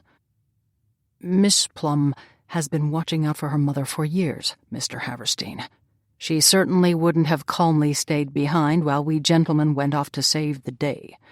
It's not in her nature, and it's something you need to accept about her. I suppose you're right, but have you ever met her mother? Never. Nor has that lady ever come to visit Miss Plum in New York. It doesn't speak well of the woman that she's never seen her only daughter perform on stage, especially since I know for a fact that Miss Plum is responsible for providing her family with... Well, I really shouldn't say anything more about that. You haven't said anything about anything. Mr. Scuckman's lips twitched. Too right. I haven't. What are you two discussing in such a clandestine fashion? Summoning up what he hoped was an innocent smile, Bram turned and found Lucetta and Millie standing right behind him. Didn't I tell you two to stay in the Pullman car until we got matters settled out here? And until we made certain it was safe? I thought you would have realized by now that I'm not a lady who takes orders well. Lucetta looked around. Where's Stanley? He went to see about renting a carriage. Lucetta blew out a breath. He won't be successful. He's a Yankee through and through, and, she smiled, they can smell Yankee from a mile away down here. With that, Lucetta closed her eyes for all of 5 seconds and drew in a deep breath. When she opened her eyes again, Bram found himself looking at a consummate Southern belle, complete with fluttering lashes and a gloved hand that took to waving ever so precisely back and forth in front of her face. "Mr. Wilkinson, is that you over there?" Lucetta called in a voice that practically dripped molasses as she sashayed toward the gentlemen sitting on the depot porch, all of whom jumped to their feet and tore the hats off their heads. "Why, Miss Lucetta Plum! Good heavens, darling! I hadn't heard you were fixing on coming home." "It was a spur-of-the-moment decision, Mr. Wilkinson. But tell me, how's that mama of yours? Is she still making the best sweet tea Virginia has ever tasted?" Mr. Wilkinson smiled. "Mama is doing just fine, Miss Plum, and her tea is as good as ever. I'm sure she'd appreciate seeing you while you're here visiting." "You tell her I'll try my best to make my way over to your plantation. But now, I'd like to introduce all of you to some friends of mine." She turned and gestured Millie forward first. "This is one of my very best friends in the whole world, Mrs. Everett Mulberry." Bram watched while Southern charm practically oozed out of each and every gentleman as they took a moment to meet Millie, and exclaim over Lucetta time and time again. Irritation flowed freely as he watched Lucetta's hand get kissed again and again, until he realized that a few of the older men were missing limbs, that telling state of affairs having Bram's irritation evaporating into thin air. It had been 17 years since the war had ended, but clearly, for men of the South, there were daily reminders of that war all around them. "Bram, come meet some of my old neighbors." Moving to join Lucetta, Bram quickly discovered that, while the gentlemen were more than willing to extend their Southern charm Millie's way, they weren't willing to offer him anything but the most cursory of greetings, until Lucetta rolled her eyes and plopped her hands on her hips. "Honestly, gentlemen, Mr. Haverstein is my very good friend, and besides, while he may currently live in New York, he was raised in Cuba." That was all it took for Bram to be well and truly welcomed to the town of Greenville. His hand was shaken by everyone, and a few of the men even slapped him on the back. They were not as gracious to Mr. Scuckman, Ernie, or Stanley when he returned to join them, but since Lucetta had taken to narrowing her eyes at them as she made introductions, they did at least send a few nods around. "I'm afraid I wasn't able to find a carriage to let," Stanley said, moving up beside Bram. "And the man running the depot didn't have any suggestions as to where I might find one." Mr. Wilkinson, who'd obviously overheard Stanley, frowned as he stepped closer to Lucetta. "I would have thought, even given the animosity you and Mr. Nigel Wolfe share, that he would have been agreeable to send in a carriage for you. Truth be told, it's not proper that he didn't. Not proper at all." A ghost of a smile teased Lucetta's lips. "As I believe I mentioned, this wasn't a planned visit, so Mother isn't expecting me, which is why a carriage hasn't been sent." She glanced around at the gentlemen still surrounding her. "May I dare hope that one of you has a wagon or something else with wheels that we could borrow?" "Monty Morrison and his wagon are parked around the front side of the train depot," Mr. Wilkinson said. "He just brought his aunt to town to catch the next train. I would imagine he'd be delighted to see all of you over to Plum Hill."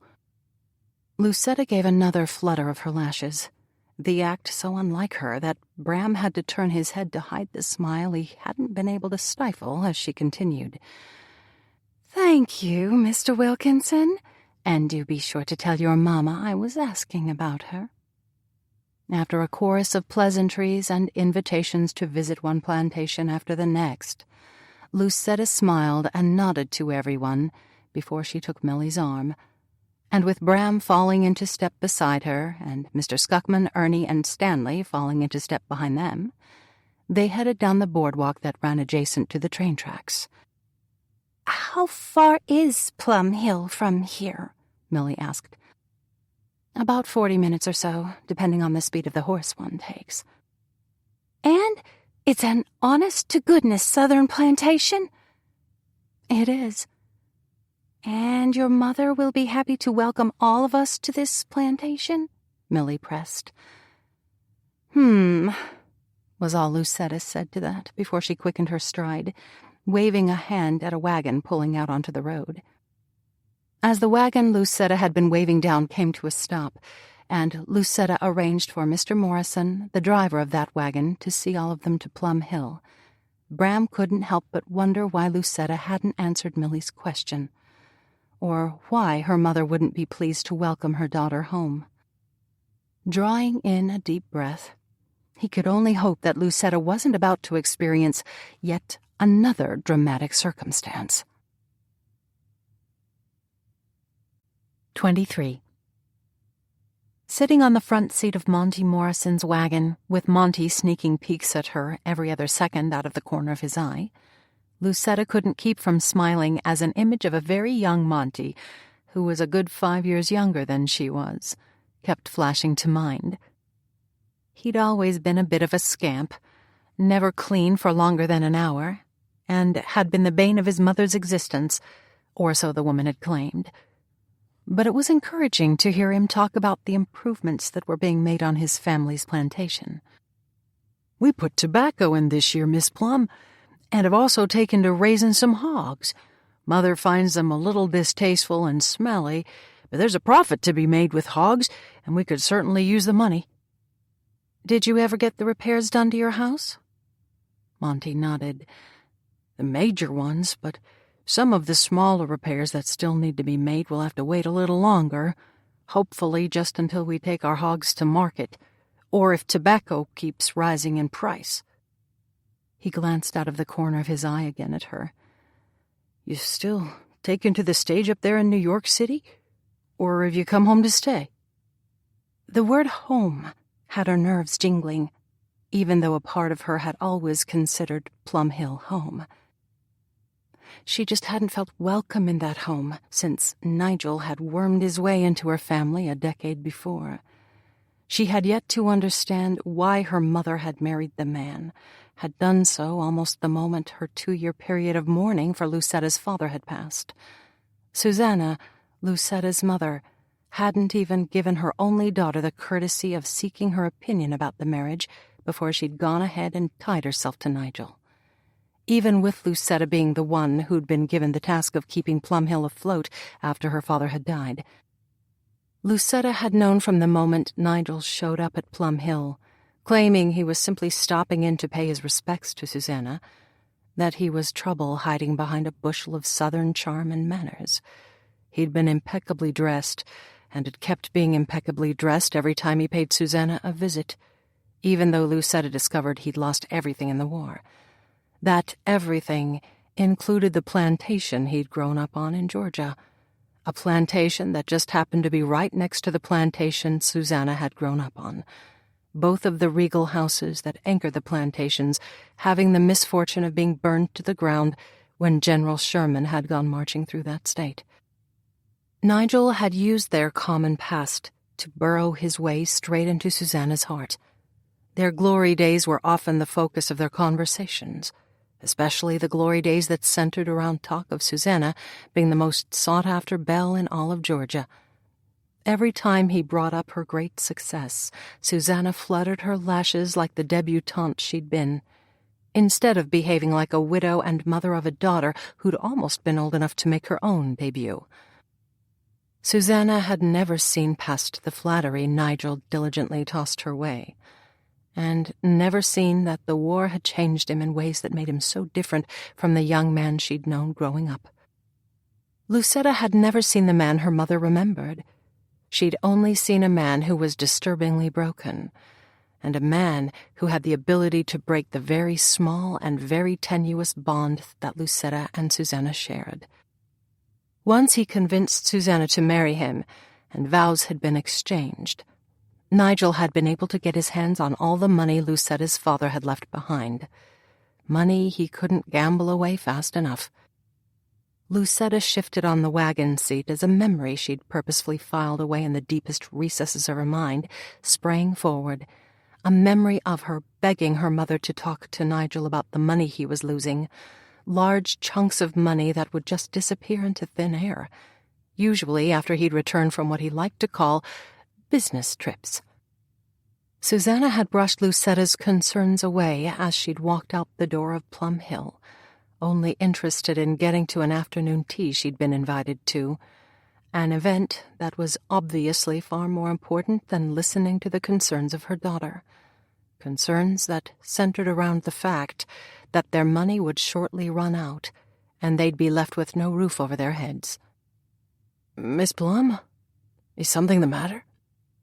Shaking herself straight from thoughts she'd believed she'd left in the past, although clearly that was not the case, Lucetta summoned up a smile and sent it Monty's way. "I have no idea why you keep calling me Miss Plum, Monty. We've known each other for years." "You've been gone a long time, so I wouldn't claim to know you at all these days," Monty countered. "But very well, Lucetta, it is. Not only when your mother is around, because she, I have to admit, still frightens me." "She frightens everyone," Lucetta muttered. "I sure did enjoy your father's company, though, back when he was alive. Now there was a gentleman who made a person feel right at ease." Steering the wagon down a well-tended lane, Monty smiled again. "Just over that rise and you'll be home." Sitting ever so slightly forward, Lucetta kept her attention front and center, feeling a small ache settle in her heart the moment they crested the rise and Plum Hill was laid out before them. Monty slowed the horses to a stop, as if he knew she'd want to take a moment to enjoy the sight of her old home. The money she'd made in the market and on the stage had been responsible for keeping Plum Hill in good standing. The 4 pillars that guarded the portico were dazzlingly whitewashed, and the cobblestone drive that led to the front steps was cleared of all weeds, and looking as if it had been swept only that morning. The 3 stories of red brick had always lent the structure a rather regal air, and with the black shutters that framed the paned windows on the front of the house, looking as though they'd recently gotten a fresh coat of paint, the house looked downright stately. The glass in the windows gleamed in the late afternoon sunlight, giving testimony that this was a house that had a full staff to keep it looking spotless, and she'd imagined she'd find the interior looking just as impressive. "And to think, you gave all this up for an attic room in a boarding house," Millie said from her seat in the wagon directly behind Lucetta. "Where I spent many a happy year with you and Harriet." Lucetta nodded to Monty. "You may drive on, Monty, while I'd love to linger here for the rest of the afternoon. I have matters to discuss with my mother. And since I think that may be your mother stepping out on the portico, you're not going to have to wait long to discuss those matters," Monty said, flicking the reins, which had the horses plodding into motion again. As they drew closer to Plum Hill, the woman standing on the portico came into focus, and there was little doubt that the years had been incredibly kind to Susanna Wolfe. Her hair was still a lovely shade of gold, although a shade darker than Lucetta's was these days.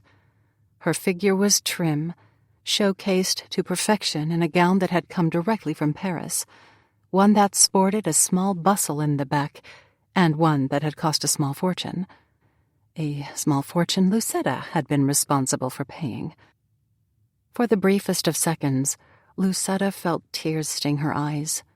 But knowing her mother would not appreciate any type of emotional display, especially in front of people Susanna did not know, Lucetta drew in a deep breath, and by the time Monty pulled the wagon to a stop a bit of a distance from the entrance to Plum Hill, at Lucetta's request so that she could have a few private moments with her mother, she was in complete control again. Hopping down from the wagon seat, after she told Bram, Millie, and the others she'd be right back for them, she squared her shoulders and headed for the front steps. "Hello, Mother," she said, climbing the 4 steps it took to reach the portico where her mother was waiting. "Lucetta Plum. Do not tell me those are honest-to-goodness wrinkles in the skirt of that gown," was the first thing to come out of Susanna's mouth, even though she hadn't spoken to Lucetta in months. "It's a long train ride from New York to Virginia, Mother, and I'm afraid I didn't think to bring a maid with me, or— oh, yes, I don't actually employ a lady's maid."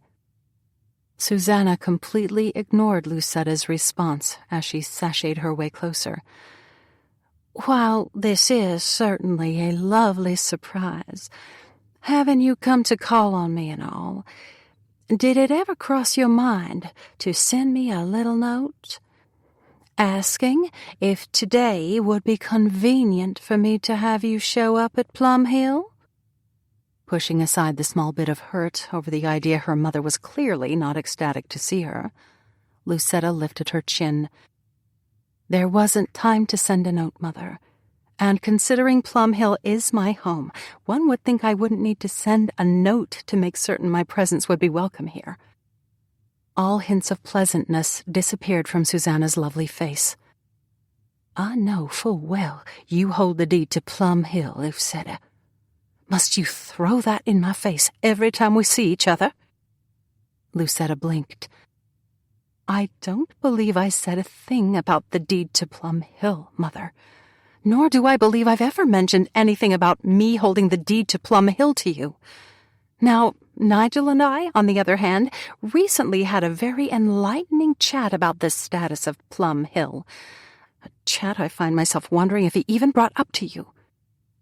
Nigel just got back from a business trip, so we haven't had much time to chat about anything," Susanna said before she suddenly smiled, every trace of unpleasantness disappearing from her face, as if she'd suddenly recalled that Lucetta had arrived with a whole wagon filled with people, those people, Lucetta was quite certain, being the only reason Susanna was currently smiling.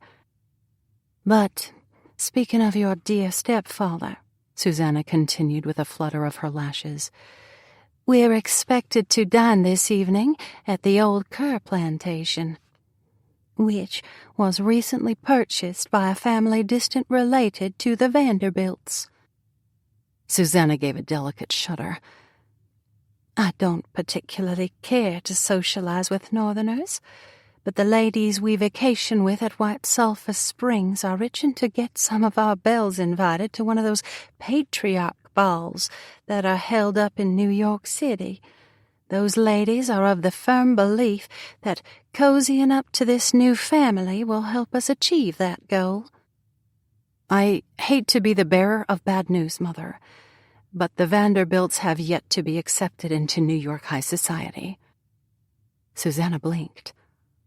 "But I've heard that the Vanderbilts are one of the richest families in the country." "While that is certainly true, they've been deliberately kept out of high society, or what those in the know call the New York 400, by none other than Mrs. Astor." Lucetta shook her head. Even with all the money the Vanderbilt family possesses, Mrs. Astor believes them to be uncouth, which is rather amusing when you think about it. What in the world would you find amusing about that? Susanna asked slowly. Well, Mrs. Astor enjoys the high position she holds within society, but her husband's grandfather wasn't well-heeled in the least, and the Vanderbilt's grandfather, Cornelius Vanderbilt, the founder of their fortune, wasn't well-heeled either. So why is the Astor family accepted into society, while the Vanderbilt family is not? Quite frankly, I've seen Alva Vanderbilt out and about in the city, and I cannot imagine her eating peas with a knife. Susanna frowned. I've never understood how you always have so much history at your fingertips, or why you'd even be interested in it. But I find myself curious as to how you know all of this information about New York high society. Lucetta shoved aside the tiny sliver of disappointment her mother's words caused. Susanna had never understood Lucetta's mind, or her father's for that matter. She'd even mocked Lucetta's intelligence over the years, telling her time and time again that she'd never find a gentleman to marry because gentlemen did not enjoy being around women who knew too much. Forcing a smile, Lucetta shrugged. I hear and see things at the theater, Mother, especially since society does enjoy its amusements. But besides that, I have a very good friend who has been an accepted member of society for years. I really prefer not to discuss your very good friend, if it's all the same to you. Temper replaced any hint of lingering disappointment as Lucetta hugged her arms around her middle, as if that would stave away the unpleasantness she'd just heard, and stared at her mother, who'd taken to looking affronted. That the woman had actually given birth to Lucetta but apparently didn't know her daughter or what values her daughter held was beyond telling, but it went far in explaining the less than warm and tender relationship mother and daughter shared. I would hope you'd have a bit more faith in me, Mother, than to immediately assume my very good friend is a gentleman, or, more importantly, my lover. You're being impertinent, Susanna shot back before she smiled one of her lovely smiles and nodded to something off in the distance. You're also being neglectful of your friends. Finding herself less than surprised by her mother's response to something she obviously didn't care to discuss, Lucetta turned and walked to the edge of the portico, reining in the temper flowing through her as she gestured for Monty to bring the wagon closer. It would never do to lose her temper with her mother, because Susanna would no doubt disengage from the conversation and dismiss Lucetta before she could warn her mother about Silas. As the wagon drew near, Lucetta turned back to her mother, finding her smoothing down her hair, even though there was not a single strand out of place in the tidy chignon her mother preferred to wear when she was at home. You look lovely, Mother. There's no reason to fuss with your hair. Susanna stopped smoothing her hair and frowned. Thank you, dear. What an unexpected thing for you to say. I'm sure I've told you you've looked lovely before. Not since you were a small child, back in the days when you liked me. Lucetta blinked. When have I ever made the claim that I don't like you? Susanna let out what sounded remarkably like a snort. Please, I may not be as intelligent as you are, or your father was, but I was born with a bit of common sense. That means I can tell when someone doesn't like me, and you, daughter dear, don't like me, just as I can tell you're disdainful of the way I prefer to live my life, finding it far too frivolous for a practical soul like you. I'm not always practical, was all Lucetta could think to respond to something she'd never even considered before. The idea that her mother suffered hurts from slights she believed Lucetta had flung her way. A trace of uncomfortable truth nudged its way into Lucetta's thoughts. She did find her mother frivolous, and perhaps she had been a little disdainful over the years in regard to her mother's lack of competency with any matters of a business nature, especially matters of finance. Before she could address the subject further, though, she heard footsteps approaching. Turning, she found Bram striding her way, while everyone else remained in the wagon. Her pulse immediately sped up the closer he drew, but she didn't find herself annoyed by that reaction. Quite honestly, she was getting used to her pulse galloping about at the strangest of times, mostly when Bram smiled, or held her arm, or breathed. They'd not had an opportunity to speak much about anything since learning Silas had escaped. But now that she knew his secrets, knew he wasn't a madman, and knew he wasn't appalled by her rather curious gifts, she'd been thinking over the whole courting business, and, truth be told, she'd been considering it. Blinking straight out of those thoughts, Lucetta realized that Bram had made the decision to approach them on his own, almost as if he'd known Susanna might be a little overwhelmed if she'd been faced with meeting everyone at once. His inherent kindness had the smallest of sighs escaping from Lucetta's lips, sighs that disappeared in a flash when Susanna let out a sigh of her own. "My goodness, but that is one handsome man," Susanna breathed before she breezed past Lucetta, a brilliant smile spreading over her face. Holding out her arms in clear welcome, she went from disgruntled mother to the image of the quintessential Southern woman, all smiles and grace, in a split second. Lucetta couldn't help but be slightly impressed with her mother's acting abilities. "You must be Lucetta's mother, although I would have said sister if I didn't already know Lucetta is an only child," Bram said, climbing up the stairs to take the hand Susanna immediately held out to him. He brought her fingers to his lips even as he inclined his head to her. "I'm delighted to meet you." Susanna dipped her head and peeked out at Bram from beneath her lashes, an action all Southern ladies learned from almost the moment they could walk. The peeking came to an abrupt end, however, when Susanna shot a glance to Lucetta and raised a perfectly shaped brow. Stepping forward before her mother did something worse than raise a brow over what she evidently thought was Lucetta's grave lapse in manners, Lucetta summoned up a smile. "Mother, I'd like to introduce you to a friend of mine, Mr. Bram Haverstein. Bram, this is my mother, Mrs. Nigel Wolfe. Susanna to her close friends and family." "Which means you must call me Susanna," her mother all but purred. "Any friend of my daughter's is certainly a friend of mine." "I would be honored to call you Susanna, and you must call me Bram," he said, as he released Susanna's hand, earning a sigh of obvious disappointment in return. Lucetta had almost forgotten how flirty Southern women tended to be, no matter their ages. Before her mother could begin flirting in earnest, though, footsteps marching up the steps drew Lucetta's attention, and to her relief, she found that Milly had decided to join them. "What a marvelous house!" Milly exclaimed when she reached Lucetta's side, beaming a smile Susanna's way.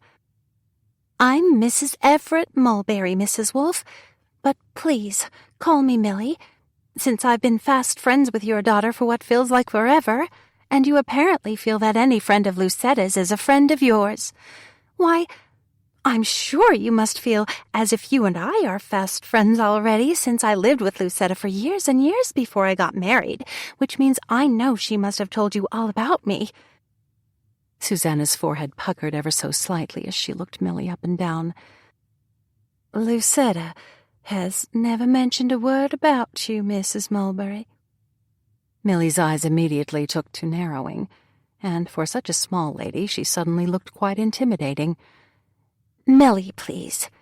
And clearly I've arrived just in the nick of time. You and Lucetta are obviously suffering from a less than desirable relationship, which means the two of you need someone to intervene on both of your behalves, and, well, here I am." With that, Milly stepped forward and, with Susanna eyeing her warily, reached out, took a firm hold of Susanna's shoulders, and pulled her into an enthusiastic embrace. "Oh, my," was all Susanna seemed capable of saying, as Milly gave her a last squeeze and stepped back, immediately entwining her arm with Susanna's. "Now then, since it's clear a bit of heart-to-heart talk is long overdue between you and my dear Lucetta, I'm going to suggest we repair to—" she tilted her head. "Do you call them parlors down here in the South?" "We have a receiving room," Susanna said slowly. "Excellent. We'll repair to the receiving room, where I'm hopeful some of that sweet tea I keep hearing about will be served as I tell you about the many, many things I don't believe you know about your daughter." With that, Milly prodded Susanna into motion and disappeared with her into Plum Hill. "Milly's a little frightening, isn't she?" Bram asked slowly. "This coming from a man who owns his own dungeon," Lucetta replied, right before she caught sight of someone walking around the corner of the house. Before she could get a single word out of her mouth, however, as in a word of warning to the unfortunate soul who'd rounded that corner, Mr. Skuckman came dashing out of nowhere, launched himself into the air, and knocked none other than her dastardly stepfather, Mr. Nigel Wolfe, straight to the ground. 24. Lucetta braced herself for the wrath she knew was about to be unleashed as she watched her mother hover over Nigel, temper having colored Susanna's cheeks a vivid shade of pink. "I would really like to know why anyone would find it acceptable to accost poor Nigel when the man was simply trying to enter his own home," Susanna suddenly said, pausing in her act of mopping up Nigel's bleeding lip with a wet cloth in order to send everyone now gathered in the receiving room a glare. Mr. Skuckman, who was standing by the floor-to-ceiling window on the far side of the room, pulled his gaze away from studying the back lawn and settled it on Susanna. "I thought he was Silas Ruff." Apparently believing that went far in explaining everything, Mr. Skuckman immediately returned his attention out the window again, sipping the sweet tea Susanna had provided him after he'd carried Nigel into the receiving room. In the South, good manners and hospitality were never to be neglected, not even if the man you were extending those manners to had just knocked your husband to the ground. Lucetta felt her lips quirk as that odd thought rumbled around her mind, her lips quirking up even farther when she recalled Mr. Skuckman's look of complete surprise when her mother had thrust the tea into his hand before marching off to assist her husband. "Would there be a reasonable explanation as to why you'd want to accost this Mr. Ruff character?" Susanna demanded, pulling Lucetta back to the conversation at hand. Mr. Skuckman took a sip of his tea, pulled his attention away from the scene outside the window again, and nodded Susanna's way. "He's been obsessed with your daughter for years, showing up at all of her performances. That obsession culminated with him recently abducting Miss Plum and holding her captive for days against her will." Susanna's eyes widened before she closed them, drew in a deep breath, and slowly released it.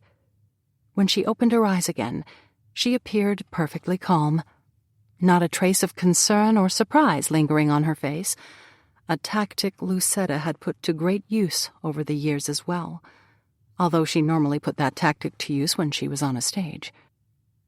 It was becoming remarkably clear that she hadn't inherited all of her gifts from her father. Looking around the room, Susanna's attention settled on Bram. "And what flimsy excuses are you going to tell me, Mr. Haverstein, about what compelled you to punch my Nigel in the nose?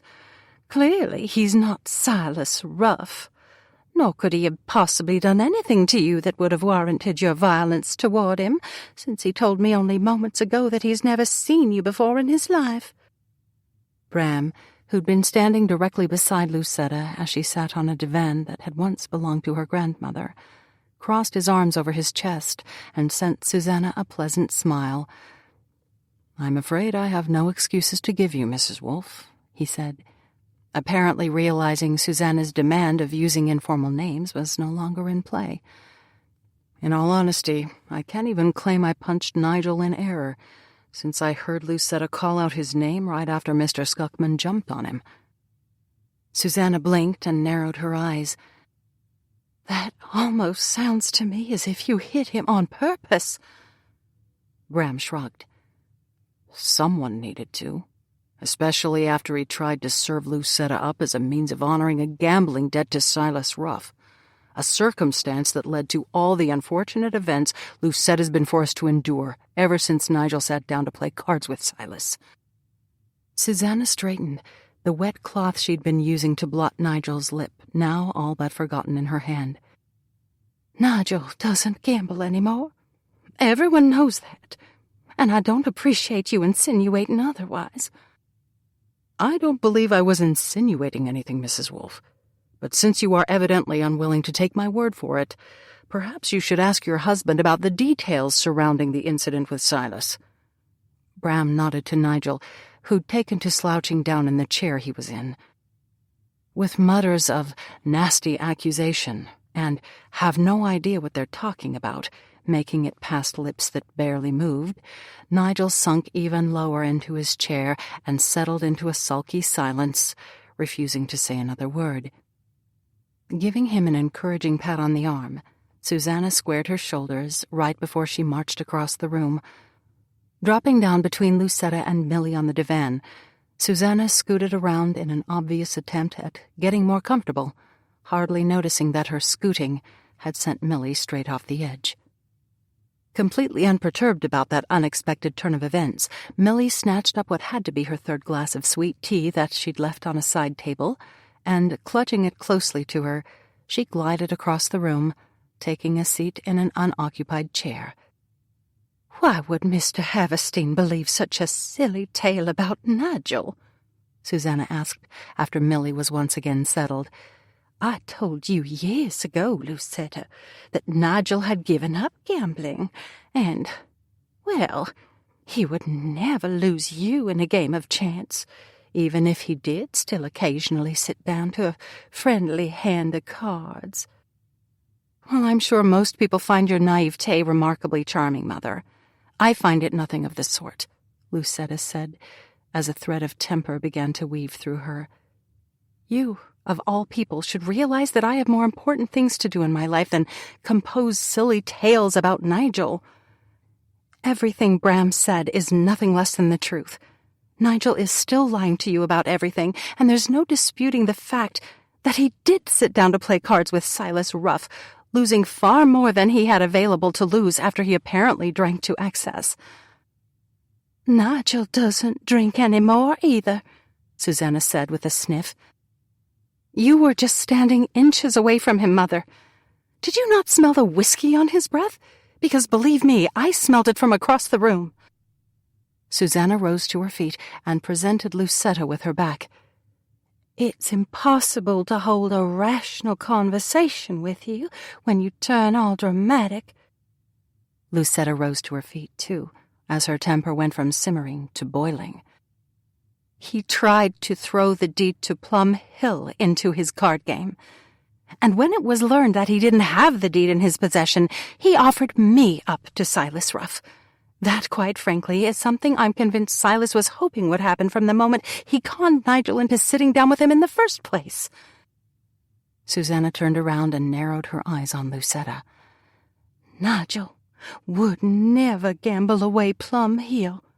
He knows it means too much to me." "He can't gamble it away, Mother. He doesn't own it." Susanna's eyes narrowed into mere slits. "Oh, here we go again. You bringing up the deed to Plum Hill. As the man of this family, of course Nigel owns this property, Lucetta. I've realized you and he had some type of falling out that ended with him allowing you to hold on to the deed. But that doesn't mean you own Plum Hill." Lucetta's brows drew together. "Is that what he told you? That I forced him to hand over the deed to me? Honestly, Mother, I know you enjoy playing the Southern lady to a fault, and playing it so that no one would ever guess you have a brain in your head, but I didn't get all of my intelligence from Father. Surely you've at least considered the possibility, since I hold the deed to Plum Hill, that I do indeed own the place." Susanna plopped her hands on her hips. "How would you have found the means to buy Plum Hill?" "I'm very good with investments. Something that you should be thankful for, since that talent has kept a roof over your head." Susanna lifted her chin. "I don't believe you." Considering her mother for a long moment, Lucetta frowned. "Nigel really never told you about any of this?" "Don't think for a second you can have me turning on Nigel with the lies you're spouting. I've always known that you've never cared for him, never wanted me to marry him, which was really unfair of you, since Nigel's always had your best interests at heart." "Did he have those interests at heart when he realized he'd been going through Father's money far too quickly and was soon going to run out, and so decided that I'd be the perfect solution to help him acquire a fortune at the gambling dens?" "Shut up," Nigel growled as he got to his feet and took a threatening step toward her. He came to an abrupt stop, however, when Mr. Skuckman moved across the room in a flash, his menacing stance blocking Nigel from Lucetta and returning him to his seat. "Go on, Lucetta," Bram said quietly, stepping directly to her side and taking her hand in his. "It doesn't matter. She's not going to listen." "And that doesn't matter either," Bram countered.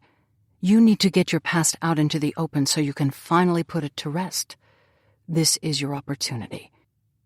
"Her opportunity to spread her lies," Nigel called from his seat, snapping his mouth shut when Mr. Skuckman released a growl. Bram brought her hand up to his lips and kissed it. "Tell us why Nigel wanted you to accompany him to gambling dens." Shoving aside the absurd thought that she really could get used to the feel of his lips on her hand, Lucetta drew in a deep breath and slowly released it. "I'd just turned 16 when Nigel presented his idea to me. He needed to replenish the coffers before my mother discovered what he'd been about. They hadn't been married long, you see, but he'd lost his head having the fortune my father had left for us at his disposal. And while he was losing his head, he'd managed to lose himself a good chunk of that fortune.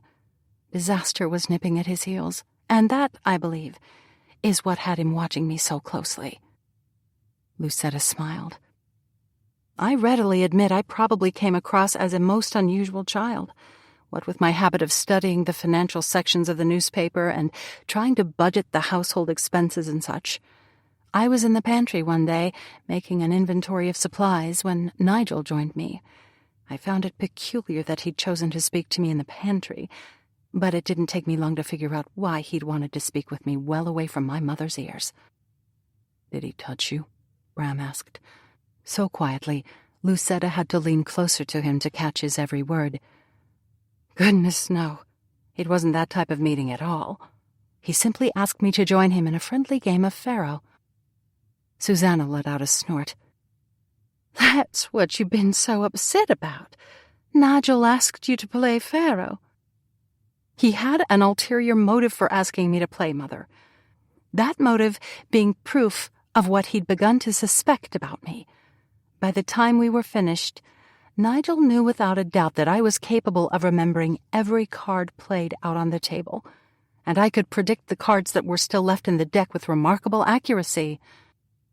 "Her father had that same ability," Susanna said before her lips thinned. "I always found it to be incredibly disconcerting, unnatural, if you will." Bram looked at Susanna for a long moment, his gaze causing her to fidget before he returned his attention to Lucetta. "It's little wonder you ran away." "Quite. Especially since I didn't see that I had any choice in the matter. Nigel was ecstatic about my gift, as he'd taken to calling it, and had even gone so far as to pull out maps and circle where the best gambling establishments were throughout the country." She shot a glance Nigel's way. "He saw absolutely nothing wrong with me helping him out, even though I was rather vocal about not wanting to do it since I really didn't believe cheating at cards was right." "She told me that God would be disappointed in her," Nigel said, speaking up even as he kept a wary eye on Mr. Skuckman. And you told me that God would be disappointed in me for not helping my stepfather provide for the family, Lucetta countered. Nigel waved that away with a flick of his hand. We could have made a fortune. We could have made a fortune if you would have stopped gambling and allowed me to invest my father's money. You were 16, Nigel reminded her. And I'd made a tidy fortune for myself by the time I was 21. As soon as the words left her mouth, Lucetta wanted to call them back. She'd never talked about the money she'd made through her investments with her family before, not wanting to allow Nigel information he could use against her. But before she could think of a way to distract Nigel from her blunder, her mother took to tisking under her breath, before she suddenly took to pacing around the room. I have no idea where I went wrong with you, Lucetta, Susanna said as she stopped pacing and shook a finger Lucetta's way. You've turned into a nasty little liar over the years. Clearly I did not do a very good job raising you. You never had anything to do with raising me. My nurse and nanny did. Father was the only one in the family who spent any time with me. But you put an end to that quickly enough when you insisted on sending me off to boarding school, which made my time with Father almost non-existent. Then I suppose we can blame your father, your nanny, and your nurse, along with that school, for turning you into a liar. I'm not lying about anything. In fact, the only person who seems to be doing that is Nigel. Lucetta drew in a breath of air. Why you've always chosen to believe him over me, always chosen him over me, is beyond my comprehension. I love him, and always have, ever since we grew up together on adjacent plantations. Of all the things Lucetta had expected her mother to say, that had never entered her mind. Lifting her chin, she caught Susanna's eye. Then why, pray tell, did you marry my father? Susanna gave a delicate shrug. It was an arranged marriage. My mother knew your father and believed Bertram was destined to become a man of consequence. He was wealthy, somewhat attractive, intelligent, although far too intelligent for my taste, and he was ambitious. Add in the fact that he became smitten with me the moment he laid eyes on me, and it was a match my mother and father were more than pleased with. But you were in love with Nigel. Susanna's eyes softened as she glanced Nigel's way. I must admit that I was deeply in love with Nigel, but my parents didn't approve. He was not the eldest son, nor did he possess any great wealth of his own, and, well, even I must admit that Nigel has never been overly ambitious. She gave a sad shake of her head. His only hope of a bright future was to marry a wealthy lady, and since my mother flatly refused to give me a dowry if I chose to marry Nigel, he was forced to marry Miss Delia Davidson, and I was left with no choice but to marry Bertram. But Nigel got to benefit from your dowry in the end when he married you, Lucetta pointed out. Although, what happened to Delia? I didn't do away with her, if that's what you're going to suggest next, Nigel said, finally speaking up. Consumption took Delia, and I suppose I did mourn the loss. But I've never been one to dwell on the disappointing aspects of life. Lucetta narrowed her eyes. Forgive me if I find it difficult to believe you were disappointed by a death that allowed you to marry my mother. One matter of disappointment that I have dwelled on, Nigel continued, as if Lucetta hadn't spoken, is the whereabouts of Grandmother Plum's jewelry. He tilted his head and considered Lucetta for a moment. You wouldn't know what happened to that, would you? Especially since it disappeared right around the time you did. Lucetta rose to her feet, resisting the urge to throttle her stepfather. You know very well that Grandmother Plum left me her jewels, Nigel. and because of that, they were mine to take with me when I left Plum Hill. Besides, you of all people should be thankful that I did take the jewels, because if I hadn't, I would not have had the funds to make my initial investments. But because I was successful with those initial investments, I had the money to save Plum Hill, after you used it as leverage in one ill-fated card game after another. I was going to pay you back. You didn't need to demand that I sign over the deed to Plum Hill the last time I got myself in a spout of trouble, Nigel said, his voice decidedly sulky. Susanna walked across the room and stopped directly beside Nigel. Darling, surely you didn't truly sign over the deed to Plum Hill to Lucetta, did you? I mean, that would... She raised a hand to her chest. Well, that would mean she does own the plantation. Nigel once again retreated into stony silence. Lucetta said softly, I told you years ago, Mother, that Nigel was gambling Father's money away, and yet you wouldn't listen to me. But I wasn't lying. He did gamble Father's fortune away. And the only way you've been able to stay at Plum Hill is because I made that possible. Me, your daughter, not Nigel. She drew in a shaky breath. You've behaved badly, Mother, and it started when you took up with Nigel not long after Father died. I didn't marry Nigel until 2 years after Bertram died, a completely proper mourning period. But Nigel showed up only a few months after Father died, and I knew full well he was living in the guest house. You risked bringing shame to Father's good name by associating with and then marrying a drunk with a gambling problem. Susanna's face began to mottle. If anyone brought shame on the family, it was you, Lucetta. You chose to keep your real name when you took to the stage in New York, having to know that actresses are considered little better than, well, ladies of ill repute. I kept my name because I was the last of the Plums. Susanna released a laugh that was less than pleasant. You kept the Plum name because you knew it would embarrass me if any of my friends traveled to New York and just happened to take in a show that you were performing in. And you also decided to use your real name as a way to get back at a father who left you all alone in the world, except for me, his beautiful wife, whom he didn't believe had an intelligent thought in her head. Lucetta stepped toward her mother, but before she could even begin to argue that point, an unwelcome thought flashed to mind, one that left her reeling. Her mother had just spoken nothing less than the truth. She had kept her name to embarrass her mother. There was no question about that. But she had also kept it as a way to leave a black mark on the family name because she'd been furious with her father for years. Furious that he'd had the audacity to leave her with a neurotic mother. His leaving had forced Lucetta to abandon the dreams she'd had for her life, his death allowing Susanna the opportunity to marry Nigel.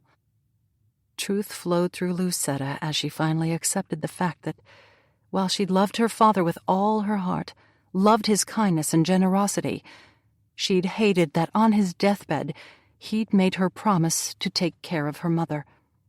He should have known that promise was far too heavy a burden to place on the slim shoulders of a girl not yet out of the schoolroom. He should have known that the promise would set Lucetta up for failure, because Susanna was willful, spoiled, and not easily managed. I was supposed to be a belle, she whispered as the drawing room turned completely silent. I was supposed to go to assemblies, dance cotillion dances I'd spend hours rehearsing, and then be presented at White Sulphur Springs, or I'd officially accept the honor of having the title of belle bestowed on me. Gentlemen would flock to win my favor and sign their names on my dance cards. But I didn't get to do any of that.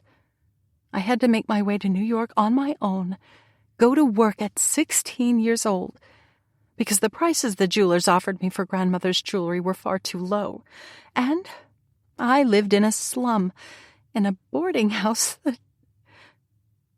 Tears clogged her throat as another thought entered her head. But before she could speak it out loud, Bram was at her side, drawing her close to him, his warmth seeping through the coldness that seemed to have taken root in her very soul. "You need to remember that your father was a dying man, Lucetta. A dying man who'd never intended to die so early, and he was scared," Bram murmured into her ear.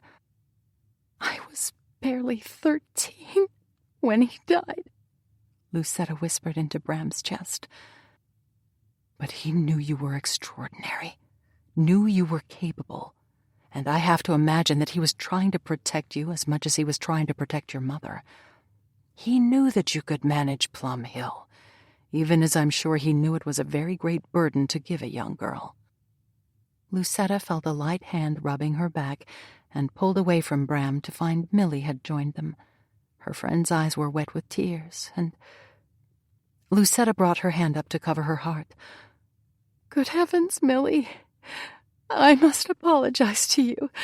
I sounded like a complete shrew just now, complaining about living in a slum and the boarding house, when you must realize that living with you and Harriet has been one of the greatest blessings of my life."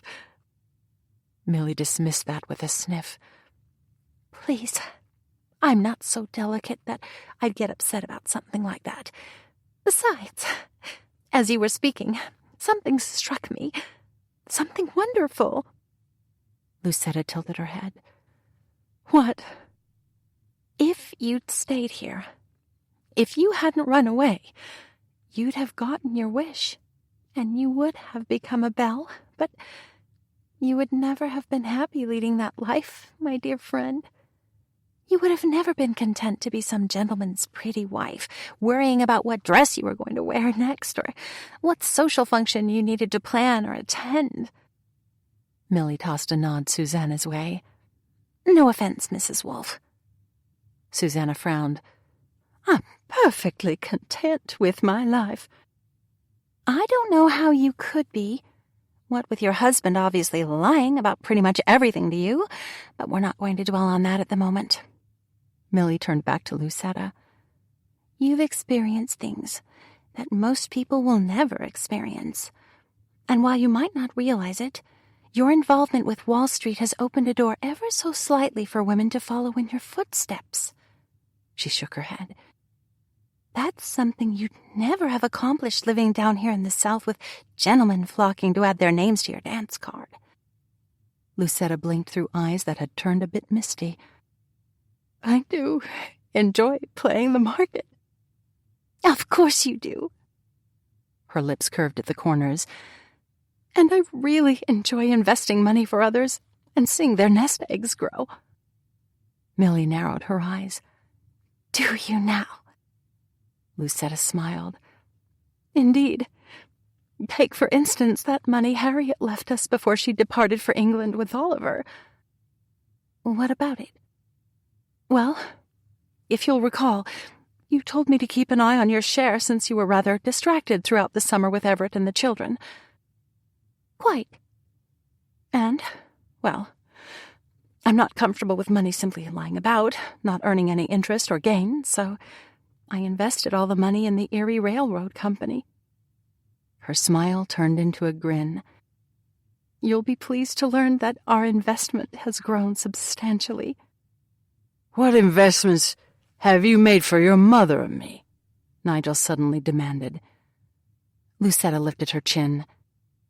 "How is it possible you can even think I owe you anything after that debacle you put me through with Silas Ruff?" "I certainly couldn't have known that he was deliberately seeking me out in order to get to you." "No, you couldn't have. But you shouldn't have been gambling, and you certainly shouldn't have thrown the promise of Plum Hill and then me into the pot." Lucetta blew out a breath.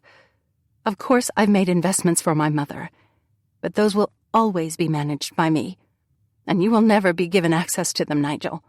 All of your needs will be taken care of, within reason, of course, but I will not allow you an opportunity to get your hands on the money that's set aside for my mother." "It's disrespectful, you treating me, Your own stepfather like this." Deciding that remark didn't deserve a response, Lucetta turned to her mother. "While there is plenty more I could probably say regarding your finances, the mention of Silas has reminded me why I'm here. Silas is probably on his way to Virginia as we speak, deciding that since he was unsuccessful gaining my cooperation, he'd hurt me by coming after you." Susanna raised a hand to her chest.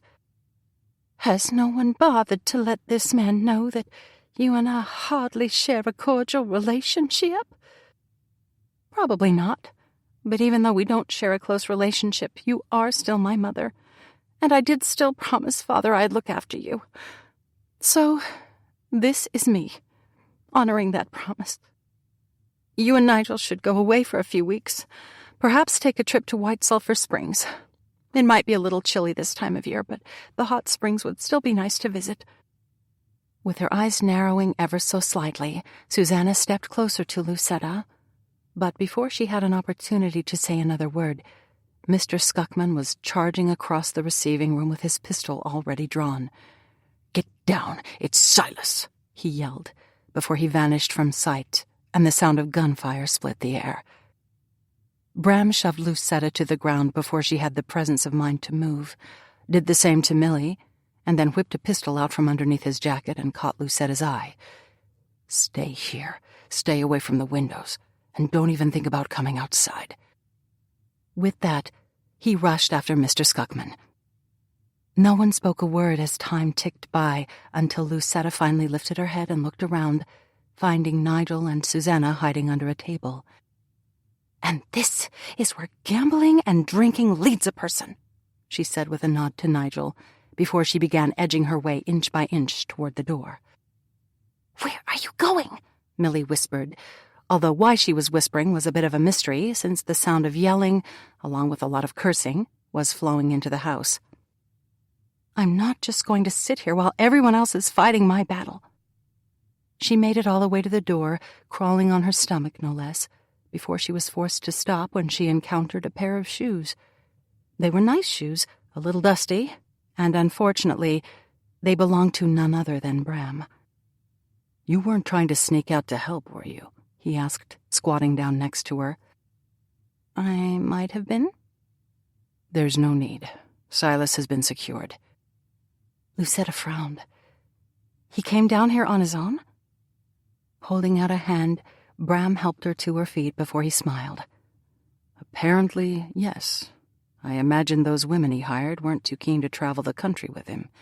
Aiding and abetting men on the run usually results in a stint behind bars, and they must have decided he wasn't worth that." "I need to speak with Silas," Lucetta said quietly. Instead of arguing with her, Bram nodded and took her arm. With Millie trailing after them, they left Nigel and Susanna cowering underneath the table and walked outside. The first thing to capture Lucetta's attention was Silas standing on the lawn with his hands tied behind his back. Even captured and secured, the rage pouring out of his eyes and turned her way had the hair standing up on the back of her neck. "This isn't the end, you know," Silas said, as he tried to twist away from Mr. Skuckman, who appeared to have a death grip on his arm. Lucetta lifted her chin. "I'm afraid it is, Silas, because—" Whatever else she'd been about to say was forgotten when, powered by what could only be described as insanity, Silas let out a howl of fury, broke free of Mr. Skuckman's hold, and lunged for her. Bram pushed her out of the way, and as she stumbled and caught her balance by grabbing hold of one of the white pillars that graced the front of the portico, she heard a pistol go off, and then there was silence. With her heart feeling as if it would beat straight out of her chest, her gaze went immediately to Bram, who was standing still as a statue on the bottom step leading to the cobblestone path, staring at Silas. That man was lying on his stomach, completely motionless, as a trickle of blood began seeping out from underneath him. Glancing behind her, Lucetta found that someone had joined them outside, someone who was holding a smoking pistol in his hand, and someone who turned out to be none other than Nigel. Handing the pistol over to Stanley, who'd raced up on the portico and aimed his pistol Nigel's way, that action probably responsible for Nigel being so cooperative, he lifted his head and caught Lucetta's eye. "I do hope that my shooting Silas means we're finally squared up, you and me, Lucetta. And since I have taken care of Silas once and for all, at great risk to myself, I must add, I wouldn't be opposed to accepting some type of reward from you. A reward that should probably come straight from a bank." 25. 4 days later. I must say, that was one of the most unusual trips I've ever taken, Millie said, holding onto the railing of Bram's steamboat as they chugged their way up the Hudson, drawing closer and closer to Ravenwood. Lucetta smiled. The South is always an interesting place to visit, Millie, although we normally don't allow our guests to experience the rudeness of seeing a man shot on our front lawn. Your mother did keep making a point to apologize about that, Millie said with a grin. But since Silas wasn't, well, dead, it's not as if we'll be haunted forever by witnessing him being shot. Unusual as this may seem, I was relieved that Nigel hadn't fatally injured Silas, Lucetta added as she inched just a little closer to Bram, enjoying the feel of his hand settled against her back and the fact that his large form was blocking her from some of the wind. He's an evil man, there is no question about that, but I wouldn't have wanted him dead, no matter his transgressions. Millie turned and considered Lucetta and Bram for a moment. You do know that, as your acting chaperone, I'm supposed to insist that the two of you maintain a few inches of separation from each other at all times, and I believe the recommended space to be maintained is 6 inches. Lucetta blinked. Is that an actual chaperoning rule, or one you just made up? Frowning, Millie wrinkled her nose. Abigail told me to enforce that particular rule at all times, but she gave a sad shake of her head. I'm afraid I've been negligent in enforcing it. What with all the dangerous situations, arguments between you and your mother that pulled at everyone's heartstrings, except perhaps Nigel, since I'm not certain he has a heart. And, well, let us not forget the emotional toll returning to Virginia took on you in the first place. Bram's brows drew together as he caught Millie's eye. And what does that have to do with you being negligent in your duties? Lucetta needed comforting, of course, and I certainly wasn't going to stand in the way of her getting that comfort from you. As Bram and Millie continued bantering, Lucetta couldn't help but think that Millie was exactly right. She had been emotionally exhausted throughout the time they'd spent in Virginia, coming to terms with her anger at her father, and coming to terms with the animosity she'd been holding for far too long against her mother.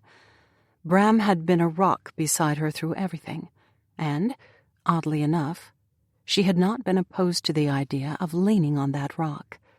Nor had she been embarrassed that she'd needed his strength to soothe her when she felt a little overwhelmed, and "So don't despair about your chaperoning abilities," Bram was saying, tugging Lucetta straight back to the conversation at hand. "Since I'm fairly certain the 6-inch rule isn't a real rule, you've not failed as a chaperone just yet." I'm hoping I'm never called upon to chaperone again, Millie said with an exaggerated sigh. It's far more difficult than I ever imagined, and definitely not for the faint of heart. Although, for the most part, you and Lucetta didn't cause me too many difficulties. Lucetta leaned forward, catching a gust of wind in her face as she did so. "What are you going to do when Elizabeth and Rose come of age?" Since I highly doubt Everett will ever allow any gentleman to court our darling girls, my services as chaperone will not be required. Lucetta placed her hand over Millie's on the railing. "Speaking of Everett, please tell him when you return to Boston how sorry I am for keeping you away from him and the children. I'm sure they weren't expecting you to be away for so long." Millie brushed that aside. Don't be silly, Lucetta. Everett expected me to stay for as long as it took to see you found, and firmly on your way to recovering from your ordeal. That we had to journey to Virginia to do that, well, I got the added pleasure of meeting your mother and Nigel. I was also privy to a thrilling tale, one where madness ruled the day until that madness was struck down by a bullet, and good persevered over evil. Bram laughed and shook his head. I'm going to send you an advanced copy of my next book, Millie, with just what you said inscribed inside, because you really do have a way with words. Millie beamed a bright smile Bram's way. That's high praise indeed, coming from such an esteemed author. I'd absolutely adore getting an early copy of your next book, especially if you could perhaps add a character in it who enjoys dictionaries and learning new words, but can solve mysteries as well. She smiled and sent him a nod. You could name that character Mildred, but you and I would know it's really me. Tilting his head, Bram seemed to consider that for a few seconds. Do you think a lot of people are going to expect me to create characters written with them in mind now that I'm doffing my anonymous cloak? Most assuredly, Millie said with a nod. And assuredly means undoubtedly, and wouldn't that be a clever bit to add into one of your stories? A character who throws out random meanings of words every now and again? Bram's lips twitched just a touch. Maybe I should have remained anonymous. Lucetta shook her head. You know full well that it was past time for you to come out in the open. And by admitting the truth, there are no more secrets for either of us. She smiled. That means we're able to discontinue playing the parts we've been playing for far too long and begin living our lives as they were meant to be lived. You as an author and me as...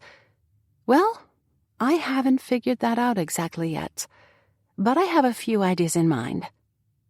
Bram smiled. I have to hope that I figure in somewhere with those few ideas, but he nodded to the shoreline.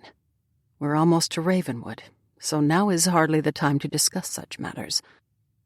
Knowing he was right, but finding herself unable to keep from smiling at the idea of having Bram Haverstein as part of her future plans, although what part he would play in her life it was certainly too soon to tell, Lucetta set her sights on the shore, anxious to see Ravenwood from the vantage point of the Hudson.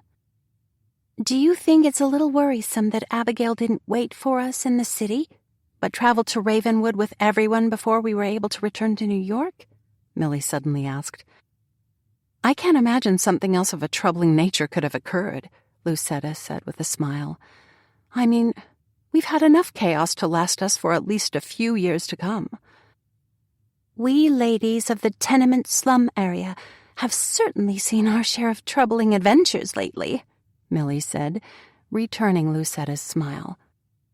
Which just goes to show that our struggles in life made us incredibly resilient, something I'm sure we'll find... The rest of what Lucetta had been about to say got lost as a cannon blasted away, sending a flock of ravens flying up out of the trees and straight over the steamboat. Goodness, and here I was just about to completely relax my guard, Millie said, ducking her head with a hand to her chest. Curious as this may sound, cannon fire is just a normal way of life at Ravenwood, Lucetta said. And wait until you meet Geoffrey the goat. Although, we might need to borrow some pants from Bram's staff. I've been thinking that Geoffrey might not attack me if I'm wearing trousers, and... She released a sigh. I do miss the days of living in our boarding house when I could practice my lines while experiencing the freedom of trousers without anyone thinking a thing about it. The only time I saw you wearing trousers was when you were impersonating a coachman, Bram said slowly.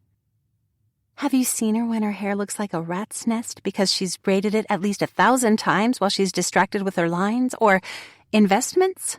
Millie asked.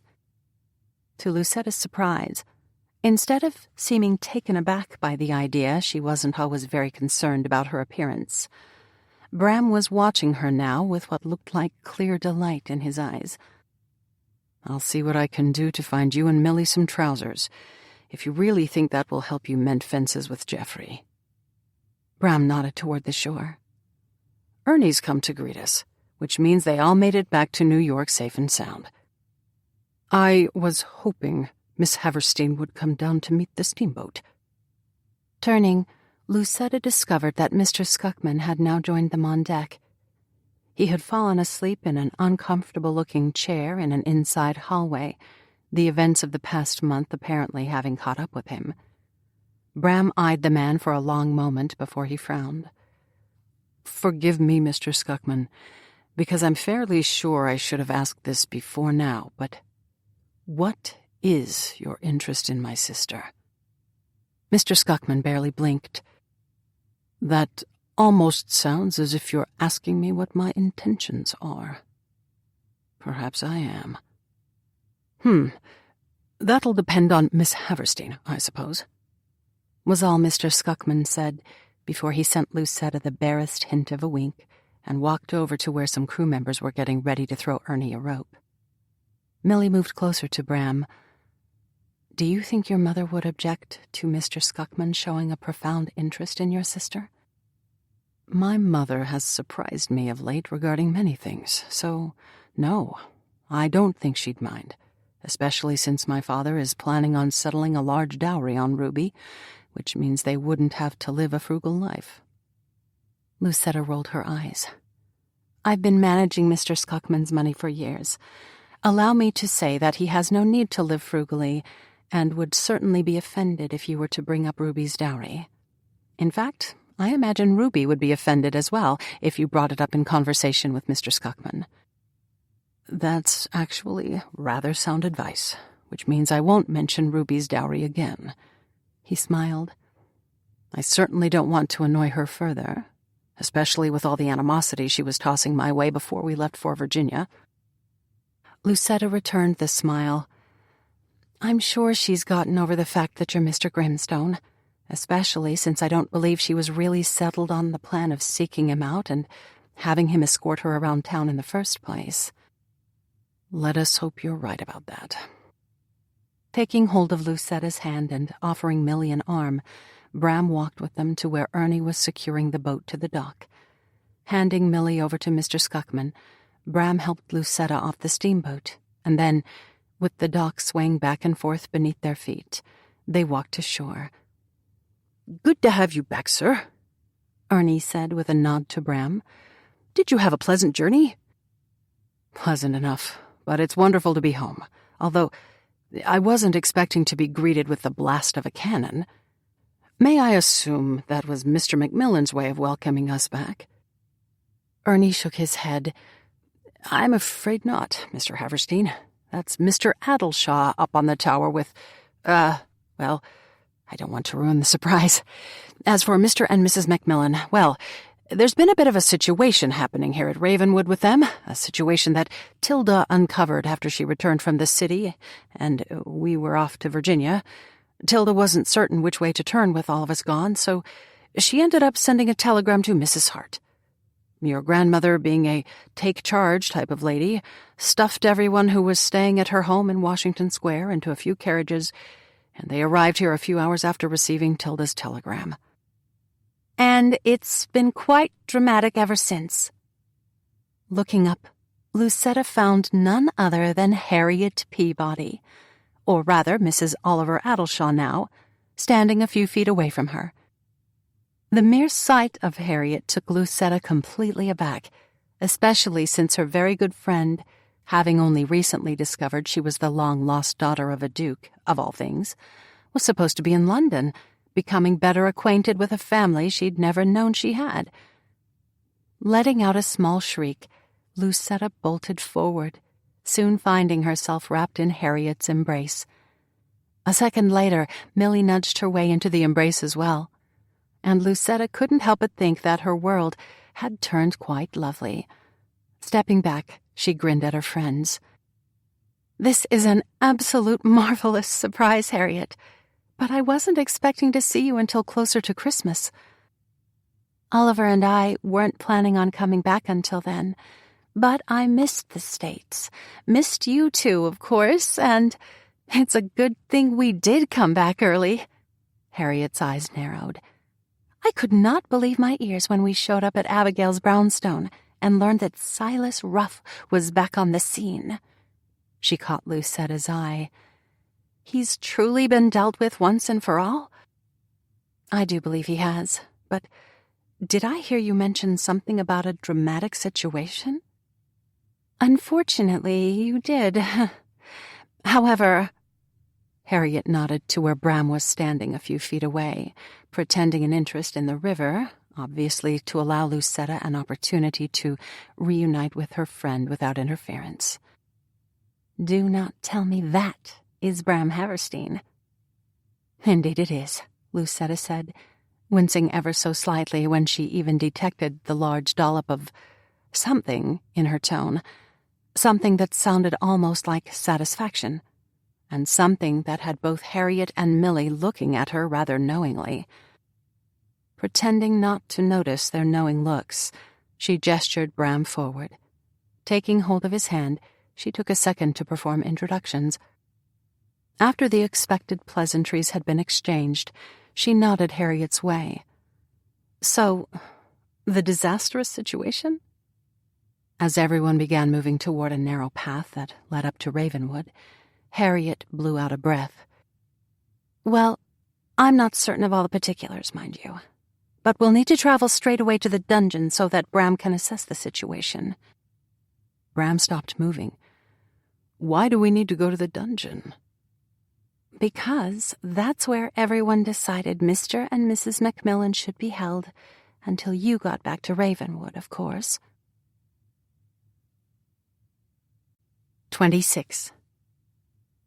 Walking through the great hall of Ravenwood, Bram didn't quite know what to think about all the suits of armor scattered about here and there, the furniture turned on end, or the paintings that had been taken off the wall and were now littering the floor. What in the world do you think they were searching for? Lucetta asked slowly, as Harriet hurried away from them to find her husband, Oliver, and notify him and Archibald that everyone had returned to the castle. I have no idea, but I have the most curious feeling we're about to discover why everyone believes Ravenwood's haunted, Bram returned. I wonder if they were behind Geoffrey getting into the tower room, Lucetta said, right as Milly stopped dead in her tracks and let out a gasp. Good heavens! Won't you look at what someone has done to the library? With that, Milly plowed into the library, stepping over books that were lying higgledy-piggledy about, and immediately started tidying up, muttering something about depraved people as she did so. I don't think we should encourage her to join us down in the dungeon just yet, Lucetta whispered. Milly's a charming sort, unless she's... Lucetta nodded back to Milly, who was now red in the face and muttering faster than ever under her breath, looking quite menacing for such a wisp of a lady. I think you may be right. Bram took Lucetta's arm, and with Mr. Scuckman trailing behind them, they moved through the castle and into the kitchen, finding Iris and Abigail sitting at the kitchen table, of all places, drinking cups of tea and chatting away as if they had not experienced a 30-year estrangement. Ah, there you are, Abigail said, rising to her feet. We thought the cannon blasting off might have been because you'd returned, although, she grinned, Archibald and Oliver have been having far too much fun with the whole cannon blasting off business. They apparently have been holding contests to see how far the balls will go. Her grin widened. I'm fairly certain Oliver will want to speak with you, Bram, regarding selling him one of your cannons. But if you'd like to stay in Harriet's good graces, I'm going to suggest you tell him they're not for sale. Giving his grandmother a kiss on the cheek, and then one on his mother's cheek, Bram frowned. Where's Ruby? She's waiting for you down by the dungeon, Iris said. Bram tilted his head. Is she still refusing to acknowledge that I'm her brother? Goodness, no, Iris said. Ruby's never been one to hold a grudge, and she wasn't that determined to become acquainted with Mr. Grimstone in the first place. It was just a poorly thought-out plan of hers to get back at Geoffrey Jensen. But she's since moved on, or at least that's what she told me. What do you mean she's moved on? Mr. Scuckman asked, stepping forward and looking rather frightening as his face darkened. Iris, Bram noticed, didn't seem intimidated by the man at all as she arched a brow Mr. Scuckman's way. My mother and I took Ruby to a few society events while we were still in the city, and, well, I'm not exactly certain what happened, but Ruby has since decided she does not care for society gentlemen much at all, but prefers the more strong and silent type. Mr. Scuckman blinked again, smiled, and then headed immediately through the door that led down to the dungeon. "I didn't know he knew how to smile," Abigail said to no one in particular. Leaving Iris and Abigail discussing the benefits of Ruby apparently being interested in a strong yet practically mute type, Bram led the way down the narrow steps with Lucetta right behind him. Reaching the hallway that led to the dungeon, he found Ruby engaged in an actual conversation with Mr. Scuckman, that gentleman once again smiling at something Ruby was saying. "Bram!" Ruby exclaimed as she looked up, hurrying to give him a hug, her animosity with him evidently a thing of the past. "Can you believe the mess the Macmillans made throughout the castle?" "Do you know why they made it?" he countered. Ruby shook her head. "They won't answer any questions, and believe me, Tilda, Stanley, and Ernie have been badgering them endlessly." "Would you like me to have a word with them, Mr. Haverstein?" Mr. Scuckman asked, even as he gave a single crack of his knuckles. "Thank you, but no. Not unless they refuse to talk to me." "Very good, sir. Would you like Miss Haverstein and me to wait out here while you question the criminals?" Mr. Scuckman sent him a rather innocent look, one at complete odds with his intimidating appearance. Biting back a grin, Bram inclined his head. "That might be for the best, Mr. Scuckman. We wouldn't want to overwhelm our criminals, would we?" "Off you go, then," Ruby said, waving Bram and Lucetta away before she moved closer to Mr. Scuckman, and they immediately returned to whatever conversation they'd been having before Bram had interrupted them, a conversation that seemed to concern favorite poems by Lord Byron from the sound of things.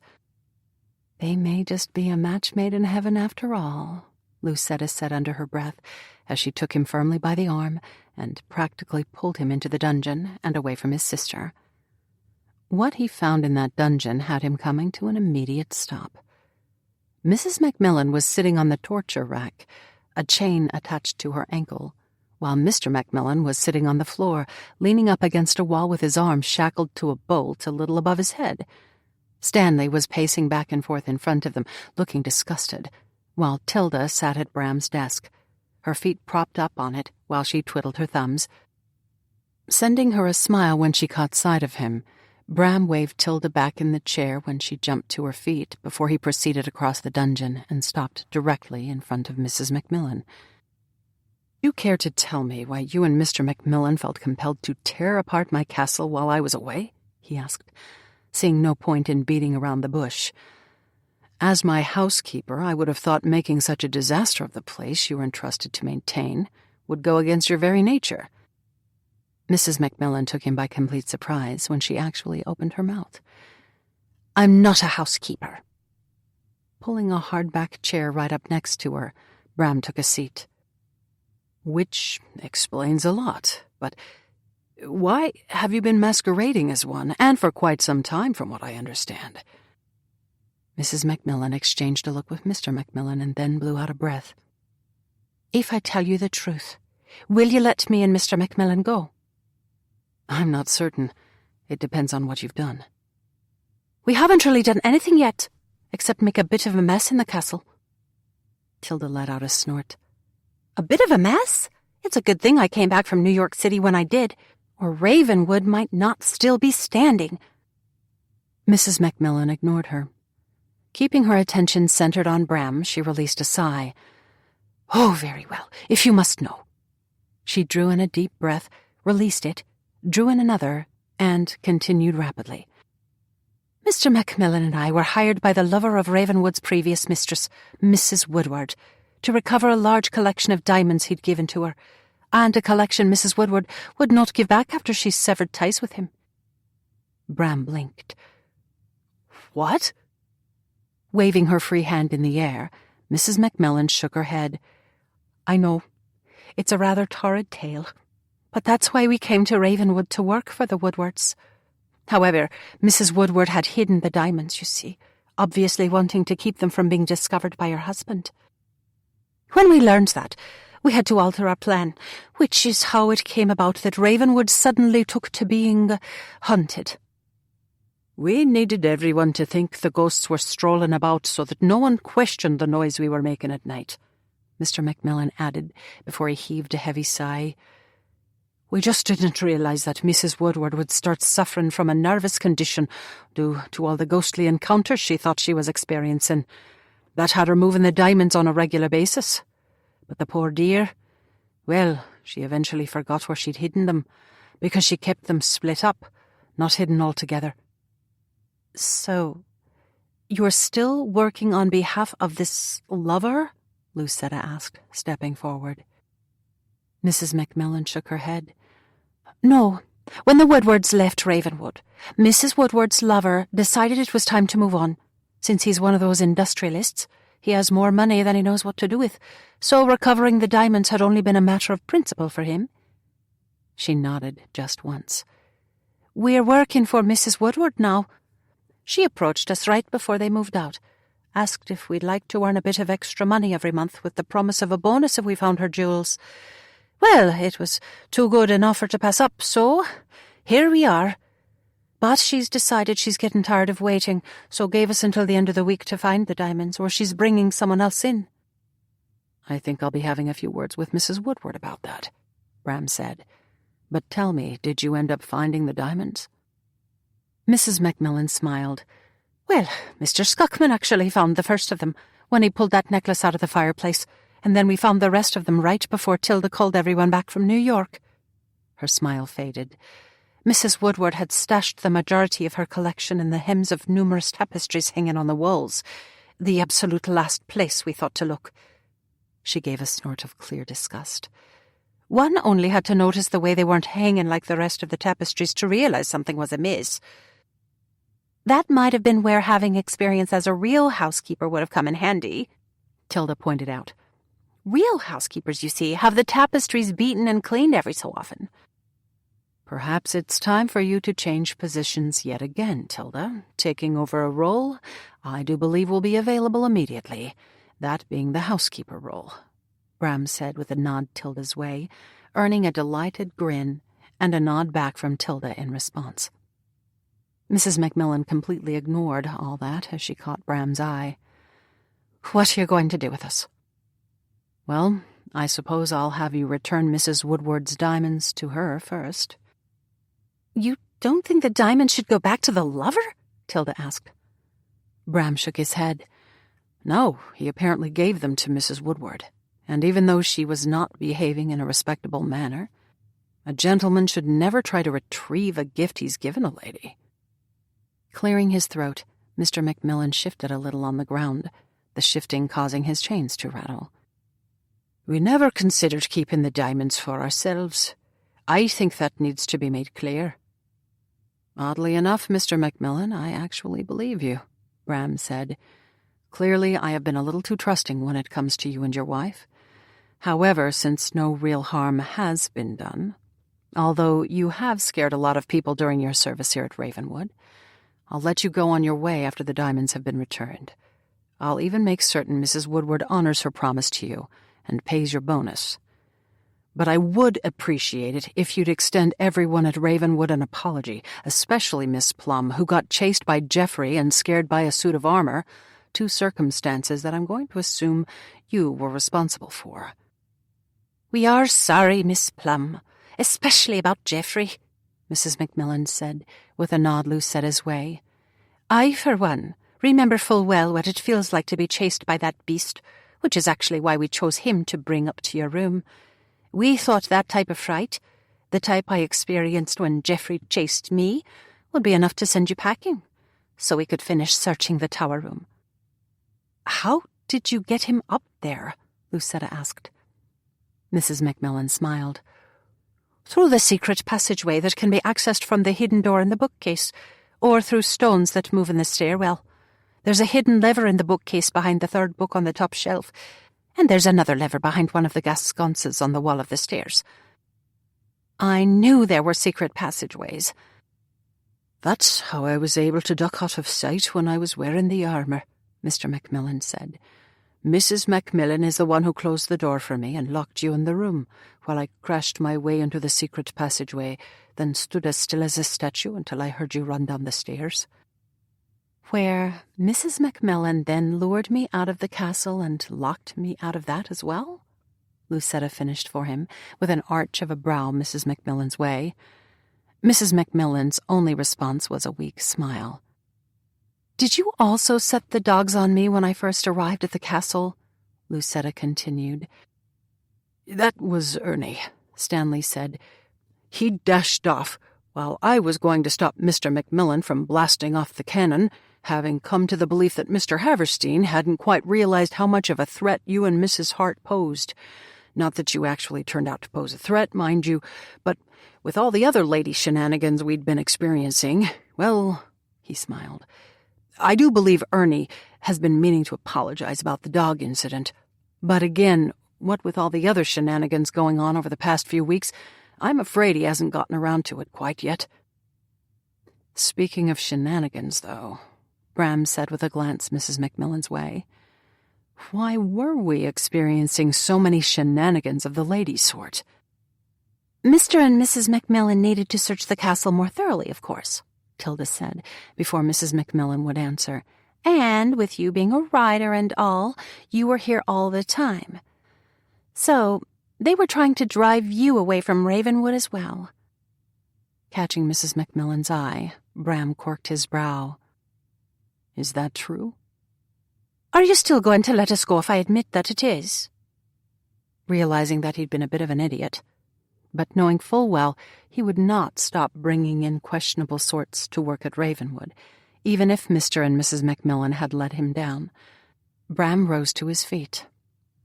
"Of course you're still free to go, and while I'm certainly not in agreement with your actions over the past year or so, do know that I wish you and your husband all the best."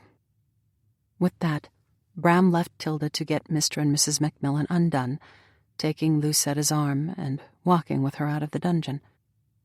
Ruby and Mr. Scuckman met them directly outside the door. "That was a bit anticlimactic," Ruby remarked, taking the arm Mr. Scuckman offered her. "We heard everything, and honestly, I'm not certain I would have been so forgiving, Bram." "Life is far too short to hold on to grievances that don't really matter," he said. Mr. Scuckman sent him an approving sort of nod. "Well said, Mr. Haverstein. Very well said indeed." With that, he vanished with Ruby up the stairs, leaving Bram alone with Lucetta. She smiled at him. "I do believe we've just had all of the remaining mysteries solved, although I quite agree with Ruby. It was a little anticlimactic, and not a single gasp-worthy moment was to be had as Mr. and Mrs. Macmillan told their story." Her smile suddenly faded just a touch. "I wonder what the future has in store for the two of them." Lucetta's mention of the future had Bram pausing for a moment, realizing with all the insanity of the past week or so, they'd not had much time to talk about anything, let alone what either of them wanted for the future. Even though I was disappointed with the explanation behind the supposed ghosts at Ravenwood, you have to admit that some of what Mrs. Macmillan told you would make good fodder for a new book, Lucetta continued, pulling him from his thoughts. Readers would especially like the part about a hidden treasure, although, in my humble opinion, the hero should get caught trying to find it, and... As Lucetta continued musing about different plot points, it suddenly hit him how absolutely wonderful life would be if he could spend it with the amazing lady standing right next to him. That she was beautiful, there could be no doubt. But her true beauty wasn't physical in nature. It was soul-deep, seen in the way she treated her friends, animals, and even a mother who'd brushed her aside for a man who was less than worthy. She'd been through so much, and yet, here she was, contemplating his work and what could help him, and he wanted to give her a spectacular gesture, something that would show her exactly how special he found her. She'd been on her own for far too long, and during that time she'd decided she didn't need anyone else, or rather, she wouldn't need anyone, because that could cause her pain. Pain she'd experienced when her father had left her, and then when her mother had done the same thing by choosing Nigel. And I know that you seem to be keen on the whole pirate idea, but really, Bram, if you'd create a hero who's more on the intelligent side, less on the race to the rescue of the damsel in distress side, well, I mean, I'm no author, but... As she stopped for just a second to gulp in a breath of air, and then immediately launched back into a conversation she didn't seem to realize he wasn't participating in, Bram got the most intriguing and romantic idea he'd ever imagined. Taking a single step closer to Lucetta, he leaned down and kissed her still-moving lips. When she finally stopped talking and let out the smallest of sighs, he deepened the kiss, reluctantly pulling away from her a moment later. "I know this is going to seem rather peculiar," he began, "but I need to go to work right this very minute." "Work?" she repeated faintly. "Indeed, and I do hope you won't get too annoyed by this, but I need to get started straight away, which means you might want to go back to the theater so that you won't get bored." "You want me gone from Ravenwood?" she asked in a voice that had gone from faint to irritated in less than a second. "I don't know if I'd put it quite like that, but I might be able to work faster without you around." He sent her a smile, kissed her again, but when he started getting too distracted with the softness of her lips, pulled back, kissed the tip of her nose, and then, after telling her he'd see her before too long, headed straight back into his dungeon. 27. 1 week after leaving Ravenwood, without speaking to Bram since he'd disappeared into his dungeon and had not come out, much to Lucetta's annoyance, she leaned closer to the vanity mirror in her dressing room, smoothing her eyebrow with a small comb. "Are you glad to be back?" Looking up, she found Millie's reflection in the mirror. "My first reaction is to say yes, but I'm not sure that's the full truth. I've been through so much of late, and now, with all my secrets out, and after seeing how much Bram has done to help people from the tenements, I've actually been considering leaving the theater to do something else, something meaningful." "You do something meaningful when you take the stage, Lucetta," Harriet said as she slipped into the dressing room and moved to stand beside Millie. "You give people an evening of escape, and that's not something many people can claim." Lucetta picked up a puff and began to powder her nose. "I don't think I'll leave the theater for good. Perhaps teach others how to act, but I've been tossing around the idea of helping those in need learn how to make investments, showing them how to take a little money and grow it into something more." "That's a wonderful idea," Harriet said, "and an idea I imagine Bram would be interested in helping you with, especially since he has so many contacts in the tenements." It would be difficult to know at this particular moment what Bram would be interested in, since he's made himself so annoyingly scarce. "And I'm sure he has a perfectly reasonable explanation for that," Harriet said, as Lucetta saw her exchange a glance with Millie in the reflection of the mirror, one that clearly said neither of her friends had any idea what to make of the Bram situation either. "However," Millie said, lifting her chin, "now is hardly the moment to stew about Bram, especially since you have a full house waiting for you." She smiled weakly. "Apparently society learned that you'll be on stage tonight, not your understudy, so there's not an empty seat or box to be had." Harriet shook her head. "Society also has learned Oliver and I have returned to town, and they've taken to fawning." She shuddered. "I don't care for fawning in the least, but at least we're sitting in Abigail's box, which does provide a little protection from all but the most zealous of society." "That's what happens when a real aristocrat comes back to town," Millie said with a wink to Harriet, who simply rolled her eyes. "But speaking of Abigail's box," Millie continued, We really should go rejoin the others and let you, my dear friend, finish getting ready for your performance." She stepped up and gave Lucetta's cheek a kiss, right as someone knocked on her dressing-room door, signaling that she had 10 minutes until curtain. Rising to her feet, Lucetta walked Millie and Harriet to the door, kissing Harriet's cheek before she smiled. "Shall we plan on traveling to Delmonico's after the show to enjoy a late dinner?" "You do remember that I almost burned that place down, don't you?" Harriet asked. "Which is why I suggested going there, so you can redeem yourself."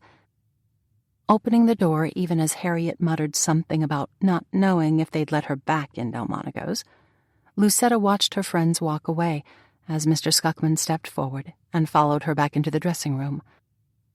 "Glad to be back, Miss Plum?" he asked, taking up his usual stance by the door, so that he could walk with her to the stage, making sure her admirers didn't have an opportunity to get too close to her. "I'm not certain about that, Mr. Scuckman. I love taking to the stage, but have you ever felt as if you might have moved on from something?" He smiled an honest-to-goodness smile. "I have, and—" He leaned forward and lowered his voice. "Do know that I'll be more than happy to assist you if you decide to move on into work for the poor souls in the tenements. You can help them with investments. I can make sure order is maintained, and Miss Ruby, well, I bet her financial knowledge could be put to good use, too, if we'd ask her to join us." "Ah, so that's going well, is it?" "She's delightful, and appreciates poems written by Lord Byron." Lucetta grinned. "She's a keeper, that's for certain." Slipping on the high heels she always saved for last, Lucetta drew in a deep breath and nodded, the nod having Mr. Scuckman opening the door for her and then walking with her to the back of the stage. Taking up his position stage right, he sent her a nod as she strode onto the stage, just as the curtain began to rise. Drawing in another breath, she blew it out, straightened her shoulders, and became, much to the delight of the audience now cheering as they caught sight of her, Serena Seymour, the Lady in the Tower. Summoning up the lines she hadn't seen or spoken for several weeks, she threw herself into the character she'd been entrusted to play, a character she now knew Bram had created specifically for her. Even though he'd done so to make certain she'd have a steady income, when she'd actually needed nothing of the sort, the knowledge that Bram had sat at his desk in his slightly disturbing dungeon and typed out the words she was now saying humbled her. Just a few weeks earlier, she'd been annoyed by his assumption that she'd needed anyone to take care of her.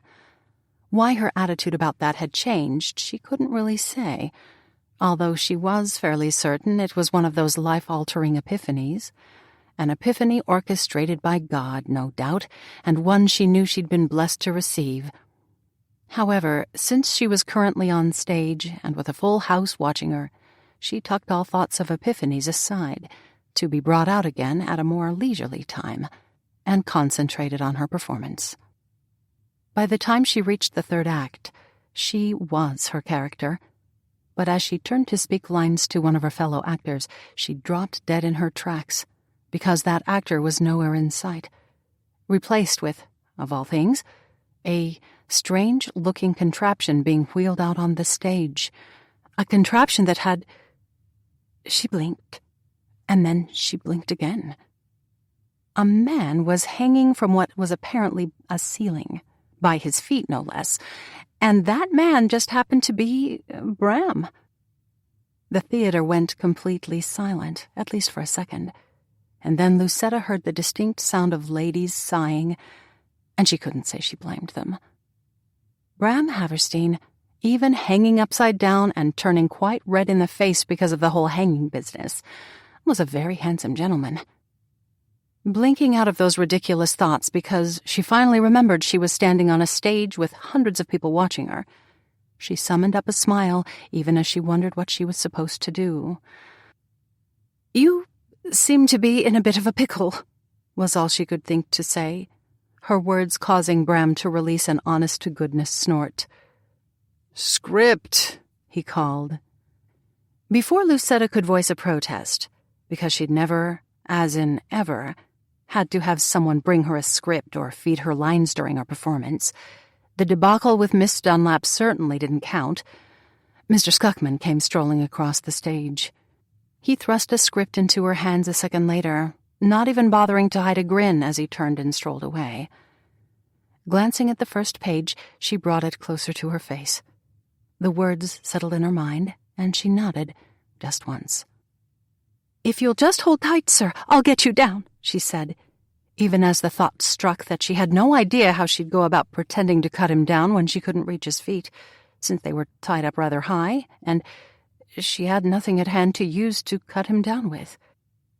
She'd barely finished that thought when Ruby, with Mr. Scuckman, trotted across the stage with a ladder and set it up for her. Before they walked away, Mr. Scuckman handed her a knife, although she didn't miss the fact that he'd sent upside-down Bram a wary look, as if to question the saneness of that particular part of the plot.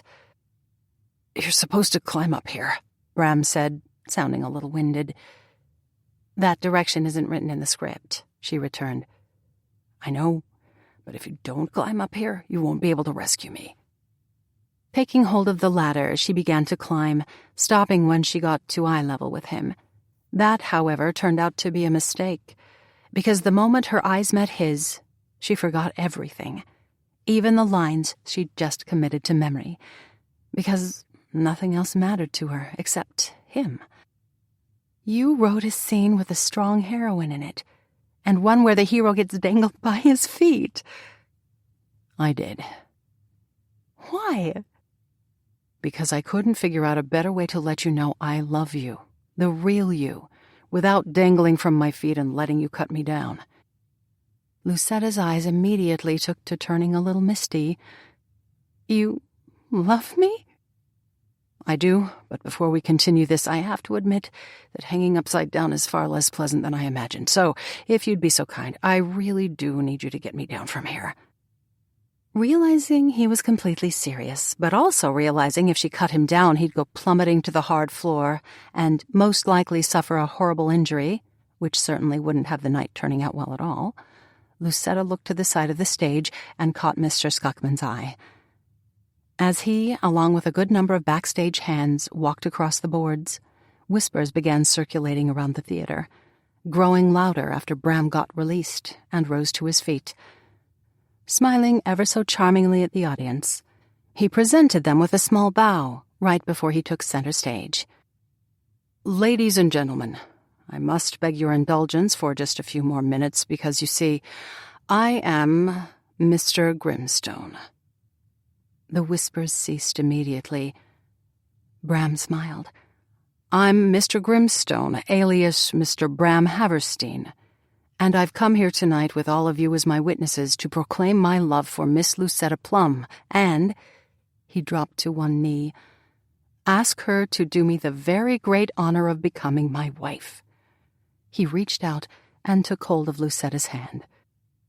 "Miss Lucetta Plum, I am completely and irrevocably in love with you, and, just so we're clear, I'm in love with the real you, not the person you turn into when you take to the stage. I love the idea that you're completely oblivious to your unusual beauty, can outrun a goat, and you fascinate me as no one ever has. I'm asking you, in front of all these people who will probably never buy another one of my books again if you turn me down." He stopped talking and turned his head to the audience. "And just to remind everyone, I will have another novel releasing soon, although I haven't decided on a title just yet. Something about a strong-willed lady, no doubt, or—" "You're getting distracted," Lucetta interrupted. Bram immediately returned his gaze to hers. "Quite right, but I've lost my train of thought." "You were just about to the part where you were going to ask her to marry you," a voice called out, a voice that sounded remarkably like Abigail's. "Thank you, Grandmother," he called back.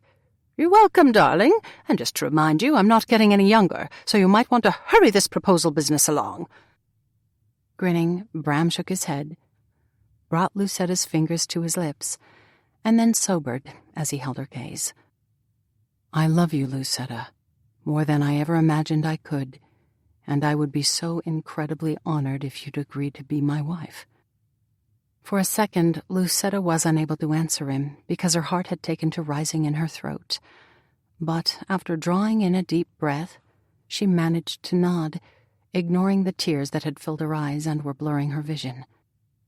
"I would be honored to become your wife, especially since I'm not sure when this happened, but I'm in love with you as well." Bram's hold on her hand tightened for just a second, and then he was sliding a ring on her finger she hadn't even realized he'd been holding. Before she could take even a second to admire what felt like an enormous rock on her hand, he was standing instead of kneeling, looking intently into her eyes before he pulled her into his arms and kissed her.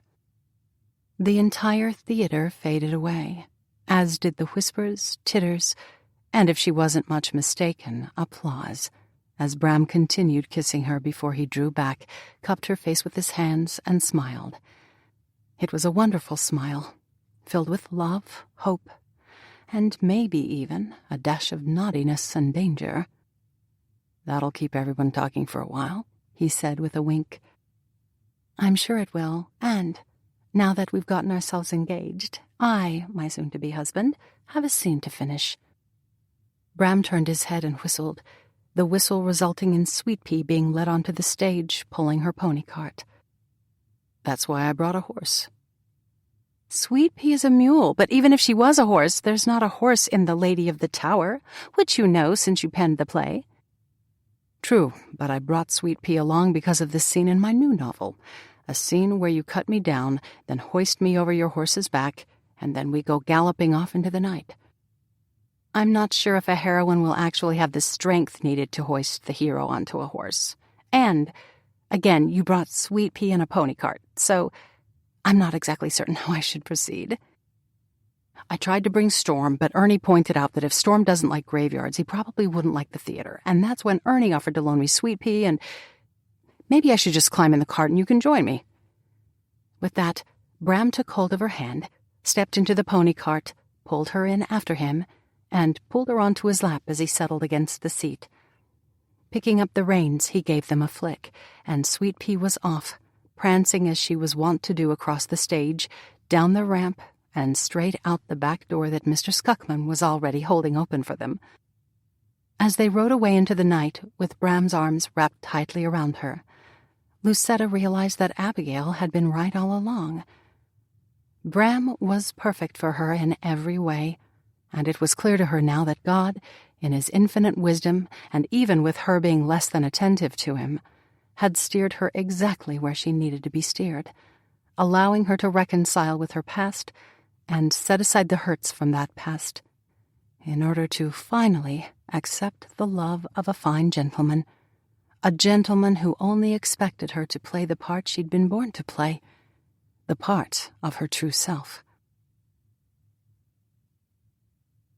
Epilogue, December 1882. Reverend Gilmore looked out over his congregation, all of them dressed in their Sunday best, or rather, all of them dressed in a manner befitting a wedding. The flowers of choice weren't flowers at all, but poinsettias, chosen because the bride adored red, but hadn't wanted roses.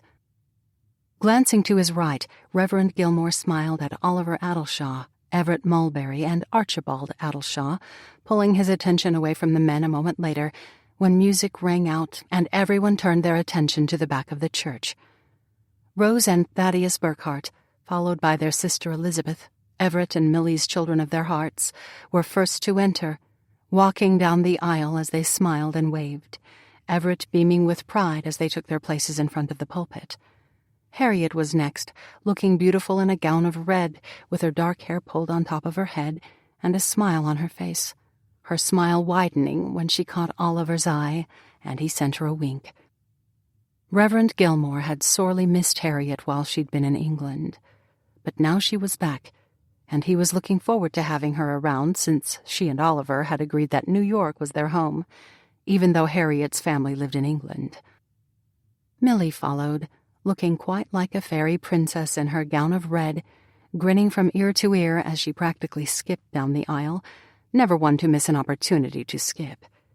She didn't immediately take her place, but hurried over to her husband, Everett, kissing him smartly on the cheek before she hurried back to join Harriet, grinning broadly as she took hold of Harriet's hand. Then Lucetta was gliding down the aisle, more beautiful than ever, but with a few wisps of hair slipping out of the knot that had been arranged on her head. The slightly disheveled state of her hair was a direct result of her having to help the bride find something borrowed, the only thing that everyone seemed to have forgotten. Joining her friends, Lucetta dashed a hand over her eyes that had already taken to watering as the music paused for just a second. And then Abigail was standing at the end of the aisle, wearing a gown of ivory that Harriet had designed specifically for her. With one hand, she held tightly to the arm of Bram, the grandson she'd finally gotten to know, and the other hand held onto Iris, the daughter finally returned to her. Ruby stood beside Iris, holding a leash, and on one end of that leash was Buford, Harriet and Oliver's motley dog. "Why does Ruby have Buford?" Oliver asked no one in particular. Abigail needed something borrowed, and Buford was what she chose, but I'm not certain that exactly counts since she's not holding the leash, Harriet said in a hushed voice before she put her finger to her lips and nodded back to Abigail. As Abigail walked down the aisle with Bram, her gaze settling on a smiling Archibald, Reverend Gilmore shot a glance to the stained glass window that had a simple cross laid into it and bowed his head. His heart was so full from the blessings God had bestowed on the young ladies standing before him, and his dear friend Abigail, who'd found another chance at love when, less than a year before, she'd almost given up on living, that he could only summon up 2 words for the father who'd been so very, very generous of late. "Thank you," Reverend Gilmore whispered, before he lifted his head, smiled at Abigail and Archibald, who were now holding hands and beaming his way, and then invited his congregation to join him in prayer. This has been Playing the Part, written by Jen Toronto, narrated by Nancy Peterson. Copyright 2016 by Bethany House Publishers. Originally published in English under the title Playing the Part by Bethany House, a division of Baker Publishing Group. Production copyright 2020 by Vision Audiobooks. All rights reserved. Thanks for listening.